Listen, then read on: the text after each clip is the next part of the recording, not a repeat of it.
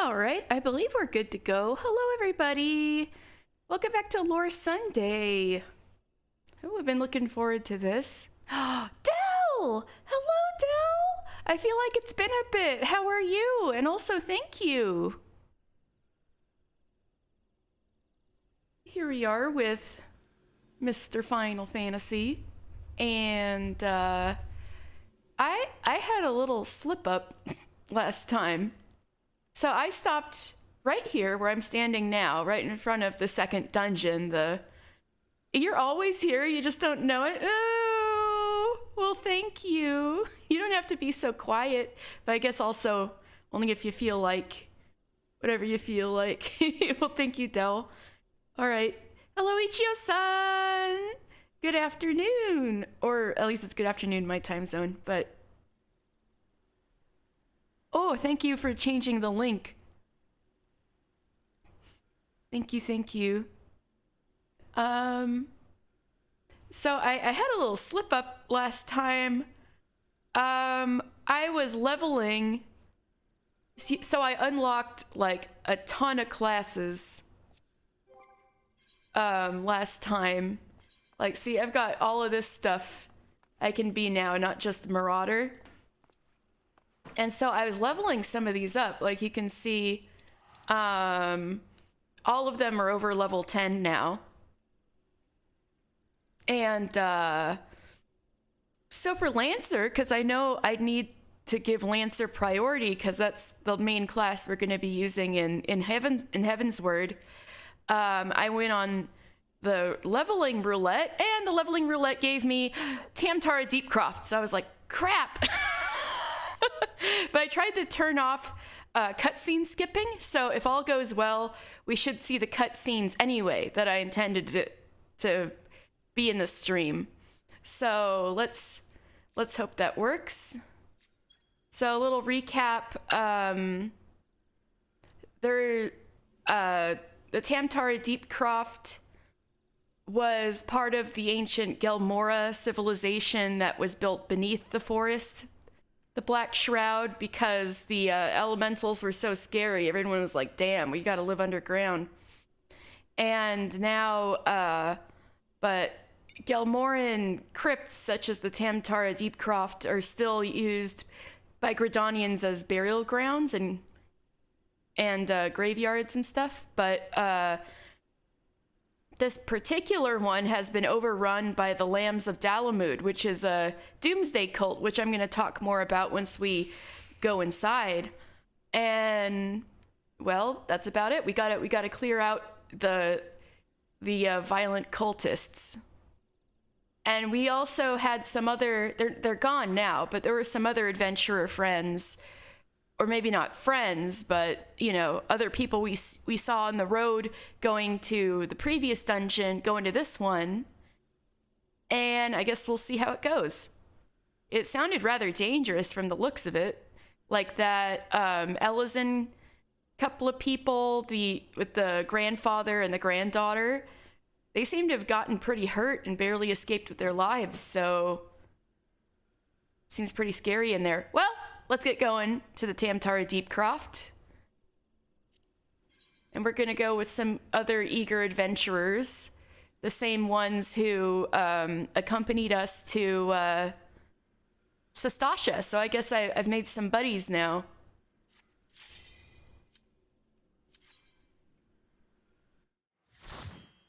Let's see if we get that cutscene.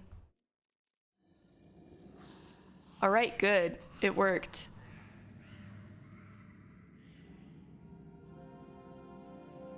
Looks like there's void scent up in here. What in the world is going on?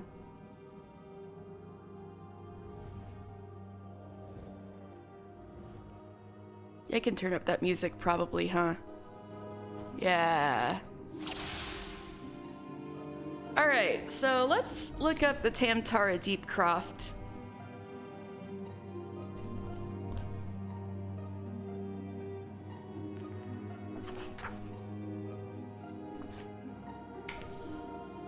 All right, so as I said, it was part of Gelmora. So the Tamtara Deepcroft was established during the Gelmoran Age. This subterranean crypt has long been used to inter Gridania's dead, like I said. In the wake of the calamity, however, its silent tunnels came to echo with the sinister whispers and furtive footfalls of the Lambs of Dalamud, a doomsday cult whose members worship the Red Moon as their savior. So, as a little recap, there used to be two moons. There was, like, you know, the regular moon, and then there was a smaller red moon. And, it was named Dalamud as the, and it was called the Hound. Dalamud was the hound that accompanied Menfina, the goddess of the moon, who was, so it was thought, like, the main moon is Menfina, and the second smaller moon is her loyal pet hound, Dalamud. And, that's how everybody thought of it, like in religion and stuff, until Dalamud frickin' fell to the earth and cracked open like an egg, and Bahamut the dragon, popped out and started wreaking havoc, right? So that, I bet that kind of shook up the Doomsday cult, who thought the Dalamud coming down would destroy the world, but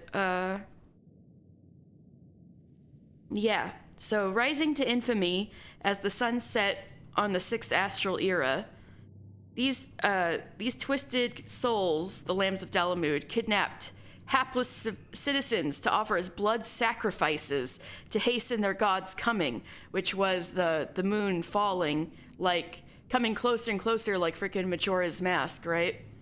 With Dalamud's fiery destruction, however, their prophecy went unfulfilled, and it appeared as though the flock would scatter to the winds.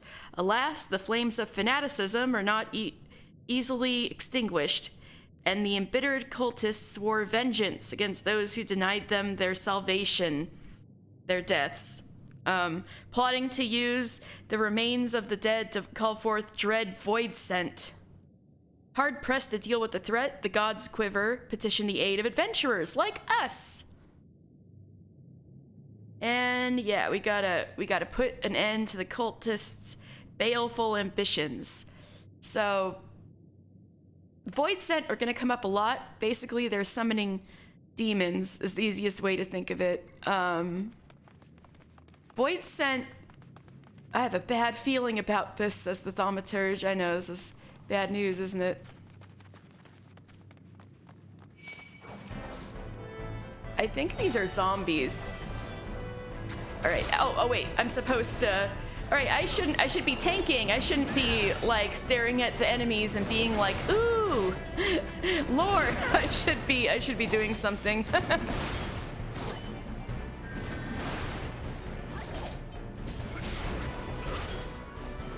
So anyway, I think this Akinic Varley is a member of the undead and has probably also been revived through the Lambs of Dalamud's magics. So whatever that is can't be good. So all of this kind of architecture with these bricks underground and stuff is very Gelmora, and that'll come up in other places. I don't know if we'll actually go into the Palace of the Dead, but no, actually Palace of the Dead has lore. I should probably do that at some point. All right. But the Palace of the Dead is also Gelmoran.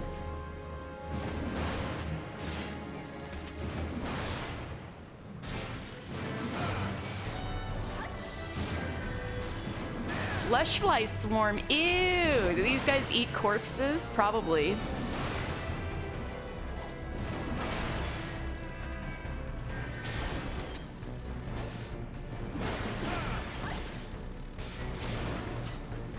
Okay. Carrion beetles and fleshfly swarms. Ew!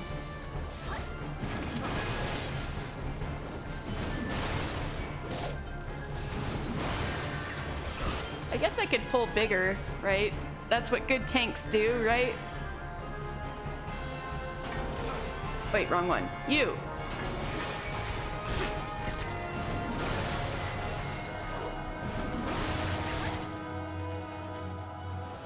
This is the right way, right? I hope so.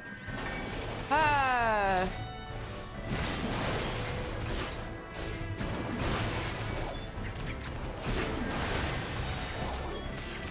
putting on my mitigation. That's what a good tank does, right? Popping my cooldowns.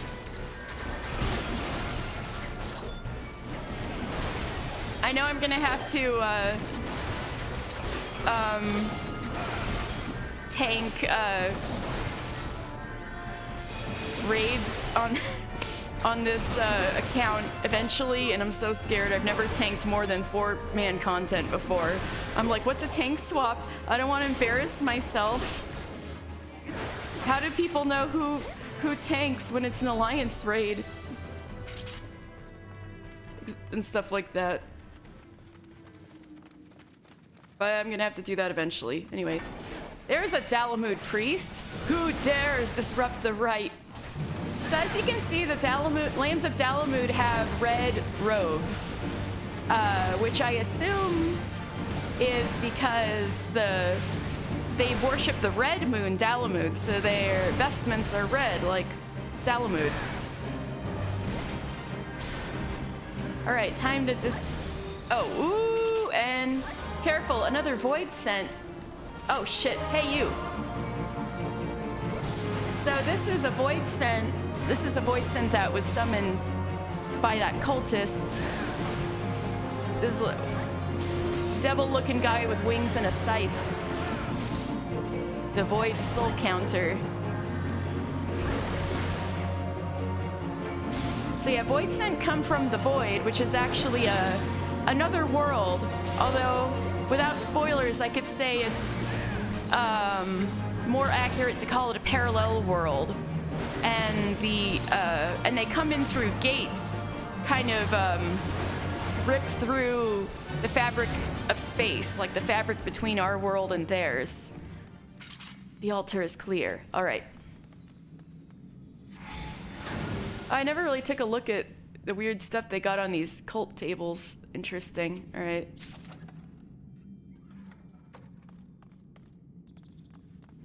So about the Lambs of Dalamud, this is pretty lengthy, but in this book, there is a really interesting kind of mysterious history of the Lambs. I don't think really gets discussed much in the game. So I thought it would be cool to discuss it. So where was that?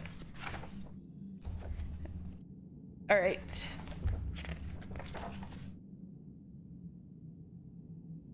So, the Lambs of Dalamud, like that guy we just fought in the red robes. All right. So, there is much speculation as to the true origins of the Lambs of Dalamud. Most believe their inception recent, perhaps an attempt to find answers for the pandemonium that slowly unfolded in the final 20 summers, that is 20 years, of the 6th Astral Era. Others, better versed in imperial sociopolitics, claim the cult a strategic plant by the Garleans, more specifically the 7th Legion and Nail Van Darnus, to slowly foster chaos in Eorzea,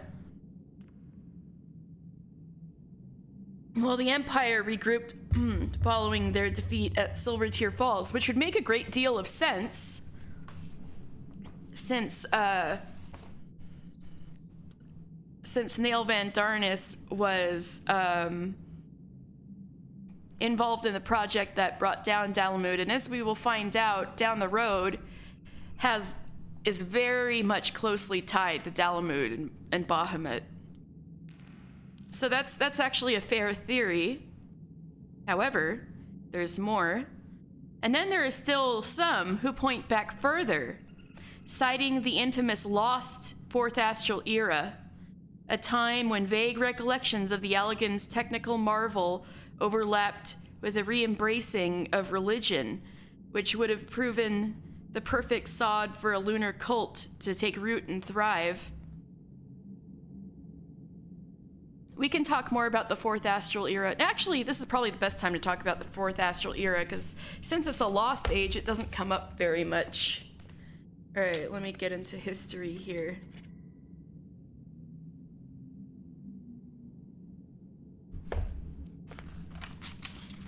So the third Umbral era is when the Allegan Empire was in power, and so then the Calamity of Earth happened, and which was a huge earthquake that laid waste to the Allegan Empire. And then after that is the Forgotten Age, the fourth astral era. So there exists almost no records of the years immediately following the fall of the mighty Allegan Empire.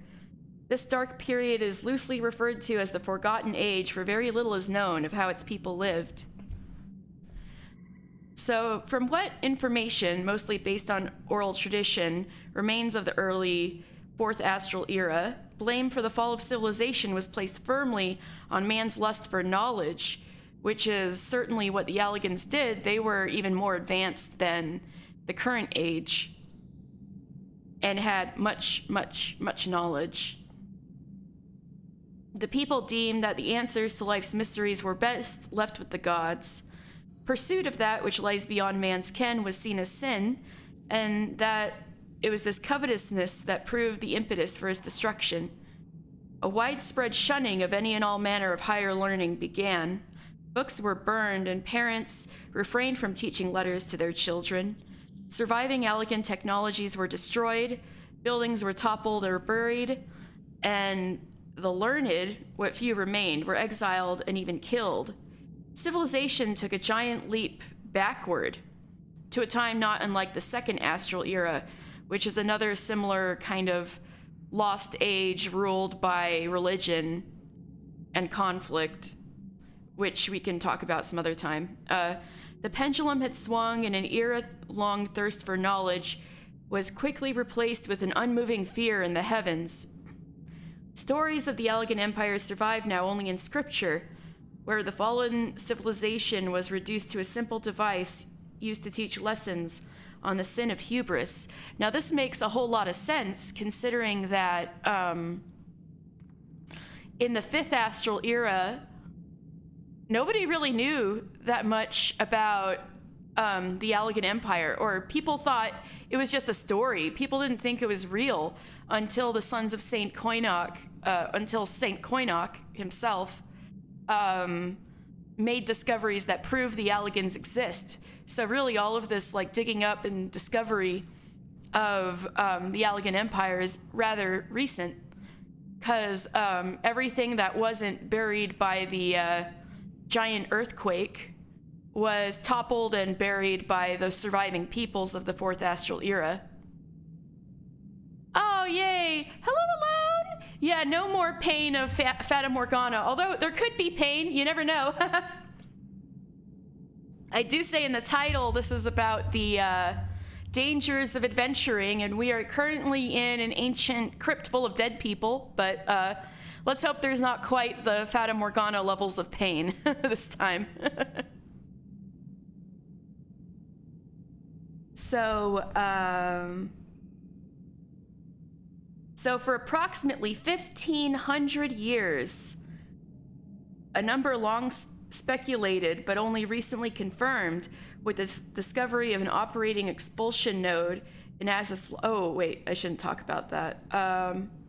So basically, it will be confirmed that 1,500 years ago, the Silent War, or for 1,500 years, the Silent War against knowledge continued, the church manipulating what knowledge, if any, trickled its way down to the masses. Religious leaders even went as far as introducing a new alphabet for their holy scriptures, taught only to men and women of the cloth, so as to solidify their control over the realm. Through the continued illiteracy of the common people. It is therefore ironic that the alphabet for the privileged would eventually evolve into the Eorzean script used throughout the realm today. So those were the people who came up with the modern Eorzean alphabet, has its roots in the fourth astral era. And I won't go too much into the calamity that made that ended the fourth astral era and began the fifth astral era, which can be considered modern history. But the fifth umbral calamity. No, the fourth umbral calamity was the calamity of ice. So it was pretty much like an ice age and led to a mass migration of Mikote. But that's about as much detail as I'll go into that for now, because I don't want to keep us here too long. So anyway, basically that period of time was rife for cults like the Lambs of Dalamud to spring up. So the Lambs of Dalamud may actually be much older than people assume. So history is rife with records of ancient peoples who looked to the moon for guidance. The vestiges of those beliefs ever apparent in modern religion, most notably in the portrayal of Menfina, the lover, the goddess of the moon, while the name Lambs of Dalamud does not appear in any scholarly work older than the Charlian Exodus, which was 15 years ago. It may not be unreasonable to assume that they have mayhap existed in some capacity for countless millennia. This theory is further substantiated by the name Dalamud itself, a word whose linguistic origin appears to have been derived from Bahamut. The self-same primal, recently revealed to have been captured and exiled to the heavens by Allegan some 5,000 years ago. Lamb doctrine teaches that Dalamud, loyal hound to the moon Menfina, would one day heed the summons of his flock and return to the land to wreak havoc on the unfaithful. Only those who had proven their loyalty in life would be spared and led to their rightful place among the stars. It was commonly believed that this loyalty was best demonstrated through self-sacrifice and the upholding of their beliefs, and that the hound, knowing the scent of his true followers, would come to collect them in the seven hells for the journey heavensward. Content in the anonymity of their worship, the Lambs of Dalamud remained decidedly hidden from the public eye. That is, until a rare meteor shower drew the cult from the shadows.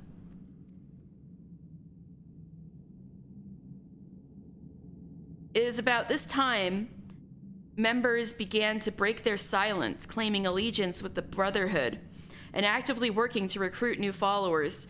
Still, their actions did not warrant immediate alarm. Local governments often chose to ignore the cult, thinking their time would pass, as was the case with most fringe sects of 12 worship. A sect being how most often the lambs were categorized. It was not until the lesser moon changed hue that the direction of the lamb's actions took a dramatic turn, a violent one, as is documented at an incident at Owl's Nest. So it is around this time that a nameless adventurer arrives in the idyllic Owl's Nest, nestled in a secluded valley in the Kurthist eastern lowlands. There he, or perhaps she, is approached by one of the hamlet's respected elders. The man claims his wife was abducted by the Lambs of Dalamud and taken north to be sacrificed. Sensing the severity of the situation, the adventurer agrees to rescue the wife.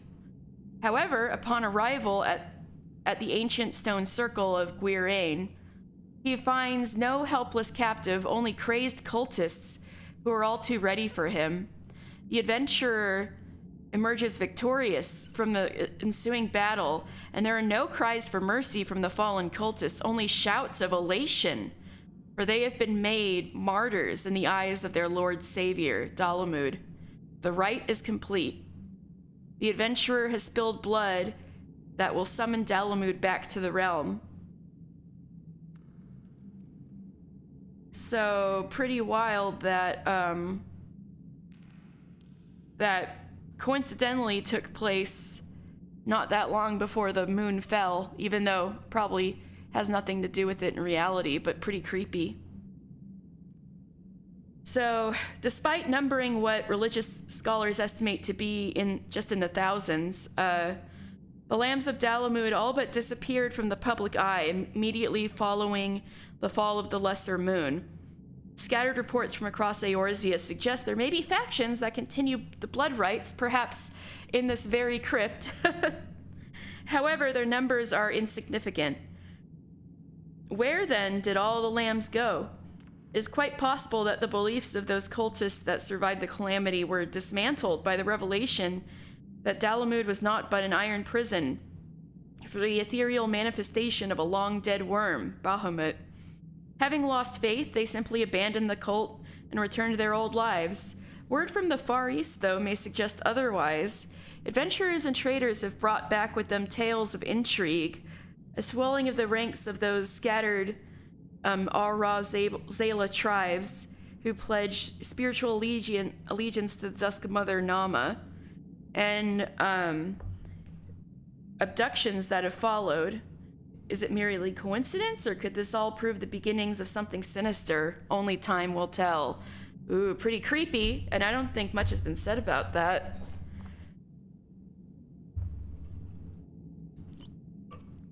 All right, thank you for the link, for holding on through that, lengthy explanation. I was, thought that was a good time to go through the kind of interesting backstory of the Lambs of Dalamud. So here we got some mightlings down here. I hate mightlings and dire mites.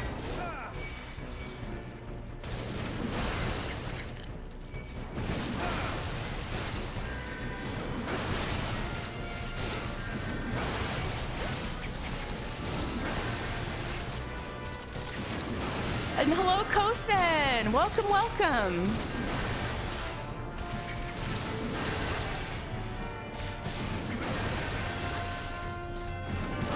Don't you love it? All I can do is slam overpower over and over.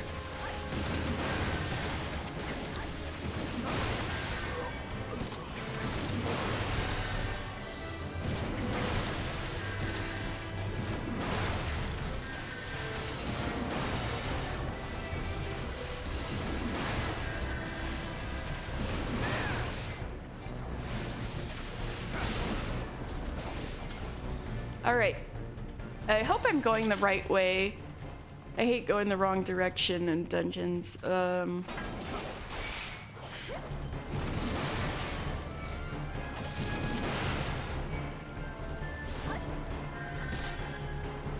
that's it. All right.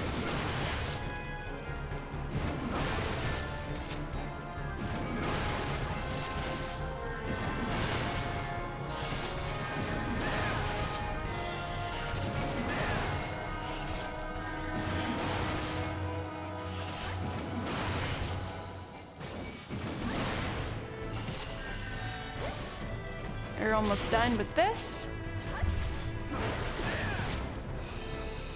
And it looks like we're gonna go fight another Dalamud priest, all right?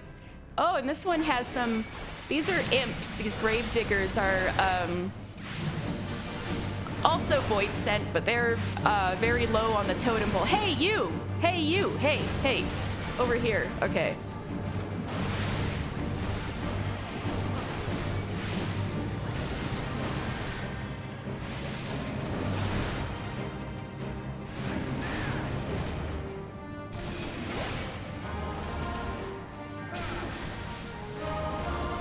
Alright, oh, and here's another Void Soul counter got summoned.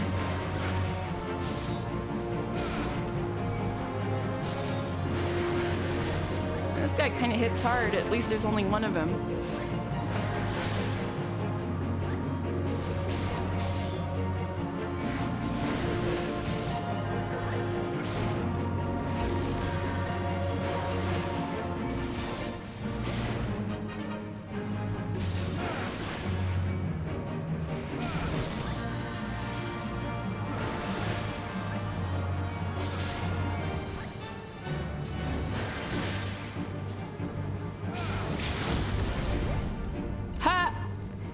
The Thaumaturge's limit break. Sorry, girl. Alright, Acolyte's half gloves. Oh, right. I gotta do the orb.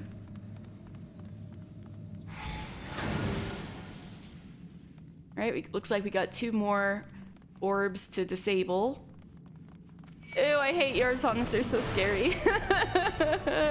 Come here. Oops.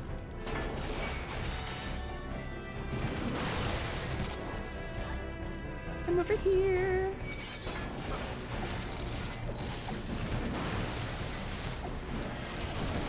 Whoa, whoa, whoa, whoa, whoa, whoa.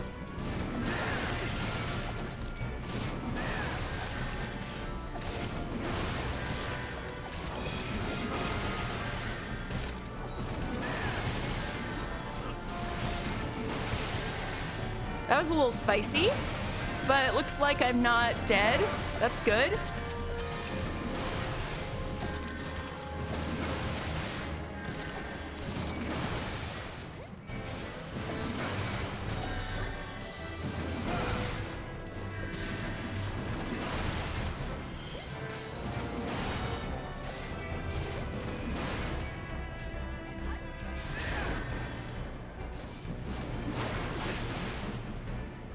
What were you doing behind the wall over there?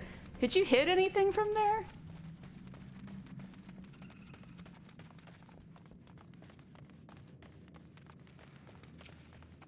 Hey, you!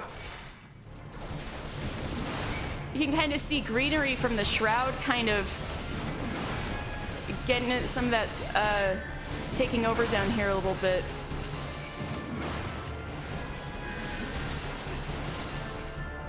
I think this is the right way. Is it? Yeah. Oh, oops.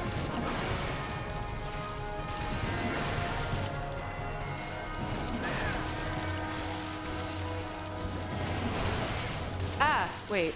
Did I? Yeah. I thought that guy wasn't locked onto me for a second, but he was just a ranged caster.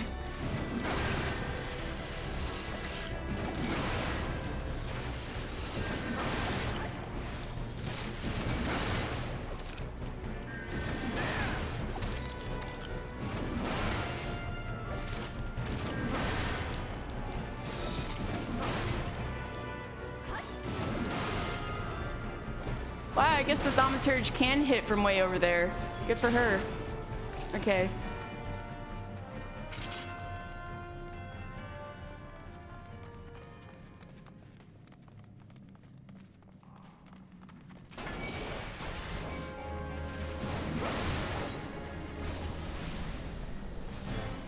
Come this way. Oh, crap.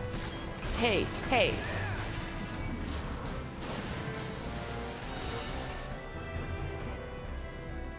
Down here! The Akhmina Tomb.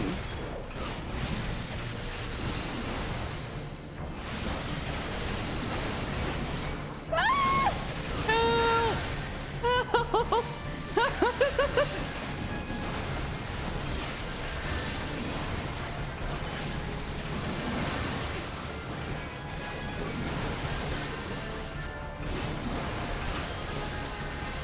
Conjurer, help me. All I have is Rampart and Reprisal.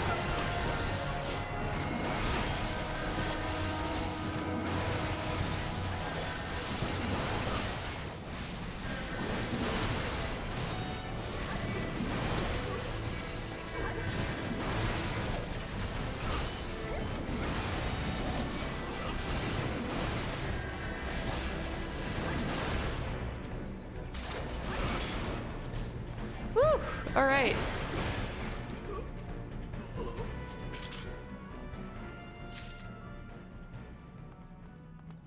That was spicy too, but we made it. Thank you, 14's improving AI.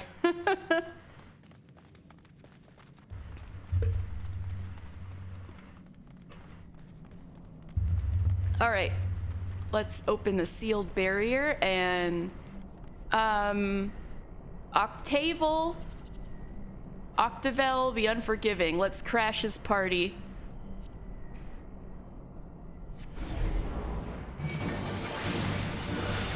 The master will be pleased.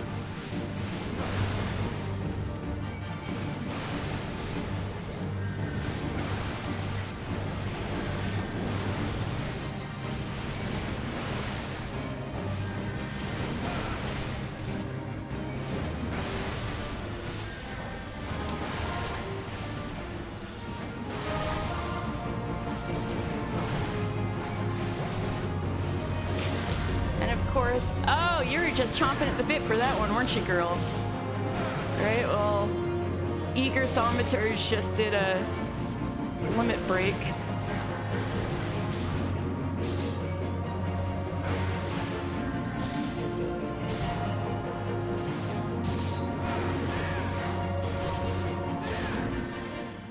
So one more Void Soul counter. I wonder, will that be the final boss? I don't know, that looks rather arena-like over there.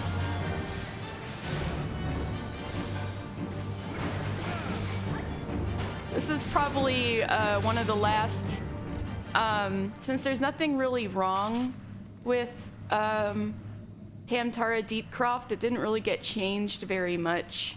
So it's still one of the last weird dungeons with 4 bosses.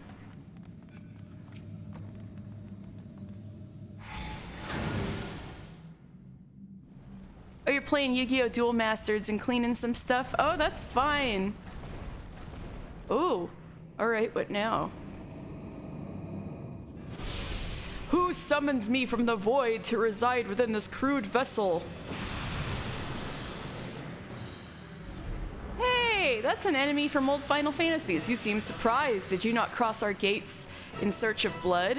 Come hither, children of the dawn, and the undying master will drink deep tonight. So this is Galvant the Dominator. It sounds rather familiar from some of our quests throughout the Black Shroud. Let's see what the book says about him. So in life, King Galvant of Gamora was a mighty ruler and a peerless lancer, and in death, this rendered him an ideal vessel for a formidable void scent. That which was ultimately summoned was a soul flayer, a being occupying the 6th rung of the hierarchy of 12 among void scent. After the void scent was, oh yeah, so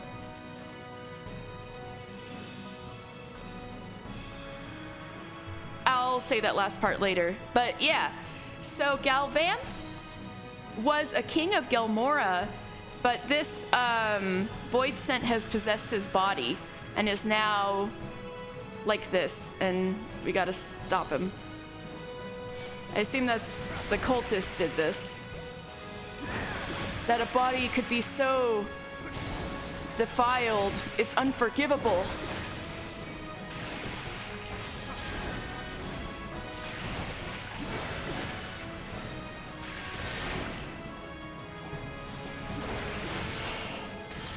Can I hit the imp from here? Yeah, there we go.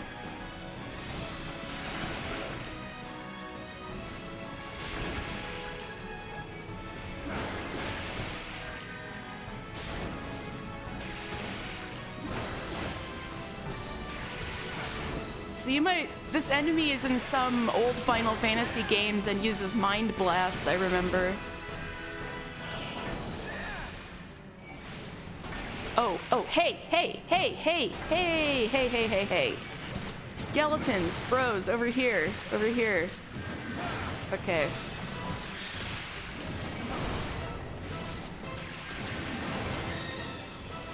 All right, that's more like it.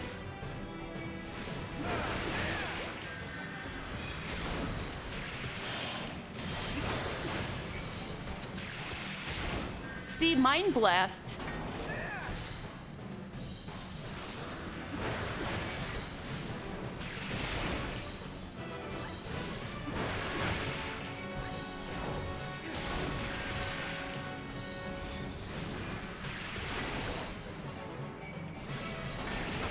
Hey.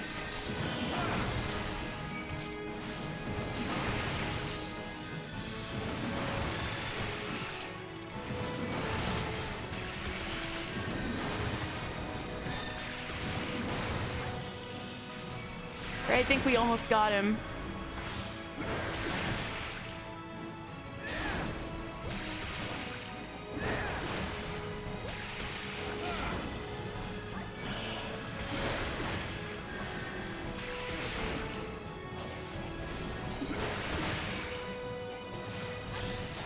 All right, we did it! Yay!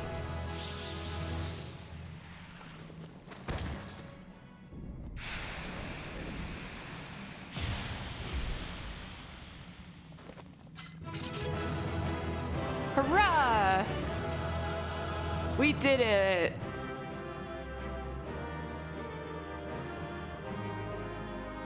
All right, should we? And yeah, our friends are gonna go like, yeah, we did it, woohoo! All right, Tamtara Deepcroft is secured.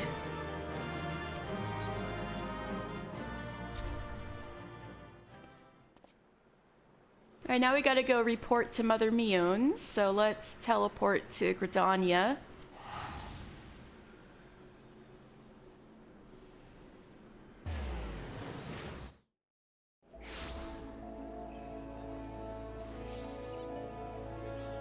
Oh, this way. Oh. Wait, can you dye the wings? Anyway, was somebody just playing Careless Whisper as a bard?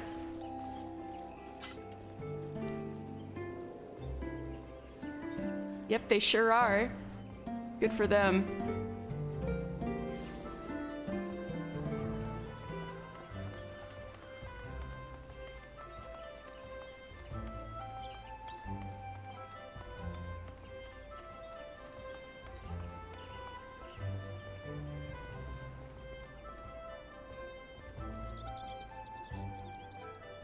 All right, hey, Mother Mion, we did it!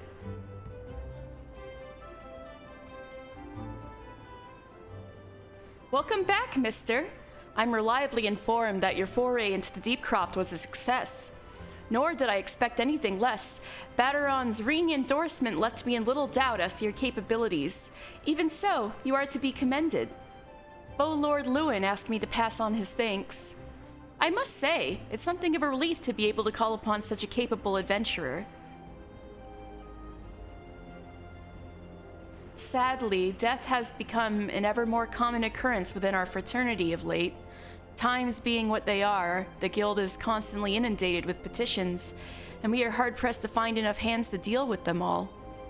While this means no shortage of work for able souls such as yourself, it also provides ample opportunity for the inexperienced to overreach themselves with predictable consequences. As if to illustrate the point. Hey, those three look familiar.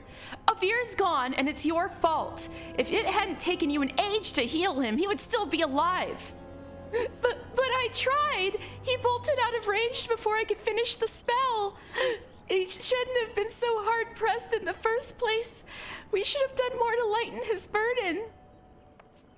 To the seven hells with this pathetic excuse for a party. I'm leaving, and it'd be too soon if I never see your faces again. Goodbye, and good riddance.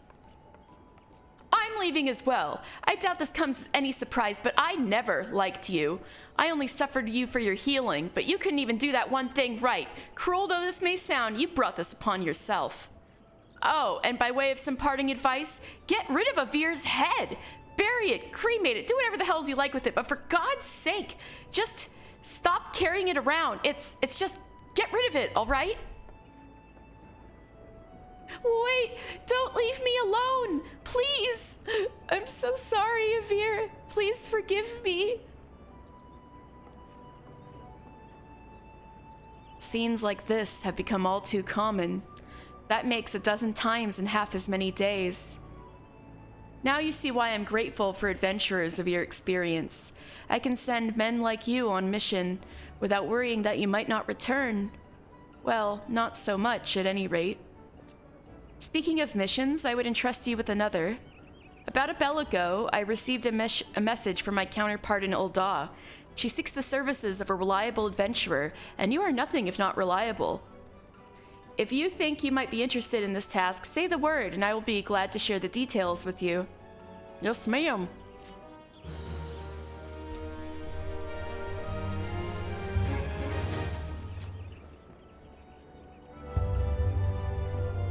So, if you guys remember from last week, that was the party, that light party that we're all arguing with each other, and Avir was like bad-mouthing Edda and stuff, but I pointed out they were actually engaged to be married.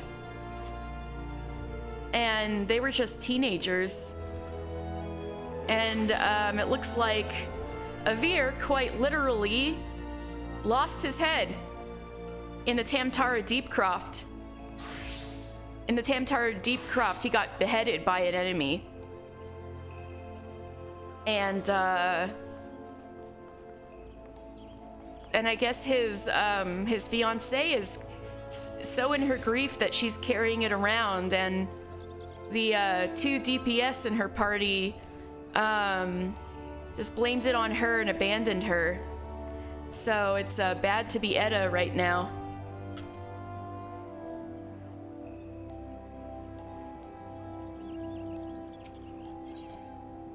Mion has information on a new task. So, you're not adverse to taking a little trip? Wonderful. As I mentioned earlier, the request comes to us from the Adventurers Guild in Ul'dah. Once you arrive, seek out Momodi, the proprietress of the Quicksand. Think of her as the Sultanate's version of myself. Chances are she'll send you into the midst of danger, but I have every confidence that you will pull through unscathed. Now off you go, mister, and good luck.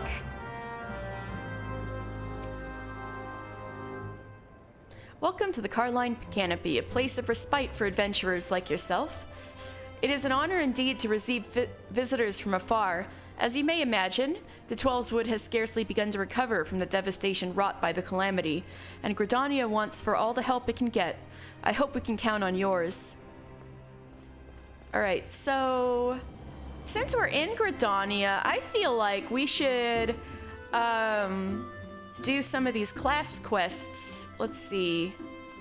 How about Carpenter? Since we're right by the Carpenters Guild right now.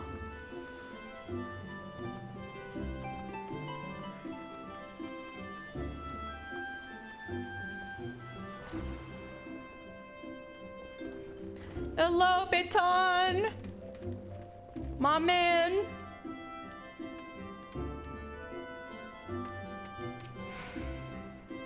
As I mentioned before, Variol has maple logs in his stock, as well as many other materials you may require. Or, if you are ready, show me what you have brought. I made the lumber, sir!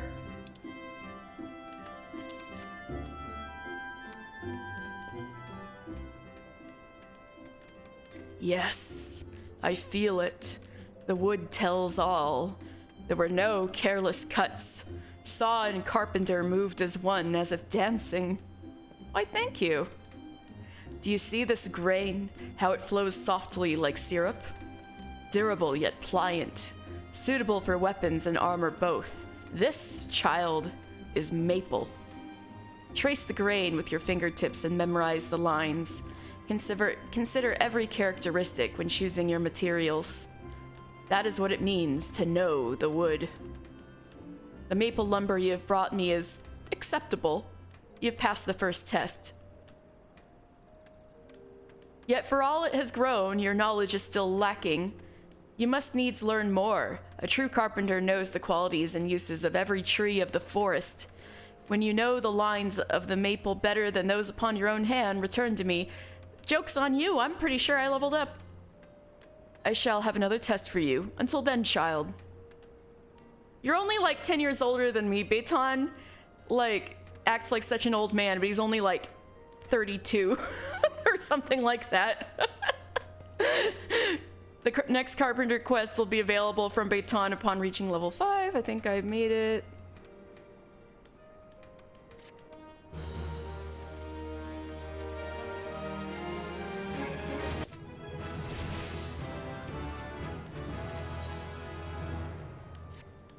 It is plain from your bearing that you and your saw have begun to move as one, as true partners. Good, you are ready for the second test. You must be the wood. Before, you brought me maple lumber to demonstrate your knowledge of wood. This time you will demonstrate your ability to create with it. I bid you to craft me 3 maple shields. For this you will require maple lumber and bronze rivets. As you would expect, our guild supplier, Feriol, has no shortage of that which you require. Should you desire a more economical solution, however, you might consider a more traditional method of acquisition. Many materials essential to our craft are harvested by our steadfast allies, the botanists of Great Loam growery. Were you to befriend one of their number, you might be able to come to a mutually beneficial arrangement. Or, if you would rather not be beholden to another, you could even try your hand at botany. I actually do dabble in botany, now that you mention it. Now go, and do not disappoint me. No way, sir. I will not disappoint you, sir. Alright. Speaking of the Botanist Guild, why don't we go there next?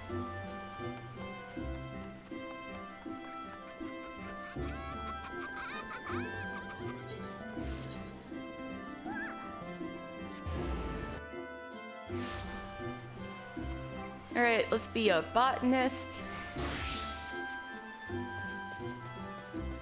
Traded our big axe for a little axe. Hello, Fufucha! How goes the gathering effort? Lest you forget, latex can be had just outside the Blue Badger Gate and the Yellow Serpent Gate. I got you some latex. Hope nobody's allergic. Ah, yes, precisely 10 pots of latex, just as I instructed. You have done well. Latex is easy to find and equally easy to harvest. As such, collecting this stuff is an ideal task for young botanists who are learning their way around a hatchet.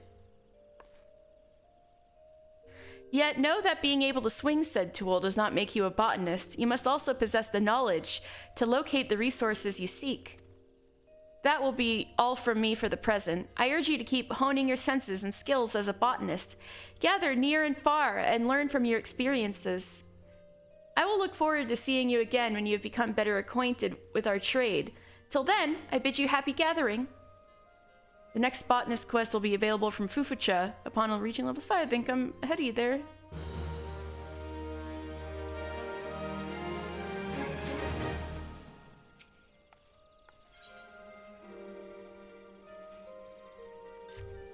Hello again, mister. I'm told you've been putting your hatchet to good use. Well done. Yet, as I mentioned before, hacking away at trees does not make you a botanist. You must also strive to deepen your understanding of nature. I say this in knowledge that you have done just that. Whether you realize it or not, you have the air of a man who is at ease with the world around him. I do believe you are ready for your next task. I would like you to go to Tree Speak, and there harvest 10 pots worth of maple sap. Once you have enough, pray deliver the sap to Cicely. She will be pleased to receive it. Off you go now, mister. Alright. Next, let's check in with the Leatherworkers Guild with my beloved Geva. I love her.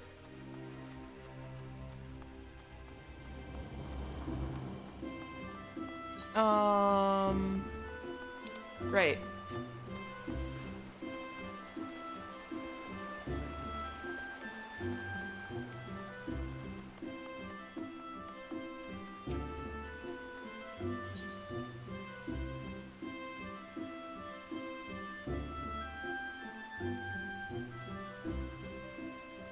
Oh, right. There we go.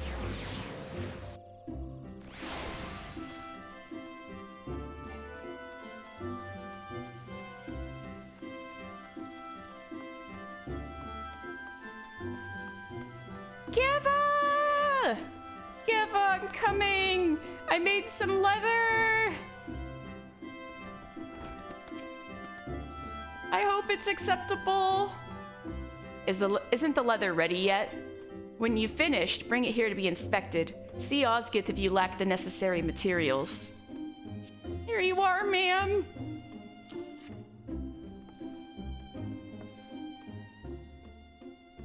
Aye, this is indeed leather, after a fashion. Your work is amateurish in the extreme.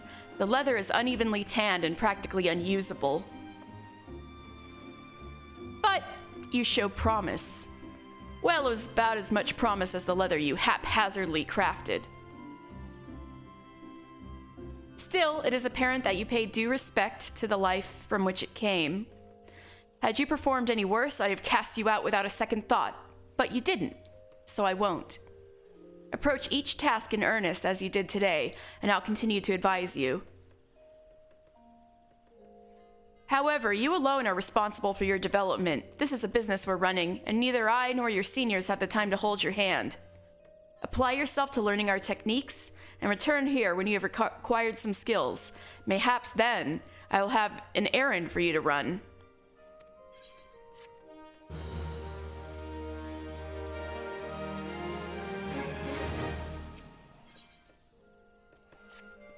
Getting used to that knife I gave you? Gods, no, it doesn't happen very often, but you've chanced to find me unoccupied. How about you show me what you've learned?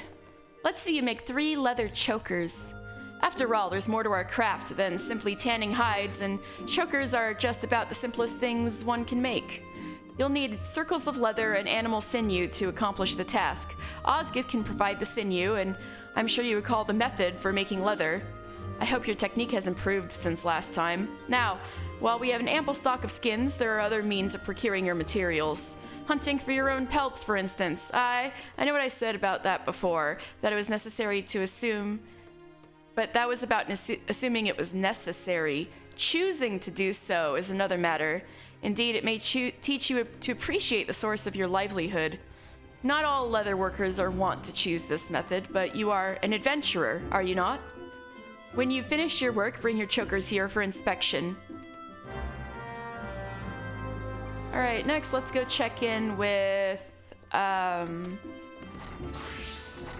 good old Esumiyan.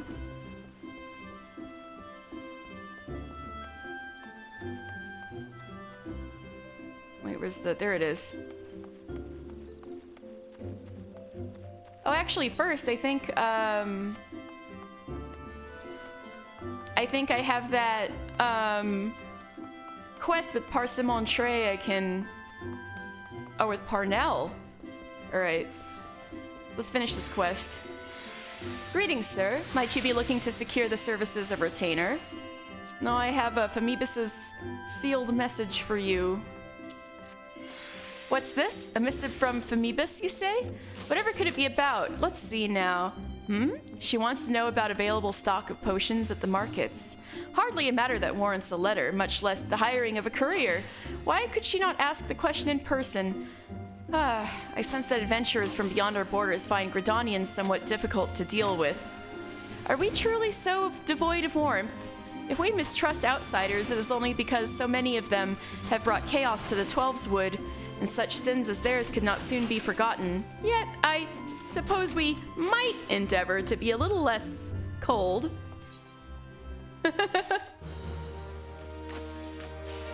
She's like, what? She thinks Gridanians are scary to talk to? Well, maybe so. Yeah.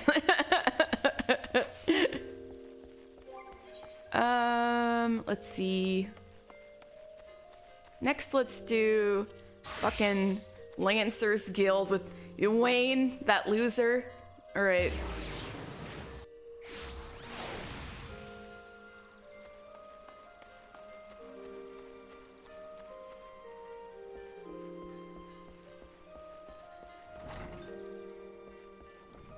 Hey, you needed something, Boisalon? The squirrels are dealt with then? Very good. I am pleased to see you have proven yourself useful. What's that? You wonder what happens to adventurers who fail to complete such trifling tasks? Why, such sluggards who find there is no place for them within the city. And where do they end up after leaving Gridania? Well, you shall hear the truth of that before long. They go to Ul'dah? They leave the forest? I'm assuming that's what you mean. Alright, I talked about that with him before. Alright, loser, I'm back. So you are back. I trust you have learned something of the essence of our art. A lancer learns best when he is doing, each thrust making him stronger. Such things as strategy and technique will come in time, and never forget courage. Without it, you cannot hope to realize your potential. Your look betrays no hint of doubt. That as well. It is clear you see the truth in my words. That will be all for the present. Now take up your weapons, sally forth, and cut a path for yourself. When next we meet, I hope to see you stronger for your time out in the world.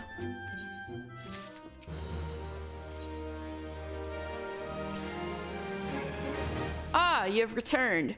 I take it from your presence you have gained a measure of familiarity with your weapon. Good, you're ready to begin the next phase of your training. You'll recall my telling you that it takes no small amount of courage to be a lancer. Now, in general terms, courage is the strength to do something which one finds unnerving. However, a lancer's notion of courage is not so simple. Having first drawn a distinction between courage and recklessness, he then divides the former into two aspects. I would have you learn each with spear in hand. The first is composure. When outnumbered in a battle, a lancer may lose his composure and succumb to panic.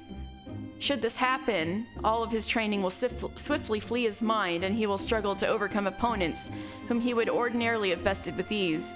He will, in short, contribute to his own defeat. If you wish to become a lancer in sooth, you must learn to maintain your composure at all times. Do this, and you'll be able to call upon every ounce of your strength and skill when it matters most. And so your first task... The riverbanks of the Central Shroud are home to vilekin known as Yarzons. Fiercely territorial, the creatures will attack anyone who strays too close, making them the bane of fisherfolk. They typically fall upon their prey en masse, barring all avenues of escape before closing in for the kill. What must go through the mind of their victim in that instant? Panic? Despair? Be sure to tell me upon your return. Needless to say, I would have you brave such an encounter. Take this sack of decidedly noisome bait and use it to lure the ever-ravenous creatures out of their nest. It may be only one curious Yarzon appears, but what if 2 or 3 follow the scent? Let us see how you fare then. Go now, my young lancer, and learn what it means to fight with composure. He's so boring! Bye! Alright. Let's go see Grandpa Sumiyan.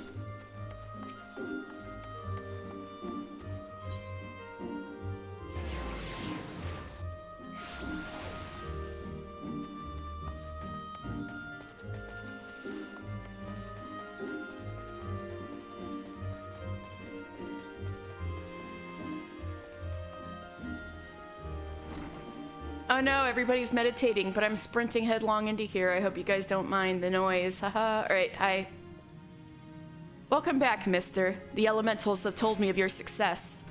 By placing yourself in the midst of nature and seeing it with a conjurer's eyes, you have taken your first step along the path to enlightenment. Healing, protection, and destruction. Though our spells vary in function, they all derive their power from the same source, the forces embodied in all creation. By gaining a true understanding of these, a conjurer may call upon them to manipulate his environment, thereby realizing the state of being that he desires. Ah, yes, yours is a familiar look, the very picture of confusion. Be not disheartened, for comprehension shall come in due time. For now, you must learn to reach out to the forces embodied in each of us. Pray hearken to mine instructions. Breathe deep and open your eyes to that which cannot be seen. Feel the myriad life around you, and draw upon this boundless reservoir of energy. Take up your cane, and use it to lend that energy form. Go forth, my young conjurer, and be at one with the world. Return to me when you have learned to draw upon the forces around you with the self-same ease you draw upon those within. Alright, I did it. I did the connecting with nature thing. It is good to see you again, mister. By the air of serenity that surrounds you, it is plain you have learned to draw upon the energy of creation. I am glad. It is the wellspring of all our power, yet the energy of creation is not one thing but many, and to call upon it without first knowing each is conjury at its most basic. As part of your continuing education, it is my desire that you now learn about the element of earth. Make your way to the Blessed Bud in the North Shroud, and there partake Hearer Nolanel's wisdom. The depth of his affinity for the elementals of rock and soil is all but unique amongst conjurers, and he is a gifted instructor besides. You may be certain of receiving a most enlightening lesson on the subject of earth.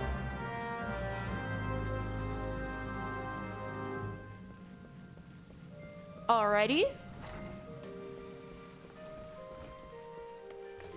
Next, we don't have that much left. Is it just Archer? Can't be. I guess so? Oh yeah, I get what those are. Alright.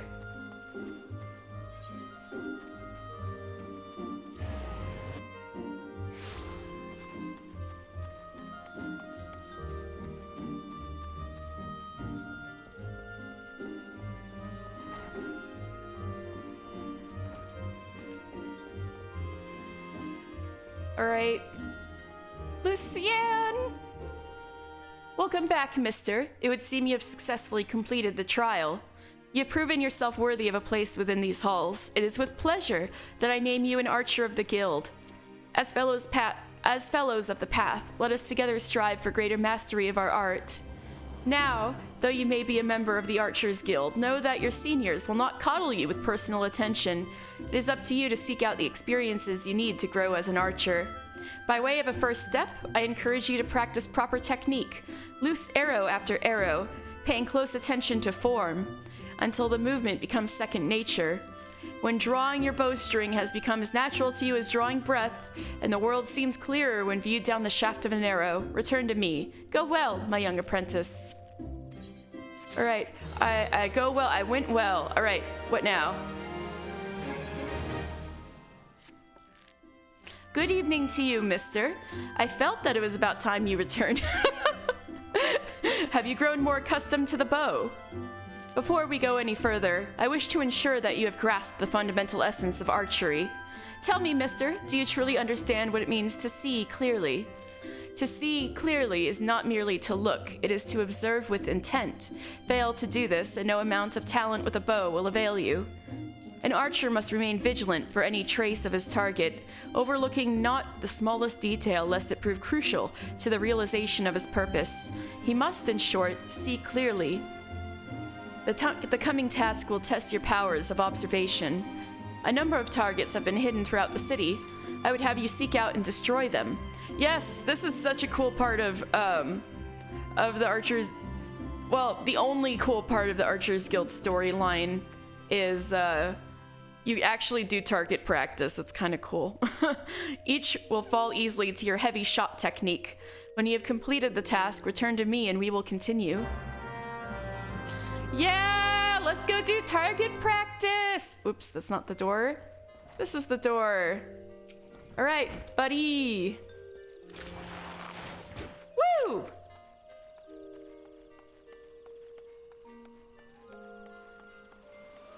All right, where's another one? Where is another one? Spotted you.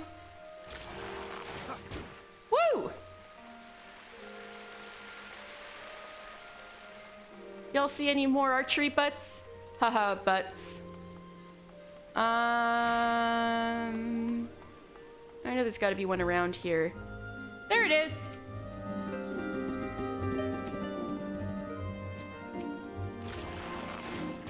Alright.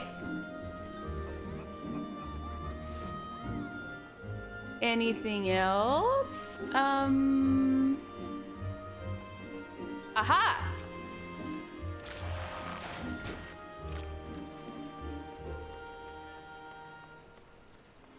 Oh, there's another one on top of there. All right, one more? Somewhere down here. Aha! All right. 6 of them just like that. That was fun.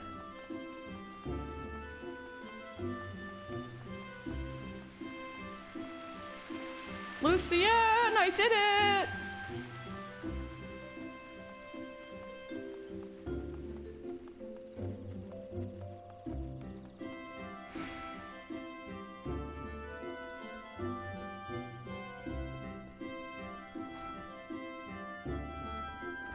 Lucienne!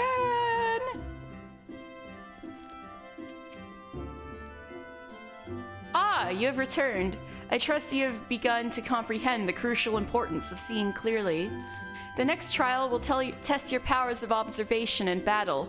Travel to the North Shroud and there put down 8 Microchews and 8 Opo-Opos. In contrast to the inanimate and wholly unthreatening targets of the previous trial, these creatures may be relied upon to move around and fight back. Nor are those the only differences. Being comparatively numerous, Microchews and Opo-Opos are anything but difficult to find, and yet you may be assured that this task will test your powers of observation, albeit in a different manner. At this time, you will need to evaluate the abilities of your opponent. In so doing, you will learn, amongst other things, that microchews produce a poison that can quickly sap one's strength, while Oppo-Oppos, like archers, possess the advantage of range. Yeah, Oppo-Oppos are basically little monkeys that throw rocks at you, so they're ranged enemies. Knowing their strengths, how will you go about mitigating them? If you commence your attack before identifying an effective strategy, you will soon be made to regret your folly. But if you take the time to observe your targets from afar, you will surely glean the knowledge necessary to defeat them. I look forward to hearing of your success, mister. Alright. That's it for Gridania, so I guess we should move on to Ul'dah.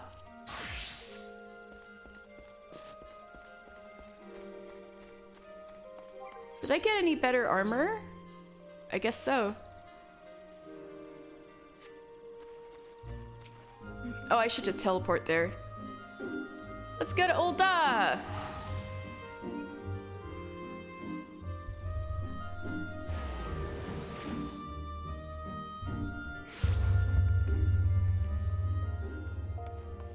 Momodi!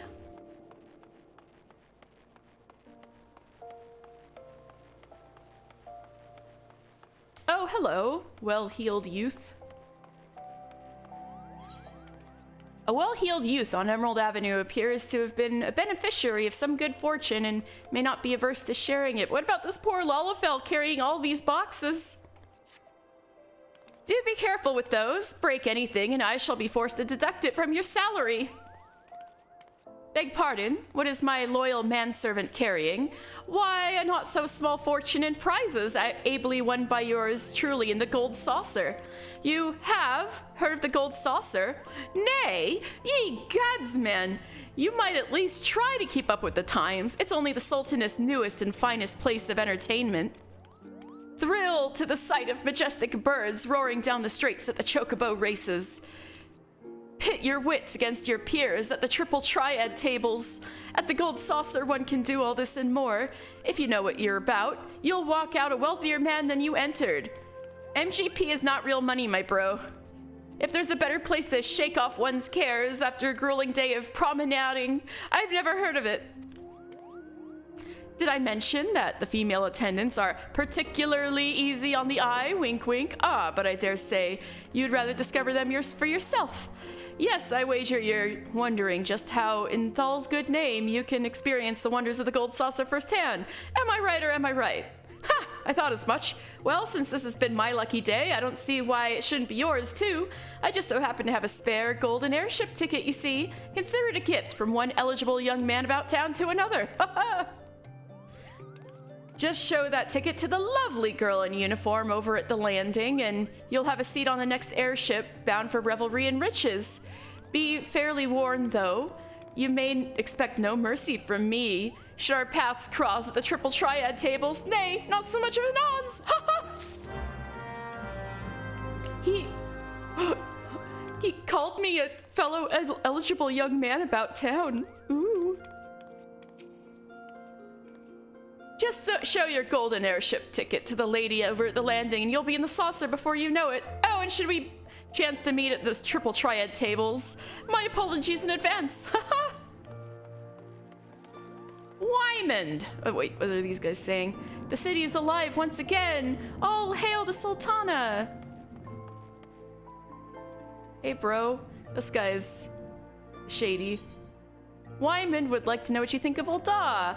How are you taking to Ul'dah, mister? Eh? How do I know your name? Information is my stock and trade, venturer. You'd be amazed by what I know. Long as you're here, perhaps you can do me a favor and take this missive to Josias at the Platinum Mirage. It's just over yonder, and the man will give you some gil for your trouble. If only all work in the city was this easy, eh? Alright, whatever, dude. Keeping that coin purse bulging, are we? They say the streets of Ul'dah are made of gold, but it's piles of gil what pave your way. Okay. That's over by the, oh! Right, while I'm at it, I should, become a pugilist. Jajakuta. Jajakuta is the merchant. The merchant is visibly perturbed and in need of some assistance. Tell me, what brings you here, friend? Looking for a bit of work, perhaps? Some small job to add a little weight to that coin purse of yours, Well, you're in luck. The pugilists have just placed an order with me for several of the leather gloves and harnesses they use for sparring. But the traders are cruel, for I find myself lacking the hides required. Would that I had pelts of a few snapping shrews. What say you, friend, Here to help a merchant down on his luck, Bring me 5 snapping shrew pelts, and I promise to make it worth your while. You can find the creatures roaming central Thanalan. Did you ever wonder why the Pugilist Guild is found next to the Platinum Mirage? The casino hires the members to watch over their elite clientele. But not to keep them. No, they're there to see it to the wealthy patrons do not cheat the house.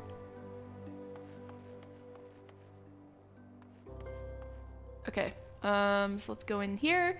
This is the Pugilist Guild. Right, Josias? Do you have business with the Platinum Mirage this morning?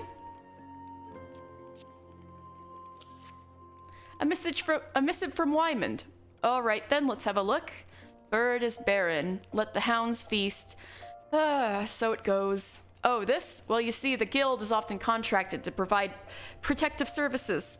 Unfortunately for this particular petitioner, Wymond's investigation has revealed his finances to be wanting.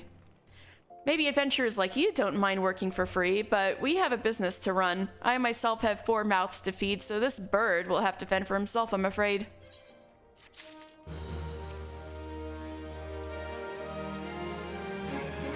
What I wouldn't give for a chance to spar with the Holy Fist. Alas, he refuses me every time I ask. I know I need more training, but still, what must I do to prove myself worthy? I don't think that's why he's refusing you, dude. Right,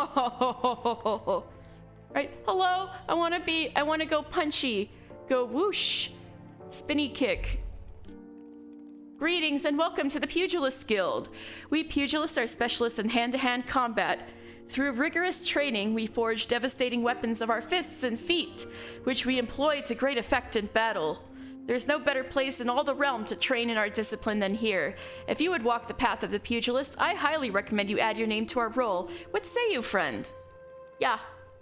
A decision you'll not regret, but before we proceed with the paperwork, it is essential that you know something of our guild's storied past. Since time immemorial, man has used whatever has been at his disposal to settle disputes. In the beginning, that meant fighting with his fists. Such hand-to-hand combat existed in various forms throughout Eorzea, each evolving independently of one another. The origins of pugilism as we know it, however, can be traced back to the staging of bare-handed bouts at the Colosseum. These contests attracted fighters from far and wide, bringing their myriad styles crashing together on the blood sands. Amidst this chaotic intermingling of styles, there rose a pugilist of singular strength and skill. This woman made it her life's mission to master every form she encountered, that she might refine her art. Among her many song-worthy exploits, we pugilists remember her participation in a gladiator tournament most fondly. Back when the barehanded fighting was still seen as a pastime for peasants, she took on fully armed and armored gladiators and effortlessly bested a lot of them. Ooh, yes, we love a girl boss. Word of her feat spread across the realm like wildfire, of course, and Ul'dah swiftly transformed into a center of pugilism, with people flocking from all over to train under this master among masters. The woman's name was Cornelia, and it is to her that the Pugilist Guild owes its existence. The art practiced here is based on her all-encompassing style, and this training hall is modeled upon the one which she once built. And there it is, a brief history of our guild. I've told this tale 1,000 times, but gods, it never fails to fan the flames of my fighting spirit. Now then, before we can proceed with your enrollment, you must first obtain the Guildmaster's approval. Let me know when you are ready to meet him. So, are you ready to present yourself for the Guildmaster's inspection? Yeah. Master Hamon is among the greatest pugilists of our time. For long years, the man ruled the Bloodsands as the Holy Fist, though he has since retired in favor of training aspiring fighters. You will find him overseeing his charges yonder. Go now, and show him the fighting spirit that burns within you. I know they make this guy sound rather impressive, right? So, let's talk to this guy.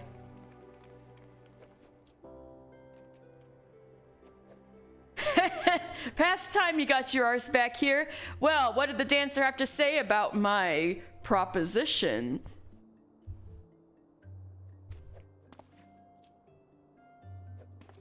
Eh? You're not my errand boy. There's no dancer. There never was. I'm not doing anything indecent. I swear to the gods. Sure, whatever you say, sir. What? You're here to enroll? Oh ho ho! Well, why didn't you say so sooner? In my capacity as guild master, I would be glad to give you a primer on the art of hand-to-hand combat. Doubtless you already know about this, but we pugilists fight with our fists and feet.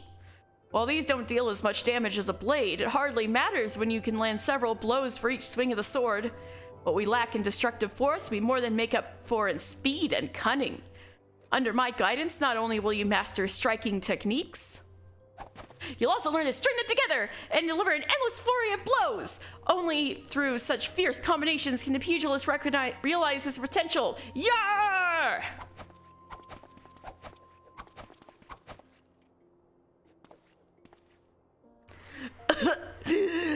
Crikey, I'm spent from all this talking.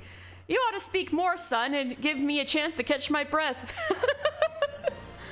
But where was I? Ah, right, joining the guild. Before you do so, I must warn you that the path of the pugilist is long and arduous. Do you believe you got what it takes to go the distance? Be honest with yourself now.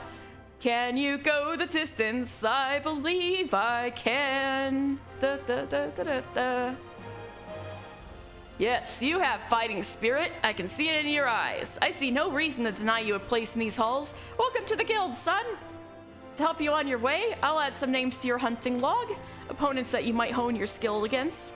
And so as to make a budding pugilist of you, here's your very own pair of Hora. They're a tad old and rusted, but that'll serve to make you look meaner, I reckon. Now, as I have a mind to assign you your first lesson, arm yourself with your weapons and let me know when you're ready to begin.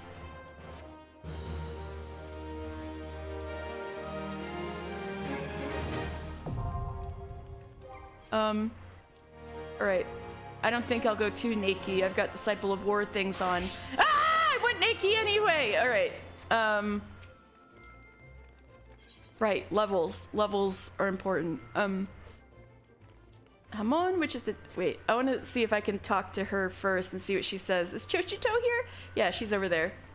Chochito, what do you say before I meet you for real? You damn near pulled me arm straight out of its socket. Left, right, keep moving! Did they say anything? This is hardly what I'd call fair. Don't underestimate a Lalafell. Nothing is more important to a pugilist than stamina, and how does one attain such a thing? By eating well, sleeping well, and training well. Chichito is good.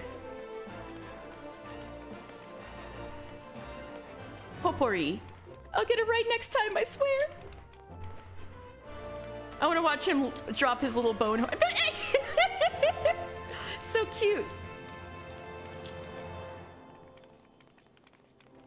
He just endlessly keeps dropping them. Pugilist Guild is so cute. Anyway, Popori. Might be as I'm doing the teaching now, but it only feels like yesterday that I was still dropping my horror all over the place like this guy over here. Gelther?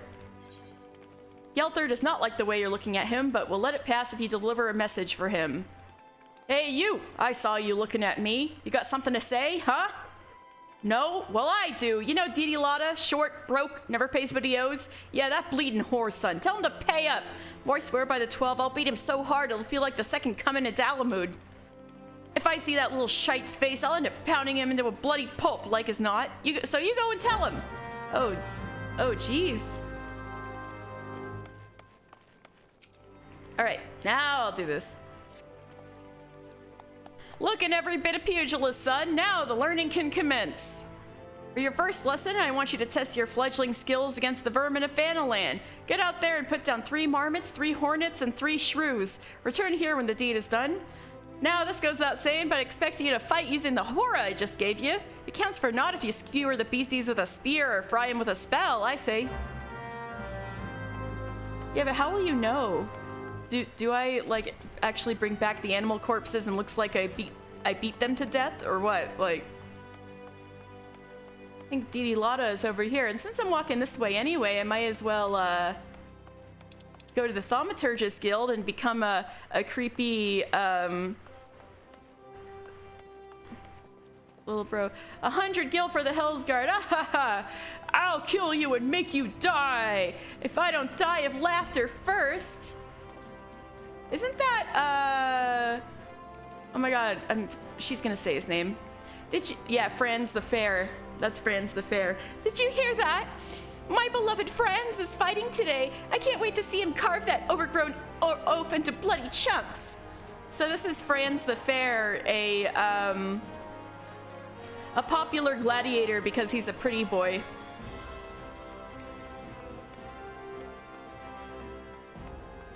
Mimi Shu? This is the gate of the Sultana. It was erected to commemorate the ascension of Her Majesty Nanamo Ul Namo to the throne. Ul'dah's future is bright indeed, so long as it is under her rule. The gate of the Sultana, the newest gate of Ul'dah. All right.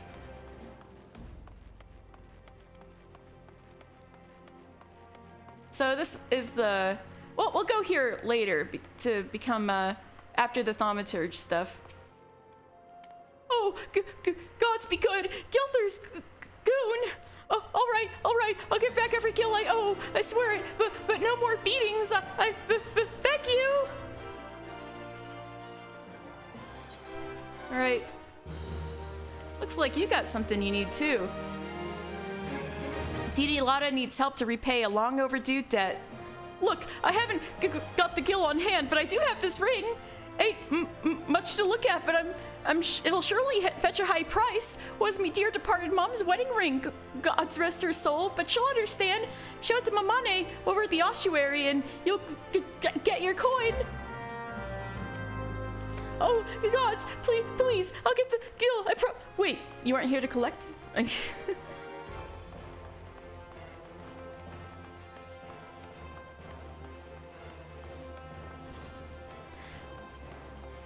All right, so up here is the Arzaneth Ossuary, which is the Temple of Thal in the city. The Temple of Nald got damaged in the Calamity and is still shut down to this day. Anyway, this is so Nald Thal is the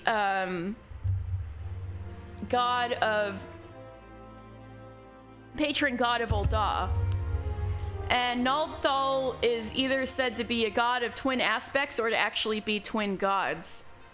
And so this one with the curved sword represents Thal, who is the god of like the dead and the underworld. And Nald, who if his temple was open, we could go in and see a statue like this holding a large jar. That he's the god of like life and trading and commerce and things like that.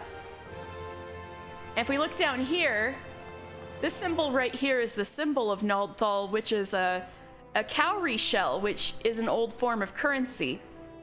And since this is basically like the god of money as well as death, makes sense. And so this is the important religious institution in Ul'dah. The Order of Nald Thal is based here right now, and they're very powerful. And also Thaumaturges, so the Thaumaturgist Guild is here. So let's talk to Mamane first. Greetings, adventurer. What brings you to Arzaneth Ossuary? Gaudy ring. One look at this extravagant ring would make anyone question Didi-Lotta's mother's taste in finery. Oh no! You wish to sell this heirloom on behalf of a Didi-Lotta? Very well. It is most unfortunate when such drastic measures must be taken. And doubly so when the item in question is a fake, and such a gaudy, poorly wrought one.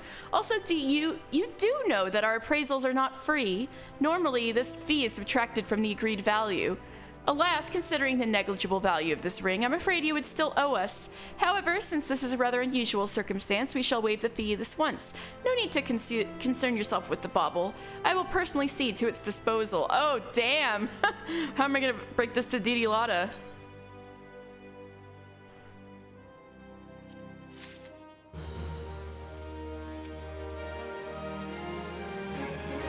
Arzaneth Ossuary is a sacred structure where mortals may seek the favor of Thal, arbiter of the afterlife. For in death we must all abide by Thal's final evaluation of our existence. Those deemed to have led lives of richer virtue are rewarded. With a greater comfort for their eternal souls, I urge you to consider making a donation and enhancing your virtue, and thus ensuring a golden paradise for your time in the realm beyond. So, as you can see,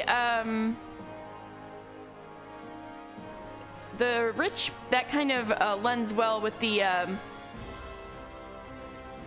culture of the rich merchants in this town. They give a lot of donations to the order to ensure that they have a nice burial and trip to the afterlife.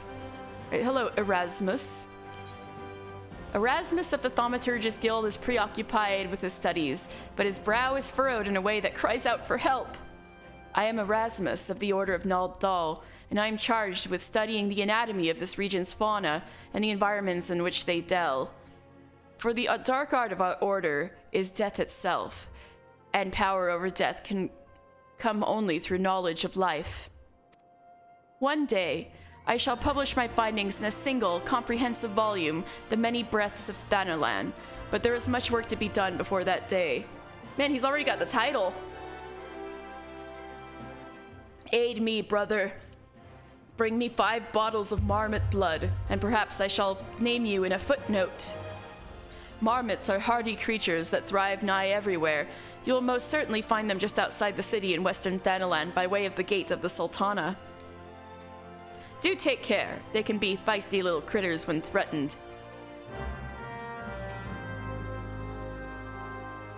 The Thaumaturgist Guild is run by 5 siblings. The eldest is Kokobuki, who is recognized as the guild master. After him are Kokobaigo, Kokobani, Kokobezi, and Kokoboha.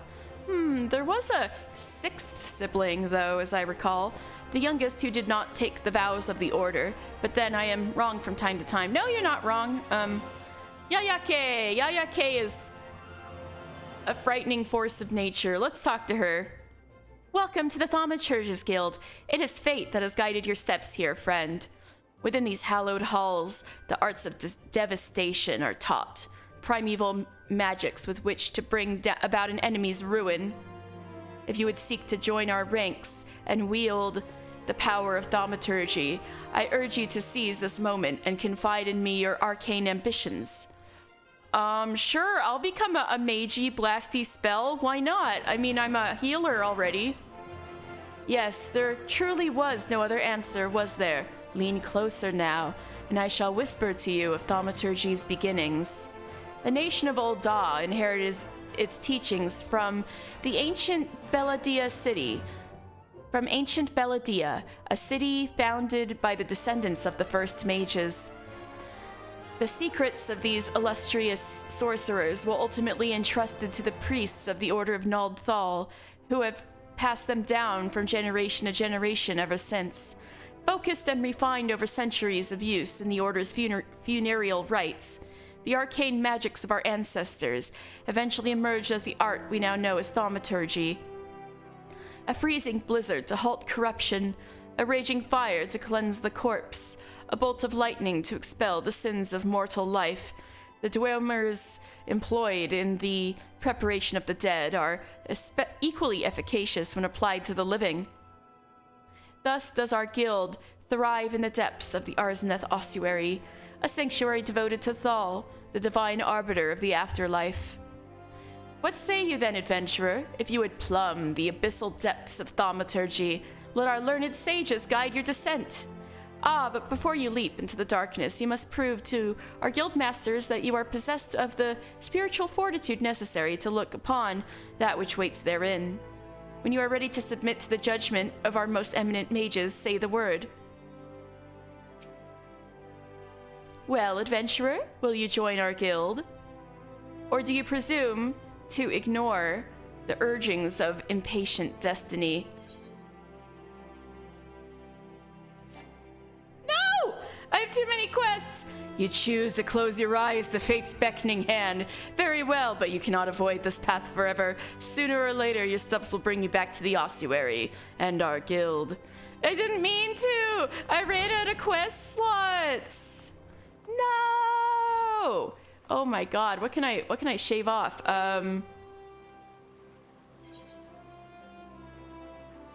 Oh, yikes.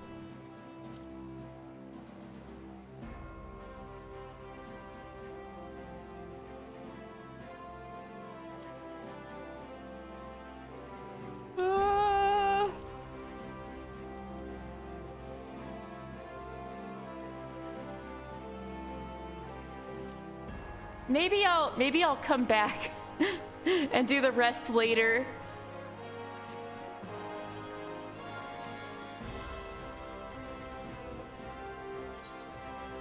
Unfortunately, I can only have 30 at a time. But I can finish this up by the Weavers Guild and at least have one quest slot open, just in case.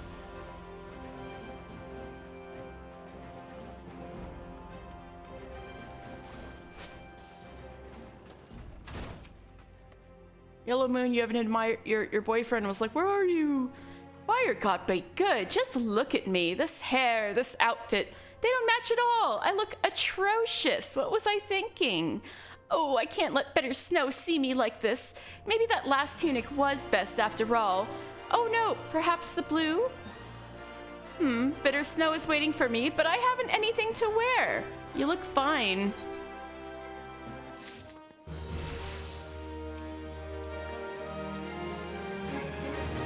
No, this doesn't match at all. I can't let him see me like this. What's a girl to do?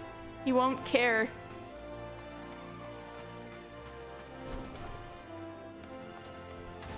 Oh, I can talk to these two. So this is the Weavers Guild. Those are nice fabrics and stuff right here. Esdeline. I once dreamed I was buying all the latest fashions at Sun Silk Tapestries, gowns of silk and gold spun and ermine. But life has killed the dream I dreamed. But life has killed the dream I dreamed. I can't wait to see what magnificent designs the weavers will produce next. Just look at the variety of fabrics at their disposal. Yeah, they got their clothes on display.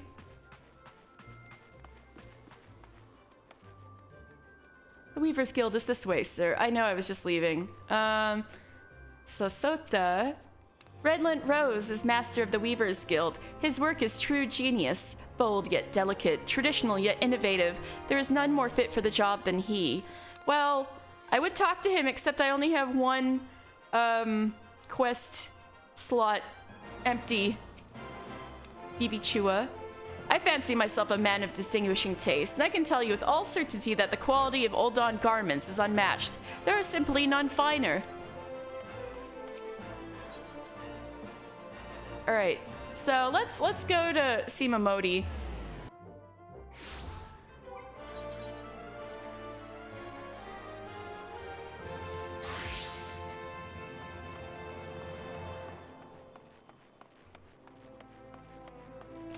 So this is the Quicksand.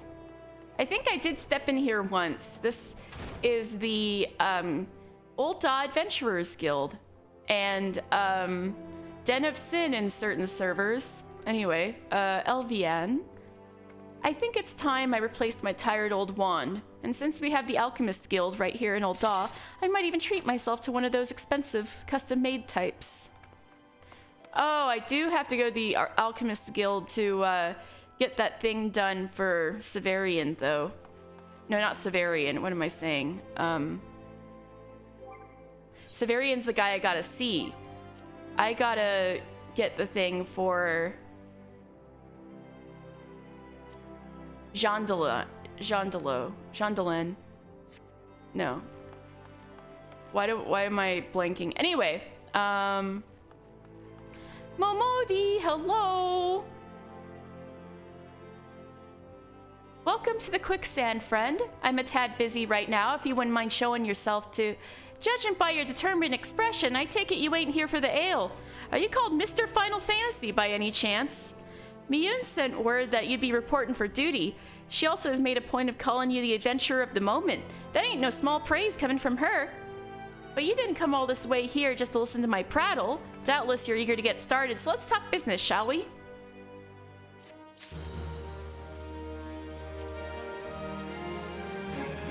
So this is Momodi Modi.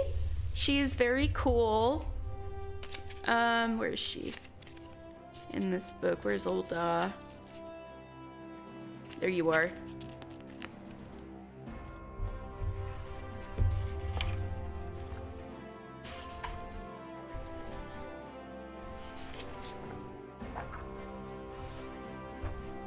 All right. So, Momodi Modi, a lady of the Dunes folk Lalafell. Momodi owns and manages the Quicksand in Old Da. As a leader within the Adventurers Guild, she advises many taking their first steps in the profession and is wont to aid others, oft calling upon her 44 summers of experience. So yes, Momodi, right here, she's 44. However, she does so with caution due to the regret she harbors for unalterably changing the future of one young man by exerting excess pressure on the boy when she only intended encouragement. It is said that she treasures her hairpin, crafted by Momoroto, precisely to remind herself of this incident. Nonetheless, many frequent her tavern in search of her sage advice, and Momodi is said to enjoy assisting those troubled by matters of the heart.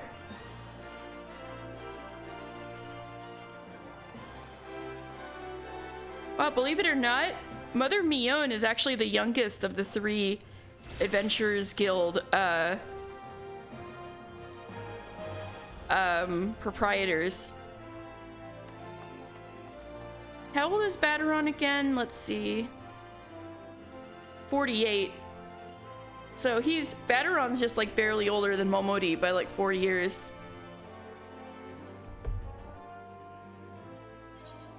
Momodi is waiting to brief young Chess. We're gonna meet Papa Sean? Papa Sean!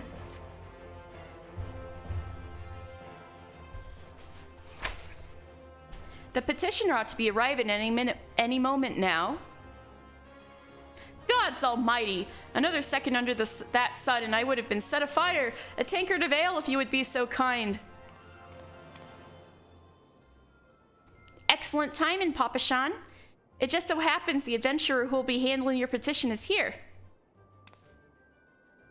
So this strapping young lad is the much-lauded adventurer, is he? Marvelous, marvelous. A pleasure to make your acquaintance, good sir. I am Papa Sean, formerly of the Sultan Sworn. I thank you for agreeing to lend us your aid. So the Sultan Sworn is home of the Paladins. They are the personal guard of Nanamo, the Sultana. And I can talk about the Sultan Sworn and Papa Sean in a little bit. Mayhap you'd like to apprise Mister of his mission? Yes, of course. The petition in question was submitted by an acquaintance of mine in Amagina and Sons mineral concern. It relates to an unfortunate development at Copperbell Mines. To be plain, giants have seized control of the place. These giants are of a clan known as the Hecatoncheires, fearsome creatures who were sealed within the deepest depths of the mines during the bygone Thorn Dynasty. Alas, it seems they've managed to break through the layer of rock which served to imprison them, and now prowl the tunnels where miners ply their trade. The creatures are justifiably angry about their treatment at the hands of our ancestors, and their presence has forced the suspension of all mining activities on the site. It's no wonder they're angry. Didn't the Thorn Dynasty come to an end over 300 years ago? You know your history well, milady. The people of that age used the Hecatoncheires to work their mines. By way of enchanted helms, they were able to bind the ferocious creatures to their will. But often, in the way of such tales, those enchantments eventually failed, and the slaves rose up against their masters. In a desperate bid to contain the unbridled fury of the Hecatoncheires, our ancestors induced the collapse of the mine's lowermost levels. So it was that the great giant revolt was ended, buried beneath 100,000 tons of rock. Well now, that's got me thinking. I seem to recall there being an article about Copperbell in the Mithril Eye a fortnight or so ago. The Mithril Eye is the Ul'dah news publication.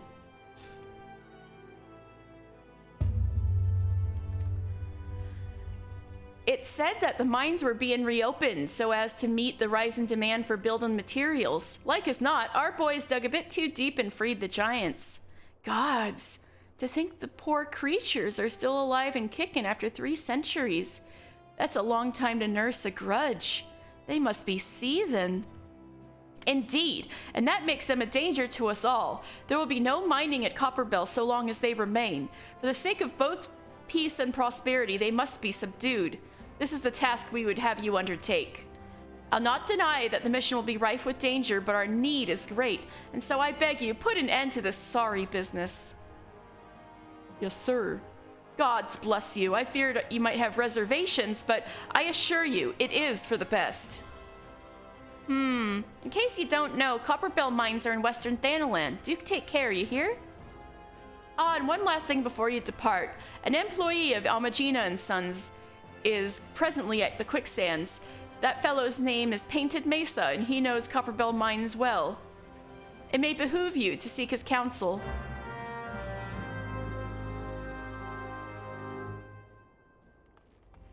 Alright, so let's talk about Papa Shan, that old guy we were just talking to. Or maybe next time I'll... Yeah, no, since he's not here anymore, next time I see Papa Shan, let's talk to him. Oh, you're right behind me. Hello, Painted Mesa. Looking for Painted Mesa? You found him. So you're the adventurer who's volunteered to deal with the mess down in Copperbell, are you? You've got guts, mate. I just hope you've got skills to go with them, cause things ain't pretty down there. The Hecatoncheires left the place in the right state, nary a week after mining resumed. I don't know if you know this, but Copperbell was old when the second Thorn Dynasty was still young, and it was abandoned centuries ago. If it hadn't been for the shortage of minerals needed for the rebuilding effort, the concern never would have thought to open it. We knew full well about the giants beforehand, but the project went ahead anyway. I mean, nothing could possibly survive being buried under a mountain's worth of rock for 3 centuries, right? Wrong. Our miners dug up more than they bargained for. One swing of a pickaxe too many, and they found themselves in the company of giants.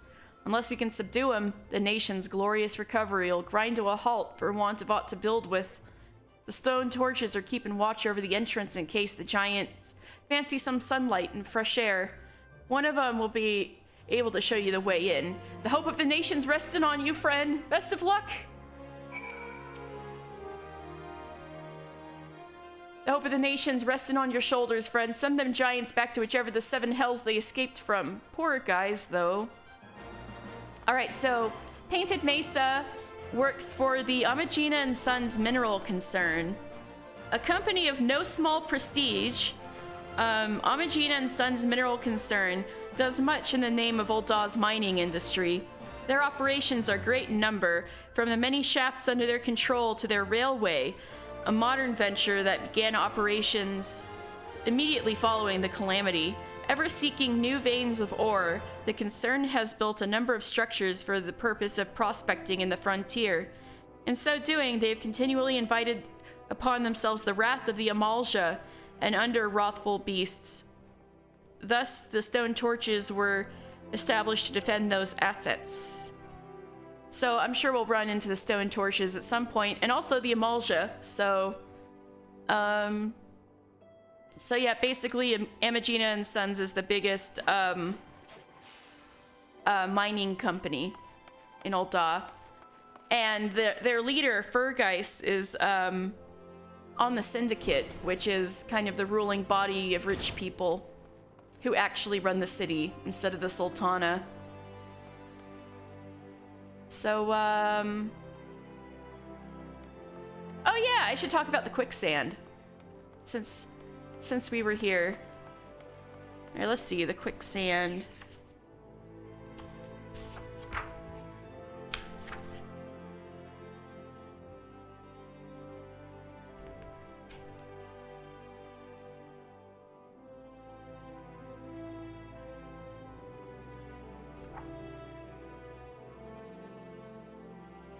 Quicksand. They really don't mention it on here? I just had to have not noticed it then. I'll let you guys know if I find a description on the Quicksand. That's weird. Well, I guess it is what it is. It's the, I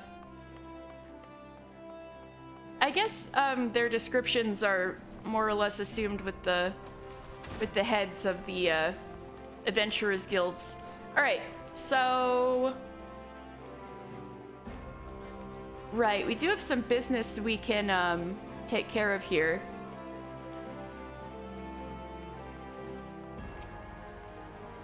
Let's go to...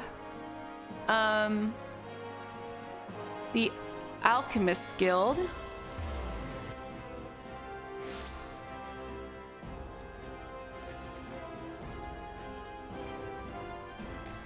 Because I need to have a talk about a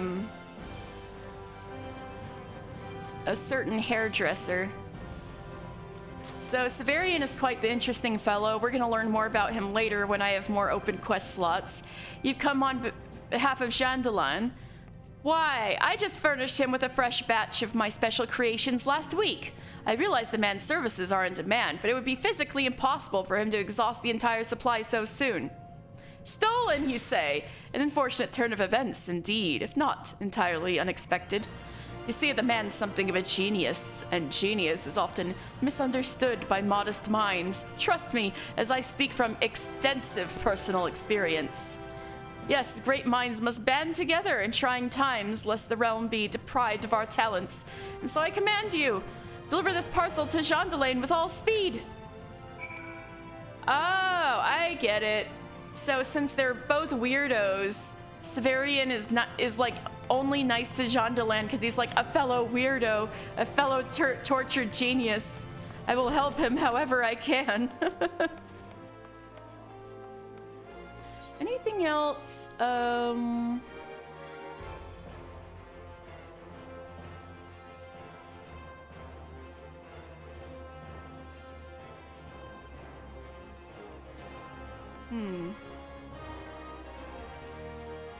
Oh, right.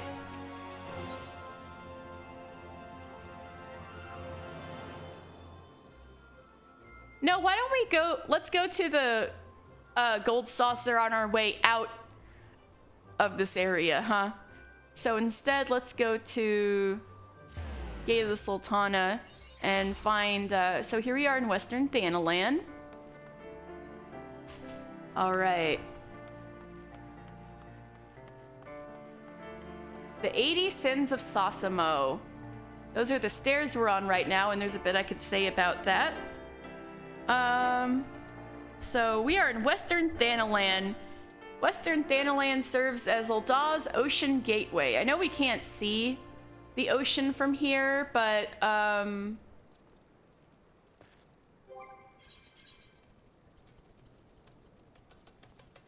just talk as I do the pugilist thing. Oh wait, shit. I'm gonna have to get Naked again for a second. I forgot to add it.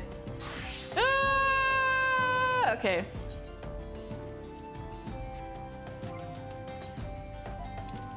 I need to eat something. Raisins, fine, why not?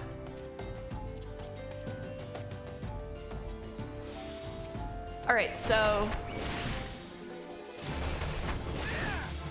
even though we can't see the ocean from here and stuff, establishments devoted to trade can be found throughout Western Thanalan, from docks to markets to well-trodden roads. On a clear day, following a good rain that has cleared the skies of desert dust from the coast of this rocky region, one might even spy Vilbrand across the Rotano Sea, which is where we came from.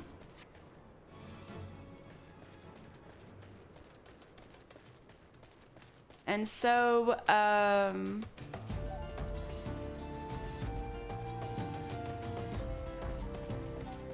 so we are in the, so these stairs are the 80 Sins of Sosimo. And that has a very specific story to it. So, some 200 years ago, Princess Sosimo, the second daughter of her house, plotted to steal the throne from the rightful heir. Her conspiracy was found out before she could act, and she was arrested.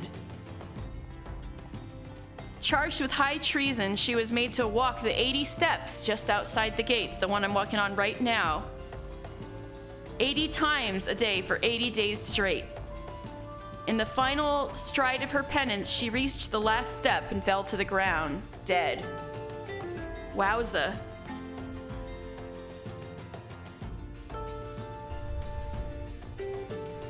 I think there's another story. Yeah, there's a more well-developed story in it in the second encyclopedia.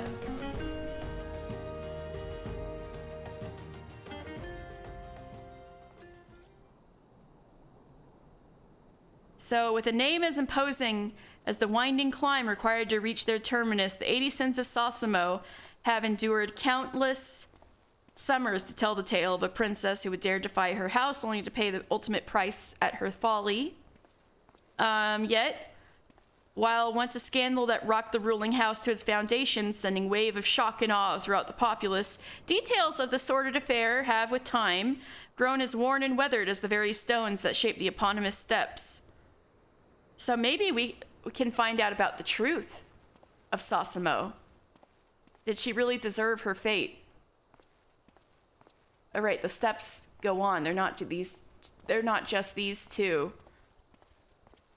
Or keep going.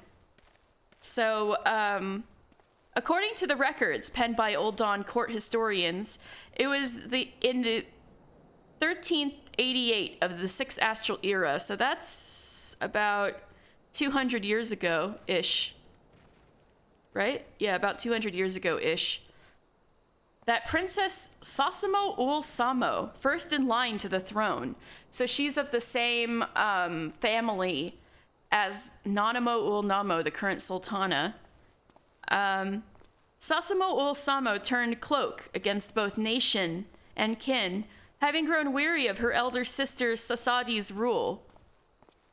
Sosimo is believed to have quietly forged alliances with the remnants of the recently overthrown Thorn Dynasty, which was talked about, which was mentioned earlier as, oh, no wonder this killed her. She has those little Lalafell legs. She had to step up these big old steps 80 times per day. For 80 days. Anyway,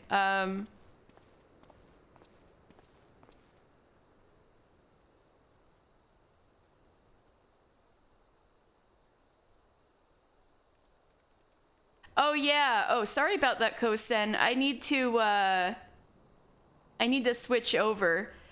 I figured it'd be a better idea for me to do that over the 2 days I have off, so I don't, make sure I avoid not being messed up and having something not ready for stream day,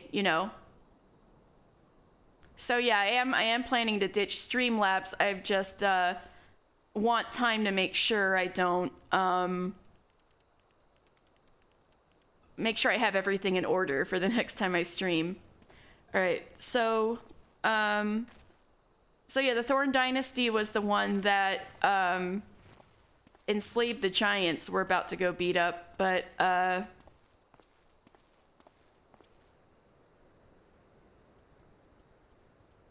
Sosimo was believed to plot against her sister to claim the sultanate for herself, but before the plan could be executed, however, one of Sosimo's own cabal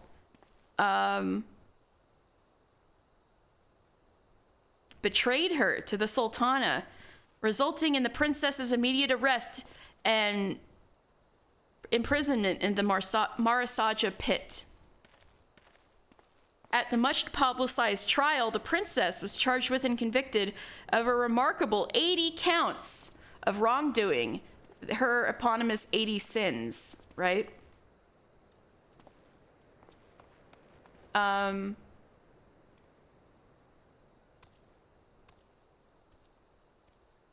lost my place again. Yet matters were not as simple as... Wait, here we go. 80 counts of wrongdoing, from high treason against the Sultanate to an attempted regicide to blasphemy and libertinism. Normally, such crimes, and in such abundance, would be punishable with a sentence no less than death. Yet matters are not as simple as erecting a gallows in the Gold Court, for Sultanate law specifically prevented the execution of any member of the royal family. To see justice meted, the Sultana tasked her counselors I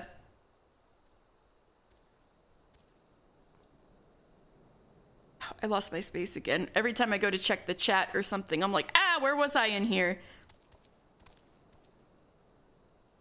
The Sultana tasked her counselors to design a punishment that would serve to duly humiliate her sister. Man, how mean.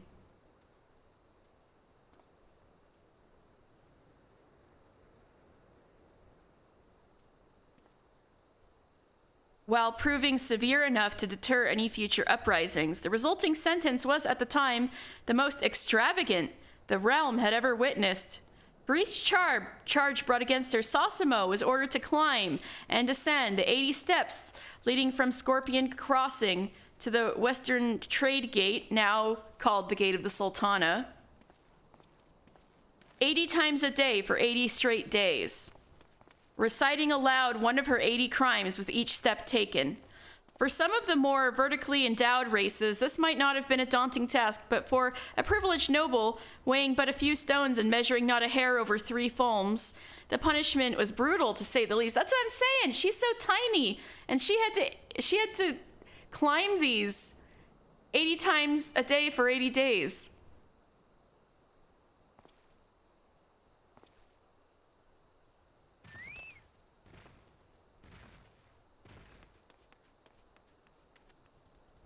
As was their wont, the citizenry of Ul'dah were eager to witness the shaming of one in such high standing, and took relish in their part of the ever-raucous rabble. In the first weeks of Sosimo's punishment, the crowd would gather every morn at cock-call to jeer and spit, hurling profanities and refuse without surcease. The repeated abuse was as heavy a burden on both mind and body of the princess, and soon it began taking Sosimo upwards of 18 bells to complete her daily circuit. Oh no! Leaving little time in the oubliettes to gain strength before the following sunrise. So 18 out of 24 hours, she was eventually climbing these stairs and leaving her little time to eat or sleep. Oh my god. So this was her punishment, her little self. Imagine somebody 3 feet tall coming up to about my hip, having to climb these steps 80 times a day. All right.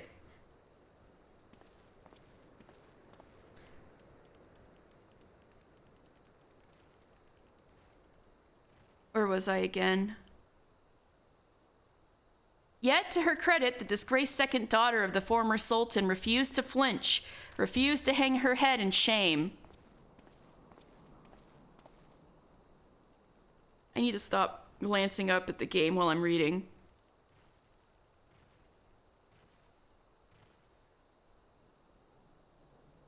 It was this stubborn resilience that saw a transformation of the small folks' hearts. After witnessing the tiny maiden will herself up and down the dusty tour day after brutal day, the ever-present jeers slowly began melting away into silent awe before eventually rising to cheers. So eventually they were cheering her on. However, while the encouragement of the populace was enough to brighten her spirit, it could not provide succor for Sosumo's weary flesh. And on the 80th day, the 67th step of her 75th ascent, the princess could lift her legs no more, collapsed of exhaustion, never to rise again. So it wasn't exactly the 80th step of the 80th climb, but it was close. So of course, the saying that she died, dropped dead at the very last step, of course, sounded like a good story. And so that carried forth into rumor.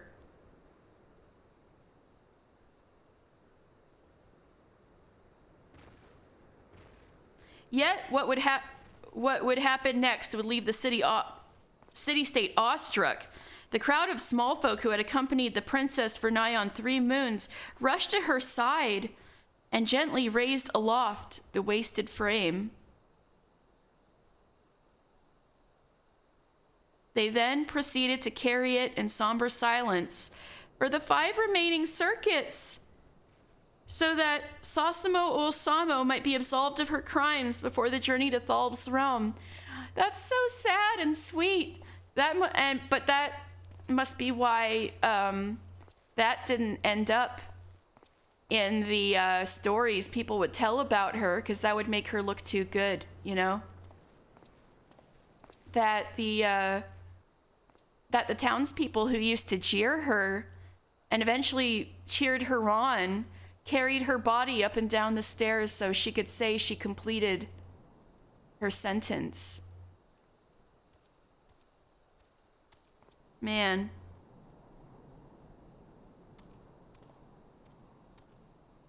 The Sultana was visibly shaken by the turn of events, that being Sosumo's older sister, who was betrayed, wrought with guilt for approving the punishment that would ultimately condemn her only sibling.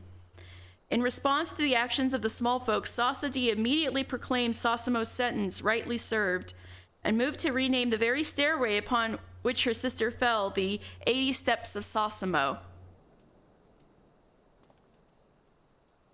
that the people might ever remember the day, or so the royal court would have us believe. But there is an inconvenient truth to all this. Often do we find that history is as malleable as hot wax, with historians serving as but the seals of the ruling class. Might there not have been another side to this tragic tale, a side that might paint a different picture? The recent discovery of a diary allegedly penned by Sosumo in her final days cast doubt on the court-spun narrative that Sosumo was the driving force behind the failed coup, suggesting that the true villains of the story may be her advisors working under the orders of the Sultana herself, in an attempt by Sasadi to preemptively quell any potential threats to her rule by constructing an elaborate plot that would see her sister implicated in crimes inescapable. This theory is further supported by the fact that, despite documented collusion with the princess, each of Sosumo's advisors silently escaped any manner of punishment, with most simply disappearing from Ul'dah altogether. A convenient end for the Sultana, to say the least. Is it not possible that, trapped in a position where any negativity toward the now martyred princess might incite Ul'dah's citizenry, Sasadi ul Sadi was forced to make a move that would be received favorably by the public? Had she truly forgiven her sister? Her actions would suggest otherwise. Petitions by the populace to hold yearly remembrances for the fallen princess were consistently denied, and pilgrims who had journeyed to walk the steps were turned away by guards citing congestion. What is more, but 3 summers had passed before the Sultana ordered the city charters rewritten, quietly changing the steps' names once again from the 80 Steps of Sosumo to the current 80 Sins of Sosumo. And the episode involving the small folk burying the princess after her premature passing, rewritten with an official account, the one I stated earlier, stating that Sosumo collapsed on the final step of the final pass. A slow, yet surgically precise barrage of palacentric propaganda had become a pall over the memories of the people, leaving them susceptible to a truth convenient to none save the court. So that is the true story. Sosimo, or that is probably the true story. Sosimo that walked up and down these steps 80 times a day for 80 days was innocent. And that's why she always held her head high and never faltered. She was not at guilt for anything but existing as a claimant to the throne. So,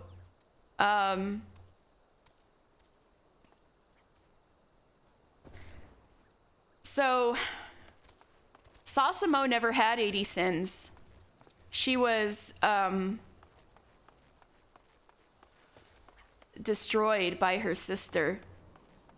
It's really tragic. So let's go down these steps one more time and I guess head on over to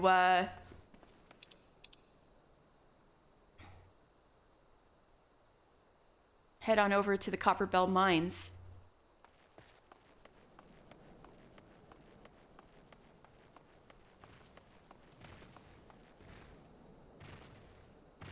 So at the bottom of this, let me go back to Marauder. So at the bottom of this, we have Hammerly. Let me see those hammers. Scorpion Crossing.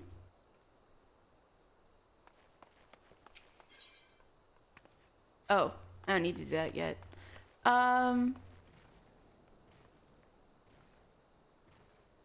So Hammerly, with the influx of refugees, the living conditions of Ul'dah no longer suit the taste of its wealthiest inhabitants. Hammerly, then, is their escape.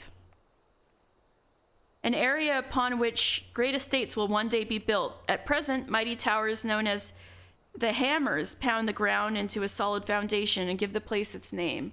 So I'll point out one of these hammers of Hammerly when I spot it. Until then, this is Scorpion Crossing we're currently standing in. From the East Aldenhard Trading Company to the independent merchants of the 77 caravans, shopkeepers of all kinds send their wares through Scorpion Crossing. Here, goods unloaded at Vesper Bay are sorted by quality, the best sent onto Ul'dah, and the remaining to the Silver Bazaar. And we will eventually see both Vesper Bay and the Silver Bazaar, but we don't need to go to either of those places at the moment. So let's keep going. Oh, well, we can see the Beacon Hill Lighthouse from here. Let's take a good look at it. So over yonder is the Beacon Hill Lighthouse.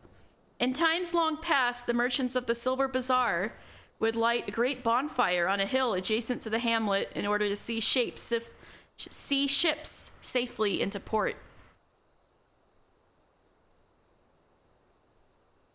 At the height of the bazaar's prosperity, money was donated by shopkeepers and ship captains alike toward the construction of a mighty lighthouse that stands atop that self-same hill.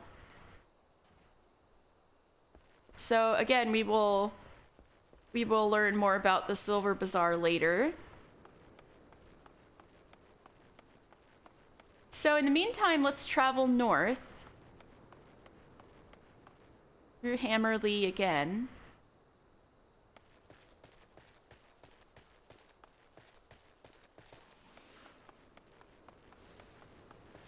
Oh, look at all those dead brass plates. I think they're okay.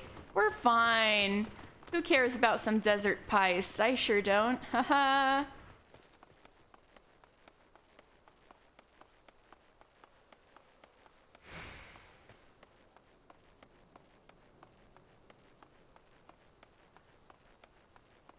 Look at all these cacti. Oh, here's the hammers. Let me see if I can climb up here a little.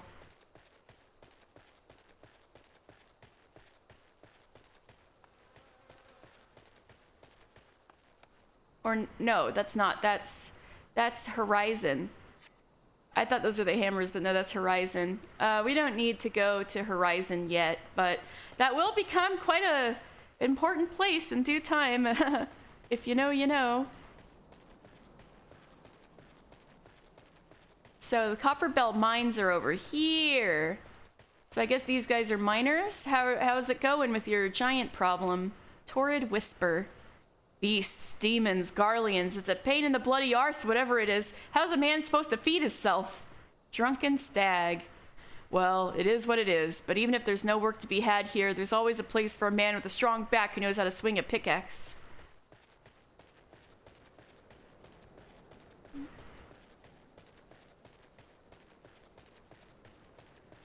So we are coming upon the ancient Copper Bell mines.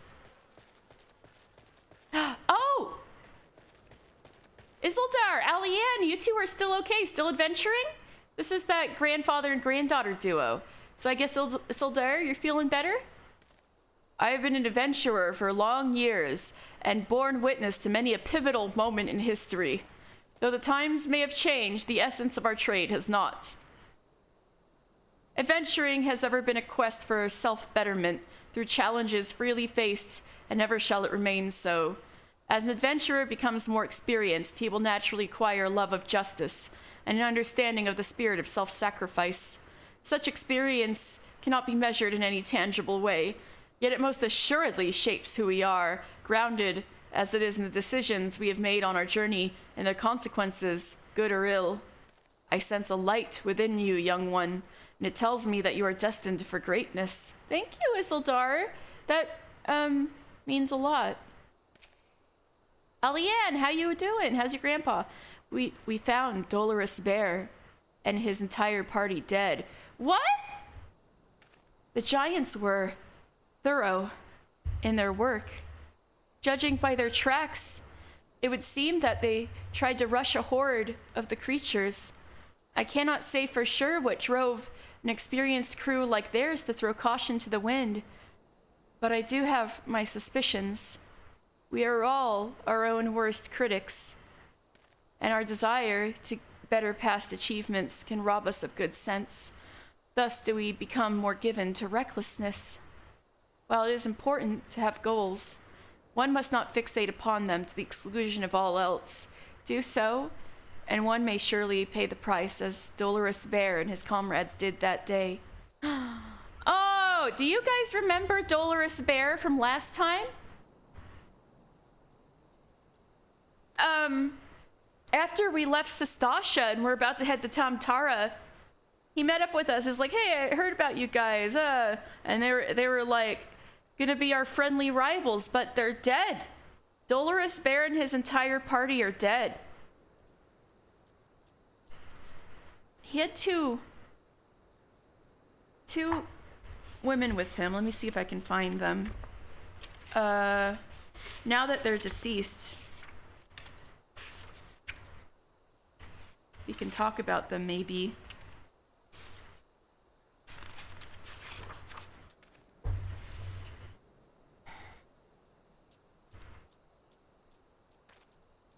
Yeah. Dolores Bear, a Hell's Guard of 24 summers, Dolores Bear was an accomplished adventurer who wanted to fight, who wanted for naught but history to remember his daring deeds. Possessed of both bravery and skill, the Rugadin's lone failing was his impatience, a trait that would eventually lead to his death. He perished alongside his companions, Imanafa and Kikina, in Copper Bell mines. Though it is rumored their remains have since been exhumed, and I'm assuming that's thanks to Alianne here. But that's very sad, right? These adventurers we're spotting adventuring alongside us are dropping like flies. First Avir, and now Dolores Bear's entire party got wiped out. So I guess we gotta do better. We can't give in to fear, right? People need us. Baby Mai, you have such a cute name. We stone torches are in charge of security within the Copper Bell mines. Access is restricted until we can better assess what exactly has transpired here. Only those with express permission may enter. Yeah, like I mentioned earlier when the Yamajima and Sons Mineral Concern have the stone torches as their the mine concerns personal guard and stuff. Okay. Stone, is your name Stone Torch, or are you a Stone Torch? There has been an incident inside the Copperbelt mines. We are here to ensure that its effects are contained. But for your own safety, I suggest you stay well away from here. What? You're the adventurer who's volunteered to quell the Hecatoncheires? I didn't think that Papa Shan would be able to find someone so quickly, if at all. The giants are content to wreak havoc inside the mines for now, but it's only a matter of time before they think to come outside. The sooner you see to them, the better. Make ready as best you can and enter at will. All right, are y'all ready for the Copperbell mines? Maybe I should refresh my tweet. Like, people, get in here. We're doing Copperbell mines. All right, so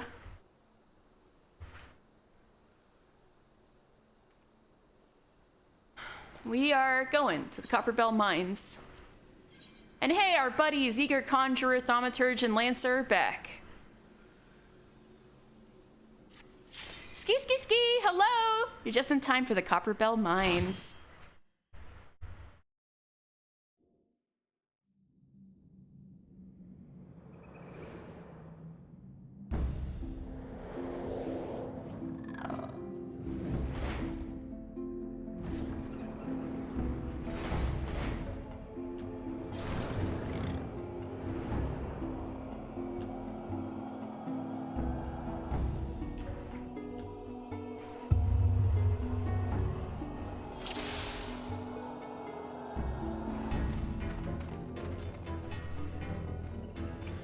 So these are old mines. I think, I'm gonna check the description, but I think it's gonna be basically what's been told to us, that it's kind of a shitty thing we've gotta do, but it has to be done. Thankless job we're, well, I guess it's not thankless, but it certainly makes me feel a little bad. So, situated in western Thanaland, these mines were abandoned 300 years ago when their veins dried up and monsters moved in to replace the miners who moved out.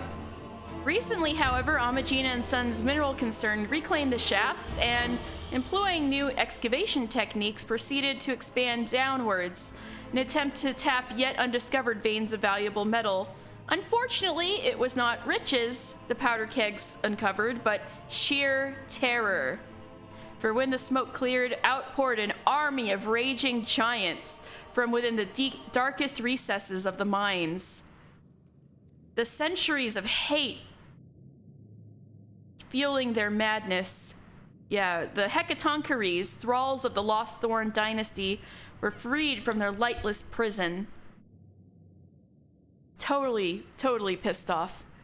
Even though they weren't the same ones, they were raised by the descendants of the Hecatoncheires who were slaves and had to live entire lives filled with hate and lived and trapped under the earth in the darkness.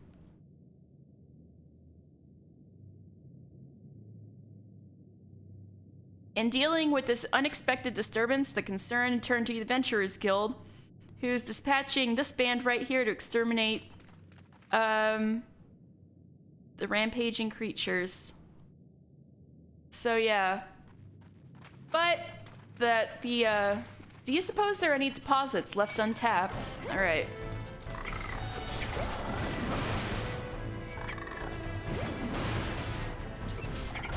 So yeah, see the top of the mine, there's just little creatures here. And they were kind of overrunning the mines a little bit, but they weren't exactly, so it was kind of like, oh, monsters are kind of overrunning the mines, but we just gotta clear them out and we just gotta exhume this old mine, right? And see what hasn't been exhausted in there. But unfortunately, they didn't know about the Hecatoncheires. Sins of the past coming back to haunt old Da.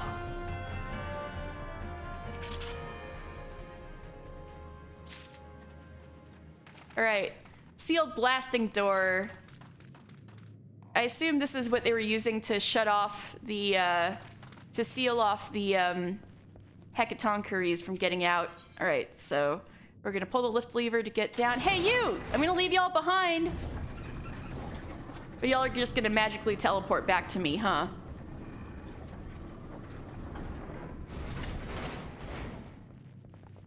See? There they are.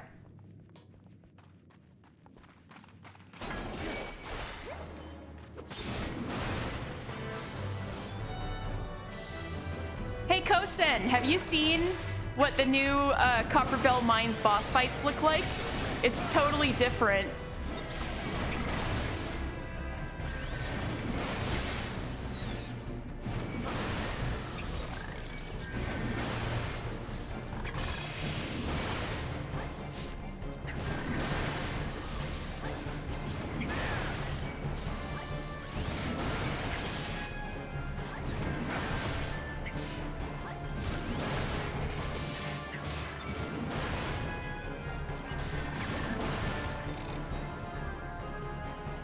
Go the wrong way, I think.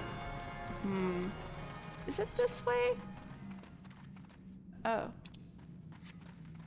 Man-eater, rip.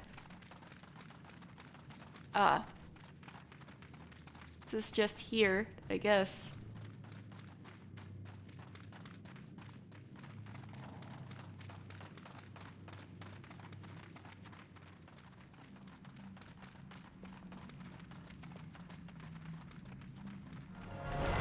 Oh shit, see, here's a Hecatoncheire. This is one of the giants. Just bust out of there.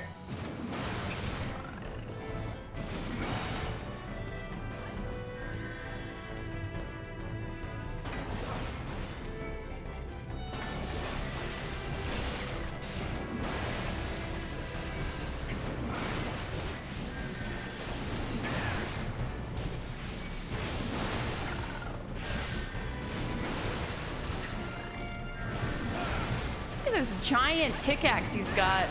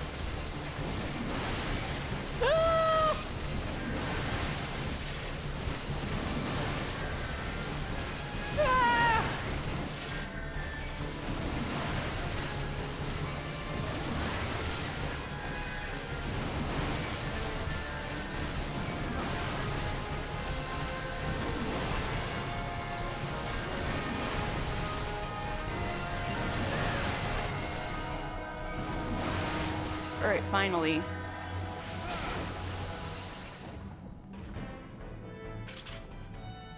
Ooh, that sure goes down a long ways.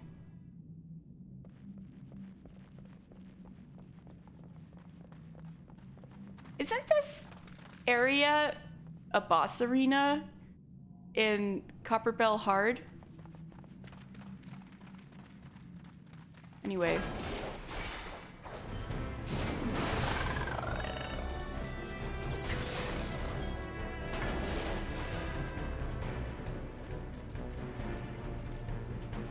Oh, that's it? Okay.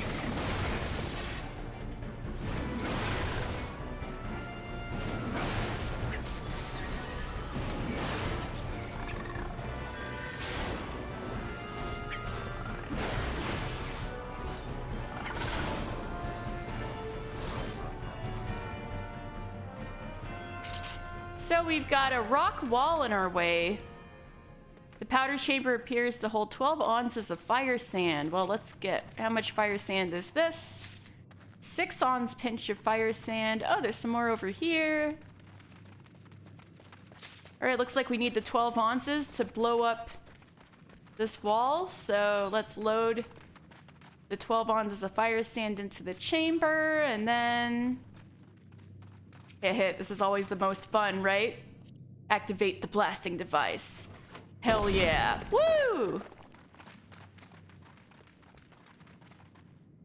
Yeah, Kosin, if you're around, this guy was not just standing here waiting for us before, huh? All the boss fights are different. A fearsome foe, to be sure, but I don't think it's their leader. This is Kotos. Whoa! My first tank buster, scary. Ow.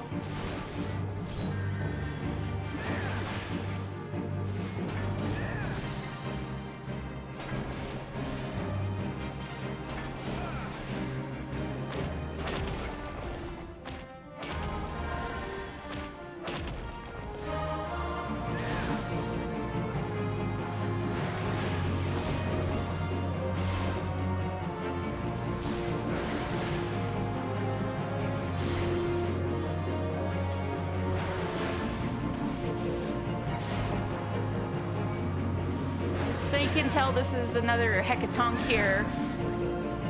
He's got his own name, so he must be important.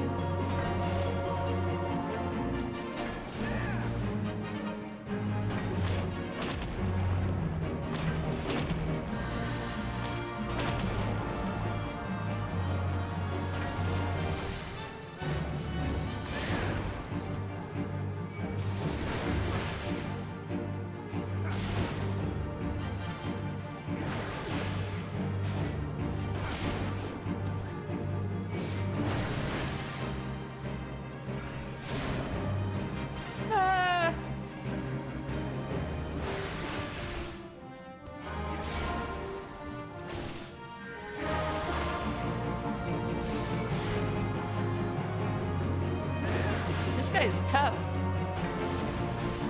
Oh, fuck. Ha! You can't catch me.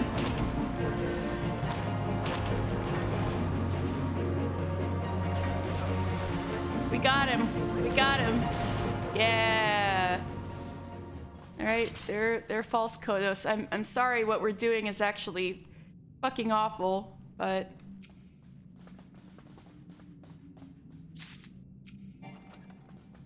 we gotta protect the, you know, innocent people in Ul'dah that had nothing to do with the, like, fucking bastards who locked you guys down here hundreds of years ago, you know? That's why even a good person like Papa Sean had to turn to adventurers to be like, you know, this is shitty, but it has to be done.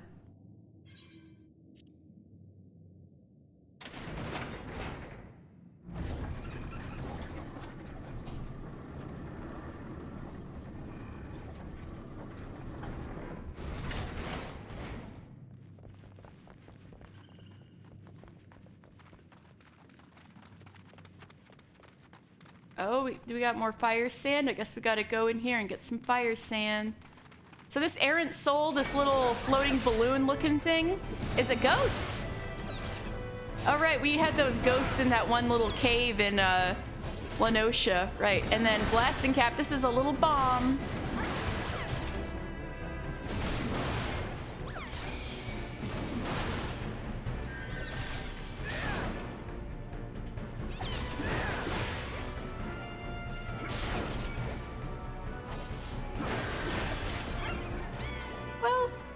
Since we just got NPCs and stuff, I guess it won't hurt to go grab this chest.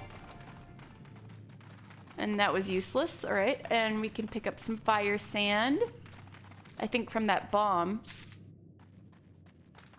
And then we're gonna go over here.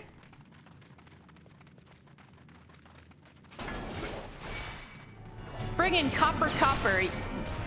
He copped some cop. He copped some copper, and therefore he's the copper.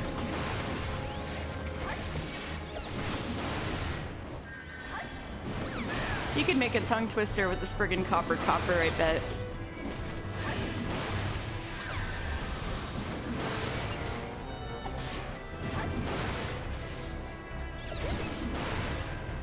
Right, just like in training.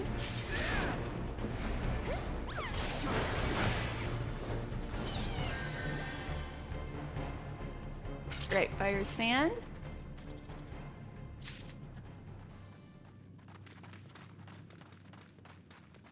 We're gonna load it into the chamber. And then it go boom. Yay! Shaft E1 is now clear. Oh, gotta take that. All right. Now this fight was completely different too before, but now we got a blob. We're fighting a blob. And that Thaumaturge is limit break happy. And this is cute. We're fighting a blob, and it just burped. Look, it burped.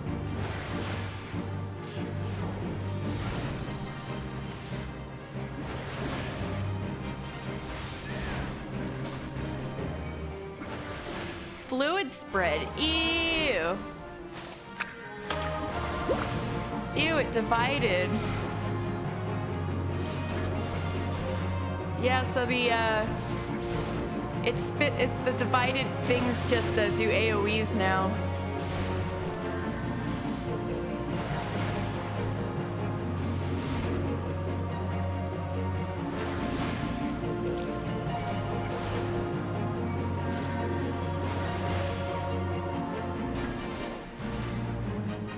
Lightning strike.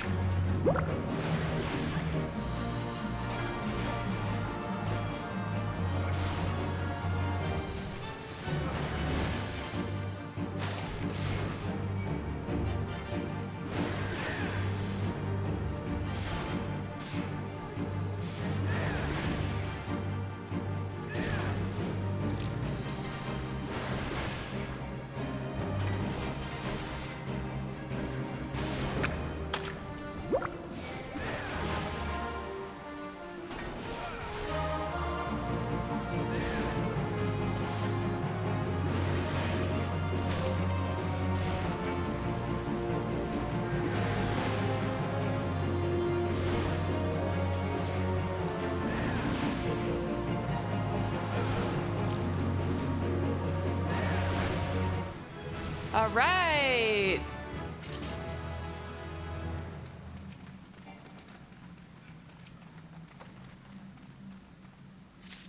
All right, load the fire sand in here. Boom time. Boom. All right. Now, I think here we're starting to get into the depths of where the Hecatoncheires were imprisoned for all those years. And actually, they would eat these things. These, like, weird living fossil things. The Hecatoncheires were surviving off of eating creatures like those for generations. They scraped by on, like, the little creatures that would survive down here, and they ate them.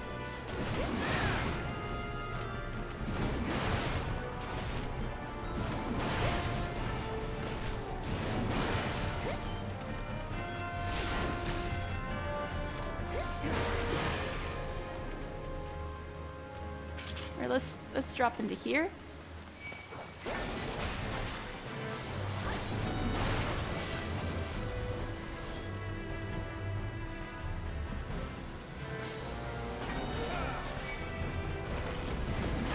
Oop, there's another Hecatoncheire.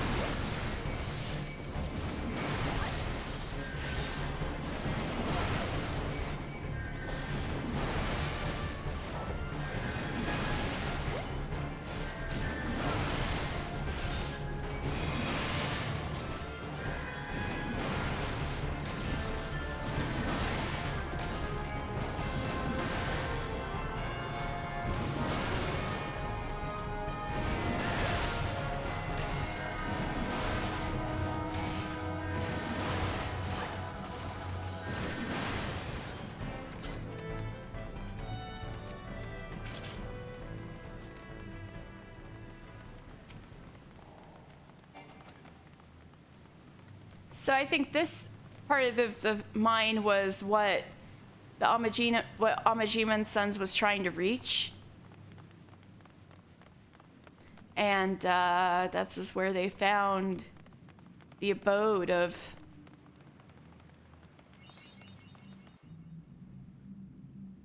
the Hecatoncheires. Slaves no more! Free! Free!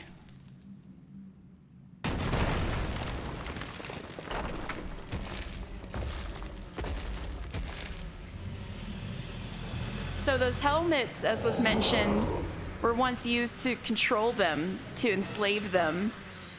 Masters must pay! Masters must die! Never again! Never! So this might be a good time to talk more about the Hecatoncheires. So this is Gyges the Great, of the Hecatoncheires who were unleashed in the Copper Bell mines. Few could claim to be as imposing as Gyges the Great. What enchantments were once woven into his golden helm to ensure his obedience had long since failed, allowing him to turn his massive hammer on helpless fools instead of rock.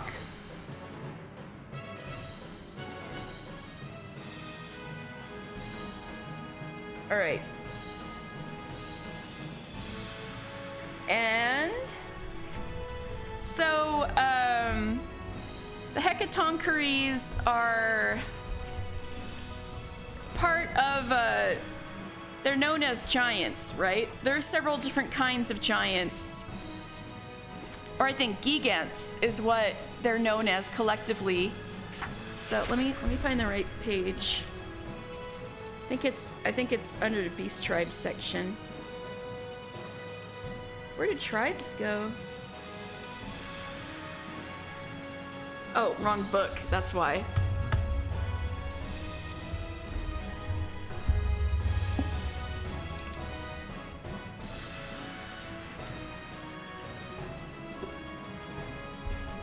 All right, so Hecatoncheires is just one type of Geek Ant, one subspecies.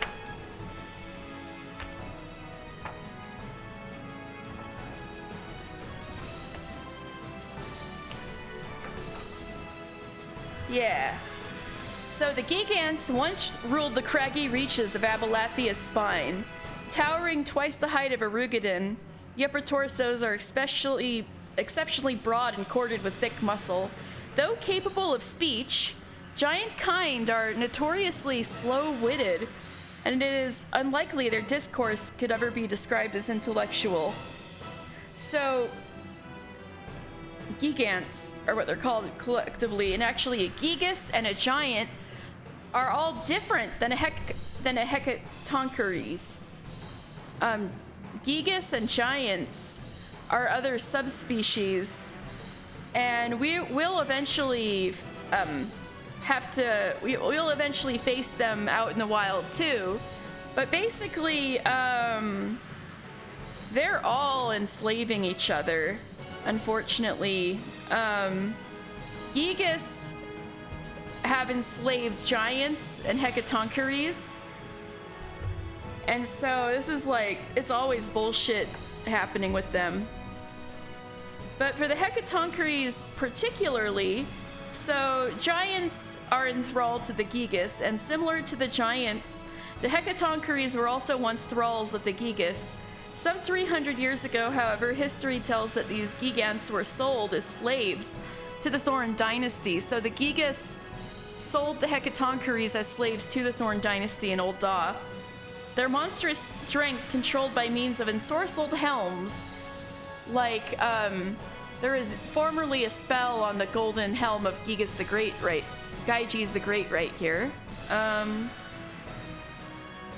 The Hecatoncheires were forced to toil with pick and hammer in the Copper Bell mines, but it seems the helms were somehow flawed, their magics fleeting, and the Geek Ants suddenly turned on their Old Dawn overseers.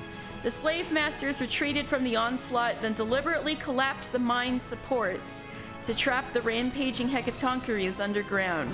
Centuries passed. And yeah, with new technologies, the invention of new technologies enabled a scheme to clear the rubble-choked shafts of Copper Bell And when miners from Mamachina and Sons Mineral Concern blew apart the bedrock, they found themselves face to face with the tool-wielding descendants of the Geek Ants slaves, Hecatoncheires, possessed of a simmering rage that had festered from one generation to the next for nigh on 300 years. And during their centuries of subterranean existence, the Hecatoncheires learned to subsist on giant worms, living fossils, and other denizens of the underground. When such prey was scarce, they would also supplement their diet with various species of fungi. They lived very hard lives, and it's shitty, but we gotta put him down because they do seek to escape and will want to do harm to innocent people who had nothing to do with what happened to them. And that's why we gotta go in here and take him down, clear him out. Have care, everyone. Never, never again. Ooh, our first donut AoE.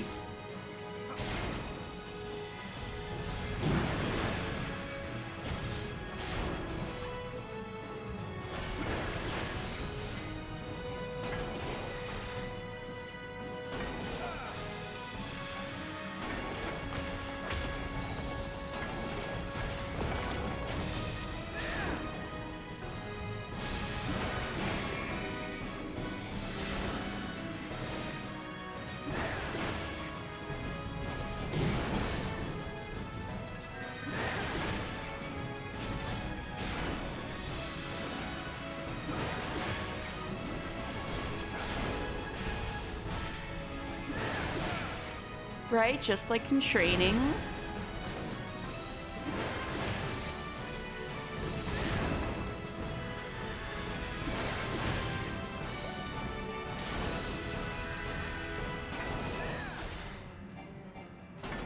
Y'all really have to run all the way. Oh, that's why.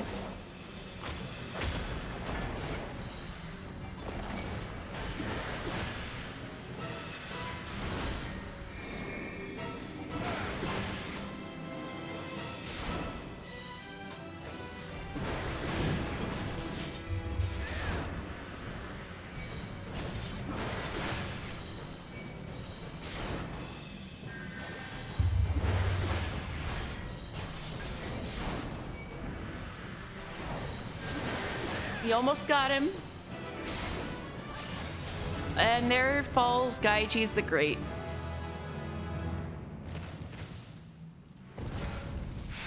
Sorry it had to turn out this way, bro.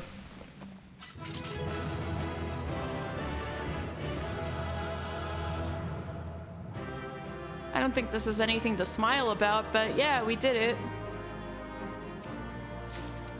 I guess we can say we also avenged Dolores Bear, who, and his party who died down here.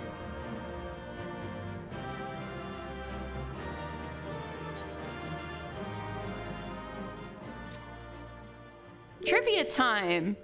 Wow, I feel like I've been doing all sorts of trivia. Maybe something that's not necessarily lore related. Let me think. Oh, okay, I have a perfect one. So Hecatoncheires is actually a name from Greek mythology.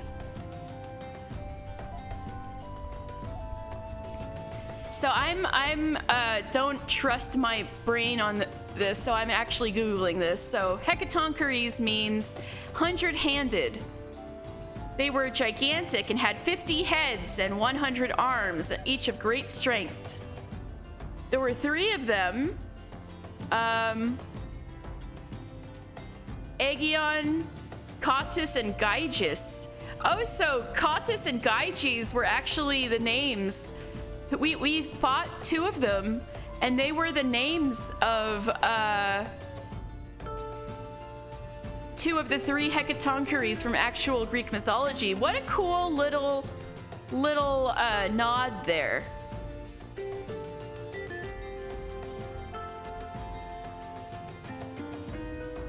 So the Hecatoncheires in Final Fantasy XIV don't have like 100 arms, but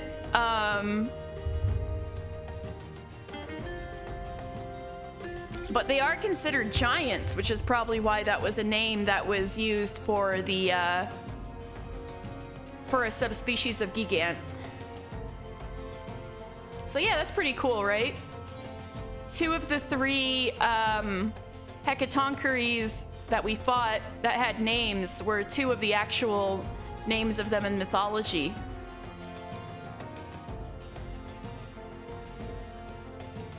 All right, so we got to report to the Quicksand. Oh wait, while we're out here, we might as well get the Aetheryte in Horizon, right? So let me just run over there real fast.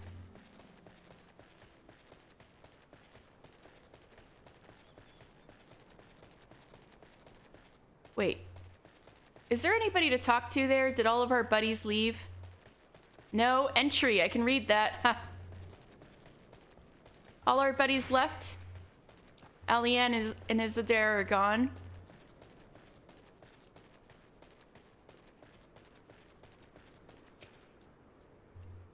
Copperbell mines were first opened by royal decree during the Thorn Dynasty over 300 years ago. However, due to the Great Giant Revolt, the mines were sealed and abandoned for centuries. The concern purchased the mines from the royal family 20 years ago, but saw no need to resume operations until recently. Demand for ore rose sharply in the wake of the calamity, and only fools would let developed mines go to waste, or so they thought. Should have left it all buried and forgotten, if you asked me. I guess there would be less violence that way, but still a shitty way of life the Hecatoncheires trapped down there had to go through. Baby Mai? Oh, that's the same. Oh. Ah, splendid. Yeah. Okay, anyway. Yeah, let's... Once again, I'm gonna head to Horizon and... Woo-wee! That was quite a Monster Hunter dragon right there. And gotta, just get the Aetheryte over here.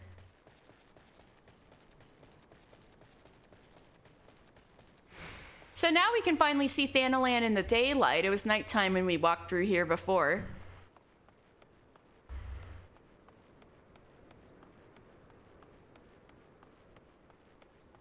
This is Horizon, Zero Dawn. No, I'm just kidding. And unfortunately, I don't have enough room to take these,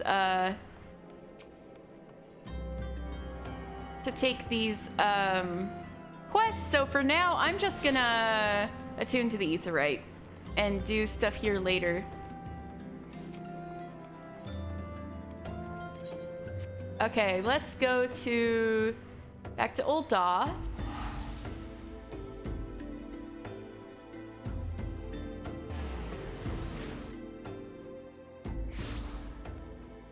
And let's go see Momodi.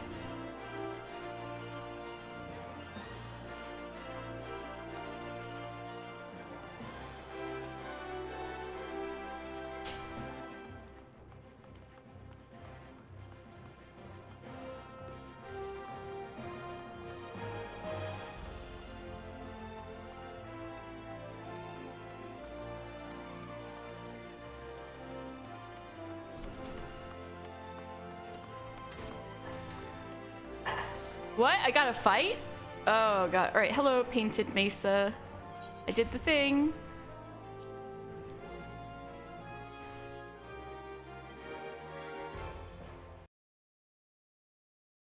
Ah, the Conqueror of Copperbell returns.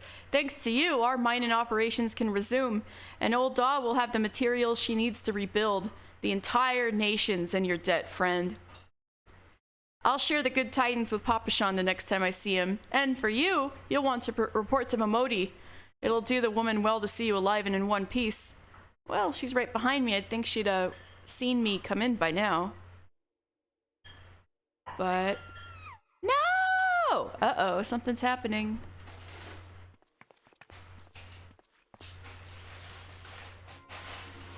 Shut your mouth, you thieving little swine. You stole from me. Don't even think to deny it. Oh, this frickin' guy. I remember him. But please, sir, I didn't steal nothing. I bought this! Paid for it with me own coin! What rot? You refugees are all the same. Couldn't afford maggoty mole meat, let alone a choice cut of dodo. I'm gonna say it one more time. Give back what you stole, or I'll make you wish you'd never set foot in this town. By rights, I should be turn you over to the brass blades, you know? Help keep streets safe for law-abiding citizens. I'm a reasonable man if you... Ew!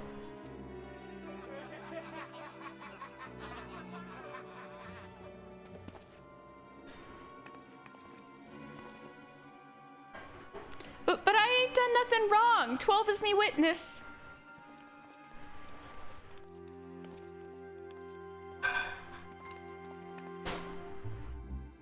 Please, adventurer, help me, I beg ya. I swear on me mother's grave I didn't steal nothing. I bought this with the coin I'd saved. I only wanted to treat my children to a decent meal.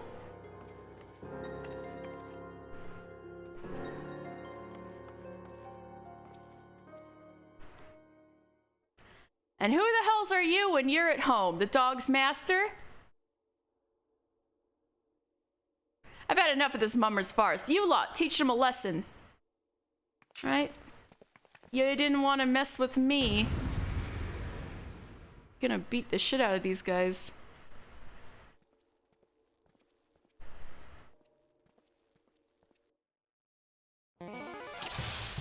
Defeat the Polly's bars. Ha ha! This'll learn ya.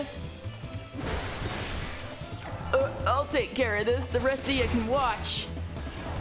Get him. Not bad for an adventurer. Oh, should have stopped at the 7th ale. Stop bloody gopping at me and give me a hand, will ya? Bugger, bugger, bugger! Alright. I can take y'all at once, no problem.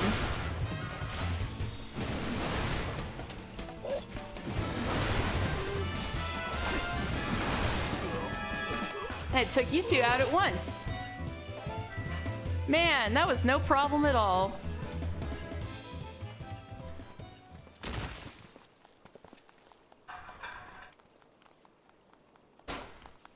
I ain't getting paid enough for this. Hey, where the hells do you think you're going? Thank you, kind adventurer. Thank you thrice over. Oh. Huh? Ooh. That weird thing is happening to us again.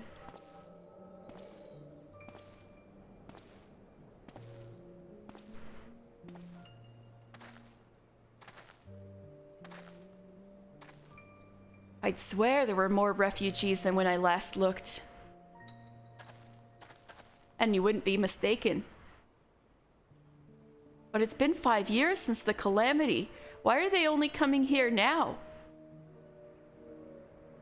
It's simple, really. While a number of hamlets survived the immediate aftermath of the calamity, many were no longer able to support their communities. The residents found their lands had either been rendered barren or cut off from trade routes, and problems like those aren't easily solved. Though they tried to make the best of it, it was only a matter of time before they were forced to abandon their homes and seek a new life in the city. I see. But the calamity affected the whole realm, didn't it? Is the same thing happening in the other cities? If the talk is true, yes. Though perhaps our situation is more pronounced. Ul'dah has a reputation for being prosperous, so it's natural that the refugees would try their luck here first. My heart goes out to them, it truly does. But I would be lying if I said that I wasn't apprehensive. I hope their presence doesn't foment lawlessness in the city. Well, if things do take a turn for the worse, we always have the immortal flames. I dare say the brass blades would welcome their help. The heroes who fought the Garlean Empire, trolling the streets for riffraff? It may well come to that. Impoverished and desperate as they are, you may be sure that some of the refugees will turn to crime. You know what this place is like. If you've no coin, you've no hope. What will become of our city? Not all refugees are bad, mind you. Some are able to find employment and lead honest lives. Dodo tenderloins! Get your dodo tenderloins! Guaranteed cheapest in Thanalan! Thank you for your custom, madam. Please come again. Looking around, you'd think that old Daw was well on its way to recovery. But peer through the veil of prosperity and you'll see no end to the misery and suffering.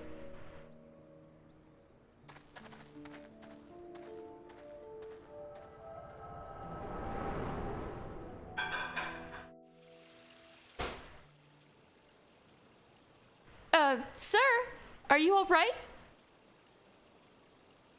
Oh, sorry about that. I had a moment.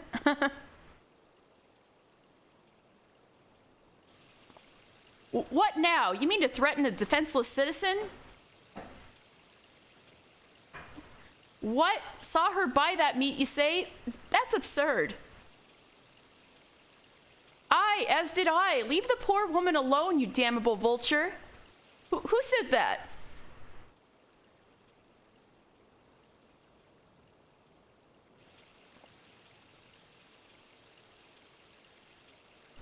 I will overlook this, but just this once. Is that who I think it is? Back there. Anyway, God bless you, adventurer. If you hadn't come along when you did, who knows what that monster might have done. It don't bear thinking about. That was Y'shtola, wasn't it? I thought I saw her back there.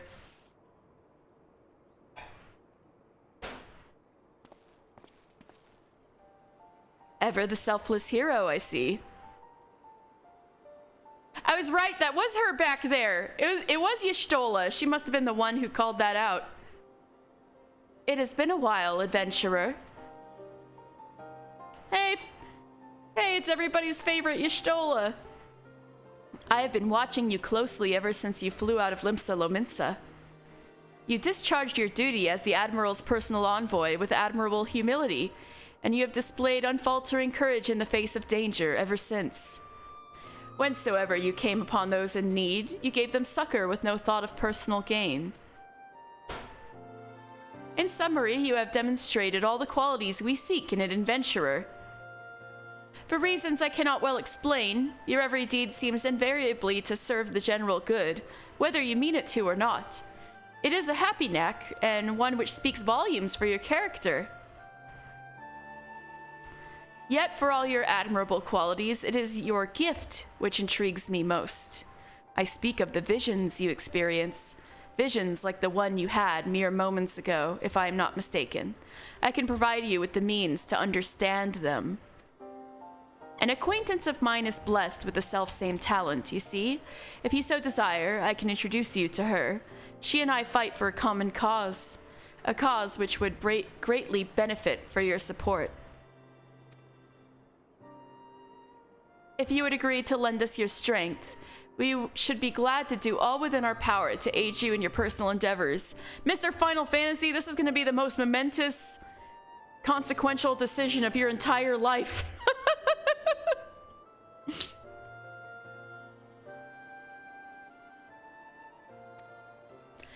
Think on my offer a while. Should you decide to accept it, pray speak with Momodi.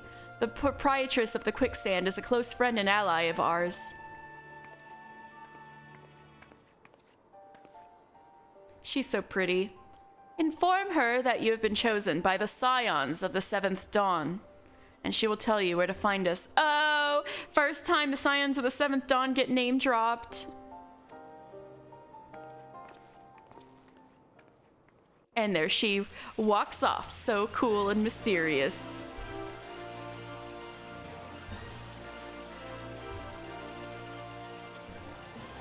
All right.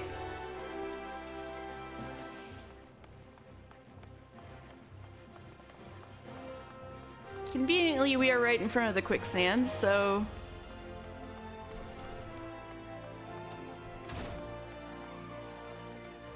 Momodi, that was some interesting stuff that happened just now, huh?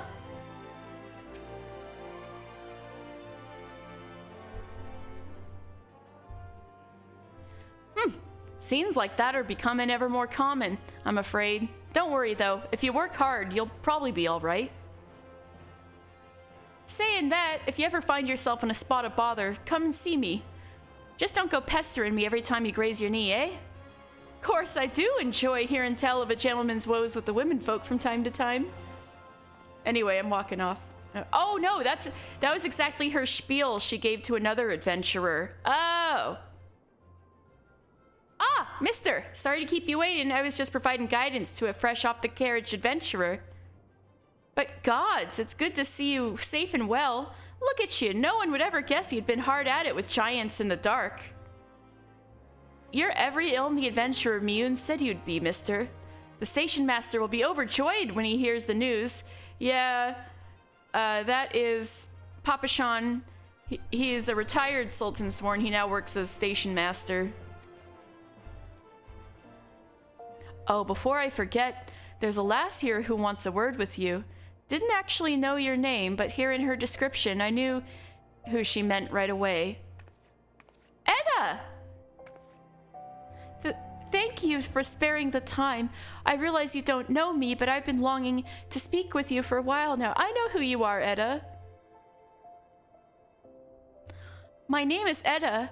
I'm an adventurer like you, though I'm not very good at being one, if truth be told. Anyway, I was adventuring with my friends in Gridania I'm sorry, we were in Gridania when the leader of our party was killed. His name was Avir, and he and I were to be wed in the spring. You may not remember him, but to say he remembered you would be an understatement. He would sing your praises from dawn to dusk. He saw you for what you are, you see, an adventurer's adventurer, and swore that he would be like you one day. I believe that he would have succeeded had a fiend not robbed him of the chance. Since that day, I have thought long and hard about giving up adventuring. But when I think of the man you are, of all that you've achieved, I find that I am inspired, just as Avir once was. And so, I decided to start again as an adventurer. I will go back to the village of my birth and begin my training anew. But I wanted to meet you first, to ask your name. I'm Mr. Final Fantasy. Mr. Final Fantasy. I shan't forget it. Thank you, Mr. Final Fantasy. I pray that we will meet again. Fare you well. That's the last time I'm ever gonna see any hope in her eyes. Poor Edda. Adventuring can be a cruel, bleeding business. Time was, I didn't know why anyone would bother. When they first asked me to take charge of the guild here, I didn't want aught to do with you lot. Thought it'd be a right pain in the arse looking after you all. But against my better judgment, I decided to accept the post. And I'm full glad I did. I feel privileged to be a part of your lives. And that goes double for yours, mister. Eh? What did you say? You want to know about the scions of the Seventh Dawn?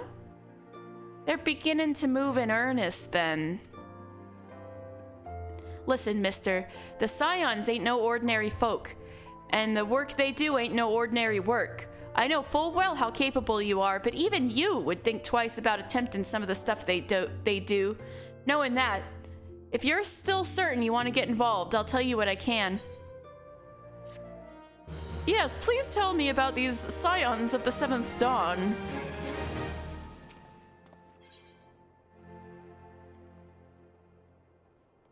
Here we go, folks. The Scions of the Seventh Dawn. The story is gonna start in earnest.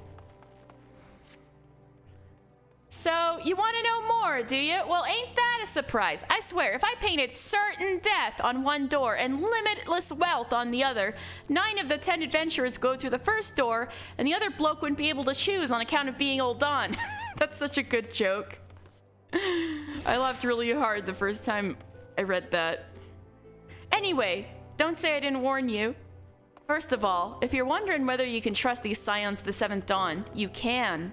They're good people who've made it their mission to solve some of Eorzea's most pressing problems. Of course, that ain't no small task, so they're always looking for dependable individuals to join them. Individuals like you, mister. Now, I've been given leave to tell you where to find the Scions, but you must promise to keep this information to yourself. As you can probably imagine, it's something Eorzea's enemies would very much like to know. The Scions are headquartered in Vesper Bay, out in western Thanalan. The place you're looking for is called the Wakened Sands. Give your name to whoever's at the entrance and you'll be let in. You're a man in demand, mister. And the days ahead... And the days ahead promise to be busy, but I hope you won't forget about them as helped make you into the adventurer you are. Drop in and tell them how you're faring from time to time, you hear? Right? Well, I've said my piece. Off you go. Woo-wee, we're gonna go meet the Scions of the Seventh Dawn. The game is gonna start in earnest. But let's see, is there any quests I can clear out while I'm here? Let's see...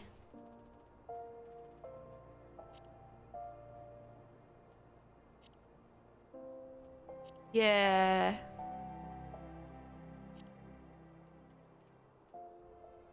One of them.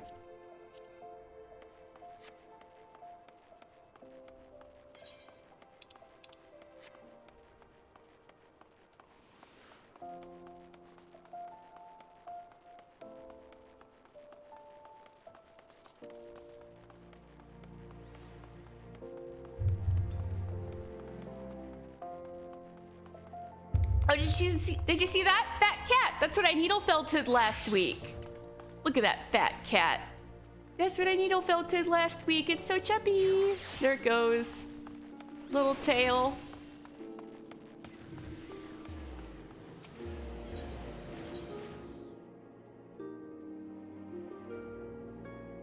Right, Thaumaturgist Guild, right.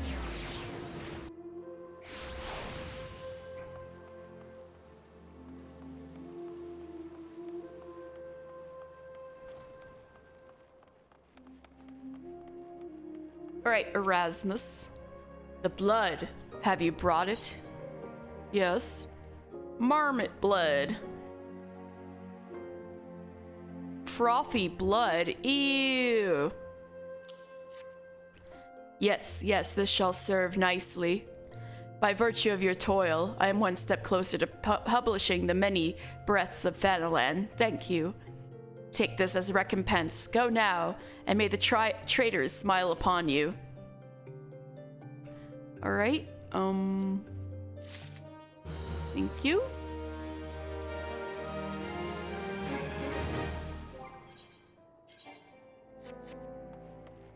Alright, now let's...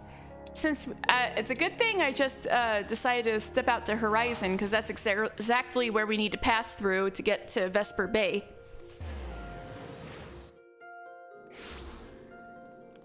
Okay, that's a cool axe. All right.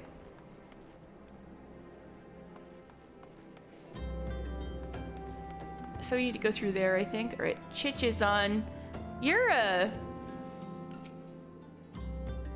brass blade. The never-ending procession of merchants will be the death of me.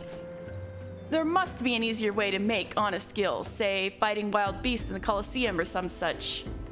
Then why don't you go do that? Being a brass blade must suck. Oh, wrong way.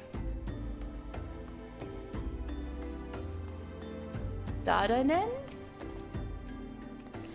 What the hells am I to do with these 3 crates of Vanya silk gloves? All left-handed? If I can't buy a buyer by next moon, I'm ruined. You gotta make wearing just one glove a thing. This is a Final Fantasy game. That kind of shit will take off. You just gotta make wearing just one glove in fashion. Mimina.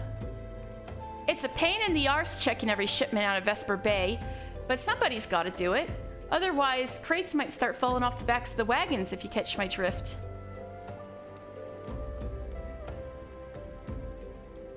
Gizzle Berdis, what a name. Lost, are you? If you want to know something, go ahead and ask. What do you do here? Serve and protect, of course. The brass blades of the Rose keep peace here in Horizon. We ensure that merchants can conduct their affairs in safety. They compensate us well for our swords. We get coin, the merchants kept out of harm's way. Everybody profits. What kind of place is Horizon? It's busy as hells, that's what it is. Horizon's a waypoint for all traffic between Old Daw and Vesper Bay. Everything loaded and unloaded at the docks passes through here.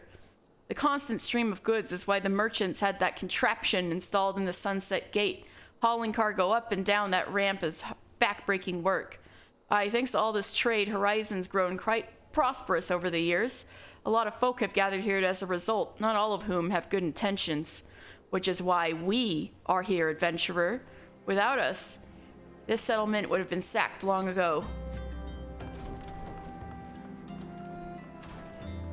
Come over here and say that, you baseborn don. Get those birds out of here now. All right.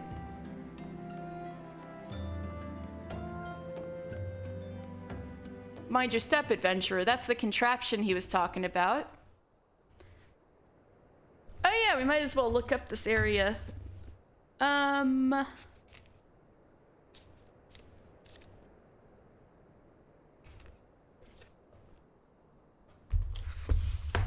Alrighty.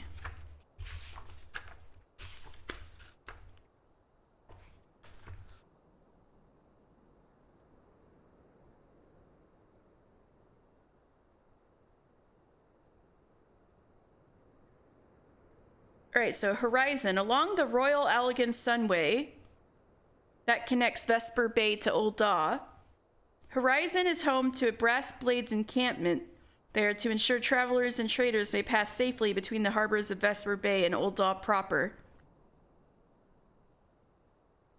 One can catch the first glimpse of dawn through Sunrise Gate to the east and watch the dusk fall through the Sunset Gate to the west. Well, that's cute. So goods get hauled up this ramp. Now we come to the footfalls.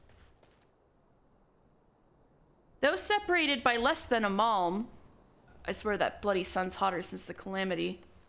Though separated by less than a malm, the footfalls sit much lower than neighboring Horizon's edge. A common bedtime tale is that an ancient race of angry giants trampled the lands down in their journeys from the north to the volcanoes of Vilbrin. Interesting. So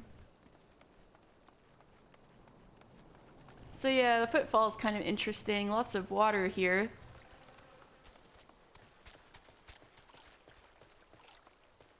All these big statues here too.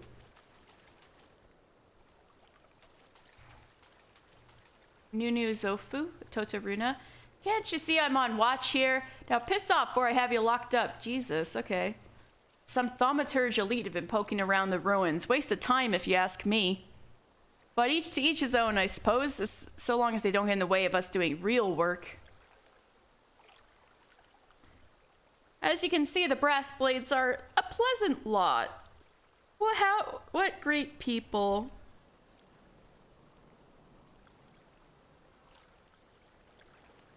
So I think this is the Silent King. Yeah. This is the Silent King right here. Thought to be a relic of Belladia, the Silent King is the upper half of a colossal statue revealed for the first time in the centuries following the collapse of a sinkhole. At present, the Order of Naldal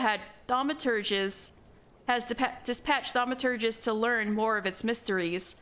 Unfortunately, many of the other ruins revealed in the collapse have since been removed by local families for use in the reconstruction of buildings destroyed by the calamity. Oh, I see. Oops, I didn't mean to do that. There we go.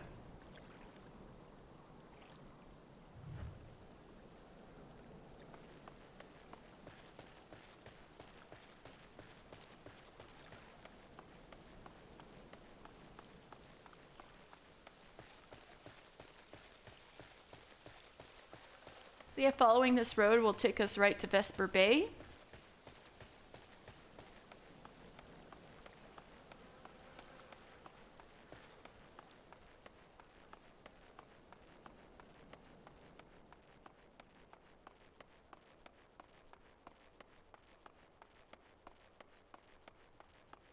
And here is Vesper Bay.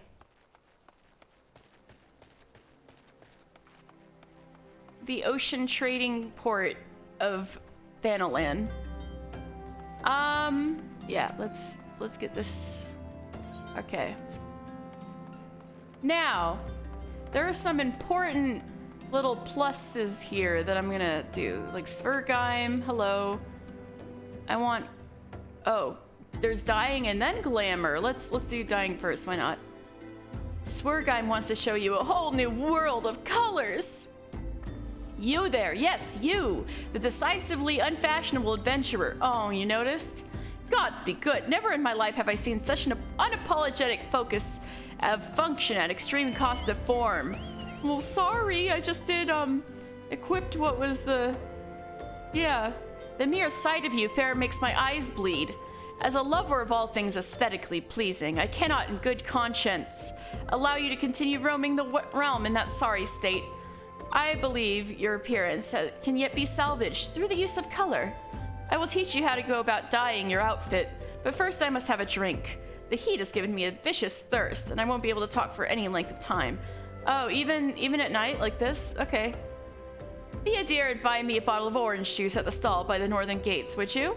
Once I've moistened my throat, we shall see to the business of remedying your appearance. Now, if any folks in here have played the game, you may see that the statue unfortunately looks a little familiar. Yep, that is a statue of Lolorito. Right in the center of Vesper Bay Square. Now, I won't say much about Lolorito right now. I'll just say that we will come to see him quite a bit in the story to come. Down at a certain point. Alright, so let's get that orange juice. Oh, by the north gates, right?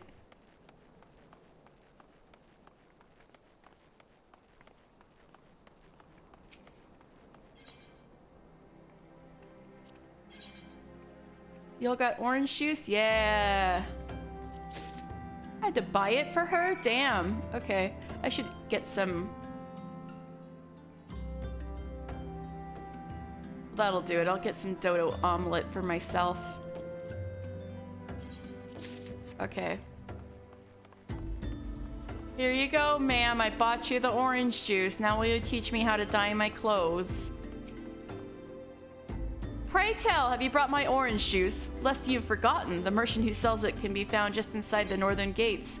Yeah, have your orange juice. Juice freshly squeezed from ripe Lenosian oranges. Phew, that's a relief. Finally, I can teach you how to bring color into your life. Listen well. There are handy items called colorants, which allow folk to dye their outfits a veritable rainbow of colors. These colorants are so simple to use, adventurers have no excuse to be fashion unconscious. Lest you worry that dyeing will affect your garment's precious properties, you may rest assured it will not. The practicality you adventurers love so much will not suffer for the change in appearance, a change for the better. It should also gladden you to know that garments can be dyed repeatedly, so there's no fear of getting locked into one color. The garish pink that seemed like a wonderful idea after a dozen glasses of red can be undone. And that is all you need to know about dyeing gear. Now what are you waiting for? Get out there and bring some color into your life. Yay! I now know how to dye. Wait, that doesn't sound right. Okay. Yay! I've been waiting for this. Give me the glamour prisms. Oh, dear, dear, dear. This will never do. My sense of aesthetics simply won't allow it. How can you go out dressed like that? My dear, if only you spare a thought for style and coordination. I hope your garb holds up during a scuffle, because there's little else going for it. That's it. I've made up my mind. From this day forth, I'll take it upon myself to save you from any more fashion disasters. Let me see. So much that needs to be addressed. Where to even begin? Be a dear and get me a drink. I'm feeling rather parched. And this is a matter best discussed over a glass of something cold. Again? Just go to the Pist Peist and ask Falkland. I'll have some blood orange juice, and make sure there's no pulp in it. Now off you go. Oh, but pulpy orange juice is good. Pulpy orange juice is good. Get some taste, Svergheim. Is this the Pistpeist? No.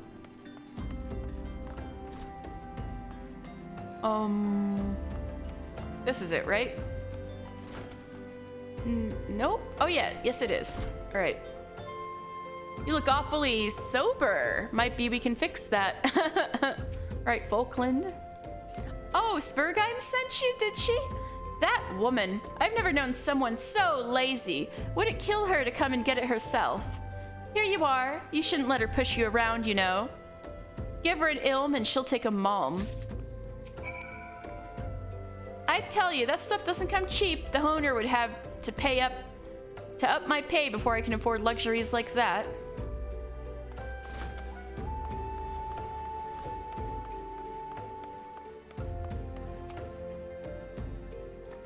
So, how's that drink coming along? Blood oranges can only be grown in certain climates, making them highly sought after.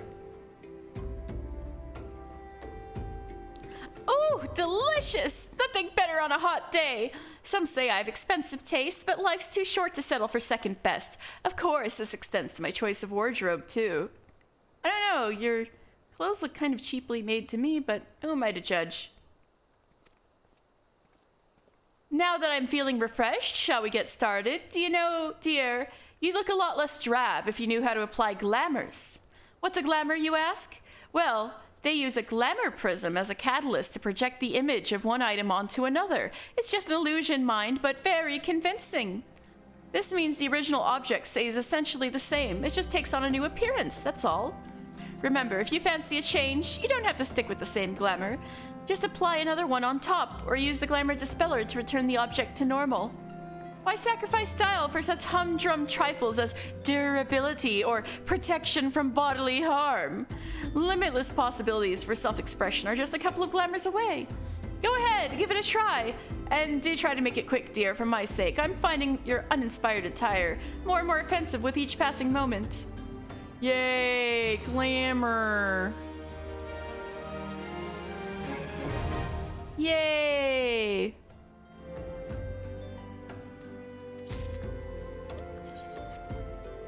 So let's look up what Svergheim means, since we finally ran into a sea wolf, right?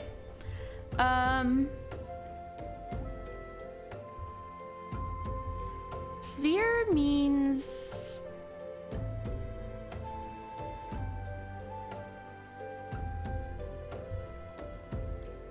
big. And Gaim means jewel. So big jewel, like a big gem, like a glamour prism. Uh-huh. Okay. I want to go over here. Oh, what were they saying? Used to be there was 2 moons, there was. You think I forgot already? Yeah, I know there's 2 moons. All right. Goberin. Seems you too appreciate the importance of outward appearances. Pray, view my wares. Yes, sir. Oh, I forgot. This is this thing. Oh wait, I want... Wait, where do you buy the Emperor's New whatever?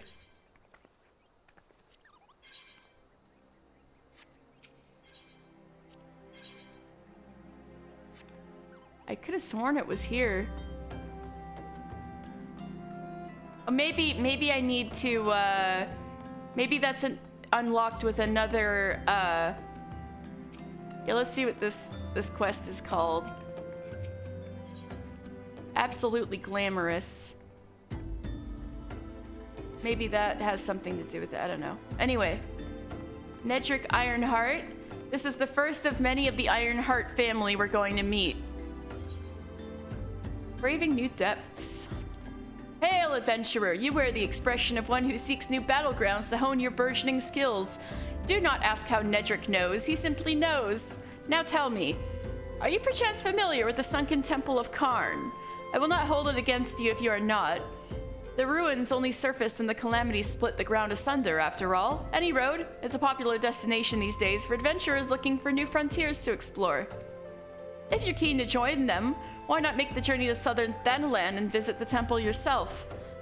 What with the many dangers that lurk within, the immortal flames are keeping close watch over the place, but a Lalafell by the name of Bibimu should be able to offer you passage. Thank you, Nedrick. Far be it from me to brag, but the blood of explorers courses through my veins.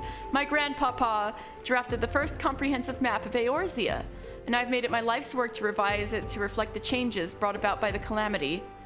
To this end, I've traveled all over Eorzea, and there's nary a place in the realm I've not seen with my own eyes. Perhaps I could direct you to some of the more interesting locales I've explored, that is, if you're not afraid of a little danger. However, I'm not high enough for the sightseeing log yet, so... In here is where the Scions of the Seventh Dawn are, apparently. Hey, look, everybody! It's Tataru! This is our first time we're ever gonna talk to Tataru. Is Tataru? The famous Tataru.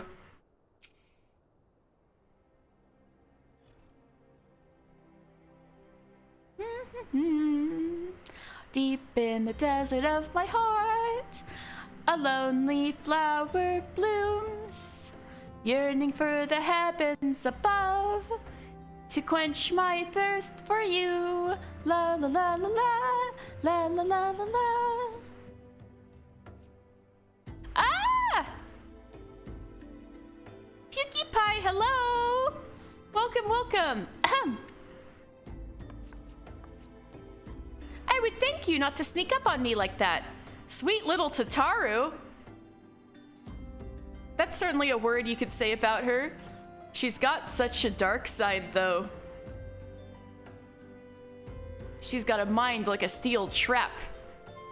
And a shrewd business sense. Now, please be advised this is private property. Unless you have pertinent business here, I must ask you to... I heard about the Scions of the Seventh Dawn. Here at the behest of Y'shtola? My sincerest apologies. May I please have your name?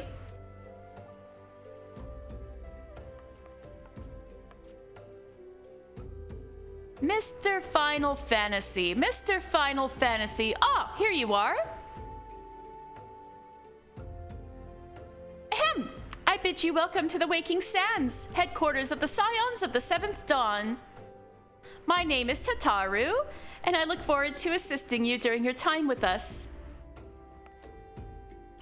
The antecedent is within the Solar. I shall let her know to expect you.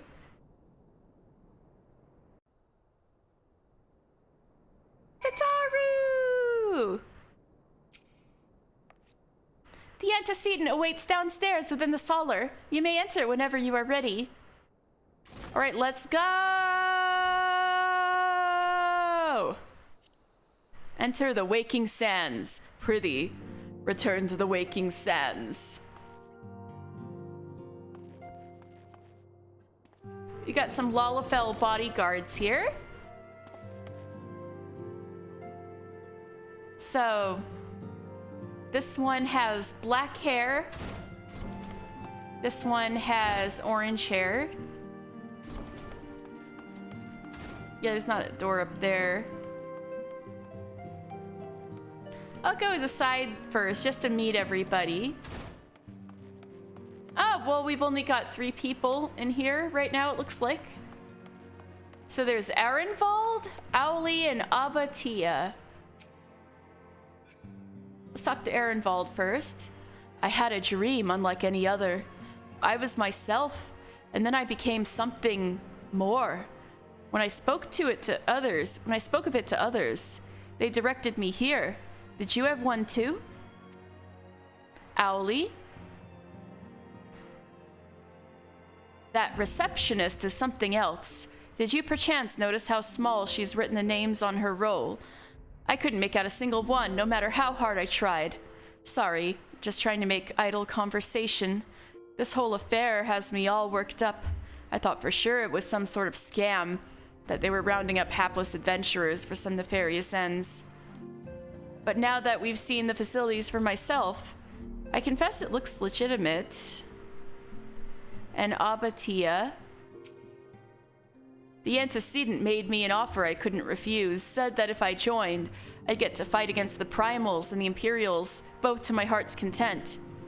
I know I could get the same by enlisting one of them grand companies, but I've never been partial to saluting, if you know what I mean. I want you to remember these three. I'm gonna talk to them again. As many times as I can.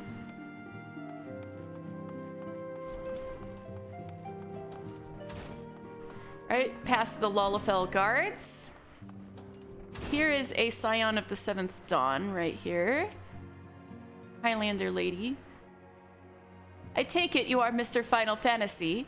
Tataru sent word that you had arrived. Lady Minfilia has eagerly awaited your coming. This way, if you please.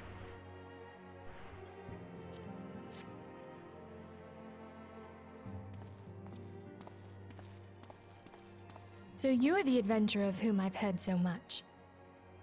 Snacko-racko, hello! Welcome. We are just getting into the actual plot is just about to take off with this scene. Hi! Well met, friend. My name is Minfilia, and I lead the Scions of the Seventh Dawn.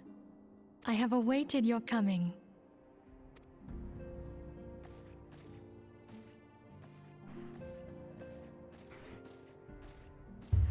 Please, be at ease. You are among friends here.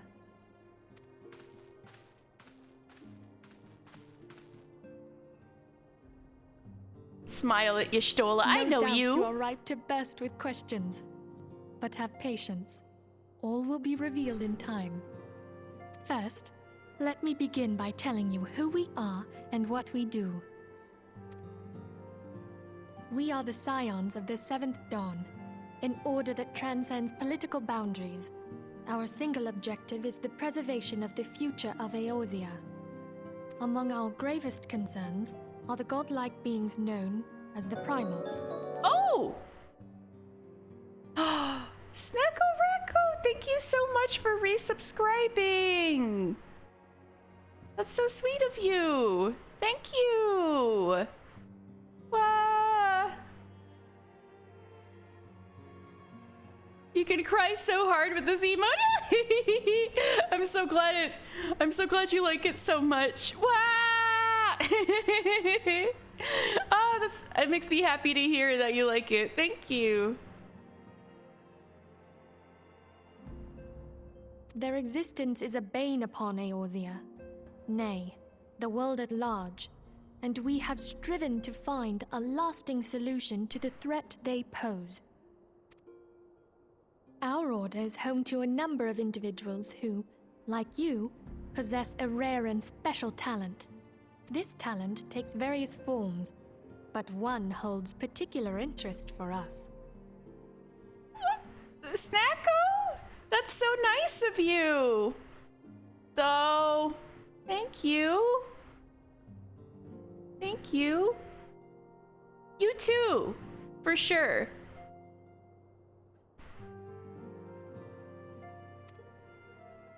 Tell me, have you ever experienced a sudden, inexplicable loss of consciousness?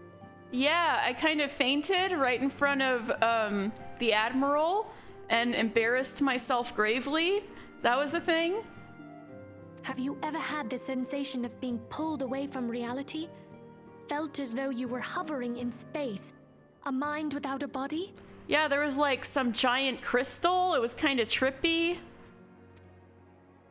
All these things are the manifestations of your talent. Yours is the power to transcend the boundaries of the soul, a power known as the Echo. The Echo allows you to pass through the walls of a man's soul and hear the resonations of his past. You will be there in his memories and see things as he saw them. You may even interact with that which you see, though you cannot change the outcome of events. For another blessing, the Echo will enable you to know a man's mind even if you cannot comprehend his words. In short, The Echo is a truly extraordinary power, and this power is strong within you. What she doesn't mention is that the Echo can have more manifestations than just, I get pulled into another dimension when I take too many of those gas station performance pills. You be careful, Pukie Pie. Oh no. What she doesn't mention is that the Echo manifests in more ways than just like seeing into somebody's past. But I think she's been told what exactly Mr. Final Fantasy has experienced, so she's kind of just tailoring the explanation to make things simple. It is only a shame that we cannot use it whensoever we choose. That's right. I too possess the Echo. With that established, let us return to the subject of the primals. So long as they exist, the realm cannot take so much as a single step towards true peace. Measures must be taken. Measures which transcend boundaries, be they of faction, race, language, or creed. And to do so, the Scions require the aid of those with our talent. Make no mistake, the Echo will be instrumental in dealing with the primal threat. Without it, we cannot hope to save the realm. I know not what it is you desire for yourself, nor what it was that first brought you to Eorzea. But I firmly believe that the power we possess was given to us for a purpose. Why else would the gods entrust man with a gift so extraordinary, if not to have him use it? And so I implore you, lend us your power. This is the most momentous decision of your life, Mr. Final Fantasy. Naturally, your aid will not go unrewarded. We are fortunate to have a number of influential allies, and at a word from me, they will gladly afford you certain privileges that might otherwise be denied you. The right to employ retainers, for example. Finally, retainers! Are you familiar with them? They are individuals who may be relied upon to manage your assets and belongings on your behalf. Yes! I'll manage retainers off stream though, so I don't waste your guys' time. The papers you requested, my lady. Tataru!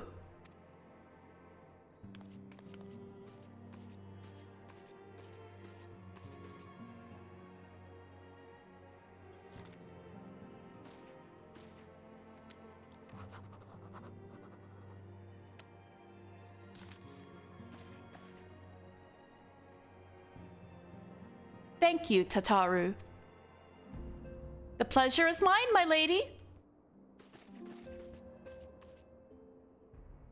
By way of a welcoming gift, I have taken the liberty of adding your name to the retainer's registry. As of now, you are entitled to employ the services of a retainer. Yes! You will need to consult a retainer vocate regarding the particulars of this arrangement, but believe me when I say that retainers will prove invaluable to you in your adventuring endeavors.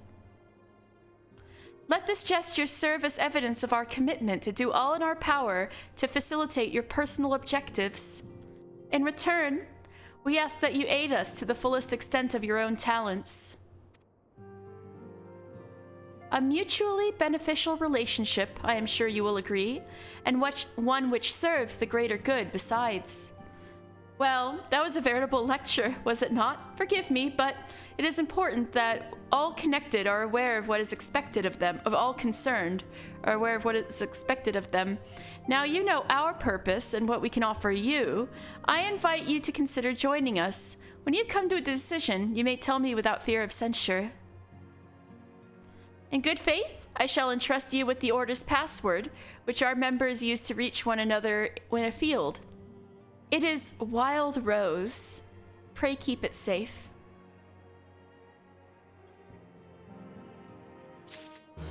You know, I wonder if Wild Rose has anything to do with Nearby Horizon having to do with roses, since they call the Brass Blade Station there the the brass blades of the rose. I wonder if that has anything to do with it. All right, yay, retainer. My friends! Y'shtola, thank you for introducing me to your cool friends. Our organization, the Scions of the Seventh Dawn, was formed through the union of two separate entities. The first was comprised of Charlian natives such as myself, and was called the Circle of Knowing. The second, made up of individuals that share your rare gift, was known as the Path of the 12. The terrible events that ushered in the Seventh Umbral Era taught us that only together may we stand against the evil that seeks to consume us. Hey, this is our first time talking to Thancred! It's Thancred! Summoning a primal is no small feat.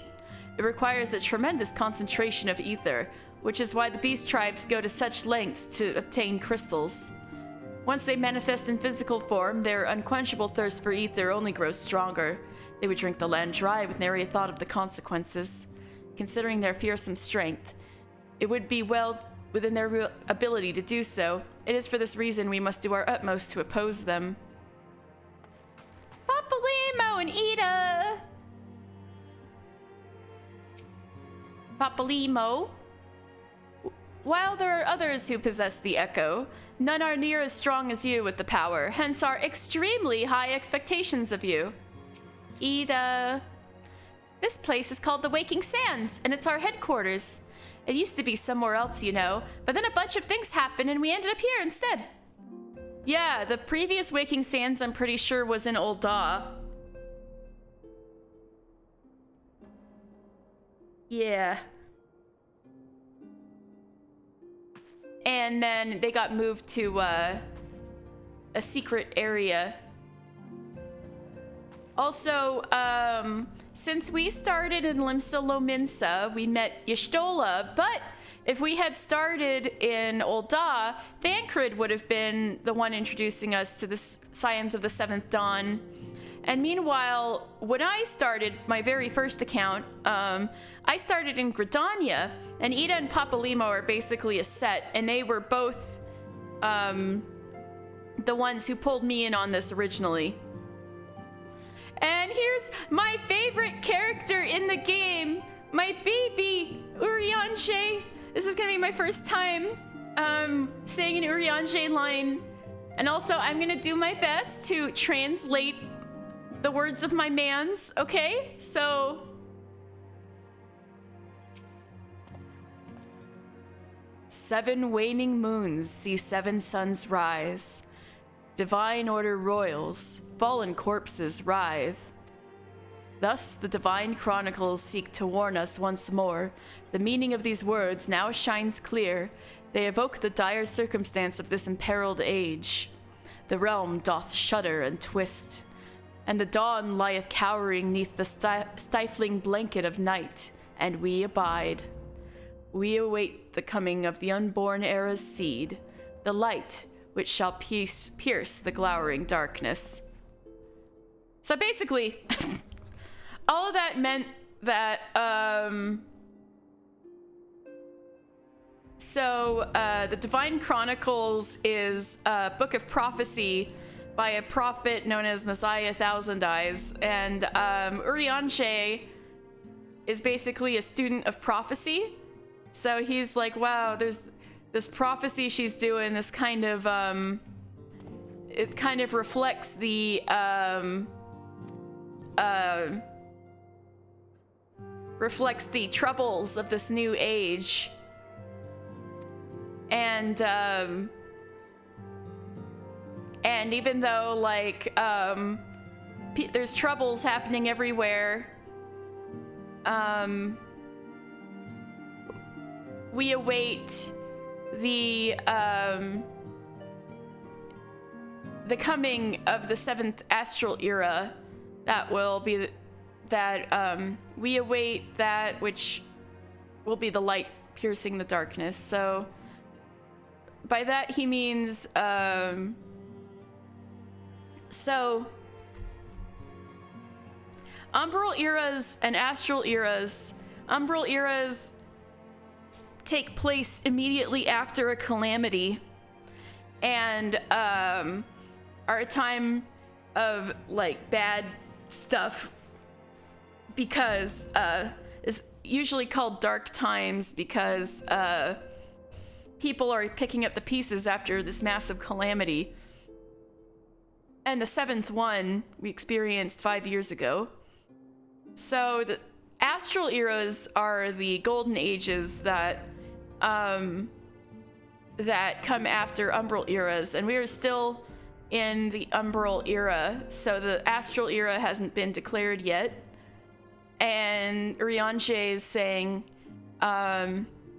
if we follow this prophecy, there should be someone, maybe us, who may rise up to help them out and bring the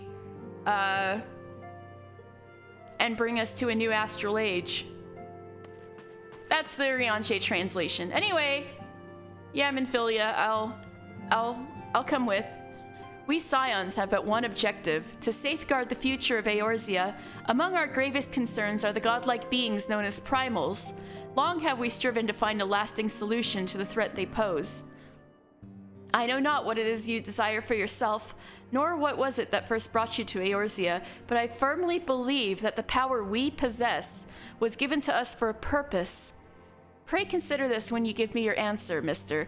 This is the most important decision you'll ever make in your young little life, Mr. Final Fantasy.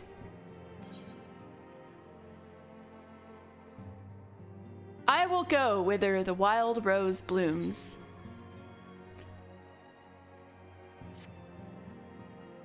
That was the most important text box in the history of the universe. Help us. Wonderful. I knew you wouldn't let us down.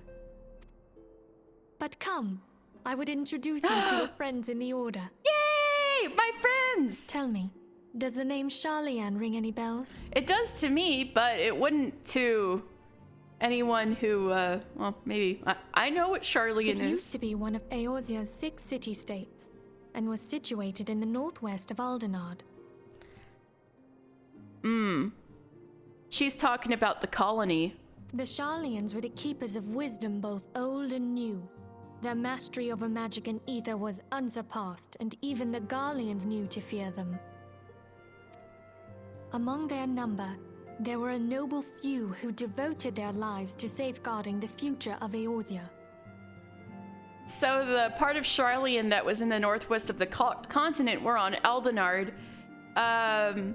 was the colony of Sharlayan that just came to be eventually just called Sharlayan.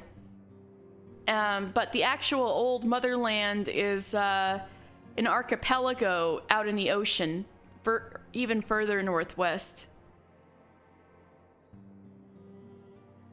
When the realm began its descent into chaos, and their countrymen fled for the motherland, Like this. they alone chose to remain here.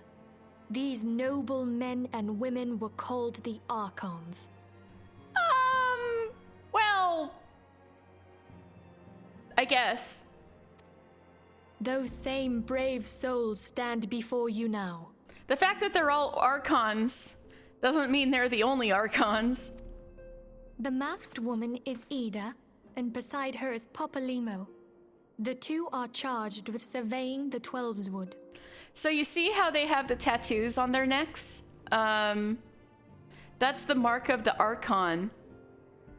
So all Archons will have that tattoo somewhere on their body. Hello there.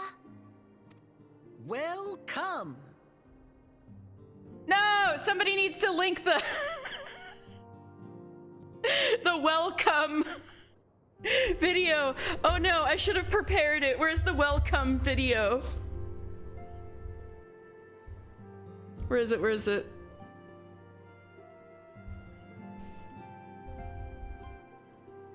I need to open YouTube.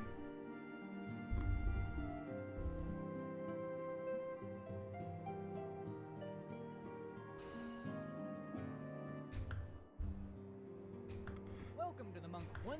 That's not the right one. All right. Where's welcome?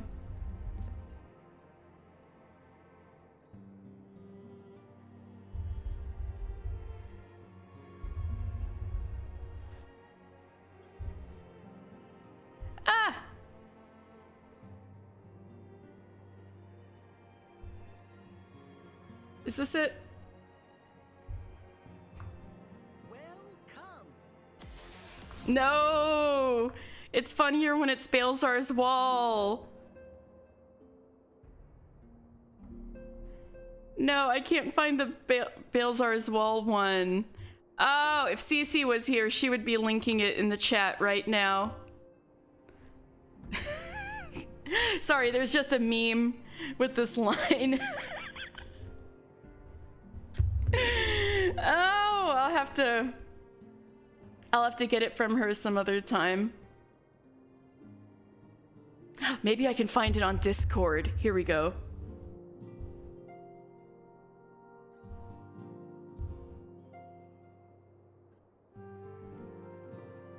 Oh no, I'll send out a message. I need the welcome link right away for my stream. Please help. Send tweet. Send message.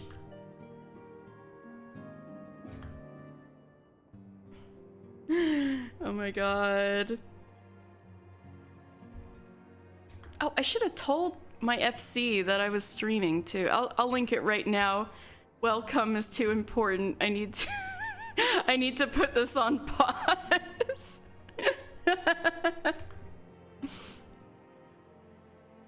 Y'all help me.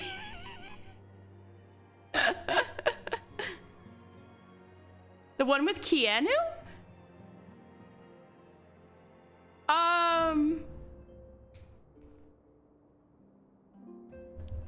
I don't think so. Not this particular meme video I can think of. Although I want to know what you mean. You should link me, whatever you're talking about.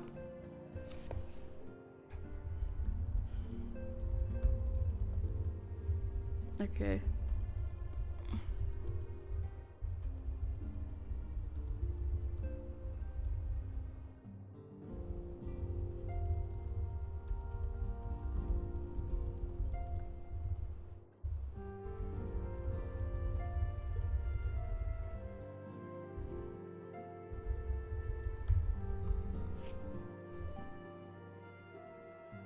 All right, well, I sent the bat signal out for welcome, but I guess we might as well just continue with the scene and then I'll find it when somebody lets me know. Okay, my turn to introduce someone. That there is Thancred. Thancred! Man, I used to love to make fun of him, but now I just love him. He is our man here in Ul'dah, Jewel of the Desert. Welcome to the team.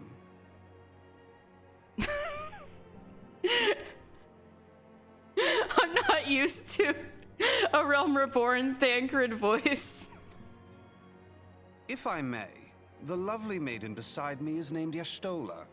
Limsa Lominsa has the pleasure of being under her care. Yeah, I know, we've met. Greetings. I have been expecting you.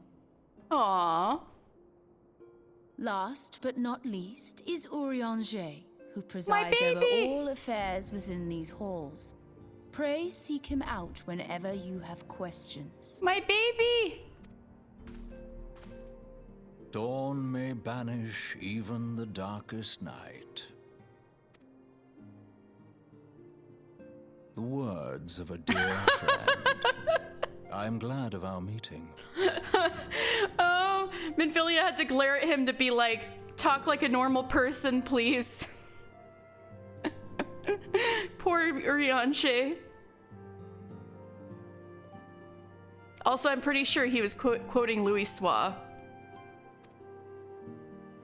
At the Battle of Carteneau, Ah, our yeah. leader was taken from us. But we did not stray from our purpose.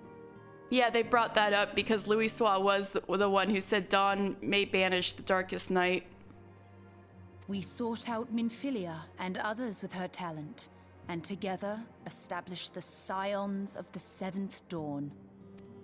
Along with the Archons, Those blessed with the Echo play a pivotal role in our endeavor to forge a brighter tomorrow for the realm. Also that,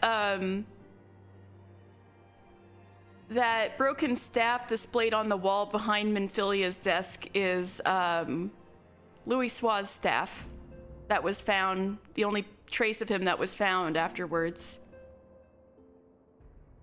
It was found by Kane Senna, actually, fun fact.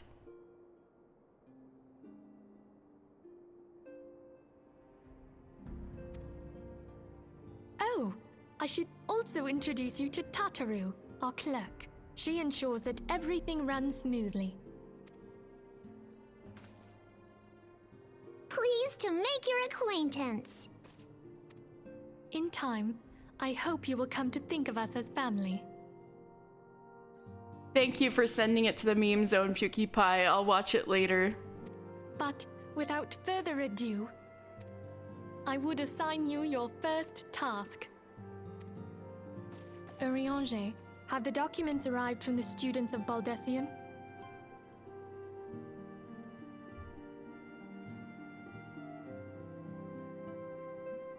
Aye, my lady. They arrived but recently.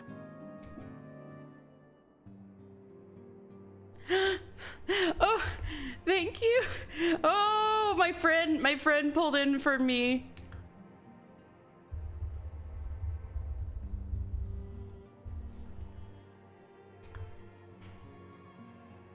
Where is it? Where is it? No, come on. We need welcome. Where is it? Here it is! Oh no, it's not on YouTube, it's just downloaded. I'll just play it so you guys can hear it. The masked woman is Ida, and beside her is Popolimo. The two are charged with surveying the 12's. No, you didn't, Cece. Hello there. Welcome.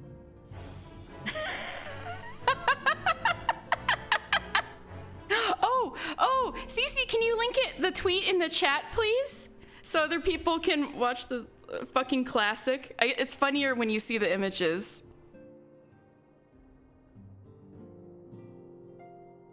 PewDiePie, what? Welcome. Thank you, Cece!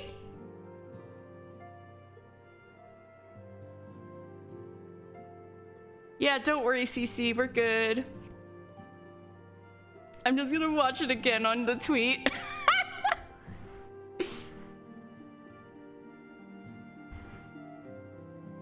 The masked woman is Ida, and beside her is Popolimo. The two are charged with surveying the 12's wood. Hello there. Welcome.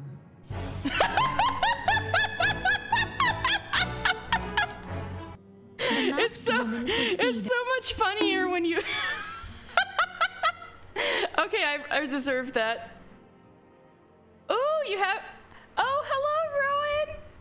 Oh, I hope I can be a good. I like listening to streams and videos too when I like do some stuff. I was doing that all the time with Island Sanctuary and stuff. Also, welcome. I'm sorry I forgot to link it earlier. Yes, about to meet Edgy Thancred. Although I because this is non-spoiler, I can't say why he's edgy, but I'm so glad you're about to meet Edgy Thancred. Now enjoy the ARR voices. We have received a request for aid from the Immortal Flames. Thancred, would you do the honors? It would be my pleasure. Wait, I need to see this.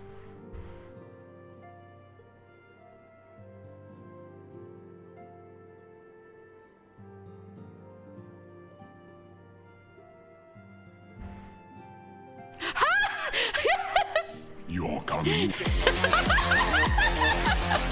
Come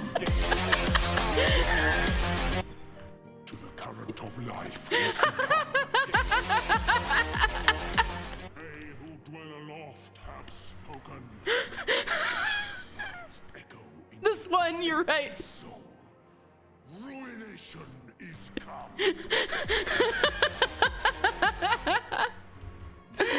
We definitely need to dig that video back up when we do when we get to the Alliance raids in Stormblood. We need to bring that back. So we gotta keep it bookmarked until then. Thank you, CC.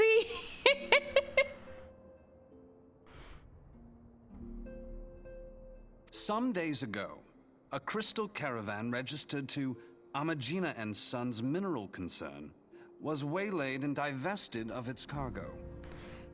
They're good Alliance raids, PewDiePie. The story is a bit dry, but they actually just fixed the most painful part of the quest, so it's not so painful anymore.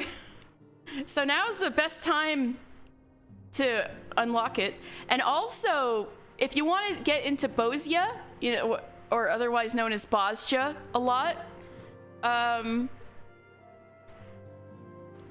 feel like it's easier to deal with if you're being DPS in the Alliance raids. You can just kind of blend in and not draw too much attention. I don't know.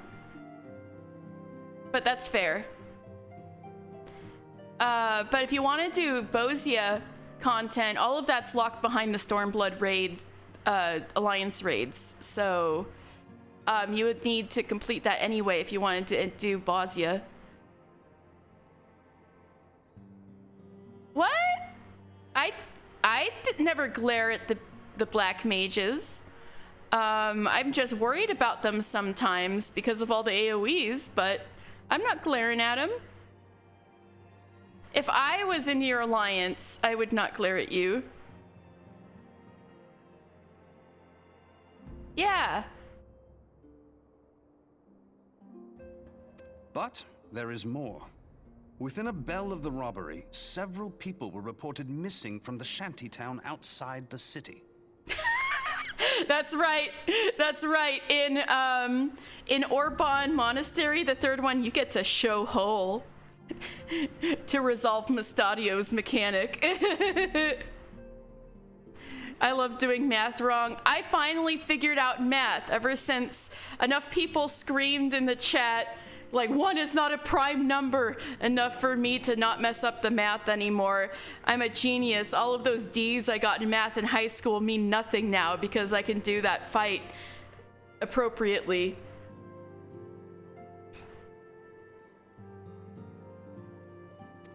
At a glance, one would assume the involvement of bandits, kidnappers, and coincidence. Such crimes are hardly uncommon, and the Immortal Flames deal with their like almost every day. I'm gonna refill my water while I let the cutscene keep going. 'Cause since they're talking for me, I can give my throat a rest.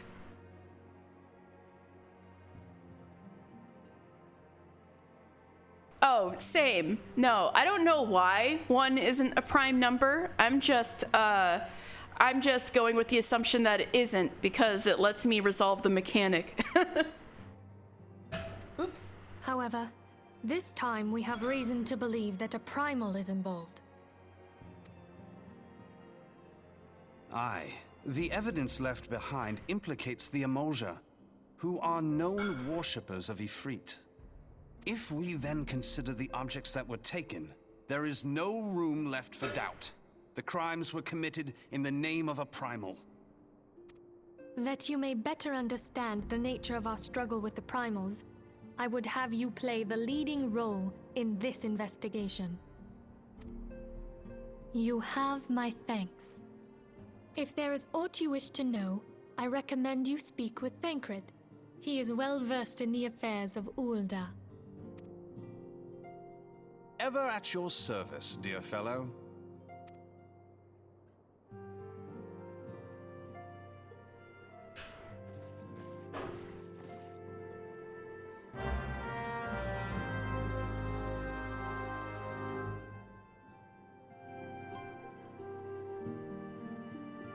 Wow, Thancred really does flirt with you no matter what, huh?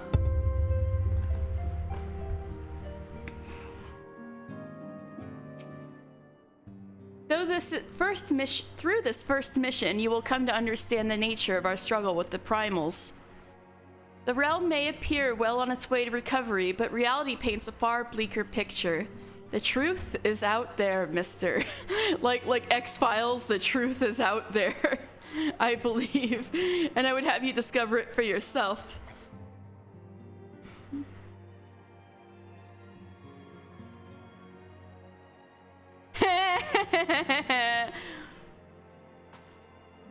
Oh god, I feel like Thancred and Urianger knew each other as kids, but then again, they were kids, so it's not the same. And also, Elizin shoot up 5-6 feet the instant they hit 20. And I'm sure he's been in a potato sack since before the age of 20, so... Yeah, that's true. Who's to say he didn't wear a smaller version of the sack? I mean, the Studium has a uniform, though. I know Thancred didn't go to the Studium, but he was around. The big reason is that if one is prime, then it makes all the other stuff you can do with prime numbers way overwrought. It's a rule that always works unless you let one join. See, still don't fucking understand. People having theories about numbers is so weird and abstract to me. Ready to begin, are we? That's the spirit. So then, your mission is to investigate a crystal robbery and a spate of abductions. Yeah, what is with us and kidnappings? We're always investigating kidnappings. There was the Serpent Reaver kidnappings, now there's the Lambs of Dalamud kidnappings, and now we got the Amalja kidnappings. Crimes which we believe are to be connected. Assuming we are correct, it is like that any discoveries we make in relation to one will further our understanding of the other. But it's divisible by itself and one, so is one, then it's fine. At least it's not murders. I mean, I guess. we haven't encountered that many murders yet, fortunately. Now, since the attack on their caravan, our friends at Amagina and Sons Mineral Concern have doubled security over all their shipments. In light of this, it is my judgment that the abductions should be our priority. According to our preliminary findings, the majority of the missing were last seen in the vicinity of Camp Drybone, so that would seem a fine place to begin. A fellow by the name of Isambard serves as the camp's de facto leader. Pay him a visit and see that he gives us his full cooperation. Yes, Thancred. Okay, let's go back out here.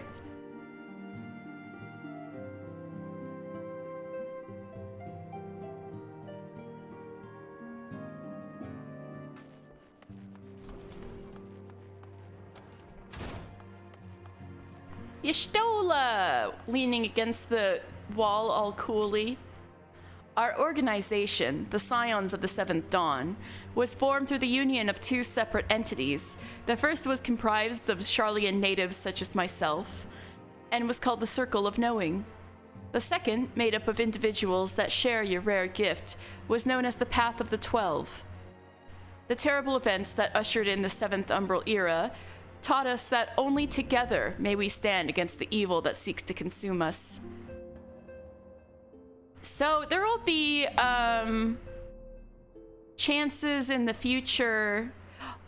Oh, Rowan, that's wonderful. I know, God, baby Y'shtola, she's in her 30s and has a doctorate. I know, right? For real. Ooh, her ear be clipping. I'll walk over here so her ear don't be clipping. But yeah, so she's talking about the Circle of Knowing. So the Circle of Knowing was headed by Louis Sois, and they were allied with the students of Baldessian, and basically the servants of the Circle of Knowing and the servant of the students of Baldessian were both groups that were willing to scour Eorzea and help Eorzea at large, when Sharlayan is known to be kind of keep to themselves and have been avoiding Eorzea altogether ever since they had to evacuate, which will be expanded upon further in the future. But yeah, basically Louis Sois and his radical PhD buddies were like, "Fuck you, Sharlayan." Orthodoxy not wanting to get involved. We're gonna help people whether you like it or not. And so those were the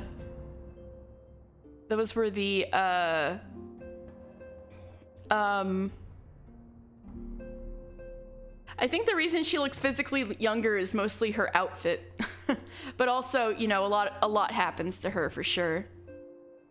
Yeah, and the Path of the 12 wasn't even founded until the Circle of Knowing was coming to Eorzea, because Thancred introduced Minfilia to Louislaw Leveilleur, and so Minfilia and Louislaw were exchanging letters back and forth for a long time, and with the guidance through Louislaw's letters, Minfilia founded the Path of the 12, which was which was disguised to look like a religious sect. Like I mentioned earlier, the Lambs of Dalamud were considered like a sect of 12 worship before they were considered a cult. And so the Path of the 12 was the same, was considered like a sect of 12 worship. But in reality, they were people with the Echo seeking other people with the Echo to like find out more about their gift together and, you know, support each other and learn more about the nature of their power and things like that. So since the Path of the 12 wouldn't have come to pass without the Circle of Knowing, it was only natural that, or rather, the two organizations, like AAA, but for ethereal powers. I like that.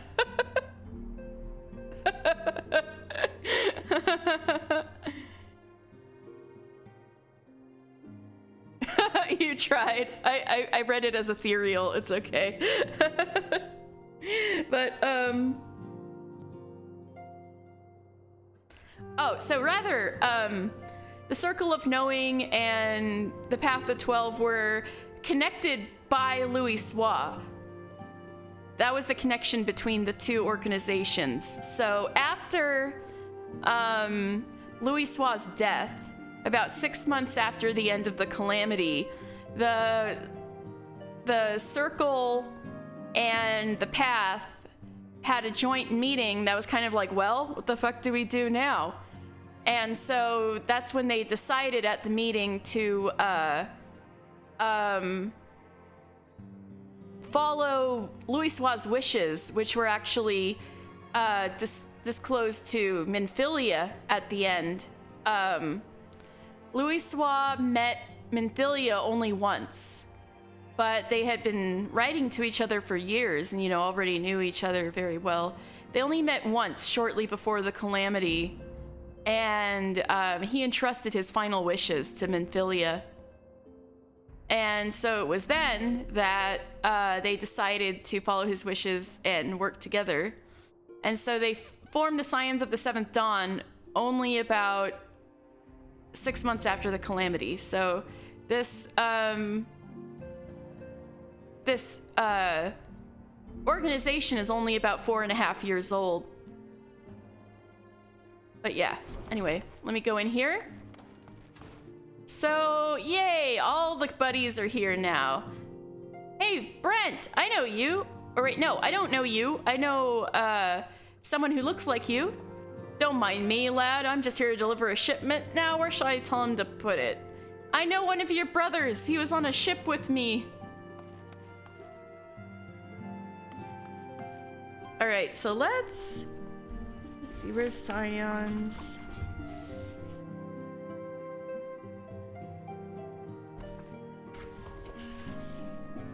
Here we go.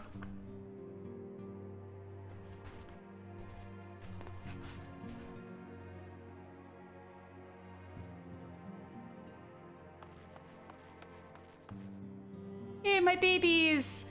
Urianger! 7 waning moons see 7 suns rise. Divine order roils, fallen corpses writhe. Thus the divine chronicles seek to warn us once more. The meaning of these words now shines clear. They evoke the dire circumstance of this imperiled age. The realm doth shudder and oh, this is like the exact same thing he was saying before. Yeah. Papalimo, sitting on the crate, being all cute.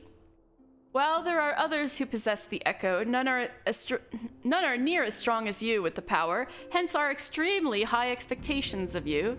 Ida, this place is called the Waking Sands, and it's our headquarters.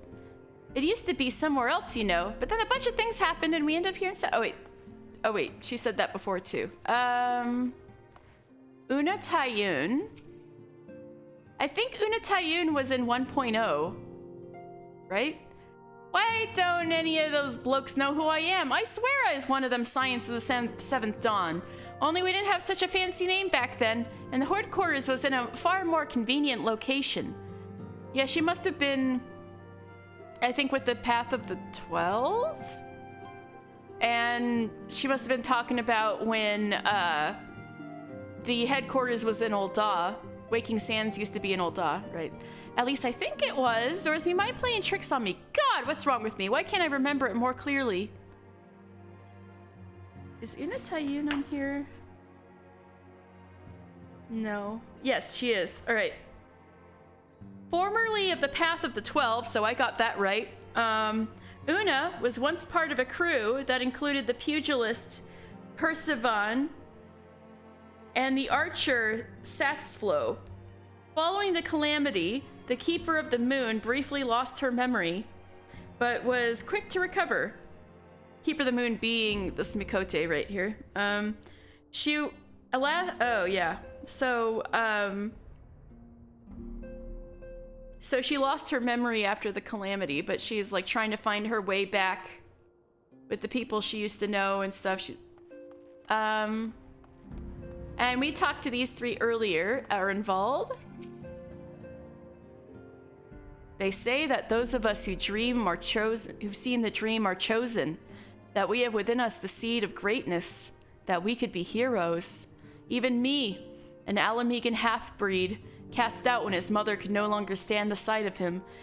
A half-breed who once took the bandagery just to eat. Are you going to sleep? Thank you for the comfy time. Oh, I'm so glad you had a comfy time. Have a good night alone. Thank you for watching. A half-breed who once took the banditry just to eat. Aye, I'm sure I'm just brimming with rogue potential. Don't put yourself down, Arenvald. You've had an incredibly hard life that you had no choice in, you know? And you're only a kid. Like, all right. So let's talk about Arenvald Lentinus. He was born in occupied Alamigo. He was the son of a Garlean man and an Alamegan woman. So he's a product of the occupation. His mother could not bear the shame of a half-breed son and cast him out. Arenvald lived a little better than a bandit, attacking people for any food they might carry until he left his homeland and became an adventurer. Now 19, he serves the Scions after an inexplicable dream called him to their doorstep. Yeah, he had a rough life. And he's only 19. All right, Auli. So, Arenvald, Auli, and Avatia only met each other like here. They all just recently came here and have kind of bunched together. So Auli, the robberies and disappearances, the Amalja are the most likely culprit, wouldn't you agree? Then again, this is Thanalan. One cannot discount the possibility that moneyed interests are involved. So, Auli Mulsham. Mulsham? A seasoned adventurer of 27 years, Auli was bid to join the Scions by Tataru in Blackbrush, though she was somewhat dubious of the invitation at first. What the Wildwood woman lacked in tact, she made up in caring, and in time came to be like an older sister to Arnvald.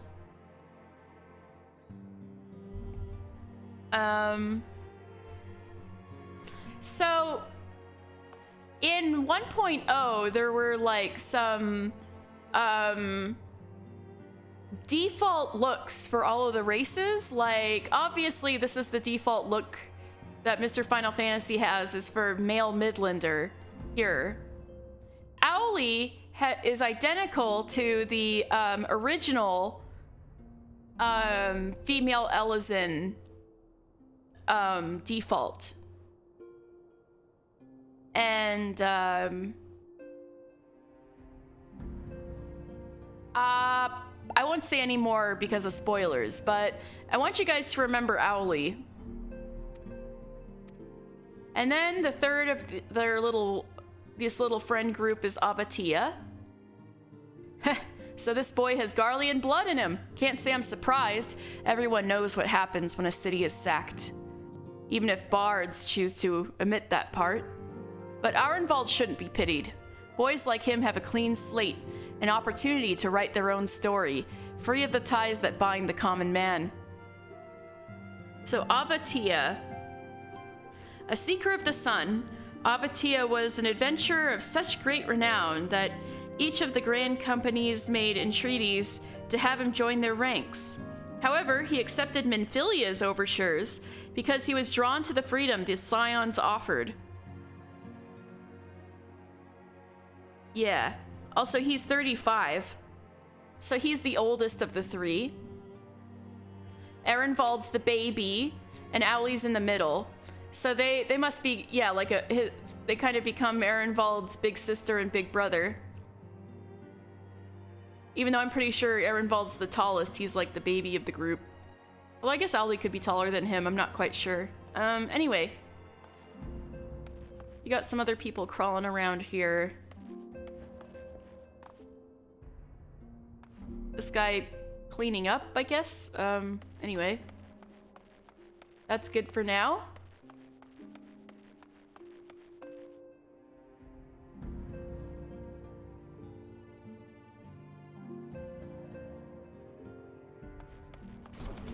You would say Dilf, but Tia.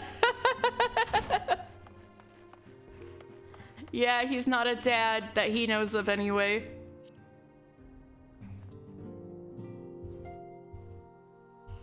Alright. So, looks like, yeah, we need to go to... Where the heck is Camp Drybone? Okay.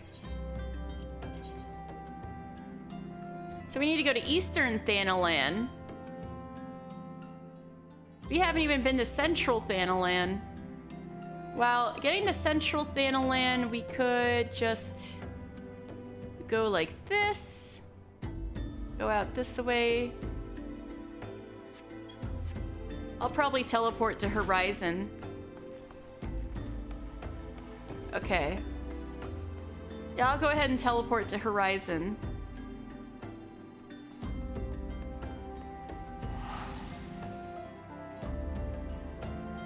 I can't wait till we can get a chocobo. Okay.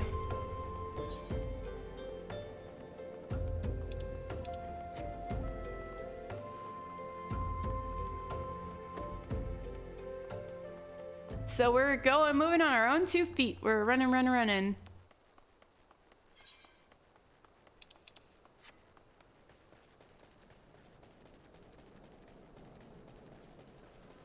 Oh wait, we don't want to go, wait a second. We don't want to go back to Copperbell Mines. Sorry, we need to keep going this way. All right. .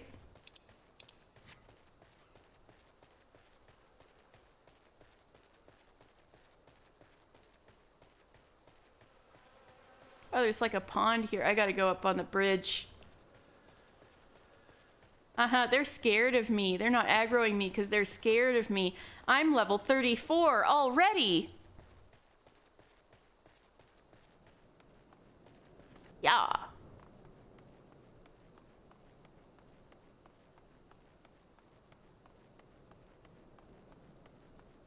So we're back in Hammerly. But again, it's nighttime, so I can't see those hammers. But I'll definitely point them out if I see them. Ah, here's Central Thanalan up here.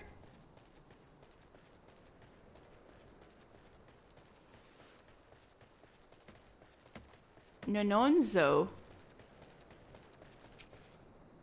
If you're headed to Blackbrush Station, just follow the Sunway. She'll lead you there. Thank you. So it's the Central Thanalan. So the main gate of Old Daw opens up to the desolate wastes that comprise Central Thanalan. Caravans laden with goods can be seen passing through the area, as can tired refugees lacking even their daily bread.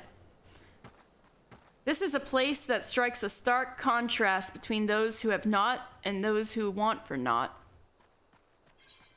All right, Blackbrush Station. Oh yeah, he said keep following the road, right? Yeah, you gotta get back on the road.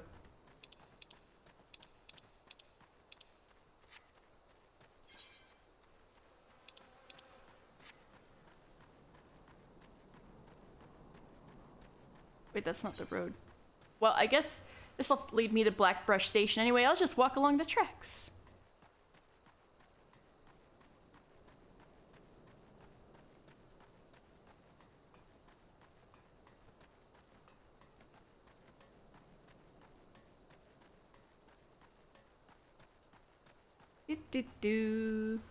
Yay! We're coming upon Blackbrush Station.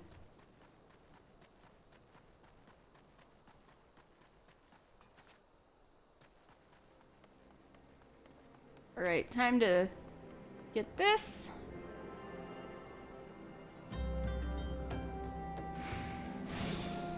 So since there are stone torches guarding the gates, that's already a sign that this area has something to do with mining, since the stone torches guard the Amajima and Sons Mineral Concerns interests. All right, so let's see. Somebody knows what's going on around here. At Fled? Looking for Blackbrush Station? Well, you found it.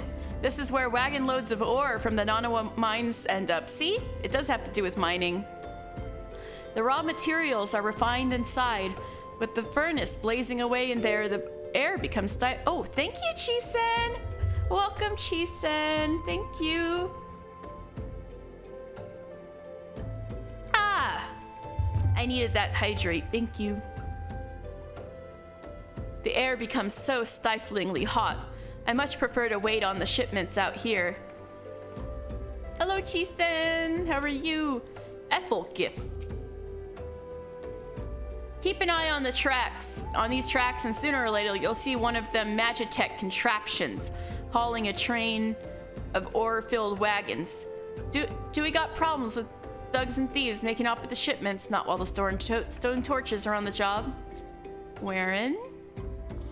The lads and I are in charge of protecting the interests of Amajina and Sons mineral concern. And that means dealing with any threats to the shipments that pass through these parts. Zuzumeda? Wherever there are places populated with people, you shall perforce find peddlers. Merchants often meet in such areas that might make a mutually beneficial exchange of information.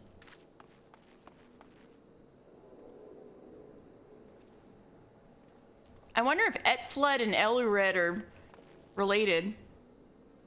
I'm a busy man, so state your business or leave me to mine. What do you do here?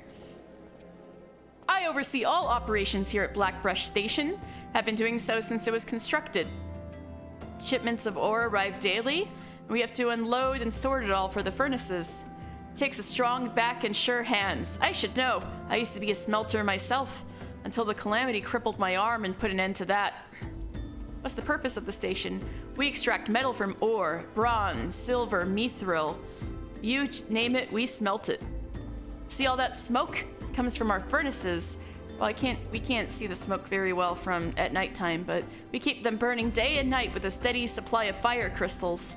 Aye, without me and my boys sweating it out here, the lords and ladies wouldn't be able to deck themselves out in fancy baubles. Alright, so sitting at the intersection of the Royal Allegan Sunway and southbound Royal Allegan Starway, Blackbrush serves as both the final stop for those bound for Ul'dah, as well as a place for final farewells to those travelers and merchants leaving the city. So, Blackbrush Station is a marvel of modern innovation. The steam engine has transformed the mining industry, increasing efficiency and profits thrice over. It has also led to the transformation of what was once a thinly manned Aetheryte outpost into a thriving crossroads of labor and commerce, a new pillar to support the thriving Ul'dah economy by and smelting ores by the sound of it. So nearby is the Coffer and Coffin, which is a bar, tavern kind of deal. Took its head off in one fell swing. Haha, I'd hate to be that squirrel. But we don't have business at the Coffer and Coffin right now, so I'll leave that to when we actually have to go there. So we gotta go to... Right. We're just passing through. We gotta go to Eastern Thanalan.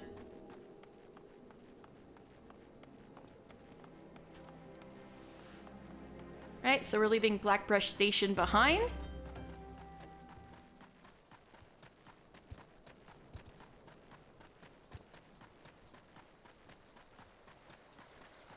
We got giant ants out here.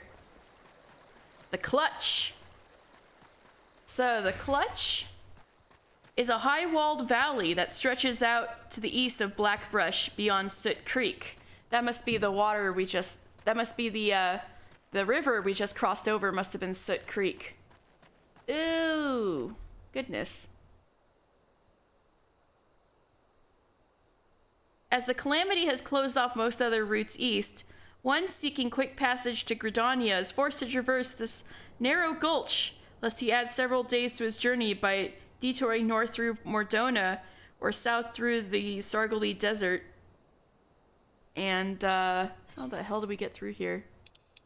I guess we gotta go south to not go through Toadland.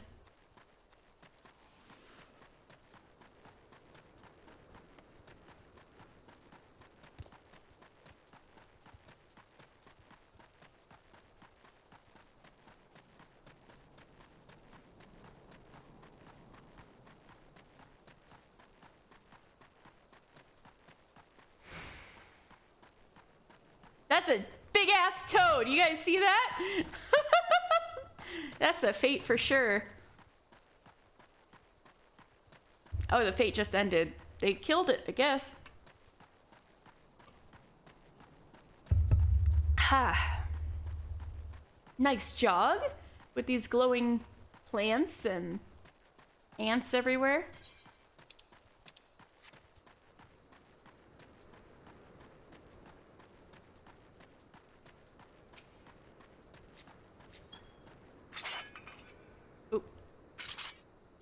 Baby bat?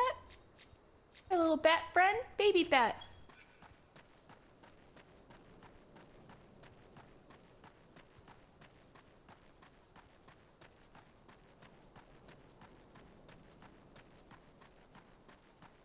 Alright, finally making our way to Eastern Thanalan. Alright. Now there is quite something in the distance there, eh? It's kind of foggy though. Alright, so Eastern Thanalan.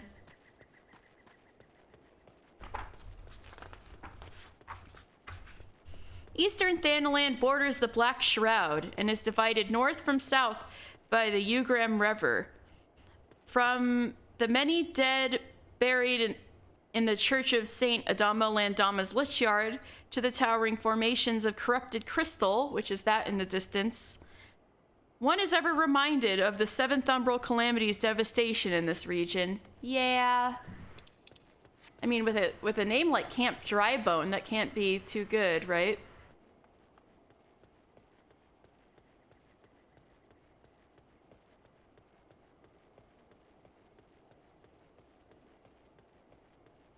And here we are at Camp Drybone.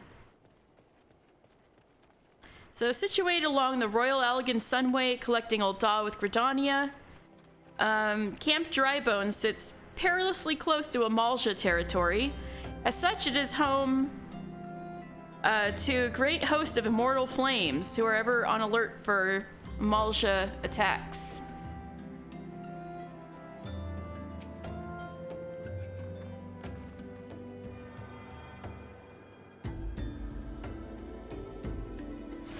Alright, Aetheryte done.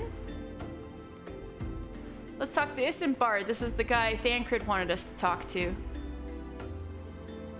Oh, I didn't mean to step on this thing up here. I'm Isambard. Here to search for the missing folk, I take it? Minfilia sent word that an adventurer fitting your description would be along. She also warned us to be wary of the Amalja.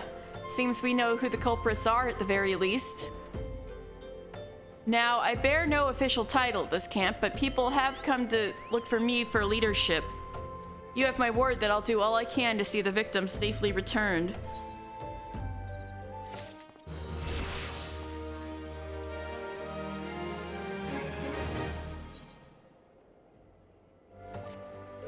Let us get right to it then. Minfilia names the Amalja culprits in all this. You would do well to investigate them first. Much harm has been levied on these lands by Amalja hands. The flames burn where they might, but their light cannot stay the darkness in all places at all times. There have been brutal murders of callers at the Church of Saint Adama Landama, innocents wishing no more than to pay their respects to the dead. That's awful. The poor souls deserve a proper burial. I would not see the deed before mongrels catch their scent, but I know not if the Amalja still linger. He's like, hey, I just met you, and this is crazy, but could you collect these corpses? And call me maybe? Would you secure their remains for me, friend? You will find them on the Eastern Road. 12 willing, you may even come to learn something of what the Amalja seek in this area. I don't know how the two are related, but you think they might be the murderers? Okay. This camp lies on the road between the Black Shroud and Ul'dah. You'll find several places of note nearby. I suppose the two most well known are the Amalja encampment, where the lizard men nest, and the Church of Saint Adama Landama, where the thaumaturges tend to the dead and worship Thal. Now you know why there are so many immortal flames and corpses about. The former keep the Amalja in check, and the latter are bound to be given back to the earth.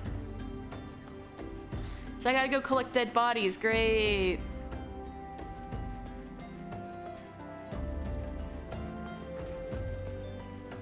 I'll talk to these people later.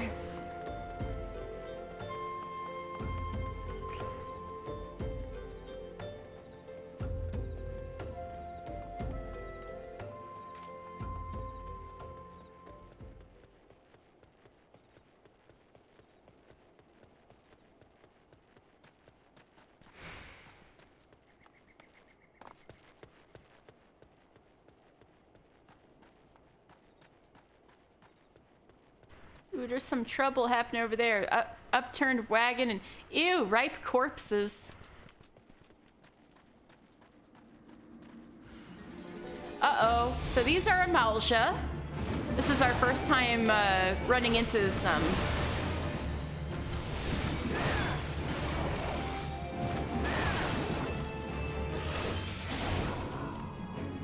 So Amalja are quite large, as you can see. All right, these poor ripe corpses.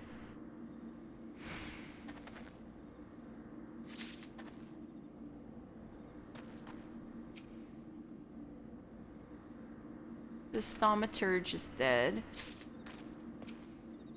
And,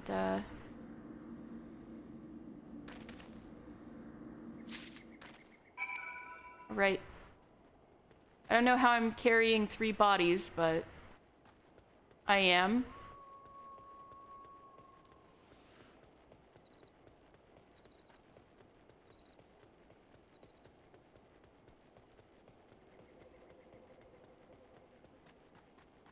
Whoosh.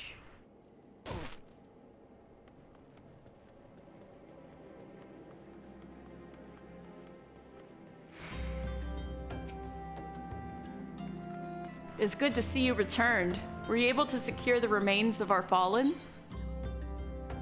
Ripe corpse. This poor soul appears to have been ravaged by an emulsia before sitting to rot for several turns of the sun. With the bodies given back to the earth. Oh, I just got given a hug. The souls will find their way across to the other side.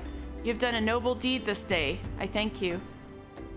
Now then, what of the emulsia? Mr. Final Resting Place? I love that. I love it. Oh, Lobat! Lobat, welcome! Welcome, welcome! Also, Lobat, oh, I feel bad. I missed the end of your stream last night because my computer just started slowing to a crawl to the point where I couldn't even reload the page when there was an interruption in the stream quality. And, so I couldn't, and by the time I fixed it, everything, your stream was over, and I was like, no! So sorry I missed the end of your stream. I was having computer issues.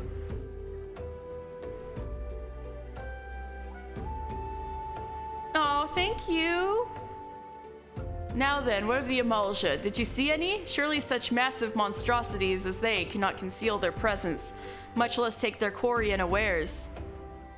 Ah, so there were emulsia remaining after all. I feared as much. Their part in the lowborn disappearing is all but confirmed, but I sense there is more than meets the eye. The occasional emulsia raiding party would not account for people going missing in these kind of numbers. The total is too great, and the questions too many.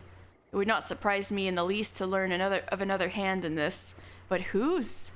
Countless travelers pass through Drybone every day, and even if it were one among them, how would we best discover who may be implicit in these vanishings?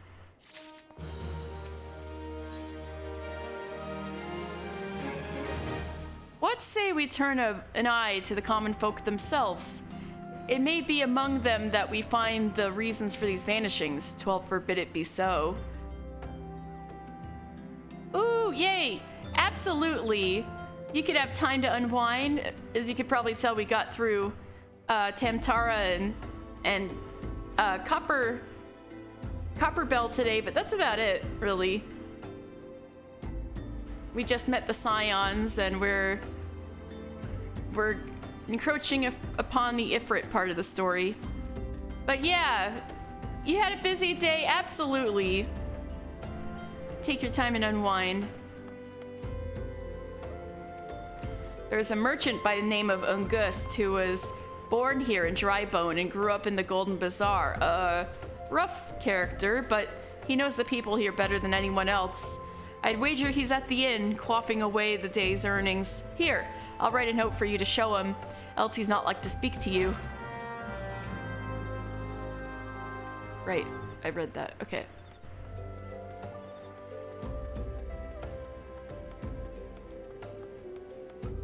Nerl, a flame captain. We immortal flames are stationed here to keep an eye on the emulsia in the region. Should you see any, do not draw too near, lest a simple grave at the Lich Yard await you. Okay. I just beat up some, so I think I'm okay, but... Oh my god. Him. Him. Oops.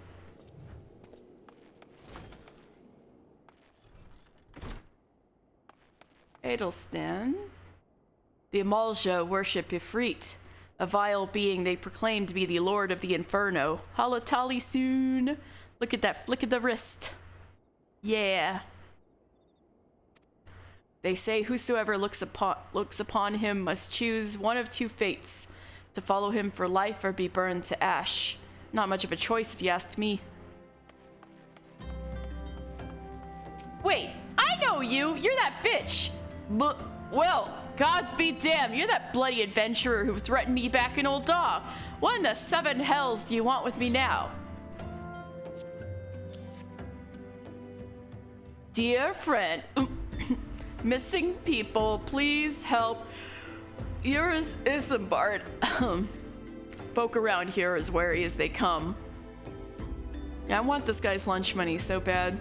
But he's trying to bully everybody else for their lunch money. So he deserves it. They'll turn tail and run if you so much as pass wind nearby. Played them all for fools and coaxed some hard labor out of them, I did. Oh, that's not a cool thing to admit to. If anything, they're even more timid than before, what with all the disappearances. You can go talk to him yourself if you don't believe me. What a piece of shit.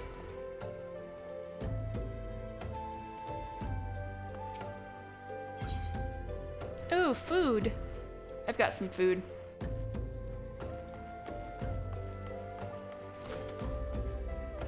Oh, it's finally becoming daybreak. Please, sir, just leave me be. Oh, geez. He was right. They are pretty timid. Devious derelict. I have nothing to say but this. They'll take who or whatever's been feeding off us low folk. Yeah, I want to. Yeah, let's pinch his nose till he cries. That would be great. Not for this guy, but for Ungust. Yeah.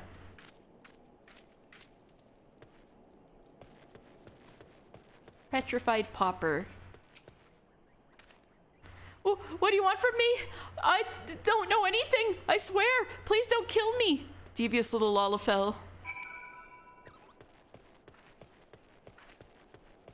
Wow, dude, you were right. Oh, I just realized I probably have stuff I can... Nope. All right.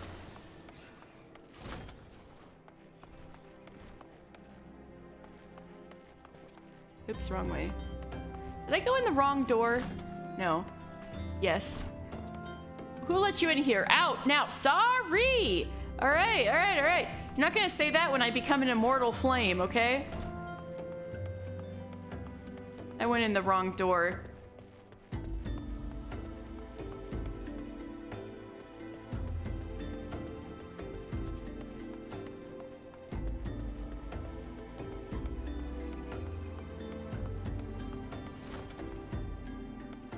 All Lalafell are devious? Hey!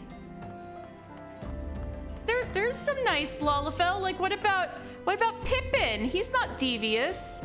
Reminder, there's no brawling in the pub. Yeah, no problem. I'll beat him up outside, okay? Just as I told you, wasn't it? The whole lot of them are terrified. There's been talk of folk getting abducted, but if you ask me, they simply up and moved on to a better place. This place isn't exactly Costa del Sol, if you know what I'm saying.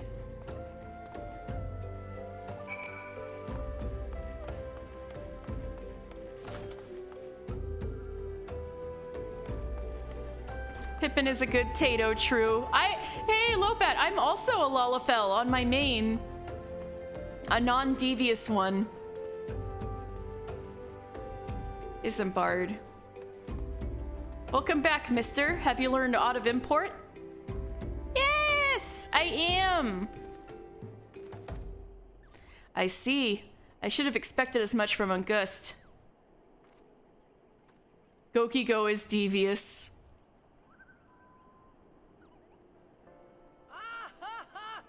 Ha ha ha.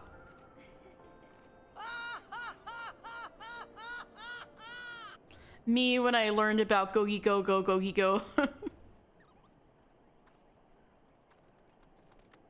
I see. I suppose I should have expected as much from Ungust. Well, another thought occurred to me in your absence. The common folk are nothing if not fervent in their religious beliefs.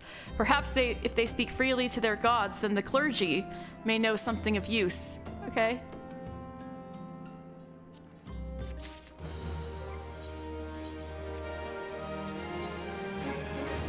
Really? That hat's not better? You saw the most amazing video of the composer singing Lahi? Yes, I know! Do you know Lahi? Best video ever. I wish I would have seen it live, but I hadn't even finished Shadowbringers yet when it happened. Truly, it is the most beautiful thing. It is worthy of tears. Lahi.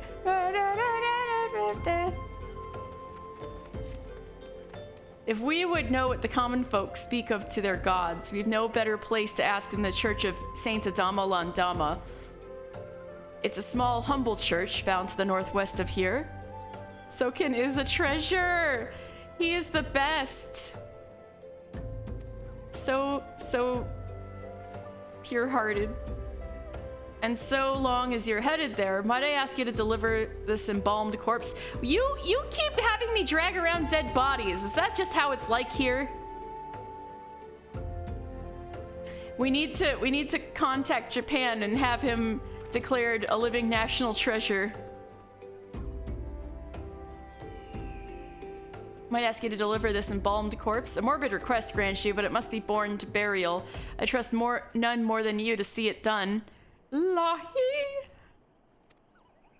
Seek out a man named Marquis. He tends to the graves of the Lich Yard. He will tell you where the body is to be interred. Haha, quote unquote Marquis. Okay. So we're going to the church. Hey, it's Sunday! We're going to church!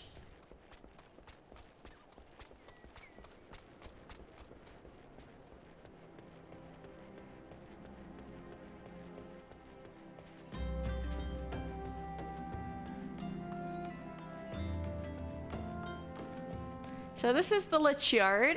You can see the gravestones already. Kind of a morbid place. Oh, and there's a dead body. Great. Eluned. Ever has man sought to better his life, all too often at the expense of his brother. That desire and hope can beget suffering, and death is a regrettable yet undeniable truth. I just realized they do have, the clergy do have the same robes as the Order of Saint Naldthal by the Thaumaturgist Guild, so they are part of the Order of part of the Order of Naldthal. Ilkum. Ilkum! No, I'm just kidding. Though I am not qualified to assist with the rites, I offer what assistance I can to the priests. Sometimes I wonder if I'm just getting in the way, though. Sorry, PewDiePie. All right, so the Church of Adama, Saint Adama Landama.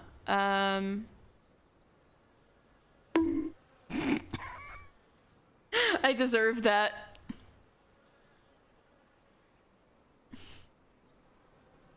Where we?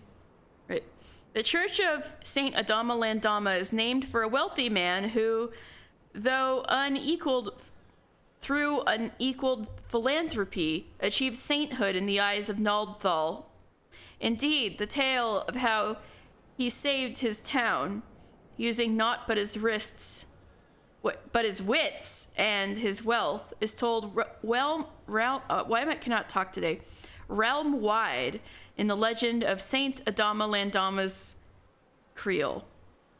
The chapel itself was commissioned by the merchants of Ul'dah to put those souls who perished in the calamity to rest, yet many still come, even after 5 years, to commission a final resting place to their loved ones. So this place was just a church before, and the Lich Yard didn't come about until the calamity because they had so many bodies to bury. This reminds me, in the other book, there's a whole thing about saints. Since this is the first time a saint of the 12 has come up, might as well talk about saints, right? The saints of the 12, in the various lands of Eorzea, long has been a tradition of conferring the mantle of saint upon those worthy souls who have accomplished great works or lived a life of exemplary virtue. These saints are each associated with the deity whose qualities they embody. So thus, they thought that Adama Landama embodied the qualities of Naldthal. and are revered as figures graced by divine benediction. So, marked by great deeds of purity and virtue, the lives of saints have long been immortalized in story or song.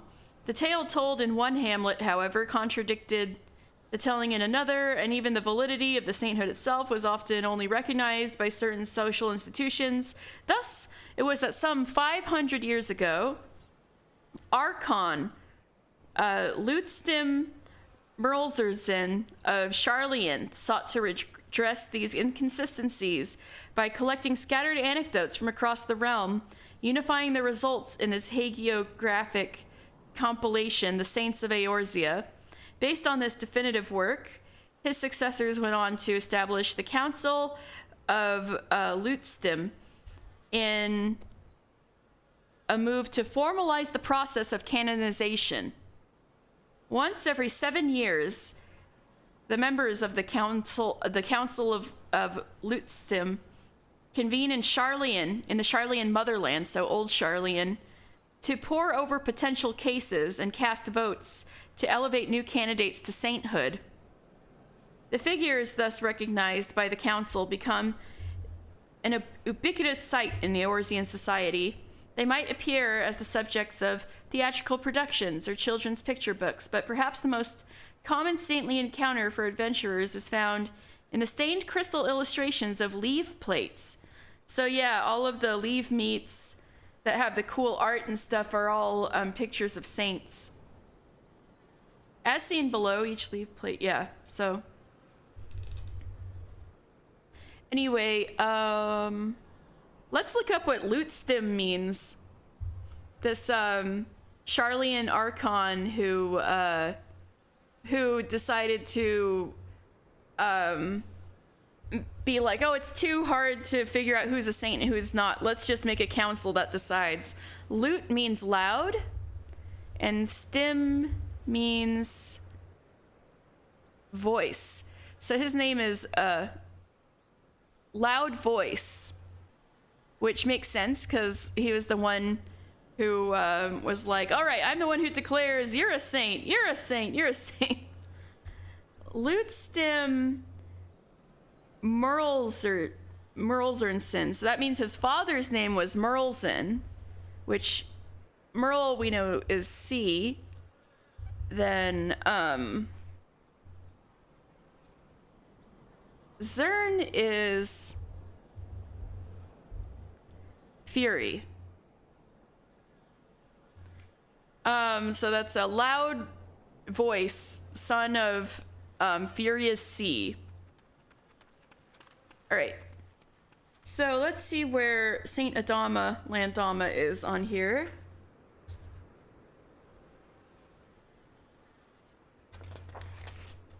Man, there's a shitload of saints. So every time we see a saint, I can come back here and look them up.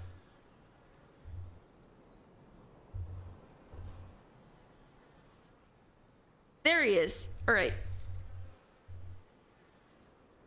All right. Munificence is what he's known for. Saint Adama Landama and the Market Basket. So, little known fact, Saint Adama Landama was actually a Lalafell. Because Adama Landama works as a Plainsfolk Lalafell name. So whenever you talk about the Church of Saint Adama Landama, that's a Saint Lalafell. So just keep that in mind. So Saint Adama Landama and the Market Basket. Adama Landama was a merchant of well-established wealth. Whilst many knew him as a miserly soul who would not spare a clipped gill for the poor, the peddlers in the marketplace held a decidedly different view of the man. Though it was true Adama was not one for charity, he never haggled over the price of wares he considered worth purchasing, be it a little girl's collection of seashells or an idle artist's latest masterpiece. His practice of strolling amongst the stalls and filling an oversized basket with whatever took his fancy attracted new traders to the business of specialty goods, and eventually led to the market becoming the largest of its kind in the region. Celebrated for his munificence in the field of commerce, Adama Landama was raised up as a saint blessed of Nald Thal. Interesting. All right. So he was all about buying stuff for what they were worth, and so I didn't think he expected to his church to become a massive bleak graveyard, but all right. So there's this guy named Mark. Oh wait, let's talk to Fwandrek. Rest in peace, dear uncle. Technically a cousin thrice removed. Who's counting? We're too busy dividing up that estate of yours. Oh, so not too sad. Right, Marquis. Wow, I wonder who this is.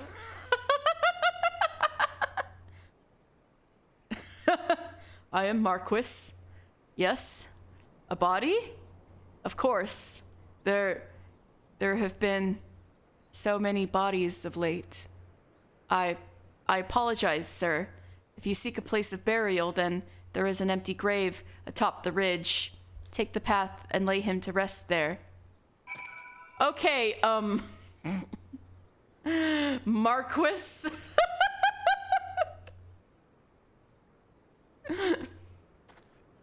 Bury him well and give his soul peace.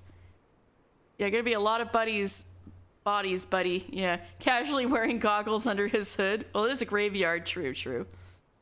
Yeah, exactly. You should have thought of that before you took up this stuff. Give his soul peace, then we will talk. Okay.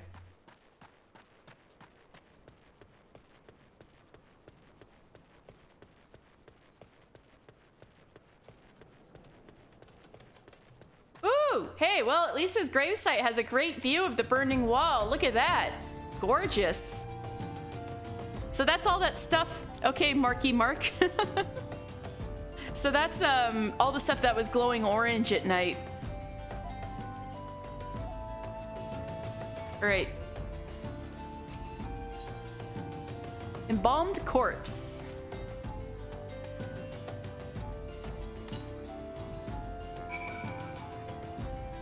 Oh, are they just gonna bury him, or oh, I gotta bury him, right?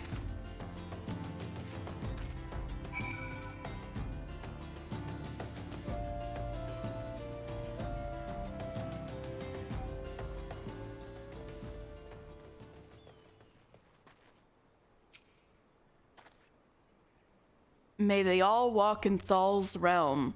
What? Missing people? I'm afraid I cannot help you. But maybe Sister Orson can. She has been kind to me, everyone. Everyone has been so kind.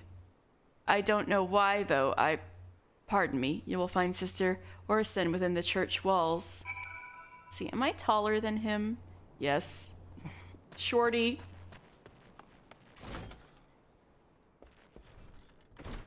Eaduard? My little sis was the only family I had left, till the flux up and took her away too. 'Tweren't easy, but I brung her all the way here. Now all's left is to put her to rest proper, like she deserves. Yes, Manlet Marquis. Manlet Marquis, the Marquis of Manlets. Let's talk to Iliud first, why not? So many tragedies have befallen us in recent years. The calamity, the primals. Alas, it is only within our power to shepherd the souls of the fallen and pray that they find peace in Thal's realm. Hello, Orson?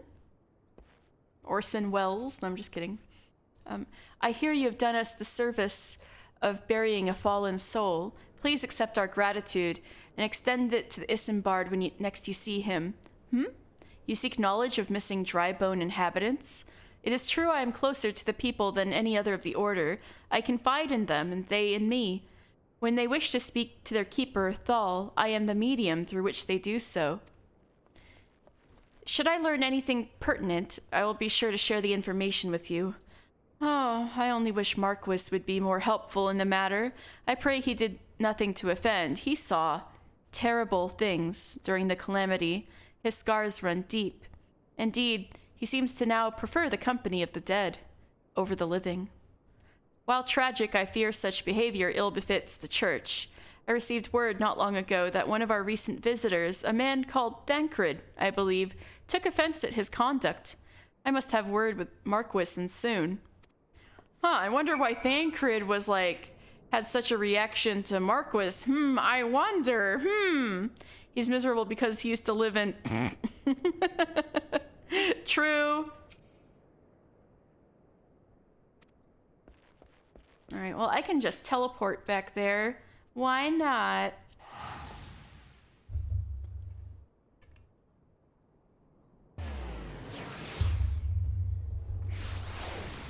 Alright.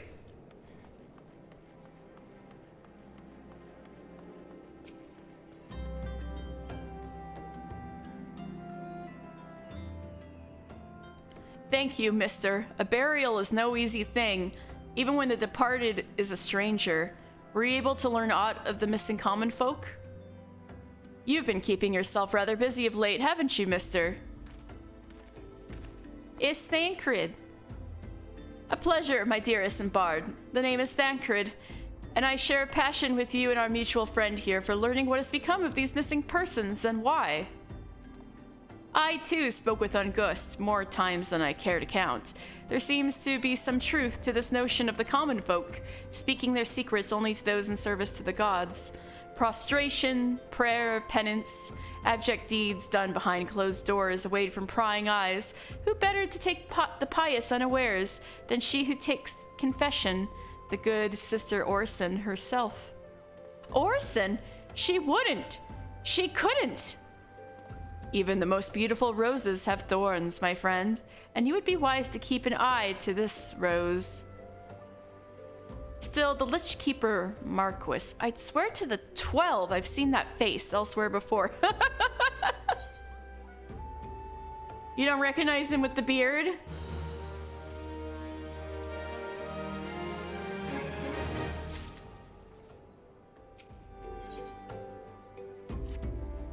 Sister Orson. It cannot be. Though she is wont to travel to the Golden Bazaar on her own, and it's not uncommon to see her speaking to the children, but no.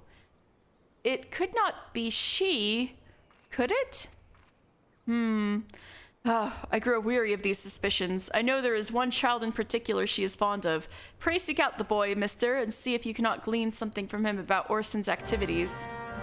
So we're heading to the Golden Bazaar, one of the only times we'll need to go there. The Golden Bazaar isn't used very much. Alright. So that's... we gotta exit Camp Drybone and go directly north. Okay.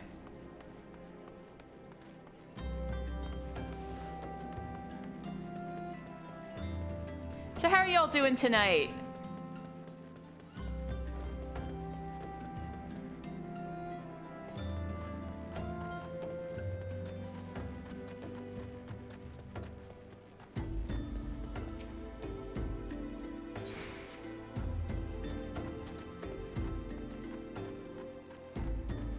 Yeah, get me out of here. Oh, this way. Zonked? You're zonked? Comfy? Oh, good. Trying to find ether currents? Oh, my God. What a thankless task. I wish you well with that, Rowan. Well, I'm glad you guys are chilling, though. Alright.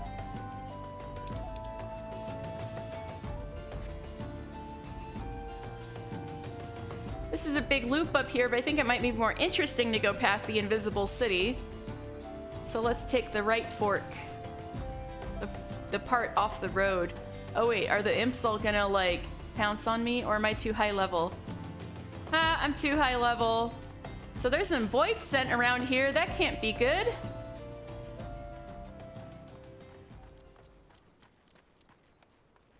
So this, we're coming up on the invisible city. Rotting corpses. Wonderful. All right, so the invisible city. All right, if not for a gaping rent torn open by the calamity, which must be this that we're looking at. These ancient ruins, buried under nearly a malm of solid rock, may have gone undiscovered for another 1,000 summers. Scholars sent to Highbridge to study the site are currently of a mind that the structures are not a city, but in fact the tomb of one Lolafuto IV, famed Sultan of Beladia, How they came to be buried is a question the scholars have yet to answer. So these are Beladian ruins that were... I'm just walking casually past these zombies just because, man, Bahamut did this? That's wild. But yeah, I'm too high level. All of the zombies are like, I do not perceive him.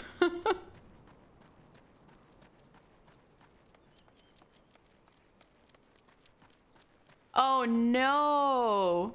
Oh, I'm sorry to hear that, PewDiePie. Yeah, I've benefited from having the post limitation of the ether currents for sure. And even then, friends were helping me and stuff. So this is the Golden Bazaar. You smell of the dead. Been to the ruins, eh? Well, yeah, sorry. I just wanted to have a look-see. The Golden Bazaar. All right, so we mentioned the Silver Bazaar before, even though we haven't visited there yet, right? Well, anyway, the Golden Bazaar, once a waypoint for traders making the journey between Gridania and Ul'dah. The rise of settlements such as Camp Drybone and Highbridge have all but rendered the once prospering hamlet a ghost town. Rumors of mithril deposits to the nearby mountains and treasure in the ruins of the Invisible City, however, may work to rekindle this dying ember. But yeah, this is one step from a ghost town. Have that blasted Rugadin finished the stew? Why we dragged him along, I never know. Oh yeah? You're the one making the stew? The ruins are but mere malms away, yet here I stand and stir. I take it y'all are thaumaturges or something? Or researchers? Right. Uncombed urchin. Hey look, these are the only time you get to see Lalafell children. They look just like adult Lalafells.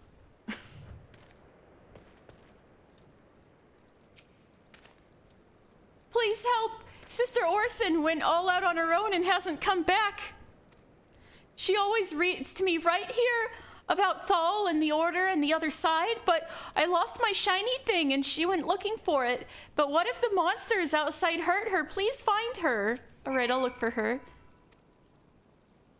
Yeah, these are the only time you'll see Lalafells. They're just like min-height Lalafells.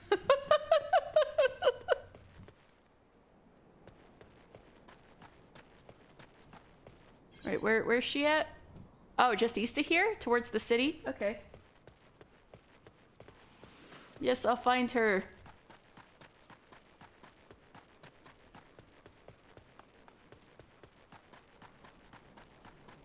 Cute little Tatoes. Oh shit. Girl, you okay? At least she's alive. Oh, hell. Those are the zombies. The zombies have it out for her.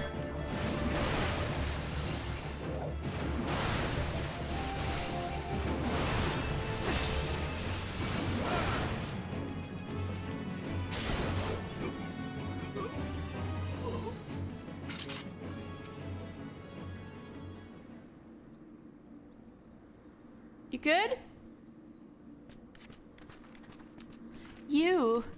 You are the one from the church. Thank goodness you arrived when you did. It seems my gratitude is yours yet again. You spoke with the child? Yes, well, I was able to find his lost trinket. It is a ring given him by his mother before she passed. I will see it safely back to him. She doesn't seem like she's kidnapping people and bringing them to the Amalja. Oh wait, I don't need to go back here, huh? Right? Let's just... Oh, I know! I have an idea. Let's go the scenic route.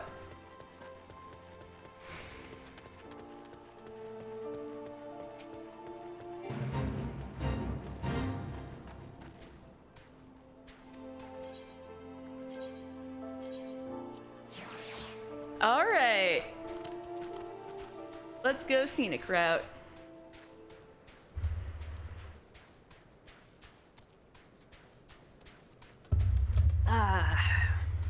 I get to drink some water.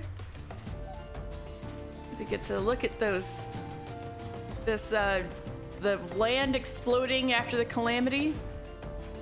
Wow, it's cool. I didn't notice before there are trees growing way up there. Life, finds a way.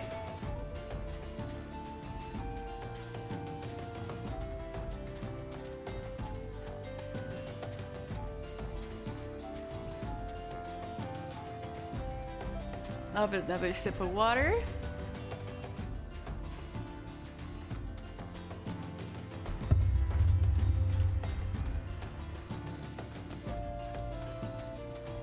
There's the church. Thank you.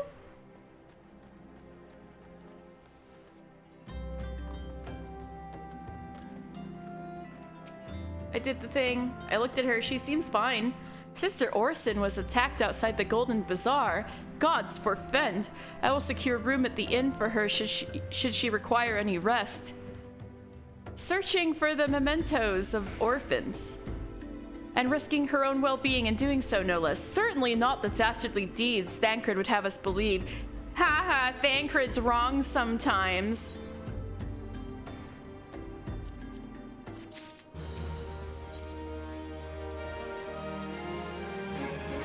I am well glad I reserved that inn room for Sister Orson. It seems she received greater injuries from her attackers than she initially let on. Get his ass! Yeah! Thankfully, she is expected to make a full recovery. But now, on to the matter at hand. Thancred came looking for you once more. He left a word that he will be waiting at the Amalja encampment to the southeast. I pray the two of you are able to uncover some evidence regarding these disappearances. I'll do my best.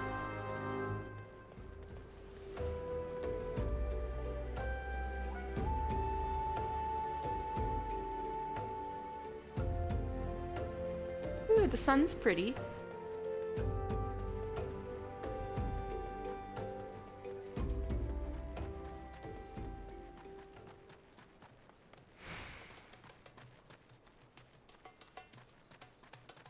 Alright, so dry bone in general. So hot do this area's temperatures rise that those who perish in the heat are almost immediately reduced to withering piles of bones, soon to be bleached by the relentless rays of the sun. And that's why this area is called dry bone. Isn't that pleasant?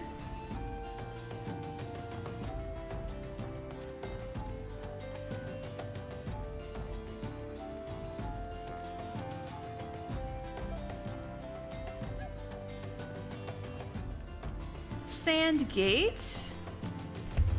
So on particularly windy days, sand from the Sargoli Desert is carried up from the south and deposited at the foot of this gateway into harsher lands. And that's why it's called Sandgate, because it's the gate to the sands, quite literally.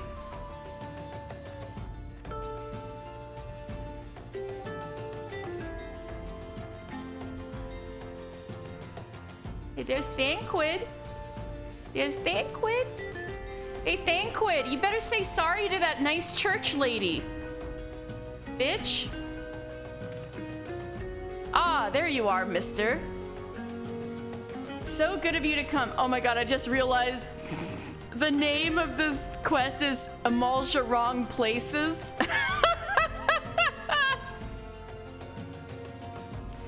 Indeed, I've heard all about good Sister Orson. Isambard said her wounds were serious.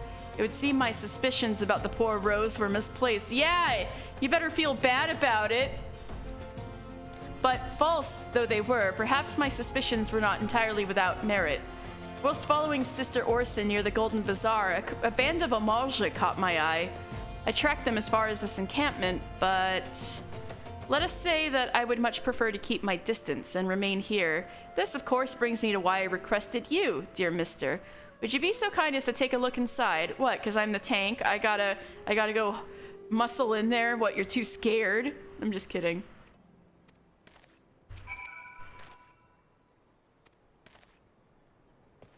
Alright, we're looking for answers in Amalja Wrong Places. Maybe I can just... Maybe they won't notice me? Maybe I'm too, yeah, I'm too muscly. They won't notice me. Haha. I'm level 35. Haha. They're just like, I'm just gonna not look over there. Right. Queer leaflet. Ooh, they got queer publications here. I'm just kidding. I found a queer leaflet, Thancred. You should read it.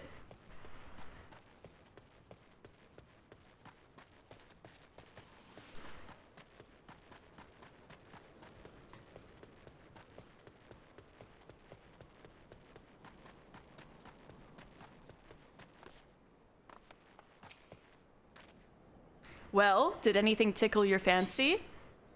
A strange slip of parchment found at the Amalja encampment in eastern Thanalan. This leaflet. See the wealth of Nald to the hands of your children. It looks to be some sort of assembly to provide the poor with work. The lettering, though, atrocious, is it not? And these bits about Naldal seem somewhat less than studied. I find it hard to believe one amongst the Order penned this. Pray take this to the inn at Camp Dry Bones. Let us see what Sister Orson makes of it. Shortcut.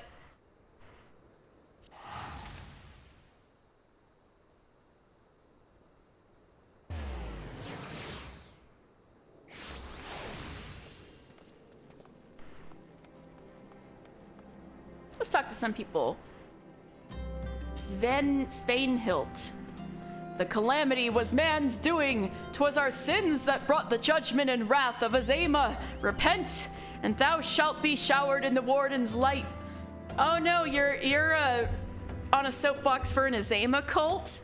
See what I mean about these sects of the 12? Anyway, what does Svainhild mean? Let's see. Miss Azema, I know, right? I joined the cult of Azema. Let's see what Svainhild means. Svain means mushroom. Okay.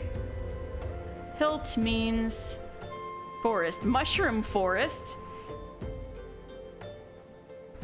What, he's talking like this because he's high or what? I'd be in a cult for her too. Mushroom forest, what an interesting name. Okay. Rowlin. You an adventurer, lad. You've got that look about you. Need help finding your way? What do you do here? After me wife was laid to rest in the Lich Yard nigh on 10 summers ago, I started spending more time here. Wanted to stay close to her, you know? One day I started helping out with the funeral rites. One rite led to another, and I ended up doing it for a living. Just goes to show you never know what the fates have in store. I'd like to think me wife's proud of the work I do. What kind of place is Camp Drybone? 'Tis a peaceful place for the most part. A lot of folk as perished in the calamity are interred here. No room left in the city, you see, and their loved ones come to pay their respects. Of course, people also come bearing the bodies of the recently deceased. So the church always has its hands full, attendant to everyone's needs. Oh, wrong place, but Ermagard, you got some nice armor here. The sun is as hot hands pressing down on you here. There's not left of those who succumb to the heat but dry bones, hence the camp's name. I don't envy you adventurers in the slightest, what with all that gear and armor you must be carrying, especially people like me.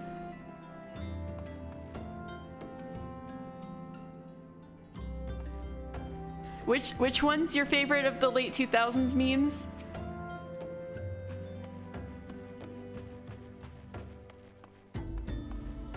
Do we really need more of these, whatever they are?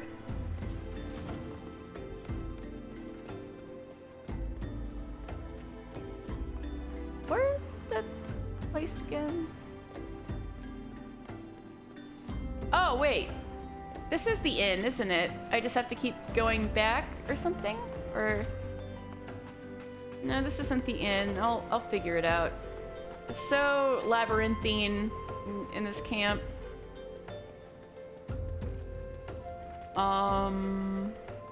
Maybe the...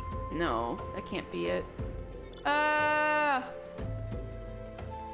Is this a door? Thank God. Okay, this has got to be it. Oh, we have to come back and speak to this guy later. So, do you remember that guy that was speaking like etheric technobabble in Gridania? This is his teacher, Lambertaint. No, I'm just kidding. Lambertain.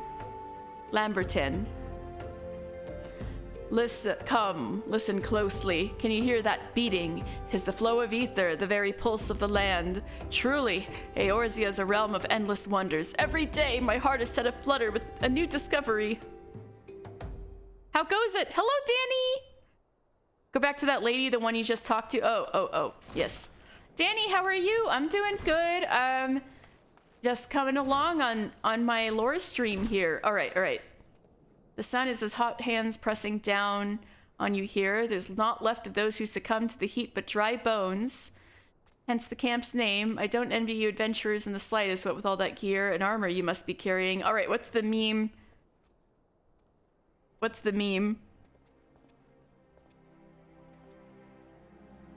Armagard! Oh my god! I didn't realize that. Gersberms, Armagard! Oh no, that's what you meant. Oh my, Ermagerd. Oh, I thought it was something she said, not her name. Oh my god, Ermagerd. Hi, Thanquid. Oh, and the children came to visit her. Now, let us see what Sister Orson makes of this leaflet. My savior comes again. To what do I owe the honor this day? What is this? Blasphemous. These are not our teachings at all. This was not made by any true brother or sister of the order. Of that, I can assure you. Come to think of it, weeks ago, the church was plagued by missing garments. Could someone be posing as a priest of the order to deceive the people? Oh, there's fake priests. The plot thickens, mister. Our culprit pretends to be a priest to lend credence to his deception. There's no doubt and irony in there somewhere. But I suspect we have a worthy adversary on our hands. I shall consider how best to handle this. For now, tell Isambard what we have learned here. Okay. Who would do such a thing? Welcome to Eternal Sleep. Why would they think that's a good name for an inn next to a graveyard? Eternal Sleep. Were they just trying to be cheeky? Trying to be catchy? I would be a little scared. But also it's the only inn, so you have no choice but to go to Eternal Sleep. Posing as a priest, to think. These troubling notions aside, it is gratifying to finally be able to move this investigation forward. Thank you once again, mister. I shall keep my eyes and ears open, now more than ever. All right.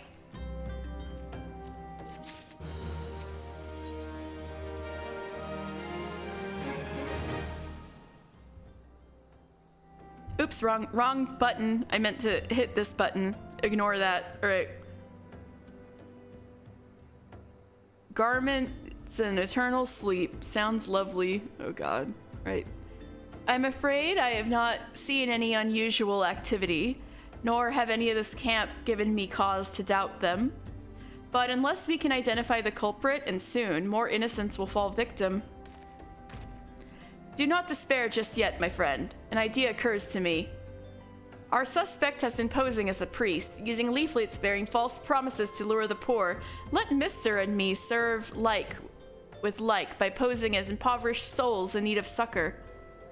Ah, I dare hope that this will yield us to the answers we seek. It will be a dangerous undertaking, but you two are more than capable of looking after yourselves.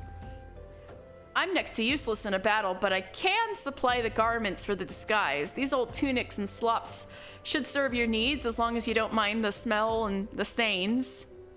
I also hate when they say sucker. They say it way too much. I hate that there's even a whole move, like a whole scholar move called sucker. These will serve very well. You have my thanks. Listen, mister. So as to lay the foundation of our little ploy, we must make it widely known that more vagrants have arrived at camp and are desperate for coin. So, Thancred's background in espionage starts to come into play here.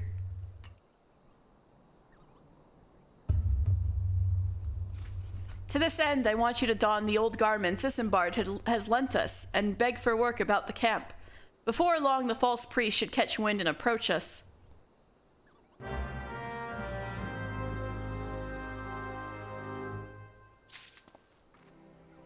Alright, I gotta wear the shepherd's slops. Alright, time to do a disguise. Do do do do do do do do do do do da da da da da da. Wait, shit. Wait.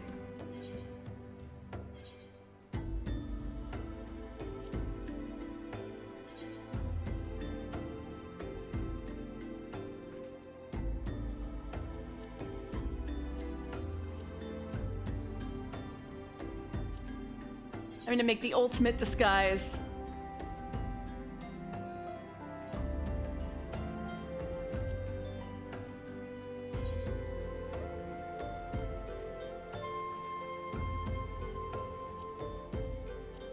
Is that what we were supposed to wear?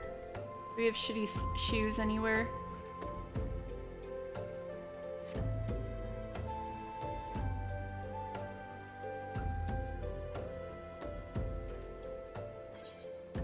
Oh, I know, I'll go barefoot. Perfect. I look even more like, and then take off all the jewelry.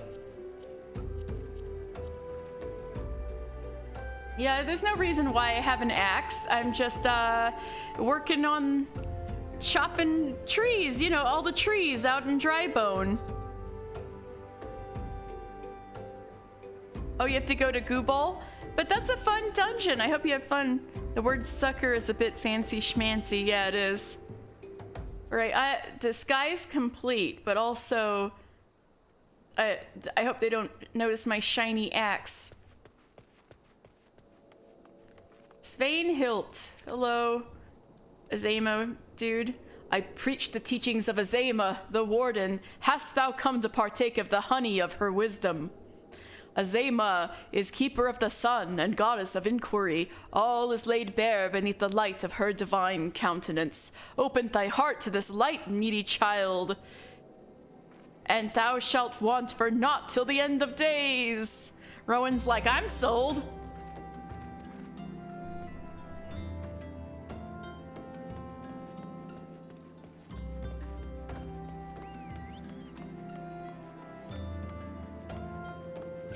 Yeah, remember when I talked to you earlier? No, I didn't. And you are... another refugee by the looks of you. The immortal flames have neither work nor coin for your like. Be gone and see it that you don't make a nuisance of yourself. Well, I'm gonna have to tell Roban you said that.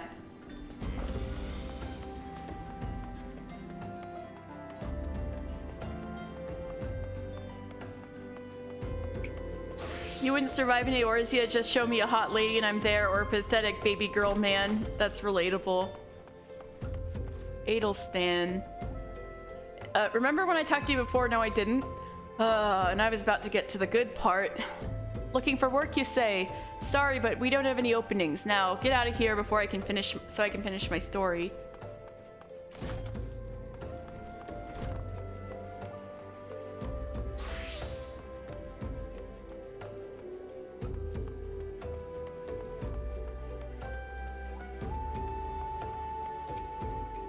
I want you to don the old garments Isambard has lent us and beg for work around camp. Before long, the false priest should catch wind and approach us.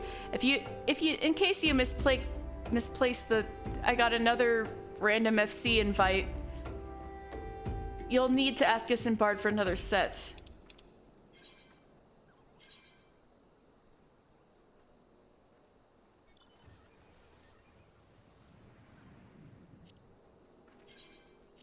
Okay. This camp lies on the road between... Oh yeah, that was the same as before. Okay.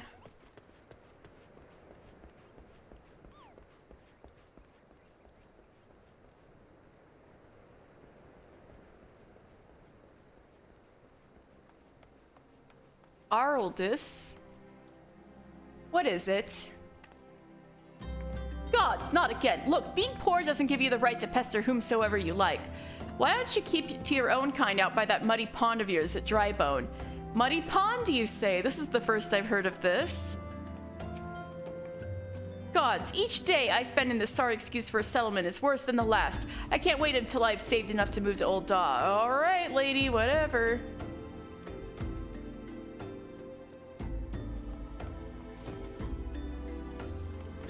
Hey, we gotta talk to Ermagerd. Greetings, good sir. Is there aught I might assist you with? Oh, I don't believe there is. I'm afraid our wares are very expensive. Mayhap you should rejoin your fellows out at the pond north of Sandgate. Oh, so that's where that pond is. All right. Banquid. You have quite a knack for being a nuisance, mister. The camp is abuzz with talk of newly arrived vagrants. And though we were unable to attract our wayward transgressor, we were able to learn that the poor have a commune by the pond north of Sandgate, to the east of here. The eyes of the authorities do not reach that place, rather ideal for spiriting away hapless souls. Poor people? I mean, as in like, oh my god, poor them. That's terrible.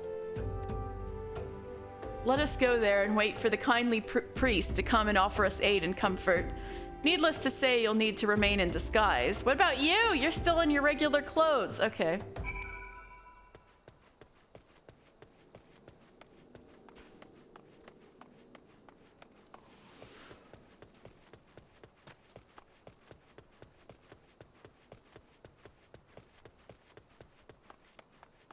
Run, run, run, run, run, run, run, run, run.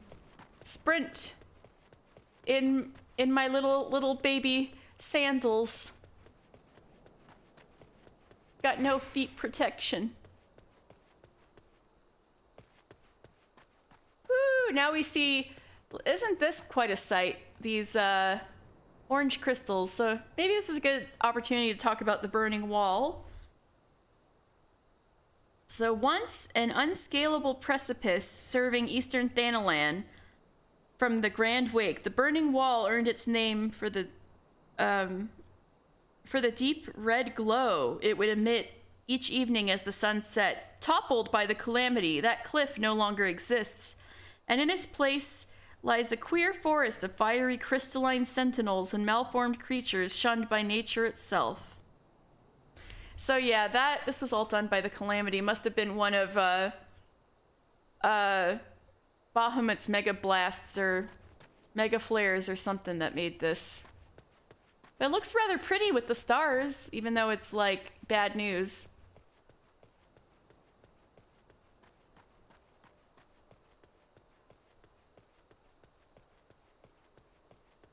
Hey, I see Thanquid. Right, you gotta be sneaky.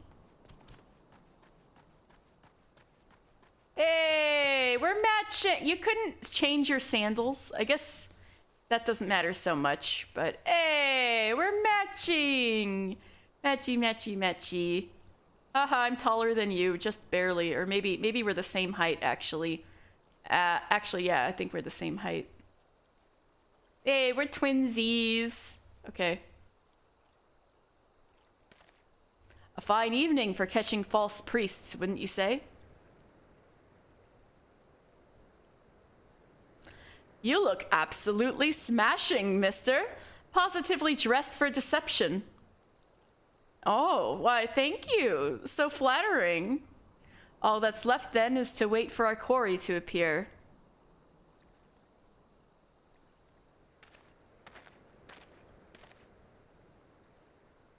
Oh, you poor, unfortunate souls. So sad. It's true. No, I'm just kidding. This is no way for men to live. No way at all. Who are you? What do you want? Be at ease, child. I mean you no harm. I am a priest of the Order of Naldthal, and I come to offer you succor. This leaflet bears the teachings of Nald. Trust to them, and they will surely set you free from the shackles of penury.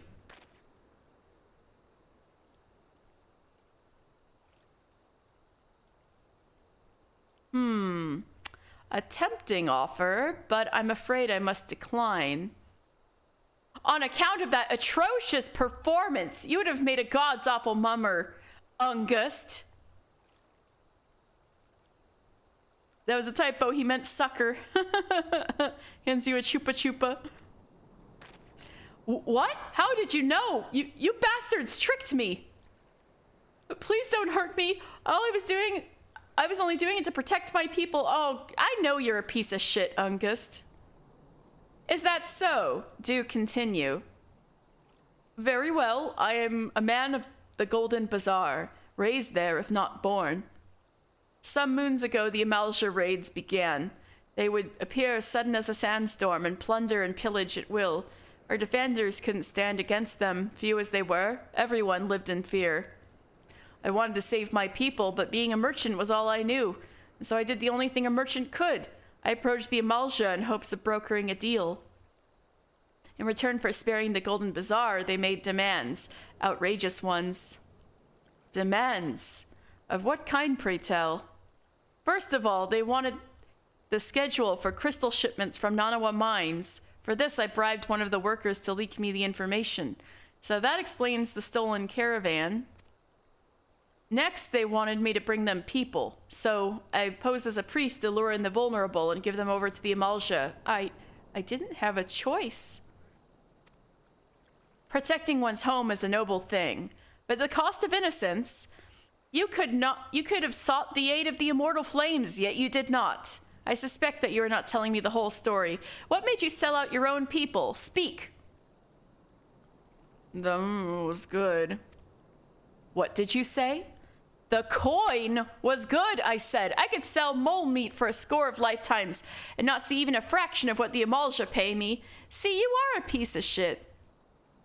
You sacrificed innocence so that you could line your own pockets. Words failed to express the contempt I feel for you.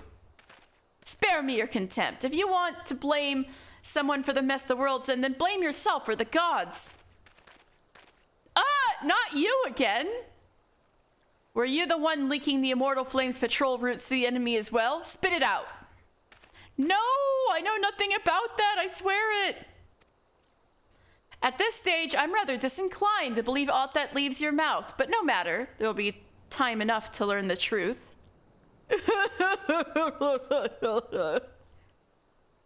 Mister, be a good man and take words of these developments to Minfilia, would you? I shall prize everything I can out of this filth. Thancred interrogation.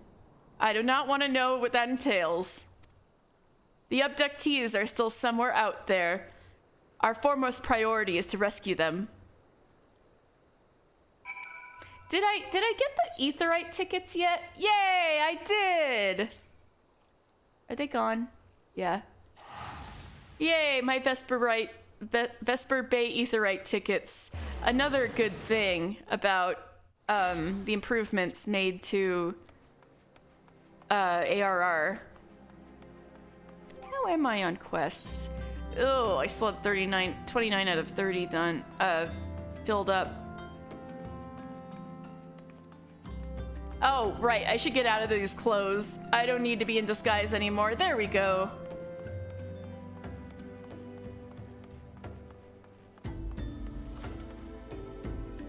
Tataru?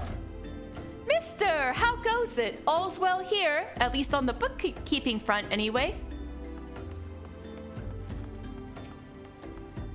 When the average time has been 5 minutes, but it's been 5.5 minutes. Oh, you're still getting used to that DPS wait.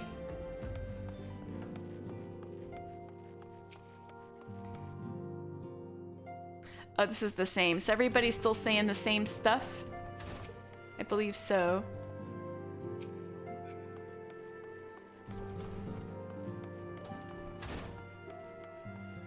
There's those Lalafels guarding the Solar again.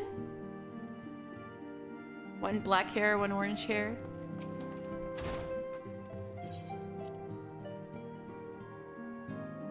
You'll never take healer instant Qs for granted again.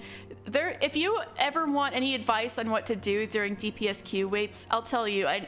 I know so many little tricks to, or I'll just tell you. All right, so these are things you can do during DPS queues. You can go fate farming. You can do anything in the gold saucer that isn't instanced. So basically you can do the little arcade machines, and you can do the slices right and any way the wind blows, as well as the one where you have to like jump up the mountain to save the kitty or whatever. And you can do all of Island Sanctuary. You can do Island Sanctuary during your DPS queues. So those are all good things to do. You can also do your hunting logs if you haven't done those, finished those yet. Those are all things you can do during DPS queue. You're only in Heaven's Word. Usually wait. Oh, your waits are 15 minutes. I've done that before too. Well, at least you can do the gold saucer and the fates and the your tank queues and the what was I? Hunting logs, right?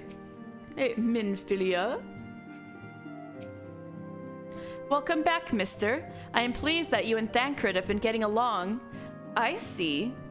You've done well to uncover the truth. My thanks for the report. Yeah, I'll definitely talk more later, but Thancred was the one who introduced Minfilia to Louisoix and the Circle of Knowing, so Minfilia's entire connection to this entire thingy was through Thancred, so she's known him the longest. She's known him since she was a kid. But that's a whole other story we don't have time to get into right now.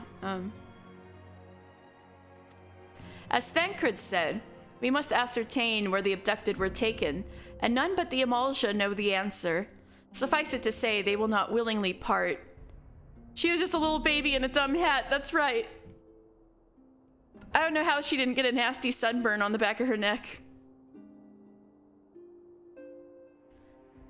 Suffice it to say, they will not willingly part with this information. I fear blood will be spilled before all is said and done. Well, that's unfortunate.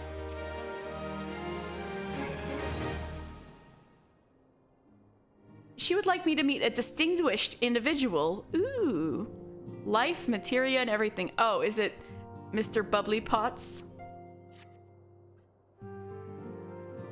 Oh, you just watch stuff. You don't even play. You're just... Oh, I see what you mean. Though we seek a peaceful solution to the primal problem, we must needs be ready to fight for our cause. That you might take to this field suitably prepared, I would have you meet with a goblin acquaintance of mine. His name is Mutimix Bubbly Pots, and he is a scholar of no small repute. Mutimix is known for having introduced a revolutionary method of enhancing equipment to Eorzea. The knowledge of this method was once a closely guarded secret, but thanks to Mutimix and his students, it has now been disseminated to the great benefit of all the realm. It would serve you to acquire an understanding of the process. For this purpose, I shall lend you a blade. Take it to Mutimix and bid him to use it to demonstrate his craft to you. Mutimix is ever found to be in his camp in central Thanalan, a place known as the Bonfire. Look for a pillar of smoke, and the way will become clear. Thank you, Minfili. Oh, this is the same. All right. Well, I guess I can just teleport out of here to Blackbrush Station.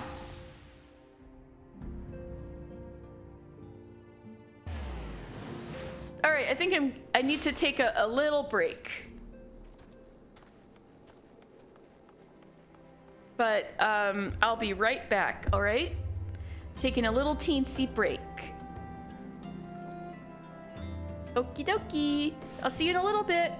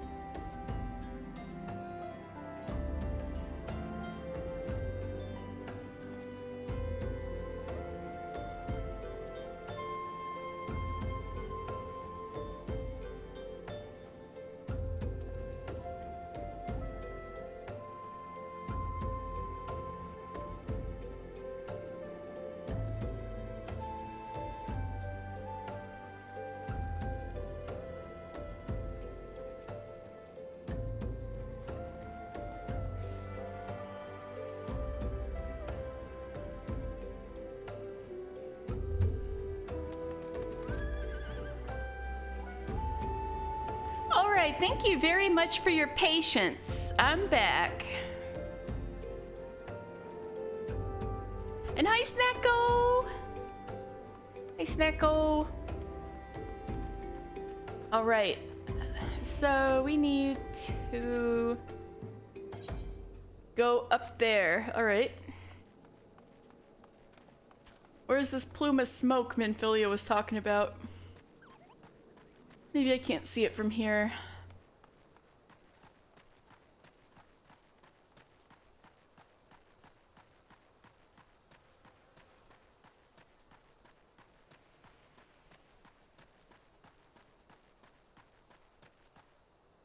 Oh, wrong way. Although we'll probably have to come back there.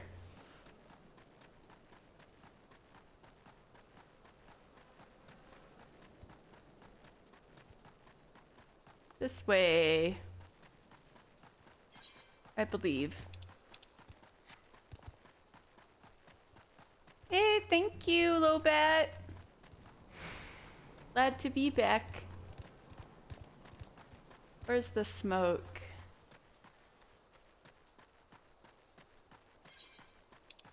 It's gotta be this way. I don't see any smoke. Maybe it's the wrong time of day. Oh, there it is. All right, Minfilia, I get what you're talking about. That is some rainbow-ass smoke. What are you guys cooking? All right, Mutamix bubbly pots. Pish? Shko? Who is Uplander coming to tent ring of Mutamix bubbly pots? Minfilia's dagger.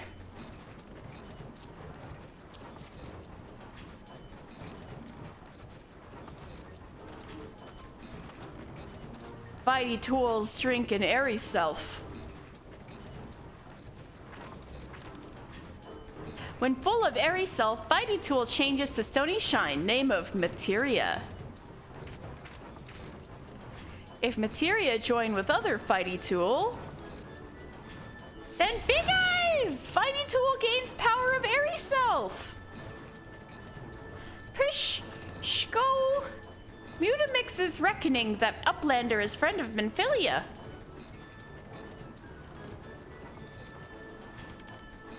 Yes, tongue flaps reach ears of Mutamix with fastness. Minfilia wants Uplander to see power of materia. Uplander brings Fighty Tool to Mutamix, yes? That's right.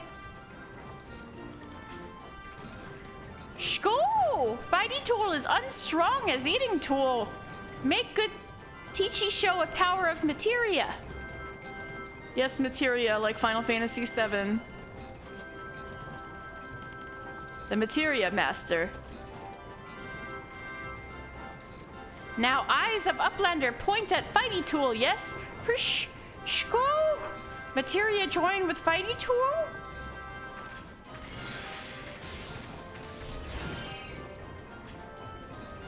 Fighty Tool gains power of materia! Fighty Tool reborn!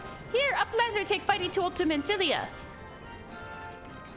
Materia, strictly speaking, is a kind of crystal. It is created by drawing out the etheric constituents from a piece of equipment and then crystallizing them. Not just any old equipment will serve, mind you. It must have a sufficient spirit bond, that being a measure of how fully an item has been imbued with its owner's spirit. When you attach a piece of materia to gear, you imbue the host item with its power. That's how Master Mutamix turned that dagger of yours from summit as would have struggled to cut steak to a weapon worth wielding. Shh, shko! Uplander wishes to be joiner of materia? An Uplander best filled brain case with knowings of crafty making. I've got some crafters going. With knowings of crafty making, Uplander can become joiner of materia. If Uplander wants brain case to rattle with knowings of materia, Uplander best trade tongue flaps with learning ones of Mutamix. Alright, I'll talk to your learning ones.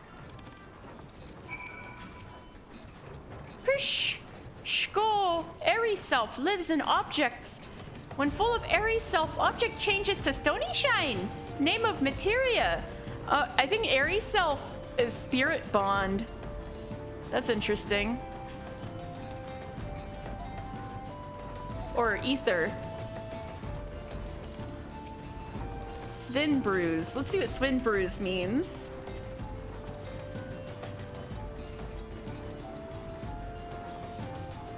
Svin means round. Bruise means chest. Round chest. Okay.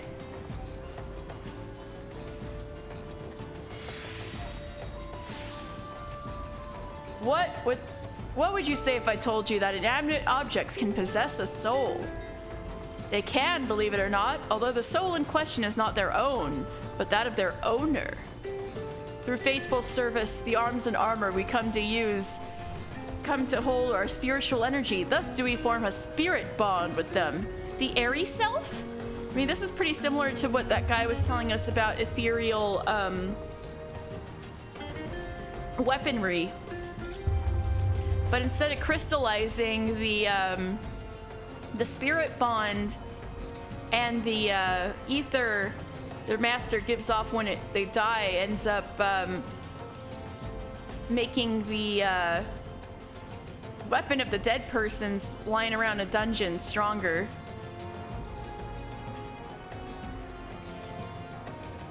Through faithful service, the arms and armor that we use come to hold our spiritual energy. Thus do we form a spirit bond with them. The spiritual energy can be drawn out and converted into materia, a special kind of crystal that can be attached to gear to enhance its properties. I am well versed in the ways of materia extraction. If you wish to learn more about the process, it would be my pleasure to teach you. Please, are you ready to commence your learning? Good. As you will have gathered by now, materia is the crystallized form of one's spiritual energy. As this energy is derived from an individual's psyche, a volatile beast at the best of times, a degree of variance is to be expected in its production. In practice, that means you won't know the exact properties of a stone until you cradle it in your hand. Now, materia won't grant you much of anything on its own. Its power must be tapped, see? And this is achieved by melding it into the gear. Know, though, that it takes the deft hands of a craftsman to meld materia.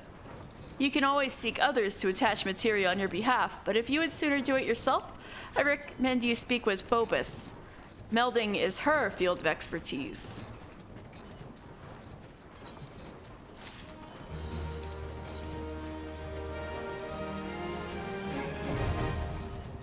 Master Mutamix was an inducted member of the Illuminati. Ooh, this is the first time we're hearing about the Illuminati. A goblin fraternity which has long been the marvel of the scholarly world. The knowledge they possess rivals even that of the Charlians.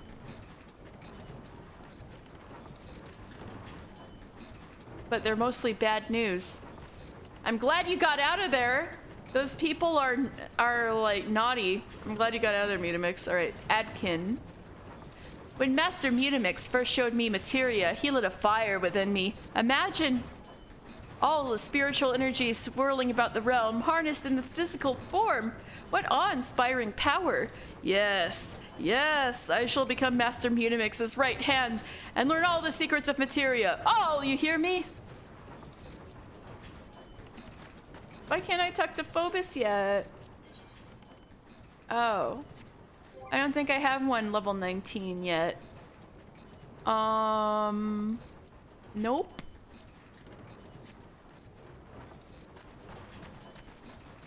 Alright, well that's enough for now then. Gather and Catalyst is me specialty, but since they went and found a way to meld material without it, stuff's been just about as useful as nipples on a breastplate. If you're interested in learning about it though, I'd be happy to tell you what I know. Oh, that must be an old feature they took out of the game, huh? What is a catalyst? Plainly put, a catalyst is impure dark matter. In case you don't know what dark matter is, all I know is that it's used for mending things and I've never used it in my life. It consists of fragments of rocks what fell from the sky ages ago. Oh, so dark matter is meteorites? Owing to its habit of bonding with anything it touches, it's commonly used to repair gear. Dark matter is found in nature and various stages of bonding with other substances. The stuff what's semi-bonded with coal is called carbonized matter, and this, Venturer, is our catalyst. Now, carbonized matter is worthless for repairs, but time it was essential for melded materia. With the recent advances, though, it's become worthless for that, too. Well, there's no stopping the relentless march of time, just gotta roll with it, eh? So you used to have a job, and it was taken away from you. You used to tell players about catalysts. And then they were like, no, that's too much. We gotta take that out. Thank God. You Barton?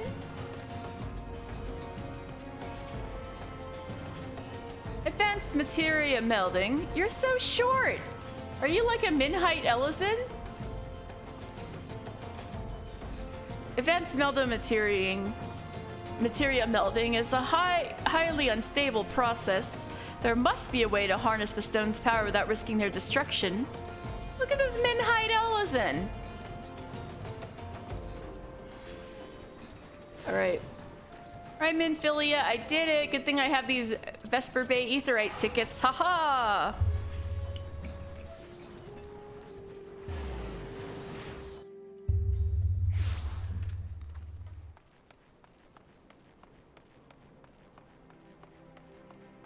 Oh, looks like I can talk to Nedrick again now.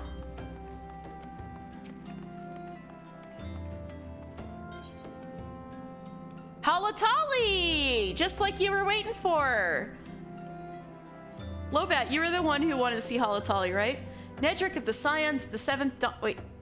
Nedrick, you're with the Scions? I guess I shouldn't be that surprised. Has some useful information he wishes to share. Hail there, adventurer. I'm Nedrick Ironheart, an explorer by trade and a scion by allegiance. Oh, I forgot that Nedrick Ironheart was kind of with the scions at one point. And you, my friend, look to me, an adventurer in need of a challenge. I happen to know just the place that will offer it to you. Tucked away in a corner of eastern Thanaland lies Halatali, and it is there that you will find the excitement you crave. The place boasts of a storied history. It was built some 100 years past as a trading ground for gladiators. The calamity laid ruin to it, though, as it did to most things. Now Halatali is a shadow of its former self, but in the dark of that shadow lurk wild beasts, both bloodthirsty and beyond count. For one such as yourself, I say there is no place finer than Halatali to test your skill and refine your technique. Indeed, I've taken the liberty of passing your name on to the Flames who oversee the place. Should you visit, speak to one Fafajoni near the entryway. Fafajoni!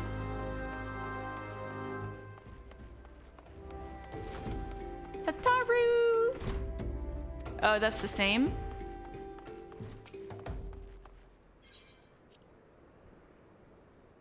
Pray, enter the waking sands. I think this is probably all the same too, but I'm always gonna check. Yep.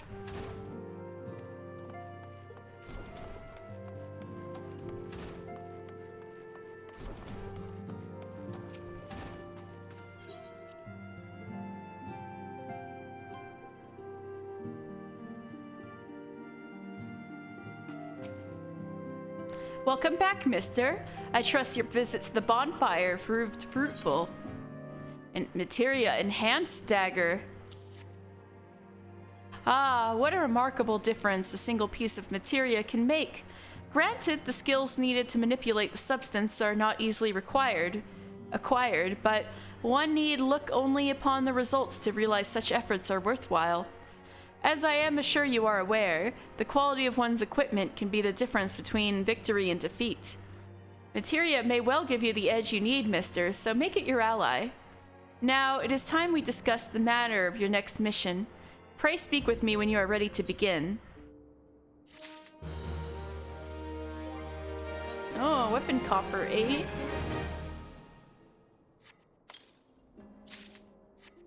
Inferno axe, that sounds cool. All right, look at my Inferno axe. It's got like a little fire on it. All right. Minfilia, speaking of Infernos, we're gonna go face the Lord of the Inferno. Minfilia would like you to assist the Immortal Flames. Word has arrived from Thancred concerning our ongoing investigation. It appears he was able to extract some information from our friend, Ungus, the false priest. I hope he twisted his nose. Ifrit time. He revealed that he is due to meet with the Amalja to discuss their dealings. The Immortal Flames believe that the meeting will present an ideal opportunity to ambush and capture the Amalja responsible for the abductions, and so they mean to have Ungus attend as planned. As the Amalja are anticipated to offer fierce resistance, the Immortal Flames have requested our support. I would have you provide it to them, mister. Thancred is presently attending to another matter, but will join you as soon as he is able. Until such a time as he does, he will be the Scion's sole representative on the ground. Before he left, he bade me to tell you to save some for him. Such is his confidence in you, a confidence I share. When you have made ready, pray take yourself to Camp Drybone and report to the Flame Sergeant leading the mission. May you walk in the light of the crystal. Thank you, Minfilia. Oh, since we're going to Eastern Thanalan anyway, why don't we take a little detour to Halatali?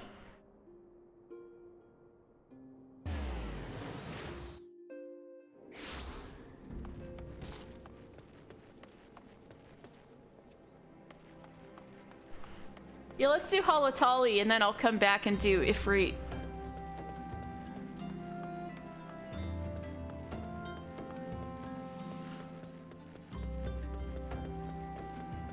Oh god, this might mean I'll have to tank with other actual humans. This is scary.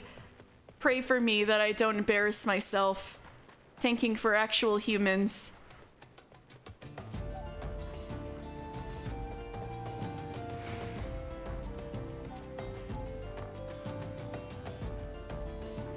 Yeah, only the main quest dungeons have NPC parties. There's no need to do it for optional dungeons.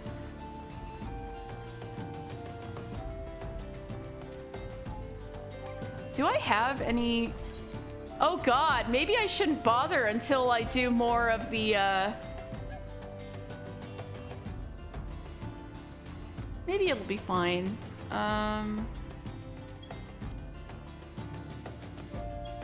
Hold up.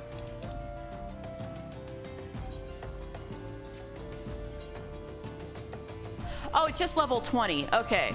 I was about to be like, what if I have to be a warrior by then? I have so much I still need to do. If you need DPS, hit me up. Well, if you want to, you can. We could cross-world party it if you want to come with me. What server are you on? Yeah, if anybody wants to come with me, you can. Oh, I'm on Adamantoise. Yeah, I'm on Adam Mantoise. Mr. Adam Mantoise. Oh, Pukie Pie, if you'd like to come along, you absolutely can. All right, this is cool then. I don't have to worry about embarrassing myself. I'm just gonna invite friends, my viewers. Fafa Joni. Yeah, so I'm in front of Halatali and Adamantoise. Oh, your name was almost Adam.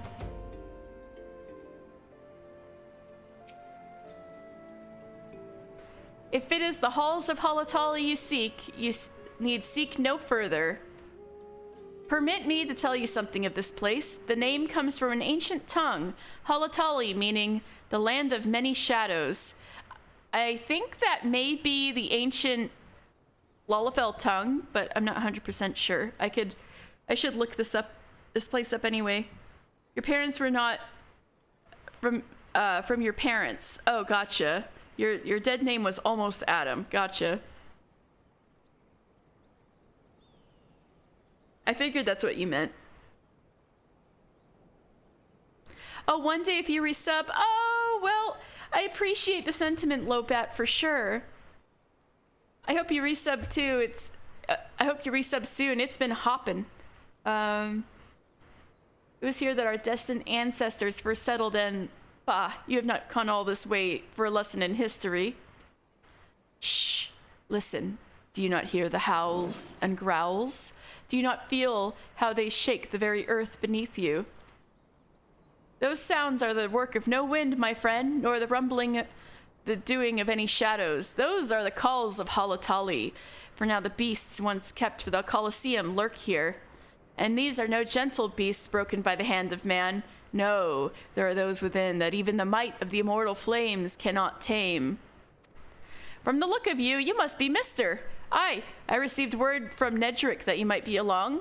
By his recommendation, I grant you leave to enter freely. I only pray you are able to find your way out. Ooh.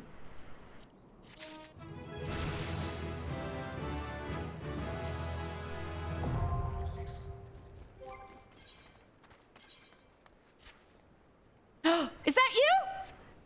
I was like, oh, pretty. You just point at me. Tishwin! It's Tish! It's Tish! You are Bard! Yay! Haha, level 69. Nice!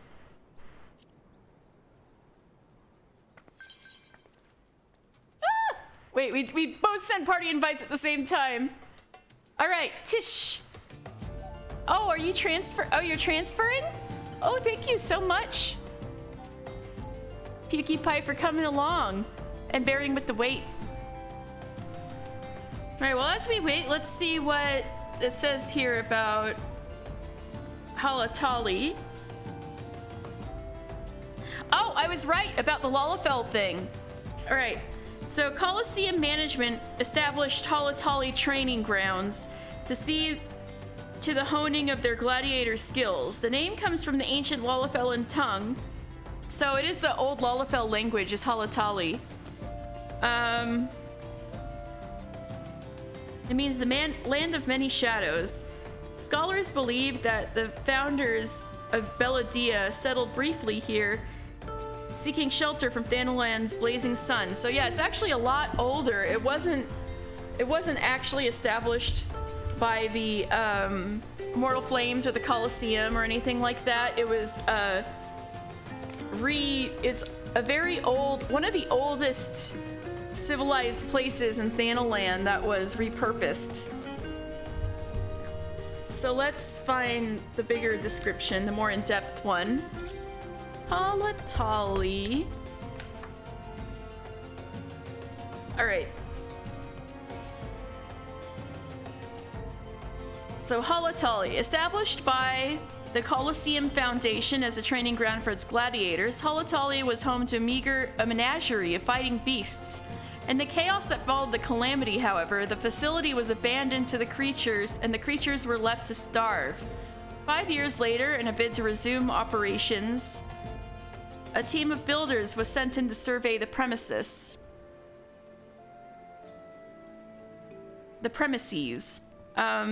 But instead of carcasses littering the floors, they found feral beasts prowling the halls, grown unnaturally strong and savage through a ruthless struggle for survival. Fearless adventurers were called in to eliminate the creatures. All right, and so basically we gotta clear out the beasts so the Colosseum and the Immortal Flames can renovate the place for training. So basically we gotta clear it out.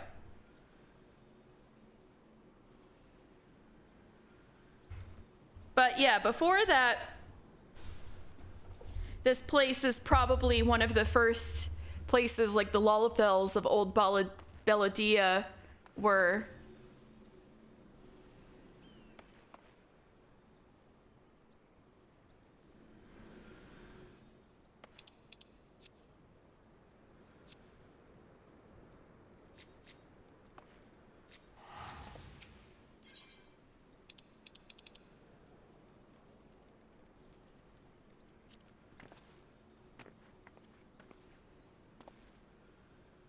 Oh my god, your white Richrit's on your shoulder. It's so cute.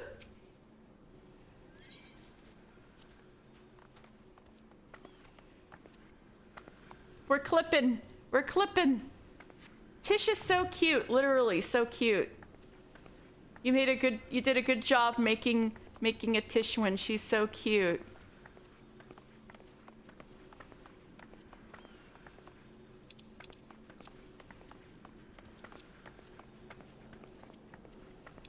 I only have the lame city, 2 of the 3 city dances right now. Oops. Let me attempt to dance with you. Here we go. This is the dance of my people. Not really.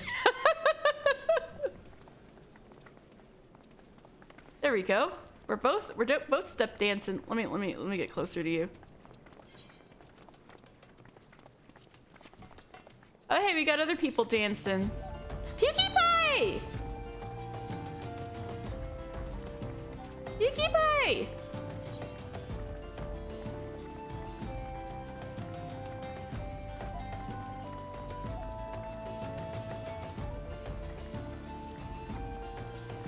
You're a clown. You're a clown. This is incredible. All right, so are y'all ready? Should I go see what healer I'm going to torture?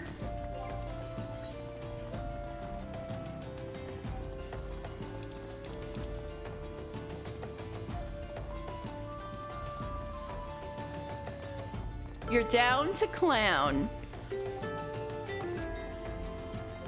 All right, y'all ready? Hey, we've got a tank. That should be all we need.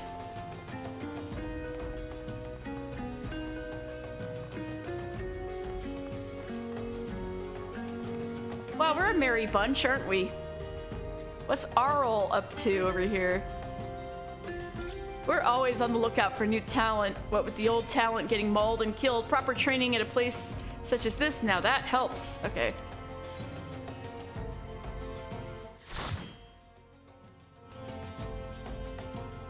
Alrighty, here we go.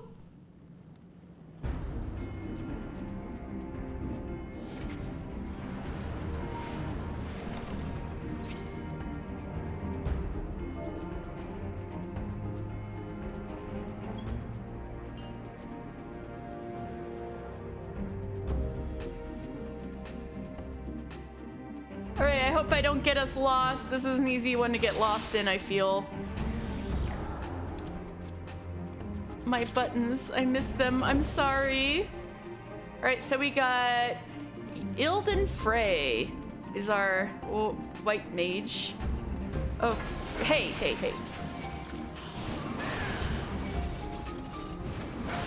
I can go down, probably, right?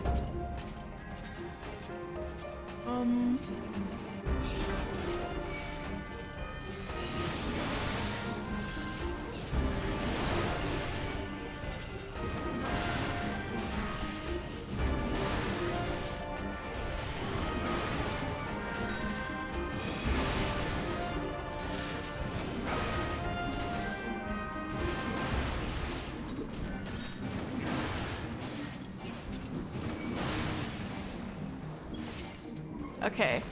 This is the right way to go, right? I hope so.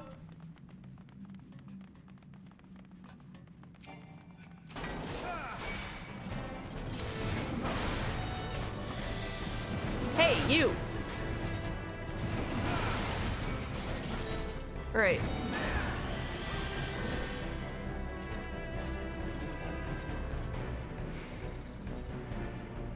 Did the other... Oh, it didn't hang on to us? Alright, that's good.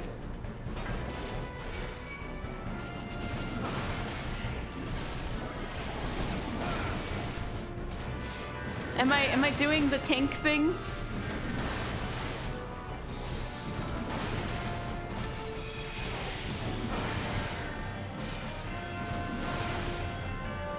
There's some void scent in here. We really needed to clean this place out.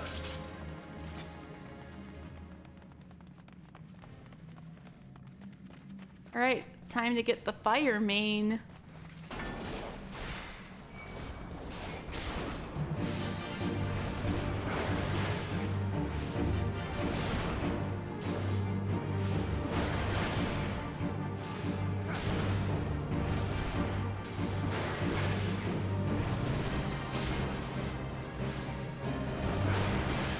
So I'm guessing this has got to be like a fire elemental, but like, why is it here?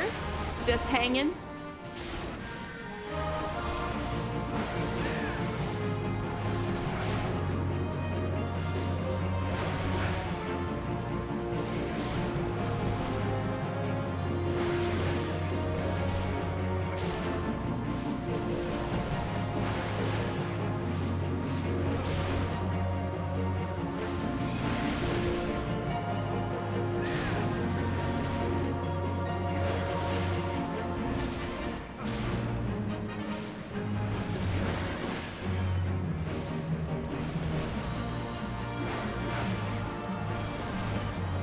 We got this! Yay! Alright, time to go down the ethereal flow.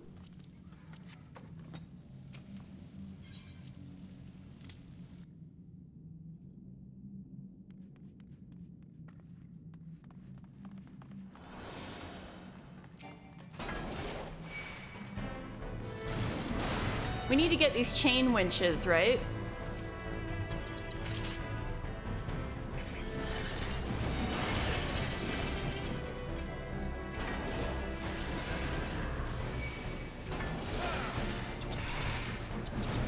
Can someone get that winch?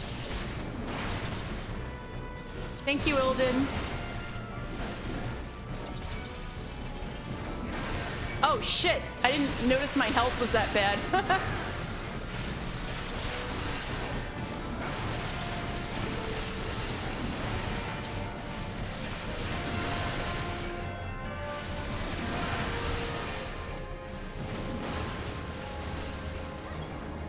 All right.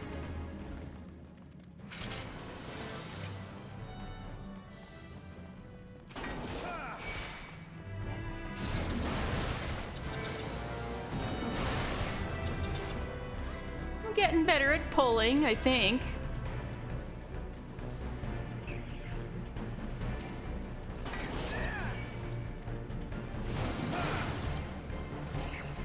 Wait, did I lose all of the... Did they just... Oh, you guys killed them all already. Wow. Okay.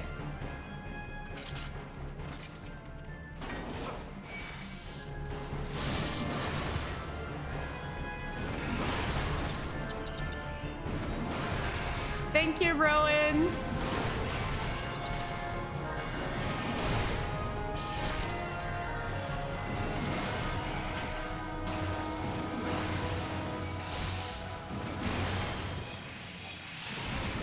Oh, did I get a Suned? How kind. Oh, that's a dead end. This way. Haha.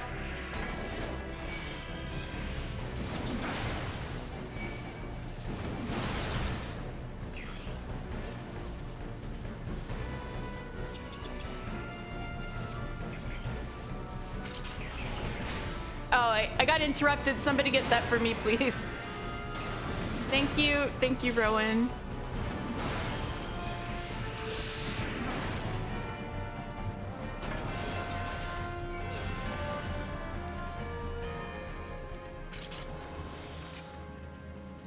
Yay, that Peloton.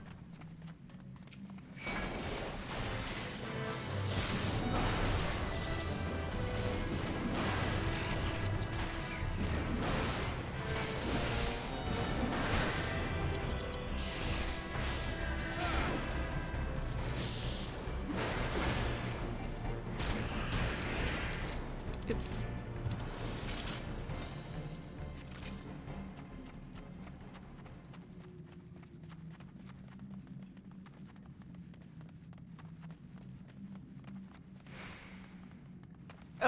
Oh, I fucked up. We gotta go somewhere else first. Did we miss a winch? Oh, fuck. See, I always get lost. Thank you, Ilden, for being smarter than me. I always get lost in here. Thank you.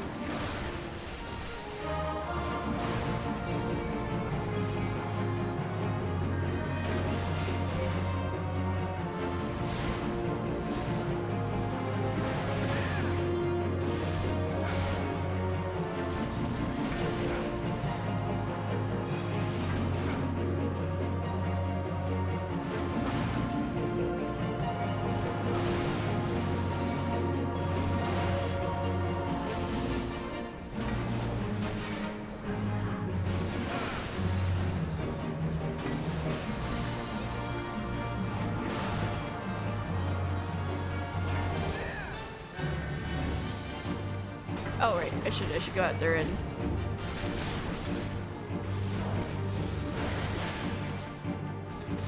So this was probably one of those beasts that was put out for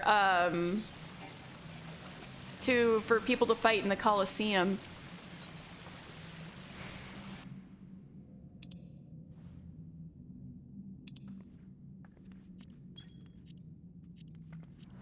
Okay.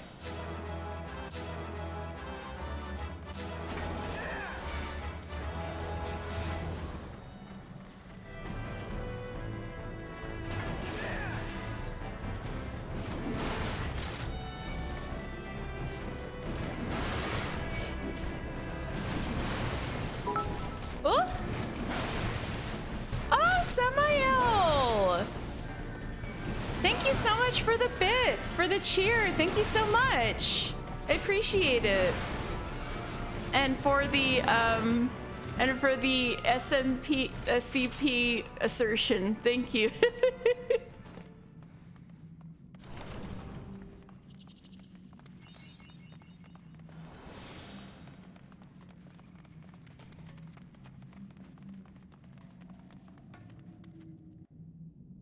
All right, so this guy, let's see.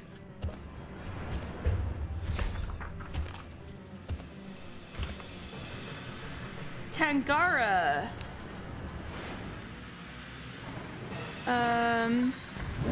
Is a void scent used for the Colosseum. Ooh, naughty, naughty.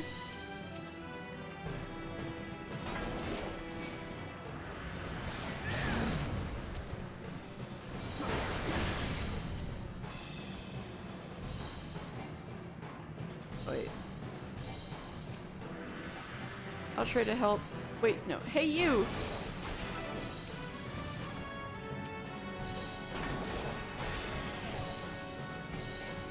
Oh, I do get burns if I stand in there.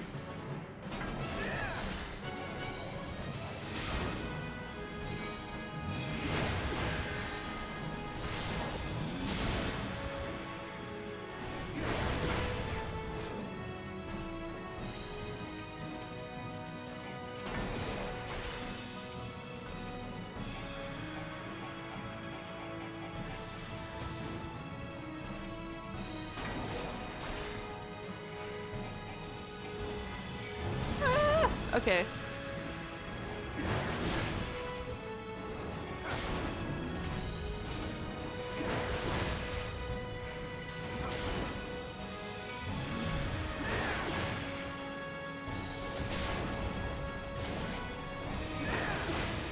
Ooh, he got fiery fists now.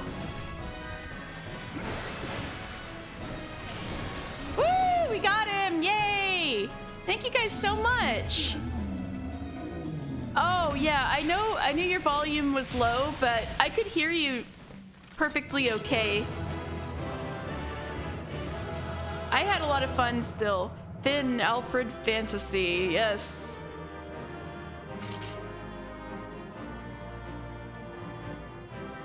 Here we are with Finn, Alfred Fantasy. Thank you so much!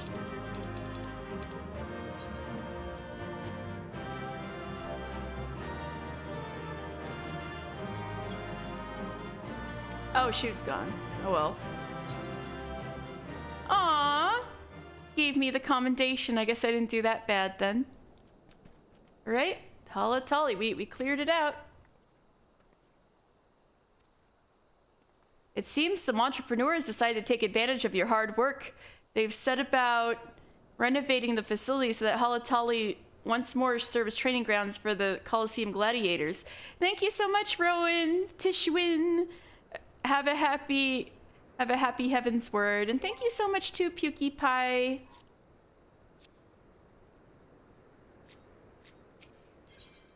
Thank you so much. Oh, so you're in Leviathan. Interesting. Yay, I'm so glad you guys had fun. Oh, I'll need to check the VOD, but over the Discord call, I could hear you fine. I'll check the VOD and I'll see for myself then, yeah. Anyway, I keep Okay, so let's go back to Camp Drybone.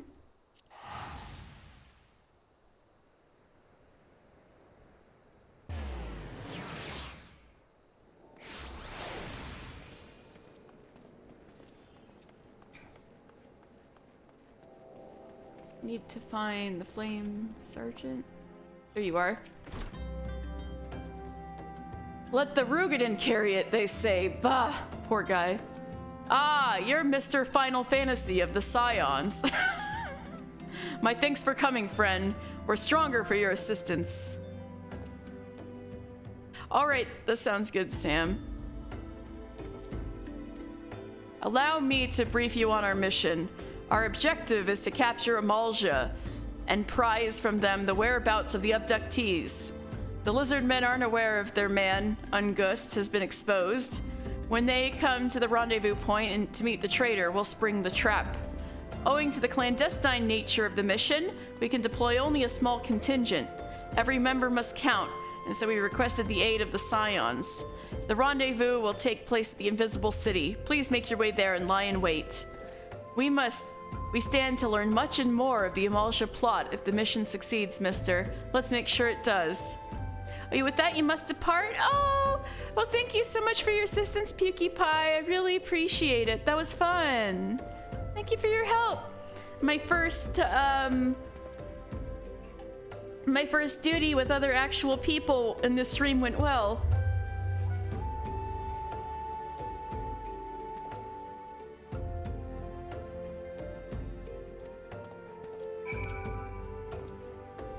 We stand to learn much and more of the Amalja plot if the mission succeeds, mister. Let's make sure it does. All right.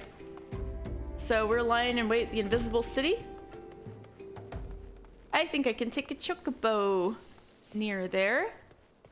Let me get out of here. Where the chocobo's at? There it is. Also, I should, oops.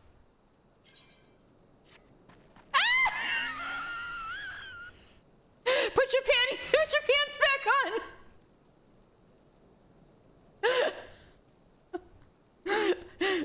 Put your pants back on.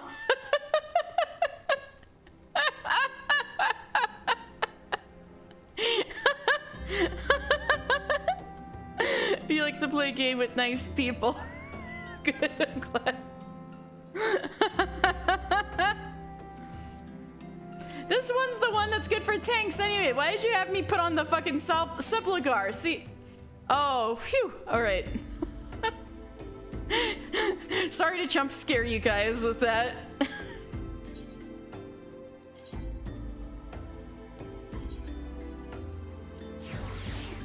Suddenly, Mr. Final Fantasy makes this an 18+ stream. Mr. Final Fantasy. Oh my. Oh, hey, we can see the burning wall on fire. Yay! Actually, that looks really nice with the moon.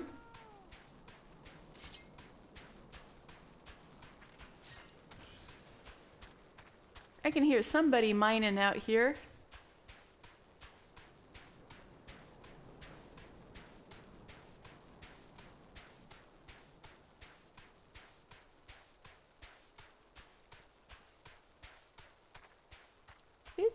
Do.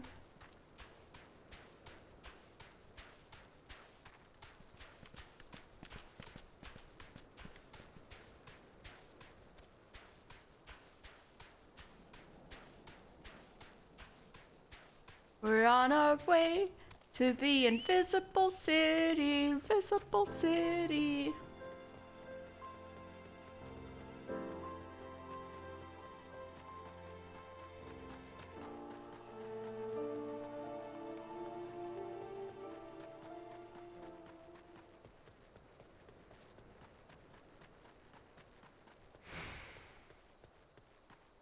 All right, are there more zombies?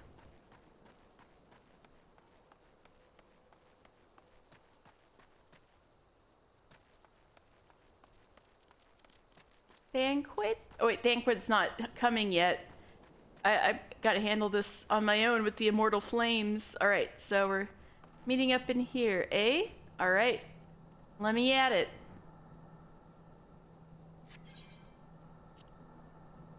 Lord of the Inferno. I guess we're gonna meet Ifrit. Ifrit.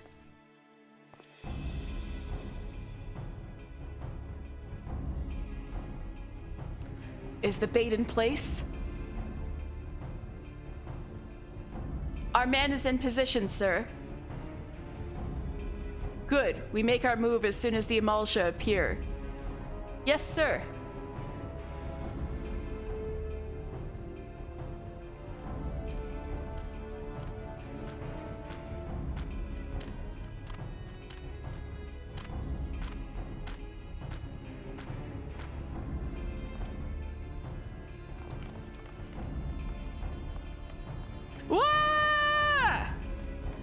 What is the meaning of this?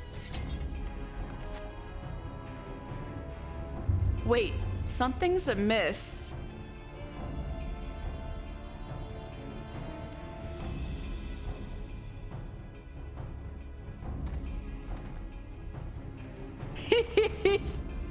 You fucking asshole. Traitorous flame soldier, oh no. I'm afraid your little ambush ends here. I eluded the Immortal Flame's clutches for moons before finally being caught. Do you not wonder how I managed it? It was almost as if someone was feeding him information from the inside. Oh, you're tempered, aren't you? Aye, your every movement was known to me ahead of time. I guess he managed to keep that from Thancred. Now, as much as I'd love to chat a while, I have appointments to keep. They're all yours.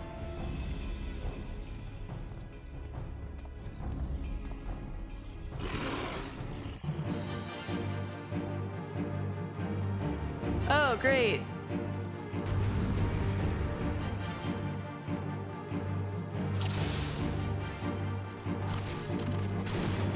Yeah, Thancred isn't one to talk during ARR, true, yeah, about anything. Oh, I gotta put on my stance, or else I'm not gonna be able to take any of them. Here we go. Hey. I can't Hecatoncheires.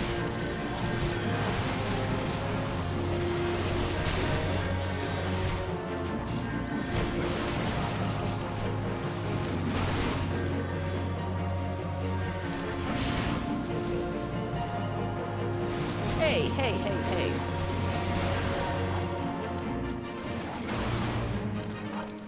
Is that filthy traitors when I get my hands on you? Our Melja friends will keep you company. Gotcha.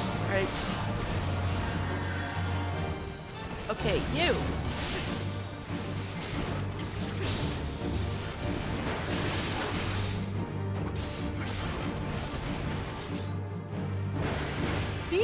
How long will you last, I wonder? I have a feeling one of these two men, the Flame Gladiator and the Flame Pugilist, I think they're related to somebody who comes up in the Summoner storyline, if I'm remembering how it goes right. Bad healer here? Oh my god. The show is only just beginning. Is there God damn it, is there no end to him? Another wave. Stay sharp, men.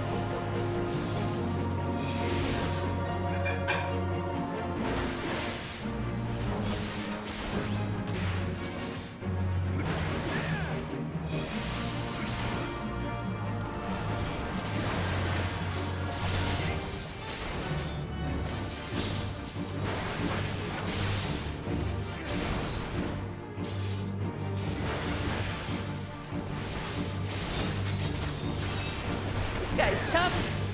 I can't Hecatoncheires. Oh, we're getting somewhere.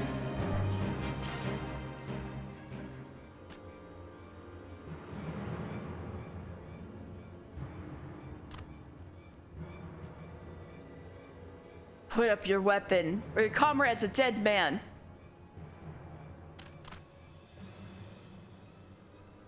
Behind you! Hello? Oh, it was a sleep spell? You used repose on me? Or there's sleep is a spell too, right? You use sleep on me? Bring him. The rest of you, march. I can't believe they used fucking repose on me. Just kidding. Traitorous scum.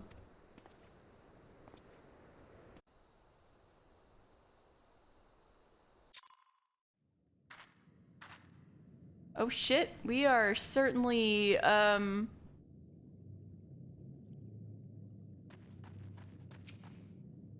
Rejoice, heathens, for your worthless lives shall soon have meaning.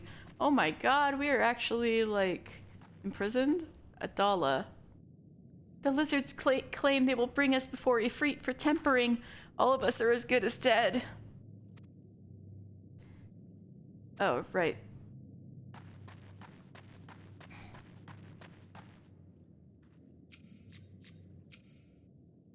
The lizard men marched us to their stronghold. They're preparing for something.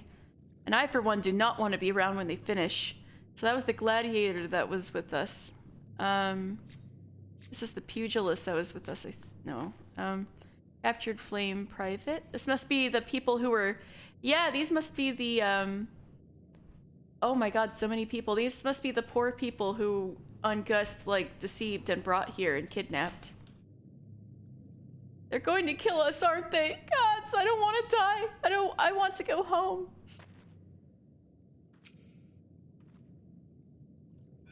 Yeah, here's all the kidnapped people. Wow.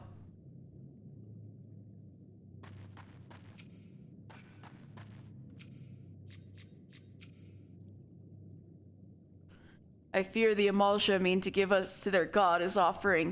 If I must die, then let me die a soldier's death with steel in hand.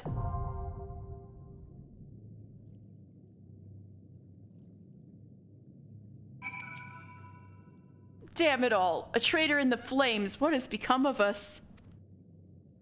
I'm sorry you were dragged into this mess. Were I better judge of character, we wouldn't be in this mess. It's okay.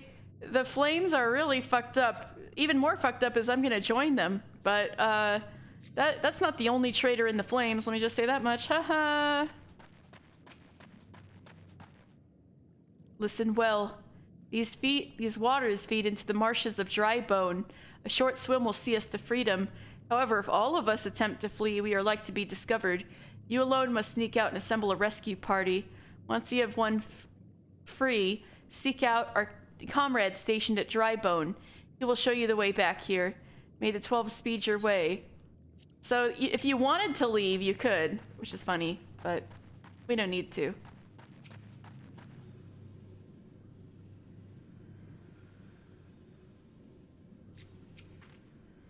Rejoice, heathens, for your worthless lives shall soon have meaning. Right. Hey, I managed to recruit my friends. Hey, they're scions now. They were the eager conjurer, the eager thaumaturge, and the eager lancer. Now they're scions. They join the scions with me. Hey, buddies. Let's go. I want to see your glow-ups.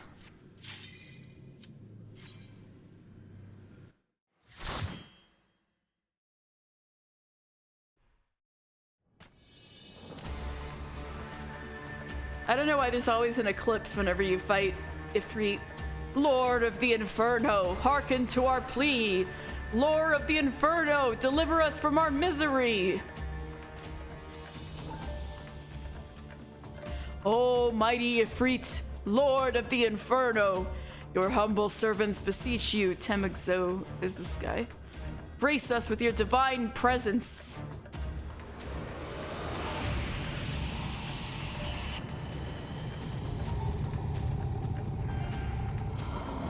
That's a free.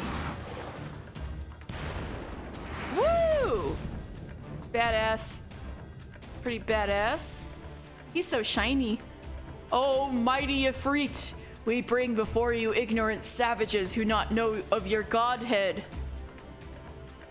If it please you, Lord, scorch their heathen souls with your cleansing flame and mark them as your own. bloody hells. Bring those two as well. No. Oh, Ungus. Yay. What's going on? This ain't what we agreed. Well, it's the least you two deserve. Oh, no. I'm gonna do the, you can actually do, NPCs for all of the 4-man trials. So all the 4-man trials can be solo content now. But if we get to 8-man trials, except for, you know, that one and Endwalker, we certainly can. I certainly will need help, yeah. Yeah, but yeah, don't worry. What's going on? This isn't what we agreed. None but the servants of Lord Ifrit may behold the right of summoning. The souls of unbelievers are forfeit. No, spare me, I beg you. This is the least you deserve, Ungust. Pitiful children of man, by my breath I claim you. Arise once more as my loyal minions, feed my flames with your faith, and all who stand against us shall burn.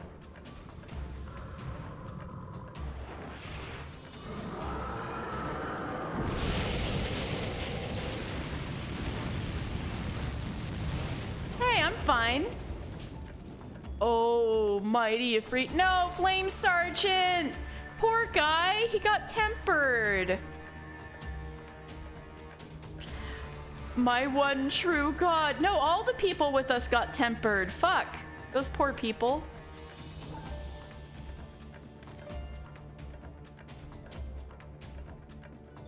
Your words are my bread. Impossible. By what sorcery do you resist my master's will? I'm just built different. Could it be? Your soul already belongs to another. Yes, that is the only explanation. Yeah, I'm Heidelin's bitch. This'll be a job for Angelou.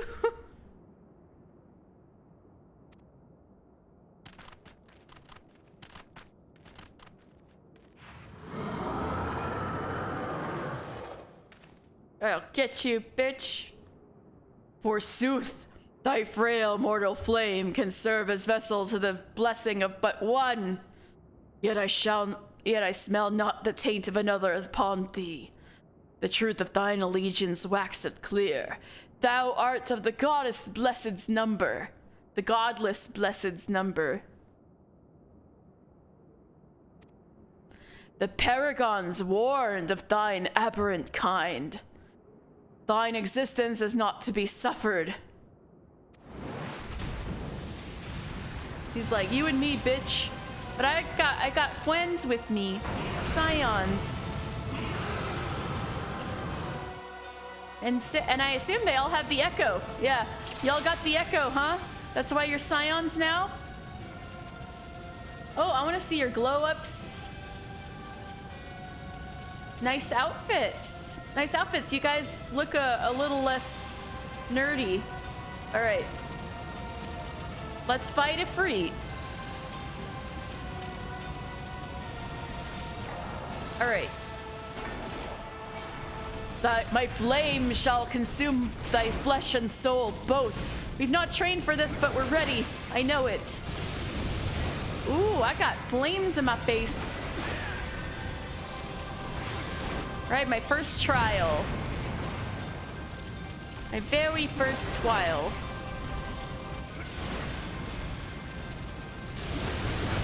Ooh, I get breathe fire on.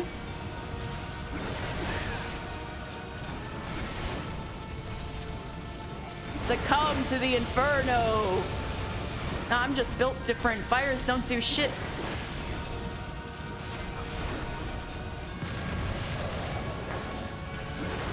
Did you just fart?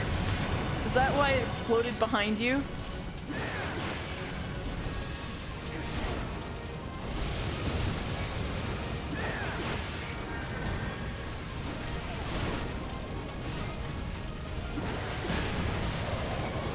Yeah, whatever. When I'm from tank, lightning strike. Yeah, whenever it looks like from tank, this is my first time doing this fight on tank perspective, and it's so funny that like whenever eruption happens, it looks like he's farting. Like,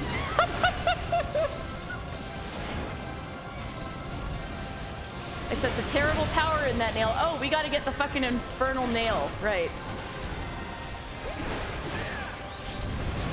Ow.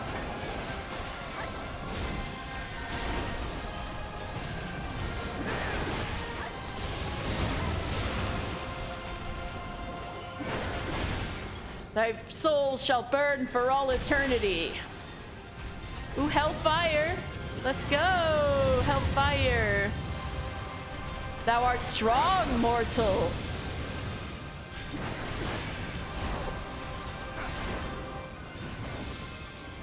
Ooh.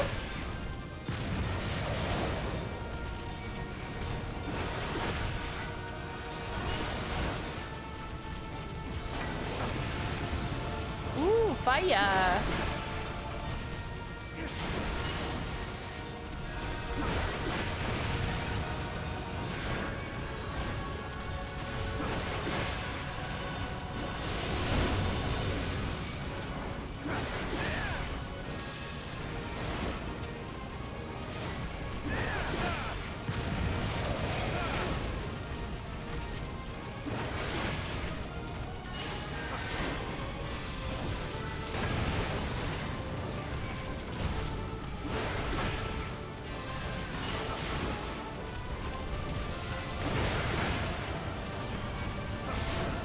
We almost got him. Hey, I am a primal killer. Am I cool or what? Nobody ever expected that. I would beat the damn primal. That's a legendary achievement. And I'm only... What? I just started at this, man. Oh, crystals. Wait, Hydaelyn told me to look out for stuff like that. I can't believe they're that small. I totally thought they were water bottle sized because I had little Lalafell hands.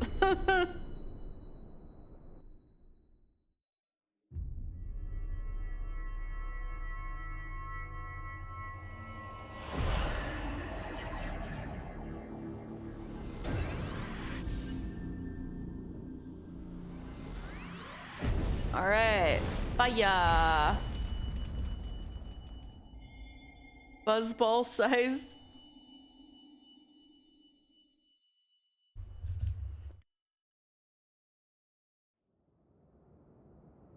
Whoa, that was weird. Pray forgive my lateness. Sorry, I didn't leave any for you.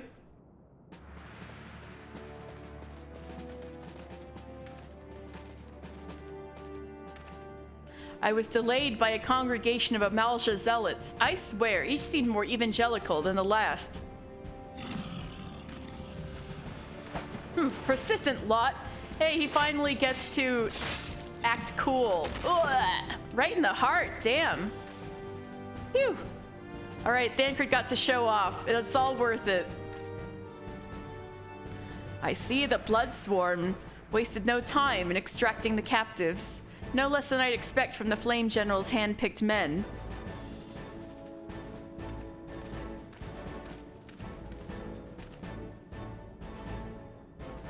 As for those two, it is fair to say their hardships have only just begun. They have much to answer for. I feel I owe you an apology, mister. Had I known this mission would prove so dangerous, I would have never left you to face it alone. You've been given a veritable baptism of fire.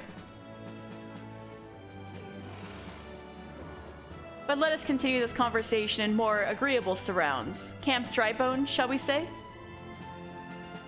This way, sir.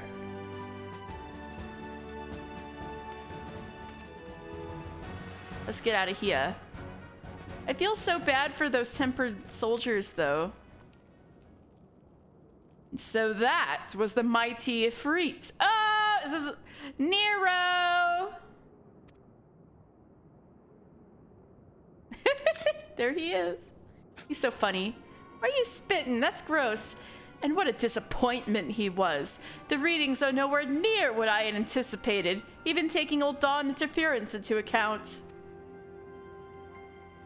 Oh, I know who this is. You should know better than to rely upon 5-year-old data left by the 7th Legion.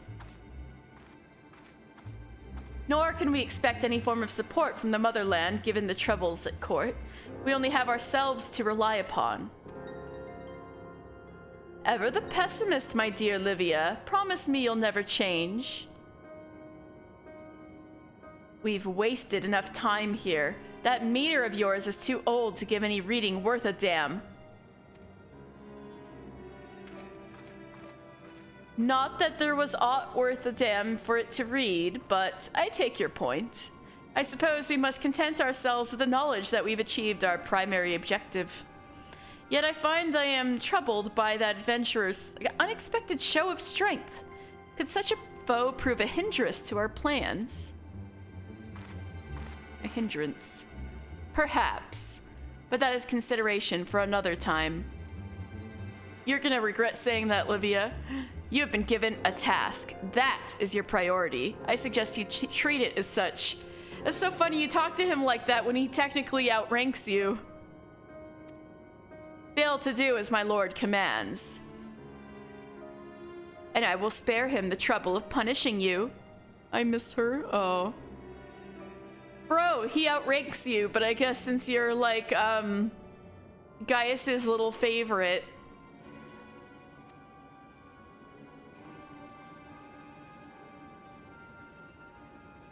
With allies like that, beware a woman in love. I shall need to be on my best behavior.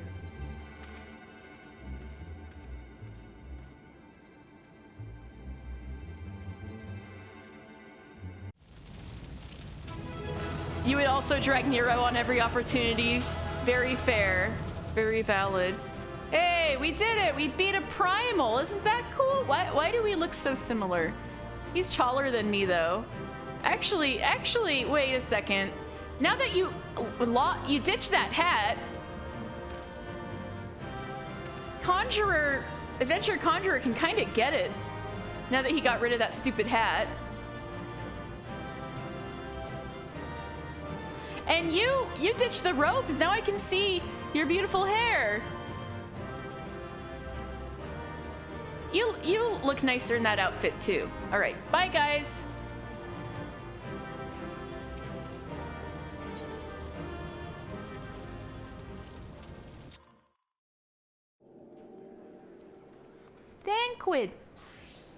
Thanquid. Oh no. Oh fuck. All of them died? Shit. Ah, there you are, mister. Come, rest a while. You'll have no better opportunity. Witnessing their god's ignominious defeat, the Amalja will be less inclined to risk our wrath. For a time, at least. Now, where were we? Yes, press F to pay respects. Ah, yes, I was in the process of apologizing. I do hope you can forgive me. I arrived too late to be of any use to you or the abductees. They may be whole of body, but the same cannot be said of their minds. For once a man is tempered... but it ill suits me to dwell on the negatives. Amidst all our misfortunes, there is still reason to rejoice. Ifrit is slain, and by your hand, no less. That is the deed of no ordinary individual, mister. Not that I ever thought you were ordinary. On the contrary, I've long suspected that you have the potential to shape the fate of this realm. What can I say? My fine eye for talent remains undimmed. Ooh, flirting with me? No. Menphilia will be proud beyond all reckoning when she hears of your deeds. I trust you shan't object to my bearing the tidings to her. That way I can claim to have contributed something to this mission. You, meanwhile, have earned yourself a rest. Is this the beginning of your stresses, Thancred, that you failed all these people by arriving late? You, meanwhile, have earned yourself a rest. Take some time to relax and return to the Waking Sands when you are good and ready. We can discuss matters in more detail then. Just don't take too long, will you? The realm's problems won't solve themselves. So basically, what he was implying is, these people were tempered. And so there is no cure for tempering. They were killed. So they had to be killed, even though they were innocent. Isn't that awful? That's how fucked up tempering is. So this is a very sad scene. And I couldn't save them from being tempered. I mean, I didn't even know what that was. It's the only reason I wasn't tempered is because I have the echo. So, like, yeah. Oof. I guess the Lich Yard's gonna be busy, unfortunately. Well, this is a good opportunity, I think, to do some of those other quests we have lingering.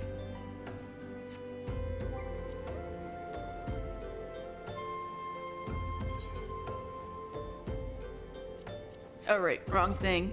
Journal.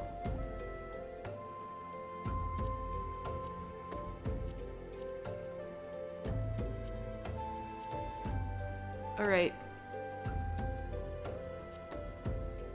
We should... Oh. Okay, we could do that.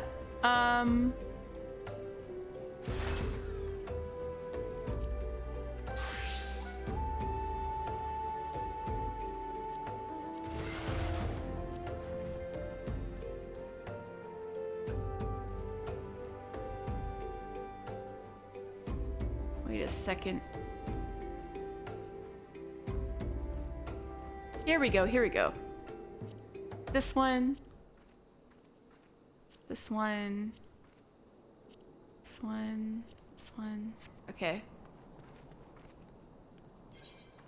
So let's go to Ul'dah first, just to go check out the gold saucer. And then we'll go finish some of these class quests we have in Limsa Lominsa, and then I think I'll call it a night. So, airship landing. I can teleport there.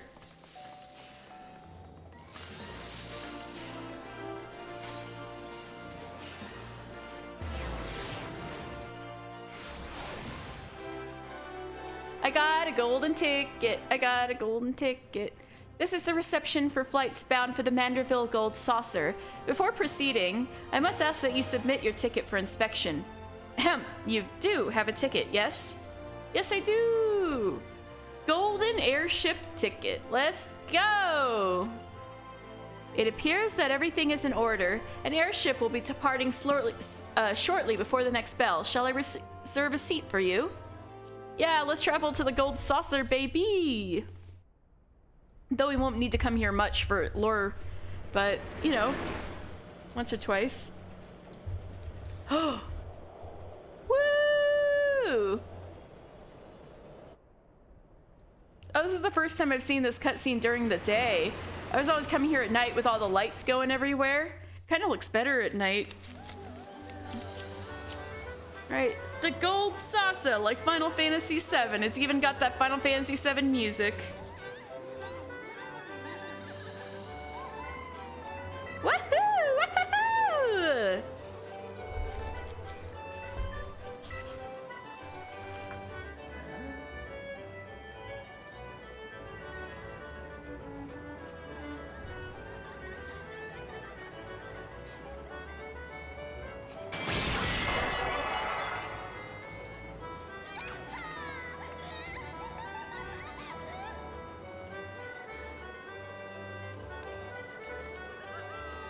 Senor Sabotender.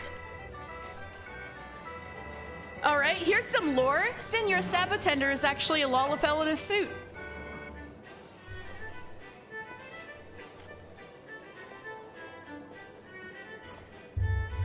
Wow, I'm so smiley. I'm having such fun.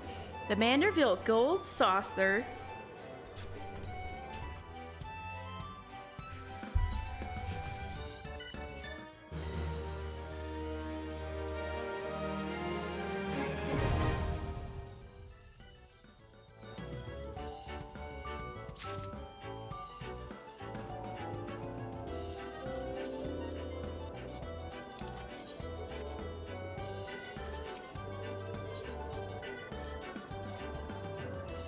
Welcome, honored guests, to the Manderville Gold Saucer, where your wildest dreams are but a card or a chocobo's beak away from coming true.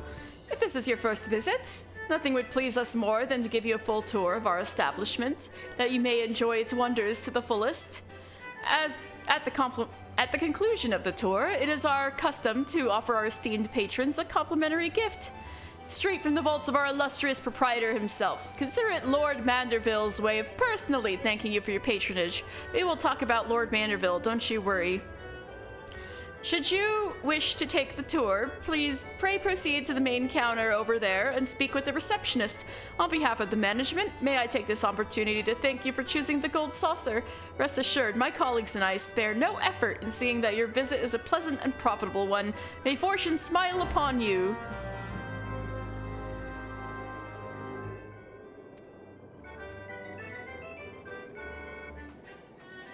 Look at this fancy guy with his bunny ears. Escape reality, live the fantasy. Welcome to the Manderville Gold Saucer. Oh. But I don't want to work in the silver mines. It's only for a few moons, then my debt will be paid. That's terrible. People juggling. I feel welcomed. Abelina? Welcome to the Gold Saucer, honored guest. There's no end to the wonders within these halls. Pray don't be shy about partaking in them. Amicia, are you sisters? Here at the Gold Saucer, we strive to make all your dreams come true, even the dreams you never knew you had. So I guess you're the next part of my tour? Welcome, traveler, to the Gold Saucer. Hello, Catboy. This is the main counter where you can purchase tickets for Mini Cactpot, acquire and redeem Manderville Gold Saucer points, and much, much more. But what in the world are Manderville Gold Saucer points? I hear you cry. A most astute question, and one which I shall only be too happy to answer. But first, if I may direct your gaze to your left, beyond those majestic gates, you will find the Chocobo Square, home to the Chocobo racing circuit. Aye, what Chocobo owner has not dreamed of pitting their fleetest birds against the realm's finest in the pulse-quickening dash for fame and fortune? Truly, it is the sport of sultans. Well, I don't have a Chocobo yet, so I wouldn't feel that way. And should you desire a more elaborate contest of strategy, you will surely find it in the Minion Square, at the Lord of Verminion tables, where the would-be generals pit armies of minions against one another in battles for honor and glory. Now, where were we? Ah, yes. Manderville Gold Saucer points, put simply MGP, as we call it for short, is the currency by which dreams are bought and sold within these halls. But my associate here beside me can tell you more, including how to go about acquiring some MGP of your very own. Pray speak to him to continue their tour. Nice little bow.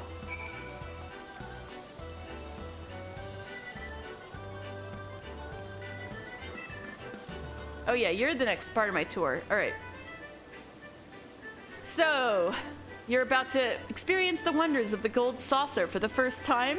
How I envy you. But before you venture forth, you'll want to exchange a share of your gil for MGP, a service which it is my great honor to provide. With MGP in your coin purse, you shall be able to enjoy all of the fabulous attractions we have to offer and all the wonderful games. If you play them with skill, you'll find your stack of points increasing 10, 20, even 100-fold. Now that you know the fundamentals, you're ready to step out onto the floor of the Gold Saucer. Your tour will continue at Card Square to the southwest. The card trader there will be your guide. I would, of course, be happy to exchange some of your gil for MGP before you venture on. While my associates and I strive to leave nothing unexplained, there is truly no substitute for first-hand experience.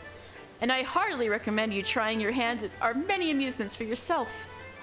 All right, I'll get some...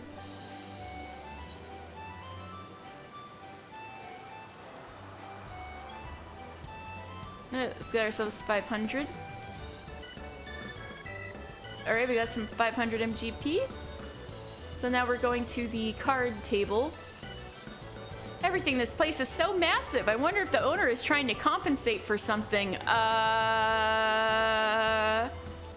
think he's probably okay.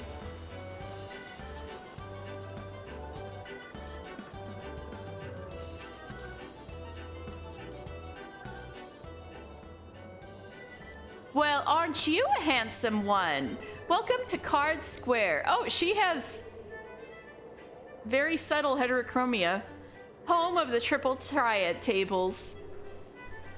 What's the Triple Triad, you ask? Why, only the mind-bending, pulse-pounding, maddeningly Moorish card game that's taken the realm by storm. But don't take my word for it, behold. So, Triple Triad is from Final Fantasy VIII. It was a very popular mini-game in Final Fantasy VIII, and its legacy lives on. But don't take my word for it, behold! Can you not feel the tension in the air? Form a hand of 5 cards and play the role of a field general, sending your bravest into battle. Should you wish to learn the rules and experience the excitement for yourself, you need only ask. Start today, and we'll even throw in some complimentary cards to help you on your way. You can face off against a single opponent at any time, or if you create an even greater test of your skills, take part in one of our regular tourneys. And believe me when I tell you, there's no feeling quite like standing triumphant on the field of battle, on the battlefield after vanquishing all comers. You should really try it. A minute to learn, a lifetime to master. That's Triple Triad. Ah, but I'm getting carried away. You have a tour to finish. Wonder Square is your next destination. Not that there's any hurry, of course. If you'd like to play a hand or two before you go, you need but say the word.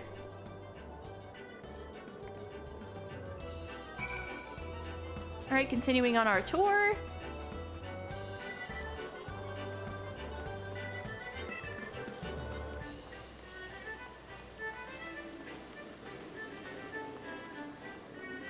Oh, I should get the etherite while I'm here.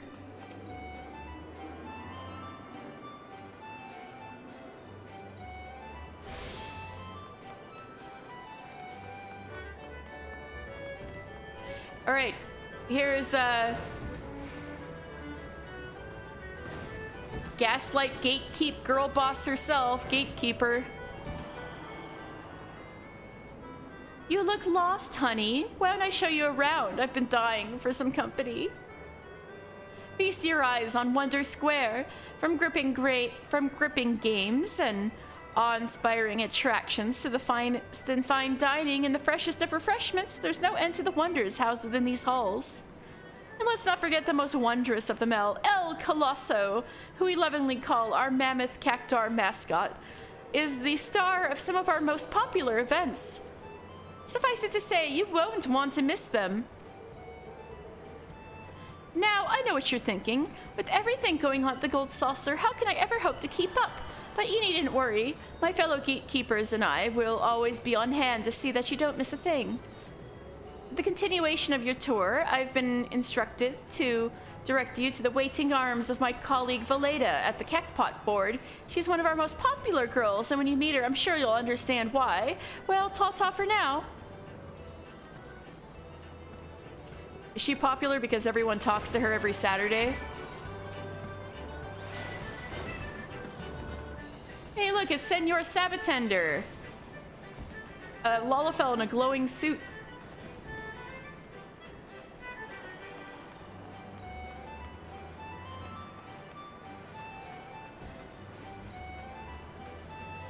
Look at that Moogle.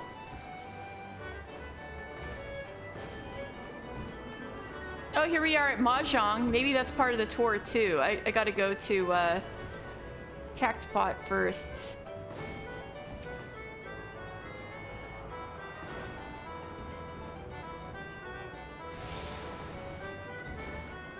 Maybe that's elsewhere.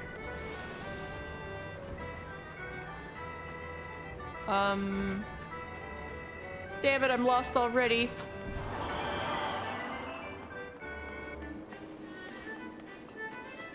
Here we go.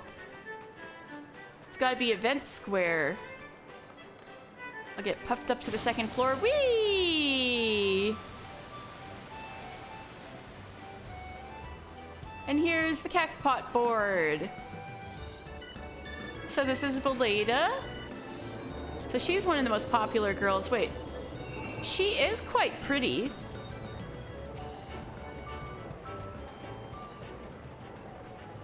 Greetings, handsome. I've been waiting for you. I'm Valeda, and I'd like to personally welcome you to the event square. The most spacious of all the areas in the Gold Saucer, the event square is a veritable cornucopia of pleasure and delight. Doubtless the sizable stage in the middle of the square has caught your eye. That is the scene of some of our most sensational attractions, so don't be shy about taking center stage. And after the curtain has fallen, why not try changing your life forever? At the Jumbo Cactpot, all you need is a handful of MGP and a head full of dreams. Just choose 4 numbers and cast your hopes to the heavens. You never know just when Nimia will smile down upon you. Nimia being the goddess of fate, therefore the one you want to pray to when you want to win the jackpot for the Jumbo Cactpot. Now, as much as I've enjoyed getting to know you, I'm afraid it's time for us to part. Next, and the final leg of your tour takes you to Round Square. Don't think too hard about the name, darling. Even I'm sure it's not supposed to make sense. Round Square.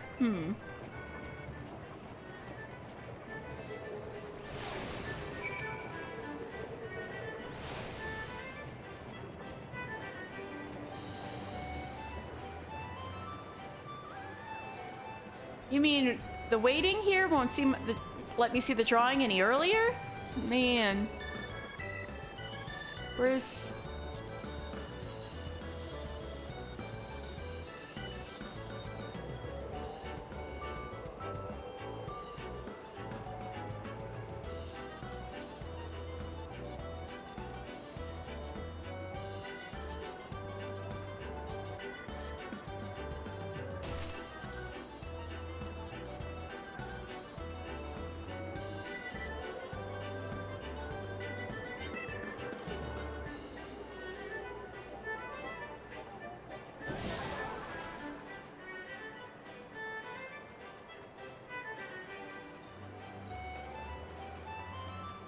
Why are these two just doing PDA in the middle of a hallway? That's so gross. Round Square. Are you the first time visitor I was told to expect? 1,000 welcomes to the Gold Saucer and 1,000 welcomes to Round Square. How can a square be round, you ask? I'm not sure I understand the question. Moving on to more important matters, is that lofty peak not a sight to behold? That is Mount Corel, the main attraction here at Round Square. Mount Corel is also a place in Final Fantasy VII. There's a theme happening here. One of our most thrilling events pits our customers against each other in a challenge to see who can swiftly scale its heights. I tell you, the view from the summit is a sight to behold. And that concludes your tour of the Gold Saucer. Well, I'm sure you're eager to start enjoying yourself. Pray do not forget to return to the main counter and claim your complimentary gift.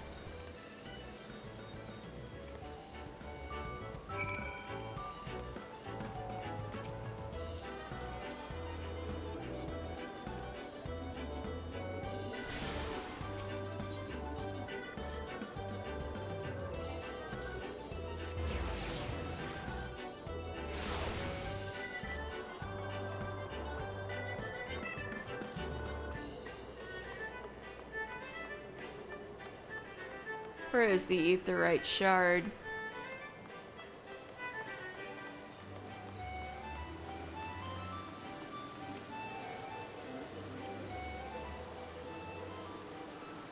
Welcome back, honored guests. I trust that you've come away from the tour with a greater appreciation of all the Gold Saucer has to offer.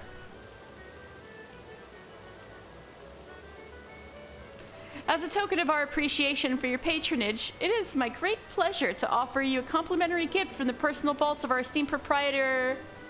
Well, knock me down with a chocobo's tail feather. Is that a new customer I see? Ha ha! I could hardly have picked a better time to drop for an impromptu inspection.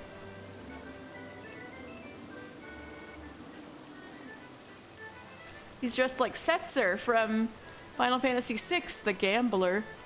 Master Roland! Yes, this gentleman here has, but this moment, completed his introductory tour. Is that so? Well then, allow me to personally welcome you to the Gold Saucer. I am Roland, good sir. The fellow entrusted with overseeing the daily affairs of the fine establishment on behalf of our esteemed proprietor, a great man if there ever was one. You are an adventurer, yes? Aye, your dress and bearing told me as much. I dare say then that on your travels you have seen firsthand the difficulties which plague our nation. Witnessed the struggles of Alamigo's displaced masses, and those whose homes were consumed in the fires of the calamity.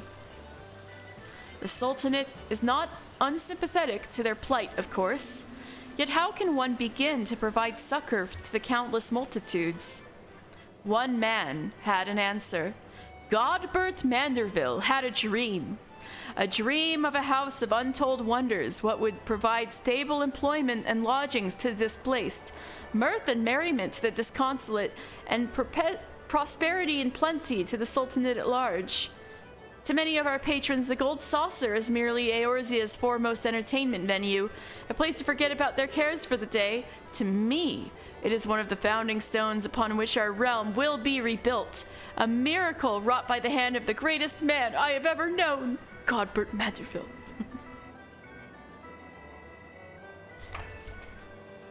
Something tells me you understand, which I have told you, that you, perchance, share a similar dream. But I shall keep you no longer. The Gold Saucer and all its wonders await you, friend.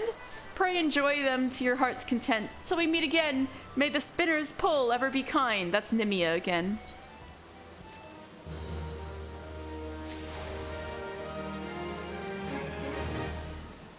I'm curious, what did Luena have for us?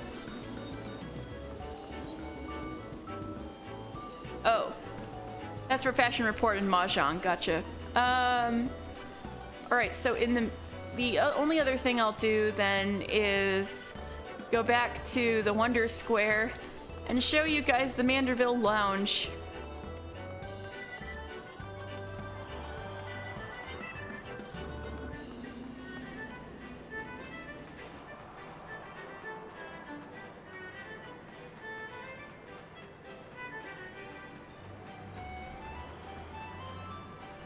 Oh wait, I got Mahjong already. I need to run the other way. Yeah, here we go. Hey, Roland! I just found you. Alright, so this is, the proprietor of the Manderville Gold Saucer. This is him himself. It's, Godbert Manderville. As you can see, this golden statue of himself is only in his underwear. That is his primary mode of being. So, we will meet Godbert Manderville down the line, but in the meantime, here's the serious, quote-unquote, serious version of his story. So, Godbert Manderville is a Highlander of 56 winters, so he's 56 years old. Lord Godbert is arguably the best goldsmith in all Eorzea. He has a disdain for the Old Dawn jewelry industry, which he believes focuses all too much on the latest trends, and thus set out on a long journey to find his own style. In every region, he hunted exotic monsters for their bones, harvested pearlescent shells from forgotten reefs, pried rough gemstones from the bowels of the realm, and with these materials began to craft stunning jewelry of designs entirely his own. Upon returning to Old Da and opening a shop, he found himself a man of exceeding wealth almost overnight. At present, he runs the daily operation of Manderville and Manderville and serves as a member of the syndicate, though he has never expressed much concern for matters of government. He's just there. Nevertheless, Godbert does hire refugees for his enterprises and does what he can to better Old Da through his field of expertise. You know what? If you got it, flaunt it. Yeah. And, so he runs the daily operation of Manderville and Manderville. Well, what is Manderville and Manderville? Manderville and Manderville is a remarkable enterprise that has grown rapidly in the years following the calamity. It is managed jointly by Lord Godbert, a member of the Syndicate and the man of this golden statue in front of us, and his wife, Lady Julian. And the name is meant to convey the spirit of this partnership. So the Manderville and Manderville are Godbert and his wife, Julian. At first, the company dealt exclusively in Godbert's handcrafted jewelry, but has more recently made a foray into the business of entertainment. The result is that grand establishment known as the Manderville Gold Saucer, situated on the fringes of the Sargali Desert. Yes. And that is where we are right now. Alright. That's mostly what I wanted to come here to say. So, let's talk to Roland, since hey, I was just talking to you. Here you are. Welcome, honored guests, to the Manderville Lounge. On behalf of Master Godbert, we shall do all in our power to see that your stay is a pleasant one. Raymond, the bartender. Sometimes I think the owner stationed me here just so we'd be forced to gaze upon the Battle of the Bulge being waged beneath that shimmering statue's small clothes. So you think this was a punishment? A punishment to witness him? Alright, well that's good enough Manderville Gold Saucer lore for now. So in the meantime, alright, I've gotta restart my controller. Sometimes it just goes off the fritz and doesn't do what I want it to. So before it gets any worse, I'll just do that real fast. How do I do that again?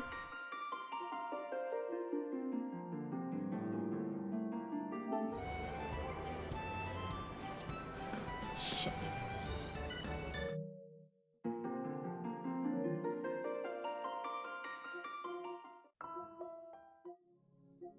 There's a way to do this, but let me try this. There we go.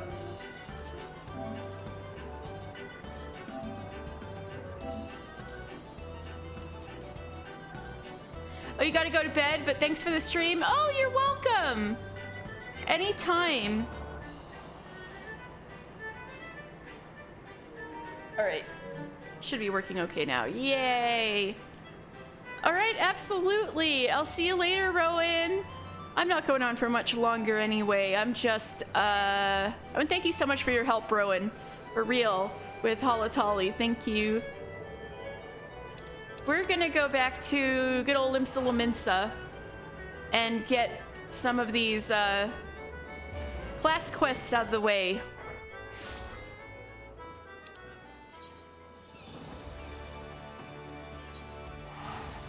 Oh, never mind. I'm going to Aleport first, but I'll come back to Limsa.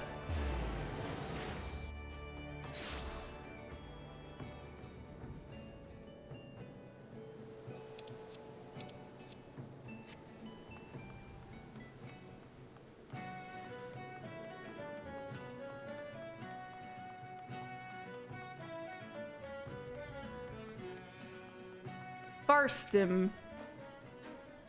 Have I seen a boy wandering about by himself? As a matter of fact, me and my fellow gate guard just watched a young lad traipsing off to the north. We were arguing whether or not to abandon our post and bring the child back ourselves. Large packs of jackals have been prowling the wilds of late, so if you mean to head after him, pray do so quickly.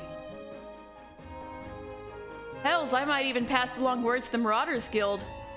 You'd be better off with an extra blade or two at your back. I think I got this by myself, but thanks for the concern. All right.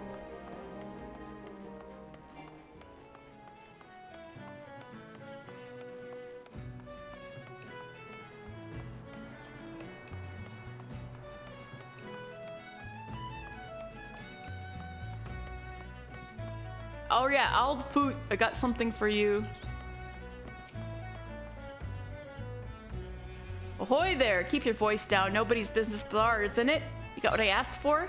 Yeah, the bat wings. The hell do you need these for?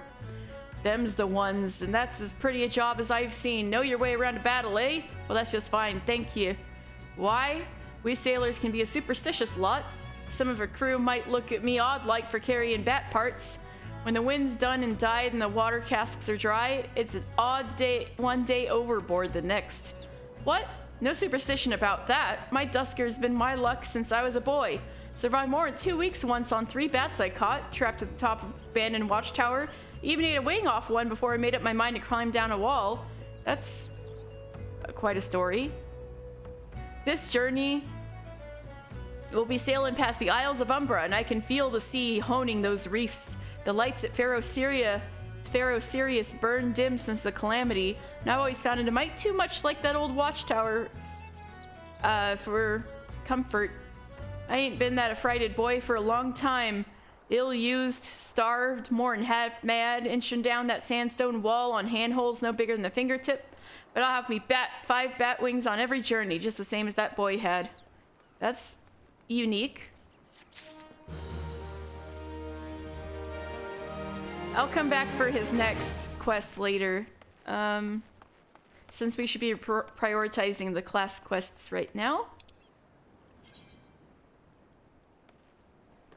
Oops.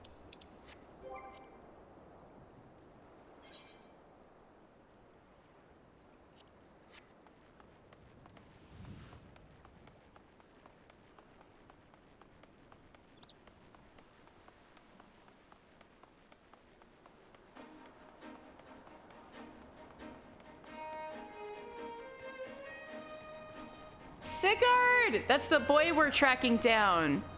His water skin. Oh shit.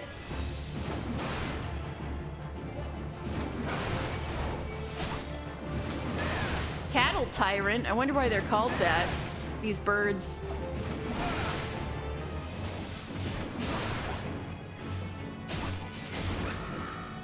Ah! That sound.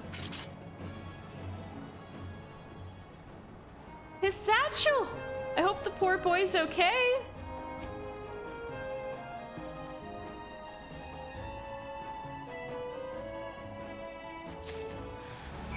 Oh, more of them. Ooh. Oh.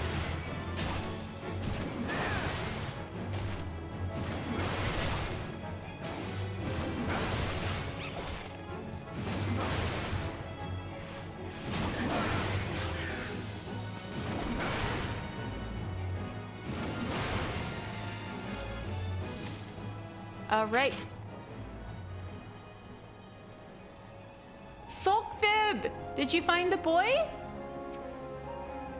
Have you found any sign of Sigurd? Yeah. The water skin? Filled with more holes than water. No! If it be called a proper satchel, this would mean an arm strap and a bottom. No! He must have been in a desperate hurry indeed to cast away his belongings in such a careless manner. I myself came across this wood axe. A tool the lad took from the stead, perhaps? Trying to be a marauder? Oh no! Gods below! Mister, over there!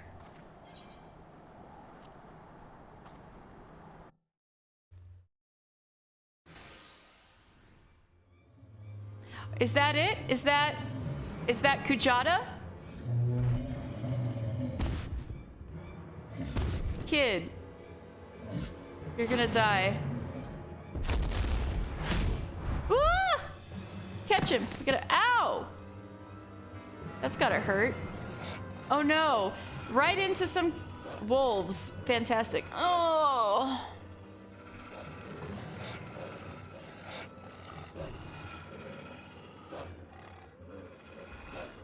Mister.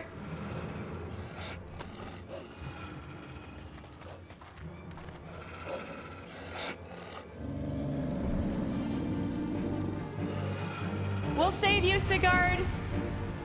And Kujata is looking down threateningly at us, but... Alright, Sulkvib, you and me. You and me. Pack Jackal, quickly now. Those curs are out for blood. Let's get that Pack Jackal away from that boy. Over here.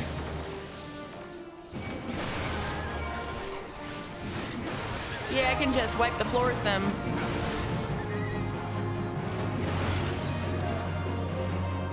Watch your flanks. Oh, yes, yes, ma'am.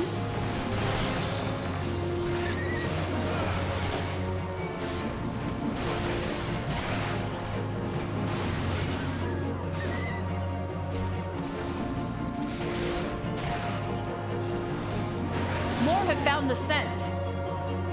Oh, there they are.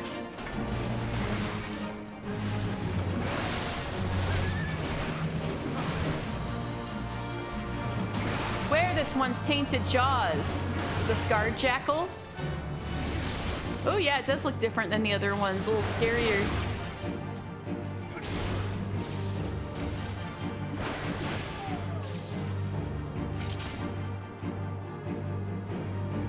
Ew, it twitched when it died.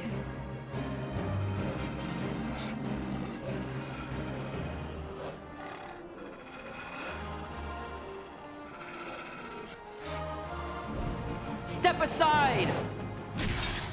Alright, Vernzoon in action. Vernzoon?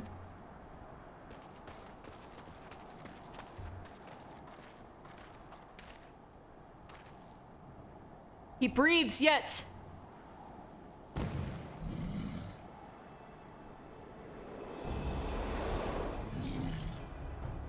We withdraw to the Red Rooster's stead. Follow my lead, mister.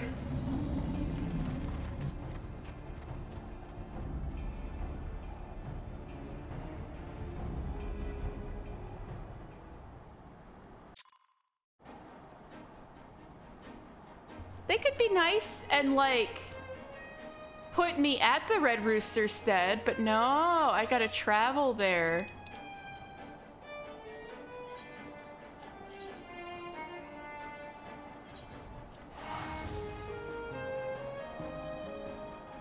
Let's see how many people are standing around for Island Sanctuary. Look at all these people AFK from Island Sanctuary. Oh well. Where's the chocobo at? Out there.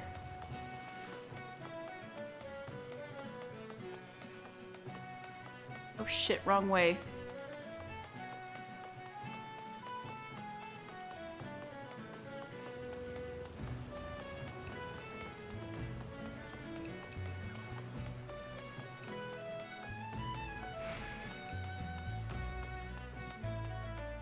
Oh, we can finish this quest while we're at it, I suppose, with Hot Kettle, Hez Kezel.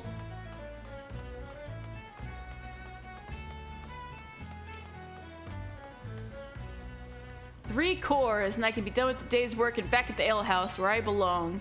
Alright, take this lightning sprite core. These white hot cores are sometimes used by blacksmiths and armorers as a source of heat when driving rivets into metal plate. Leviathan's eye! You've really gone and fetched me the blinking cores. Otburms'll be right pleased to see that, he will. 'Twas the foreman what came up with the idea to use cores to heat the rivets. A clever one, that man. Sharpened a fang in a fishback's beak. Probably why he was made so quick, chief so quick-like.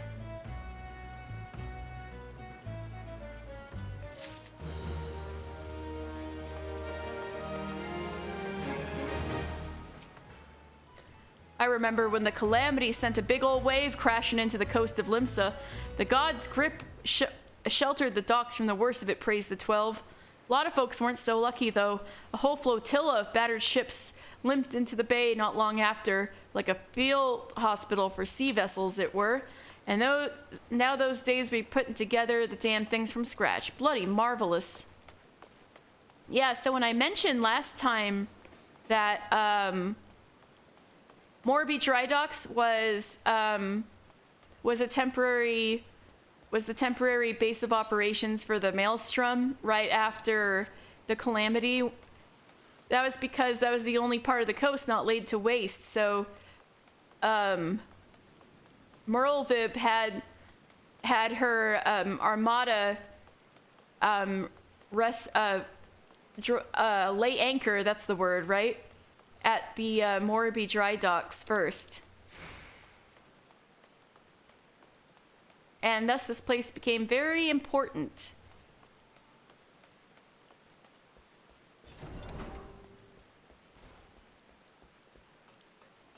Alright, take me to Red Rooster's stead.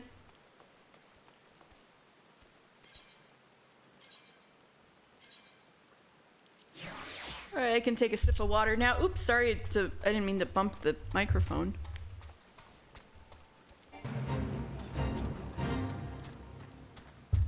Be a nice, quiet chocobo ride in the rain.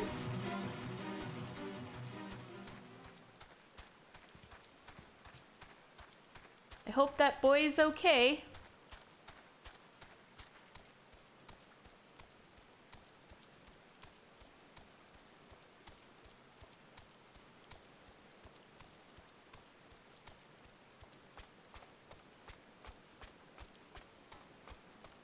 It kills me how we just clip straight through the traffic jam on the chocobo.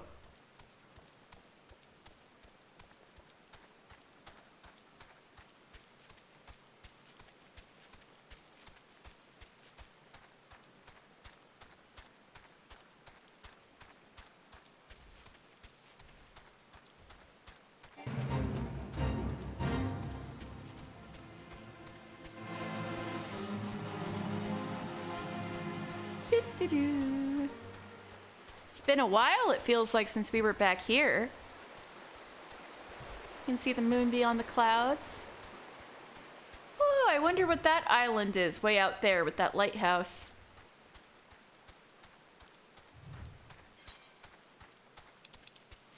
It's not on the map, it's just kind of out there.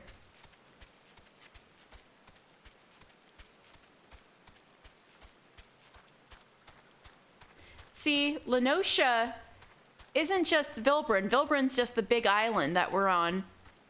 Lenosha encompasses little islands that are in the jurisdiction of Limsa Lominsa surrounding Vilbren. So that, all in all, is Lenosha. Alright, Akhtkun. There you are. What news have you brought me? For purposes of luring adventurers to Limsa Lominsa, that's unfortunate, but does explain a great deal. Oh, looks like my dream of Oh, this is for the mist. Right. Looks like my dream of owning my own home will have to wait a little longer, but don't worry about me. My day will come soon enough.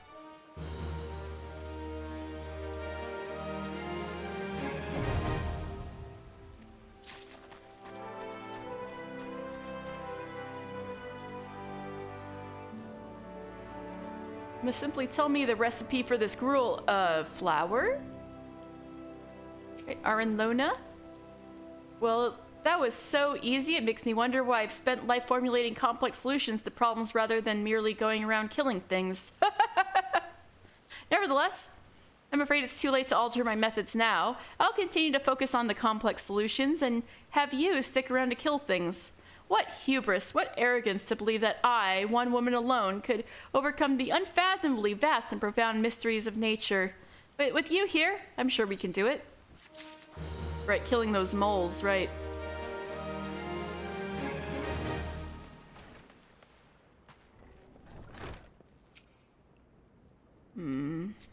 Silkbib's trying to heal him. I must concentrate. Pray do not disturb me. Oh.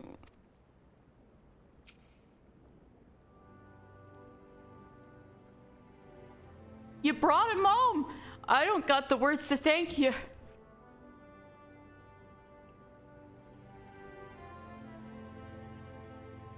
The lad's past the worst of it.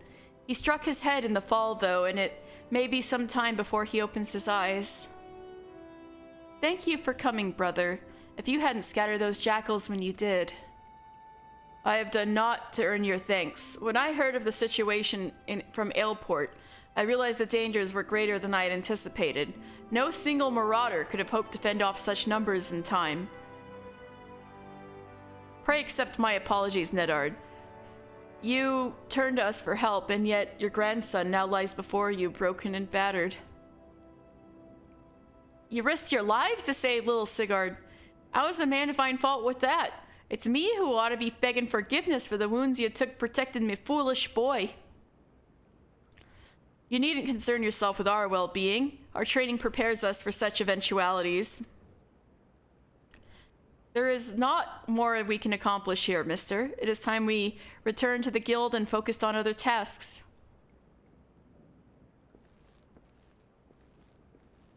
Alright, now we go back to Limsa. That damn... Oh, yeah. Poor Sigurd. Alright. I forgot I can just return there.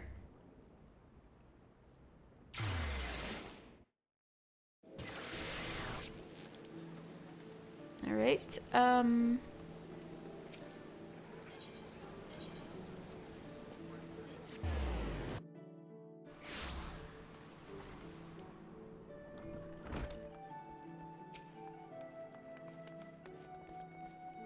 I'm glad the lad will live, but I fear this will not be the last time Sigurd abandons caution in his thirst for vengeance against Kujata.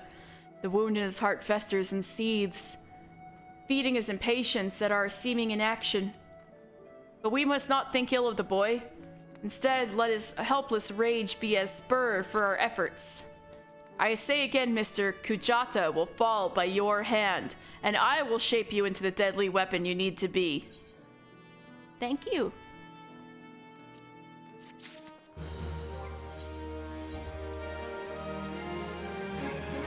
Oh, come on. This has got to be better, right? The Iron Cuirass.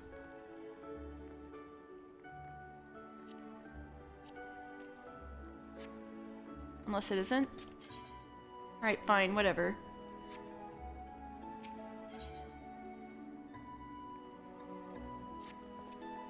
Mister, our near disastrous encounter with the pack that follows Kujata had been preying on my mind.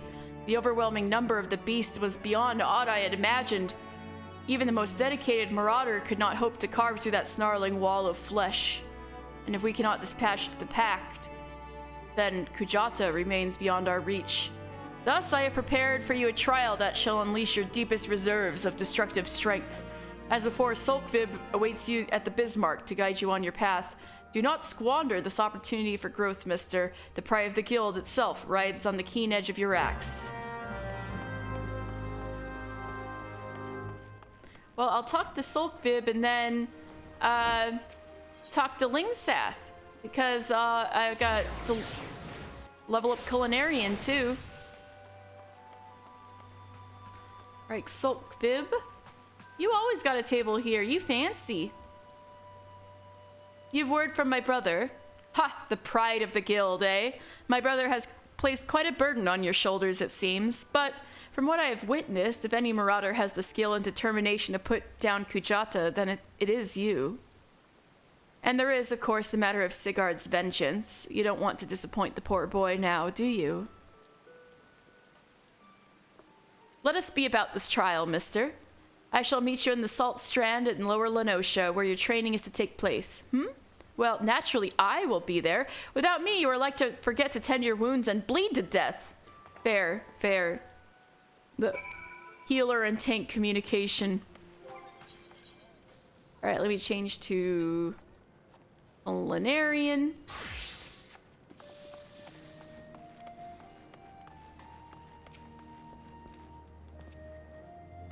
What in the 7 L's are you waiting for? I told you to make me maple syrup, didn't I? I did. I did.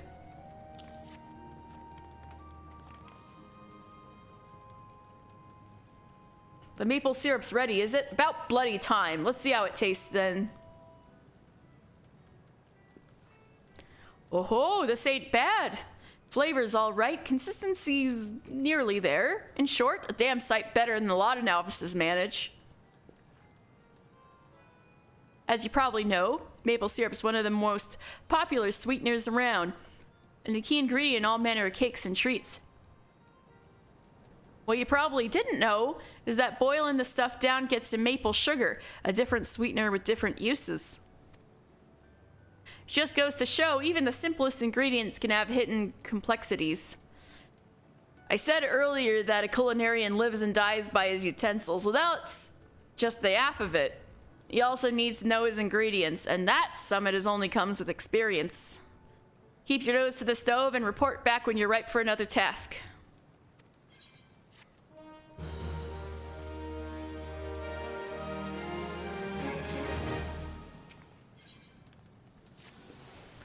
You've come at a good time, mister. Just so happens I need your help with something. One of our chefs buggered up an order a bit ago, and he's been down in the dumps ever since. Angum, his name is. Joined the guild a few moons afore you did. Determined lad, but don't take failure too well. Any road, we can't have him crying into his soup. Plays havoc with the seasoning. See? Too salty. So I want you to try and cheer him up. And there's not like a good meal to take a man's mind off his many failings. Nice bit of grilled trout should do the trick. 'Tis one of his favorites. Aye, if you was to cook him up a plate of that, I'd reckon you'd find the experience highly motivating. You're such a good boss. The only chef who's a good boss. The main ingredient, princess trout, can be added the higher line. As for Ingham, you'll find him working in the kitchens. Prepare the dish and take it to him. Happy grilling.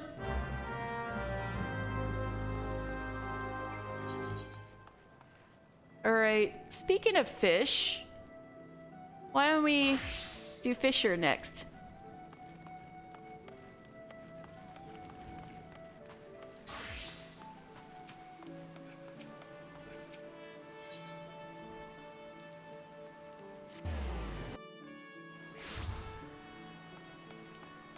Right?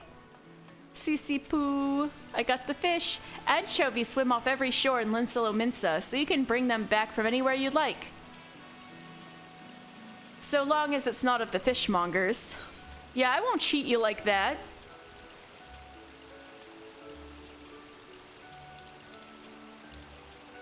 These Malominsan anchovy, these small saltwater fish form massive schools resembling colossal sea creatures to discourage predators from approaching.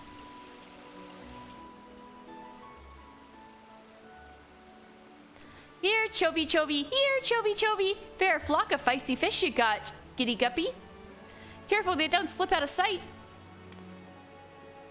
Oh, that's Wawalago saying all that. Wawalago, to what do we owe the pleasure? A guild master's got to get after the guppies, dividing up the daily drudgery, picking out a proper potable, and some such support and service. And who gets after the guild master? We have books to balance, you know. Books you should be balancing.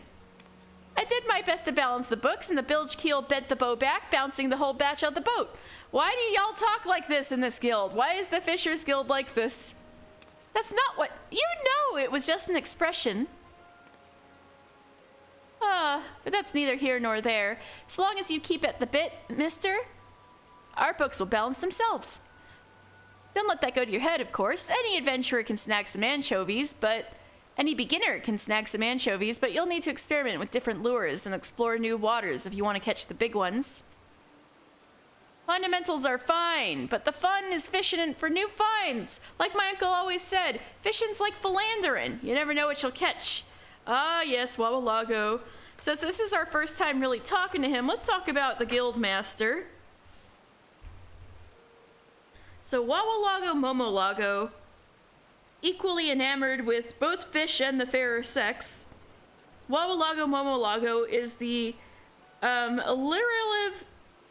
alliterative master of the Fisherman's Guild. Yeah, I'm so tired of his alliteration, for real. One of the Dunes folk, he fished in his native Fanaland vessel during an expedition. Abducted and put to work beneath the mast. He fished in his native Thanaland when he was young, but he ran afoul of a pirate vessel during an expedition. Abducted and put to work beneath the mast, Wawalago managed to win his freedom with his sharp wit. He came to settle in Linsalominsa, where he enjoys a fancy-free life to this day, despite having seen a full 65 summers. Wawalago's old. He's 65 years old. And those well-spoken words of wisdom will leave you to your wiles.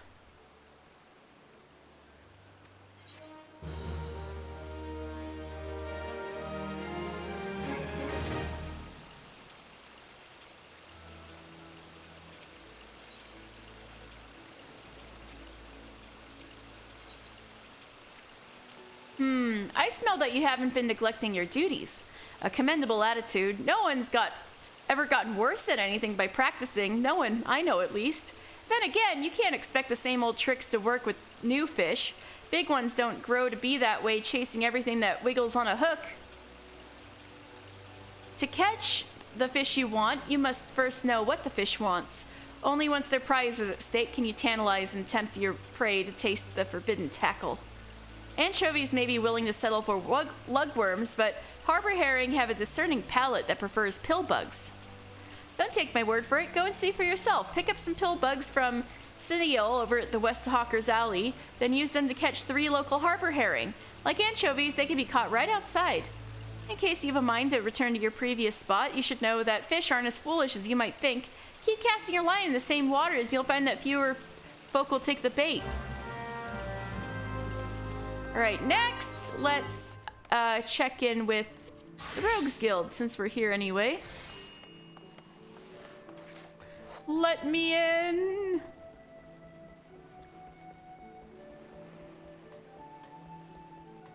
Let me into the Holy Sisters of the Edelweiss.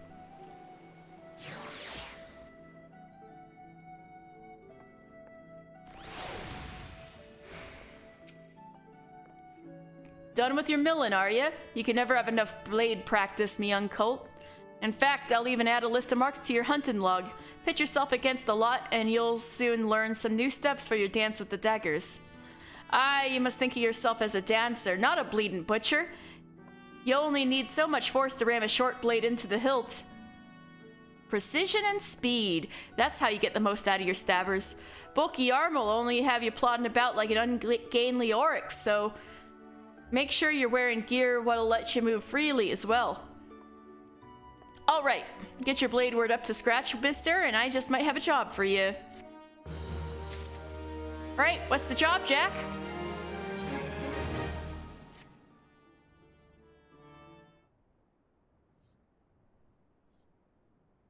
Ho there, mister. I must say, you're looking comfortable enough with those stabbers of yours.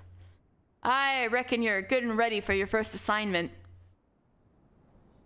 Ordinarily, I'd stow me wids and let you get on with your work, but seeing as we only just dragged you into the shadows, there might be a couple of things what you ain't familiar with yet.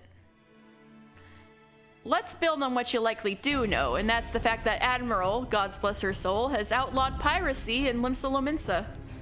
Oh yeah, I talked about this last week. So why do you think there's still so many sodden pirates in this town? I'll tell you why. It's because there's still one way for them to loot and pillage without incurring the wrath of the law. All you need to do is apply to serve the thalassocracy as a certified privateer. A captain with a privateer's license is free to terrorize the seas till the Aldgoats come home, so long as he only targets what belong to the Garlean Empire. Of course, considering how bloody vast the Empire is, that's plenty of looting to go around. Crews fill their holds with Imperial plunder, then sail back here to Limsa and offload the spoils. And that's where this particular case went sour. See, this one crew got their fambles on a Magitech device, a firing mechanism to be precise, but it was rooked out of their haul by some heavy-handed coves. And that's against the code, which is where we come in, right, Jack? If you recall, that don't sit well with the code. If you're bold enough to rook a pirate out of his due, then you'd best be prepared for a visit from the rogues. And speaking of visiting rogues, Underfoot, over here, lad. Underfoot, my boy!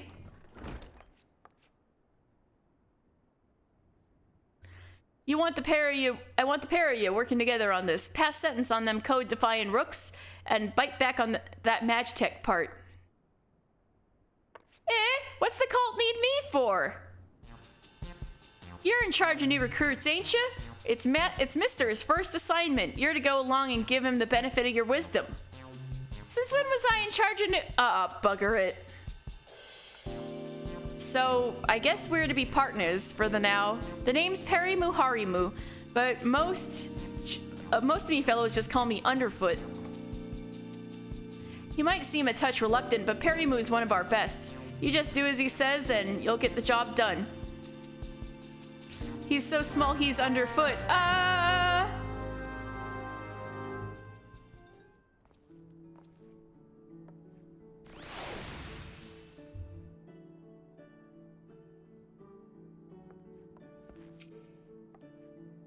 All right, all right then, me young rogue. Seeing as this is your first official outing, I want to be sure your dance steps are up to the task. With them short blades, you need to get in good and close to your mark, aye? But we ain't bleeding swads and shining armor, and the lighter the kit we wear ain't much protection from a click to the gan. So if you don't fancy spit and blood and teeth, your best defense is to simply not be there when your mark winds up to land a nasty clout. Sliding around to a flank usually does the trick, but there's some rum fun every rogue should master, the Shades Shift. Clear your mind and trust in your speed, and you can leave an axe-wielding brute or swing-flinging mage chasing your shadow while you bury your stabbers in his guts. Right now, it's time you put this lesson into practice against some of those Aureliae out in Lower Lenotia. I hope you was paying attention, lad, because those tentacles can pack a wallop. Enjoy!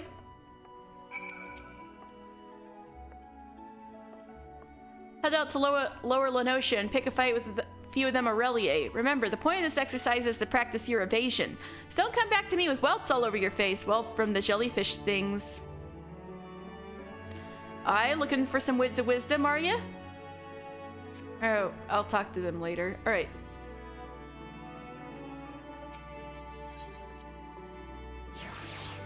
Alright, we're almost done. We just got the armor stuff left, I think.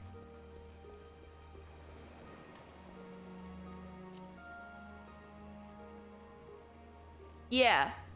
Yeah, we just got blacksmith and armorer left. And then I'll call it a day once I've caught up with those quests. And I'll do the requirements for them off stream. So I want to get all these done in a row just so, you know, I can say I've made progress every week and I don't have something lingering at level 5 still when I'm trying to go on to Heavensward, you know?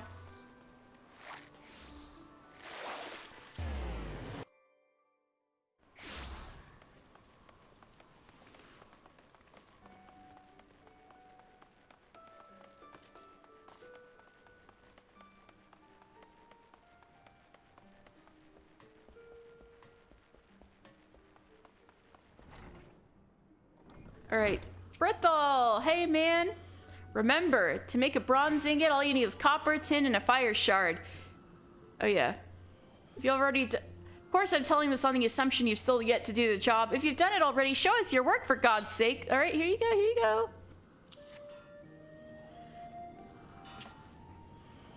go. You're alright, lad. Better than that even. Sure you ain't done this before? Because honestly, this ain't what you'd expect from a venturer fresh off the street. Ooh, thank you. I think you might be a bleeding natural, lad.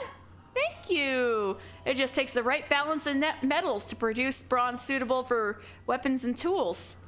But this ingot you've made me, lad, it's on par with them as our veterans produce.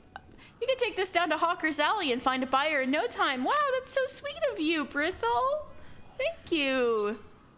Oh no, I don't want to skip the cutscene. Whoops. Fire God's watching over you. Ain't no doubt about it. You've got talent, lad, but don't let it go to your head.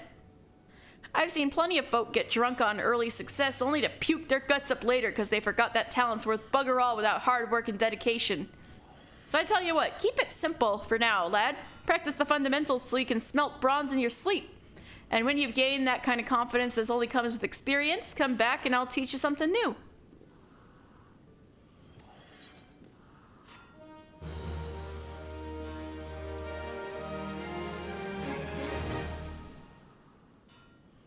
What? I'm not level 5 yet? Shit.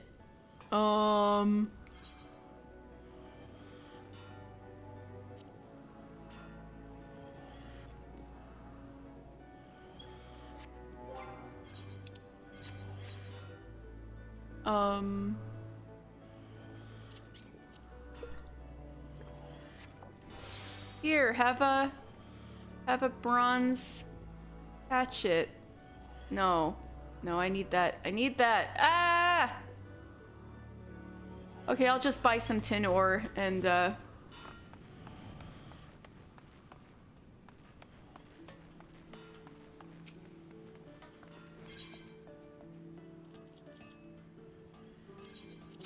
There we go.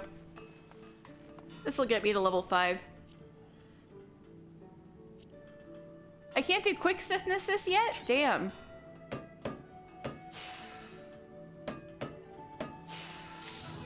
See?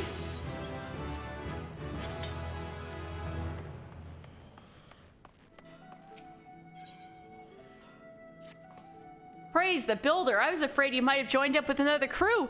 The thought of it pained me so much I was down in the wench till the morning bells I was. But here you are, still brimming with potential. And with some extra meat on your smitten arm if me eyes don't deceive. Ooh, I'm getting strunk.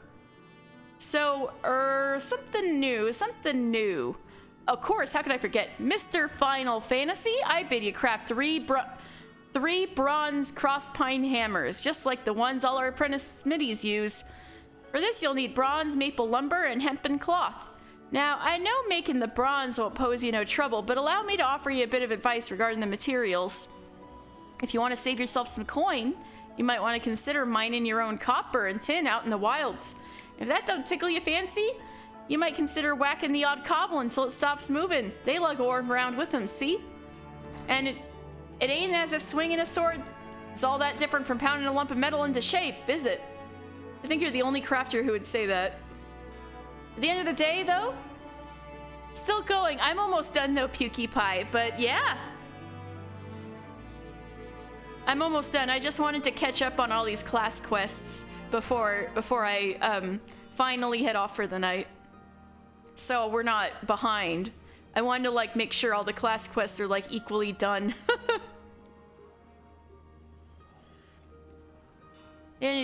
At the end of the day, though, how you go about getting the bits and pieces don't matter to me. I just want to see if you can make a decent hammer. Do what needs doing and come back when it's done. Last one is Armorer. Hinanza! Oh, Hinanza!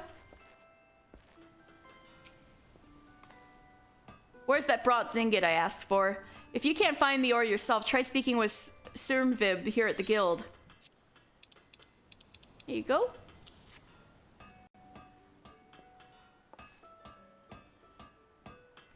Completed your first task, have you? Well then, let's have a look at this ingot. So this is the sort of quality I can expect from you, is it? For a novice armorer, this is excellent work. Excellent. Well done, mister. Oh, that's what Brithel said too! Thank you, Hinanza. The key to making good bronze is judging the ratio of copper to tin. With too much tin, the alloy becomes harder, but also more brittle, not the sort of material you want protecting your vital organs. Lest you forget, quality is a matter of life or death in our craft. That is why we teach our initiates the ideal metallurgic composition of every item we forge. Not that all are quick to learn. There are some who seem destined to produce mediocre results, however painstakingly the processes are explained. Thank the builder you are not one of them. I am pleased to say that your ingot would fetch a decent price in the markets. Brithel said the same thing! But do not let this first success make you complacent. A single bad helm will lose you more trust than 100 good ones will win, because bad armor means dead men. It is not enough that your work be good. It must needs be consistently good. And achieving that consistency requires discipline and long hours of crafting the same item over and over, again and again. For you, this means a mountain of bronze ingots. Bronze ingots in your dreams. Bronze ingots until the process is so ingrained that you wake up and find your pillow is an ingot you made in your sleep. When you feel you've learned all you can from forging bronze ingots, seek me out and I will find you something else to craft. May the builder guide your hand, mister.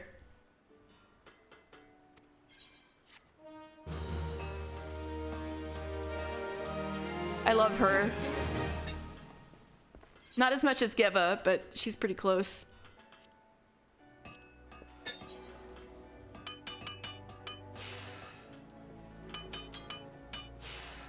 Just like that. Oh, one more. All right, one more.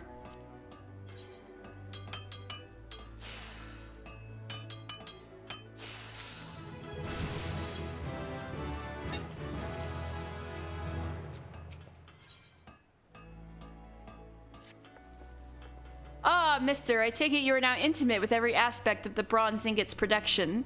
Good, then you can assist us in a pressing matter. It seems that one of our younger members, Swithin, accepted an order which he would struggle to fulfill in thrice the time he promised. While I am tempted to let him squeal under the weight of his own ambition, the guild is not in the habit of delivering late. Several veteran armorers have volunteered their services, but I would also like you to assist in this matter. On one hand, you will be helping to spare the guild unnecessary embarrassment, and on the other, you'll be deepening your understanding of the craft. The builder could not have planned it better. For your part in this endeavor, you are to craft 3 bronze hoplons.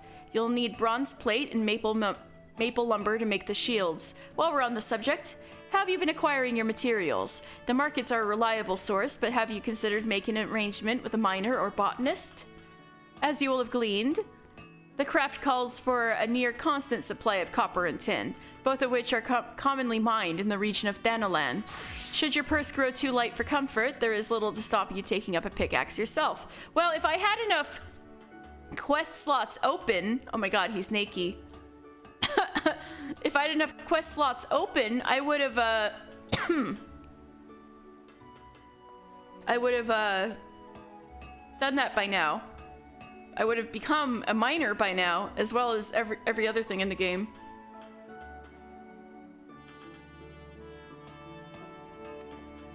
For the time being, however, I want you to concentrate on honing your skills as an armorer. With the fundamentals under your belt, Hoplon shouldn't prove too challenging. But do not fall into the trap of complacency. A poorly wrought shield is worse than no shield at all. Each piece you craft, however simple, must reflect the utmost attention to detail. Make the guild proud, mister. Alright, so next time, we're gonna stop off at Menphilia's Solar and continue on with the main story. Thank you guys so much. I think this is the longest lore Sunday ever, just because I felt good. I was like, yeah, we can keep going. And we even caught up with all the quests, which is really good. All right, so I should see who I should raid. Let's see.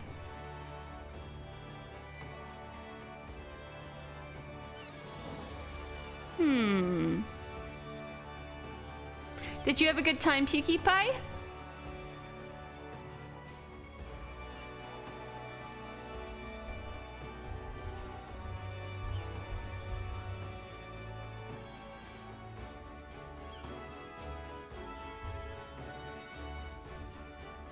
Yay! Yay, I'm so glad you're here. Thank you so much again for helping me out with Holotali.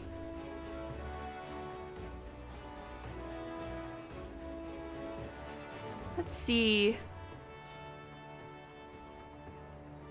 Oh.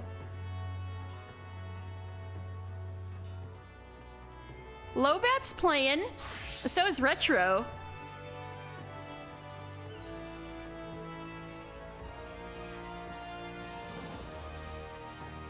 Let's see. I didn't see Retro so much today, so maybe I should raid Retro so we can catch up. Does that sound good? Yay! You're so welcome, Cheesen. Thank you so much for sticking around so long. Thank you guys so much. Yeah, we're gonna go raid Retro, so you'll go right over there. All right, thank you guys so much. This was so fun, and I will be back with more Mr. Final Fantasy next Sunday. And we will probably, if I remember right, we'll join a grand company then. And for story reasons, I'm gonna join the Immortal Flames, just because it'll be the most fucked up and interesting and relevant to the story. Which will be fun, because that's, I've joined, in one alt, I joined the Maelstrom first, and one alt, I joined the, Twin Adders first. So this will be my first time, joining the Flames first. So it'll work out. All right, so look forward to that, and I'll be, back with in the meantime, I'll be back next Wednesday finishing up The House in Fata Morgana, finishing up that visual novel. So, all right, the raid is out. All right, thank you guys so much. I'll see you later.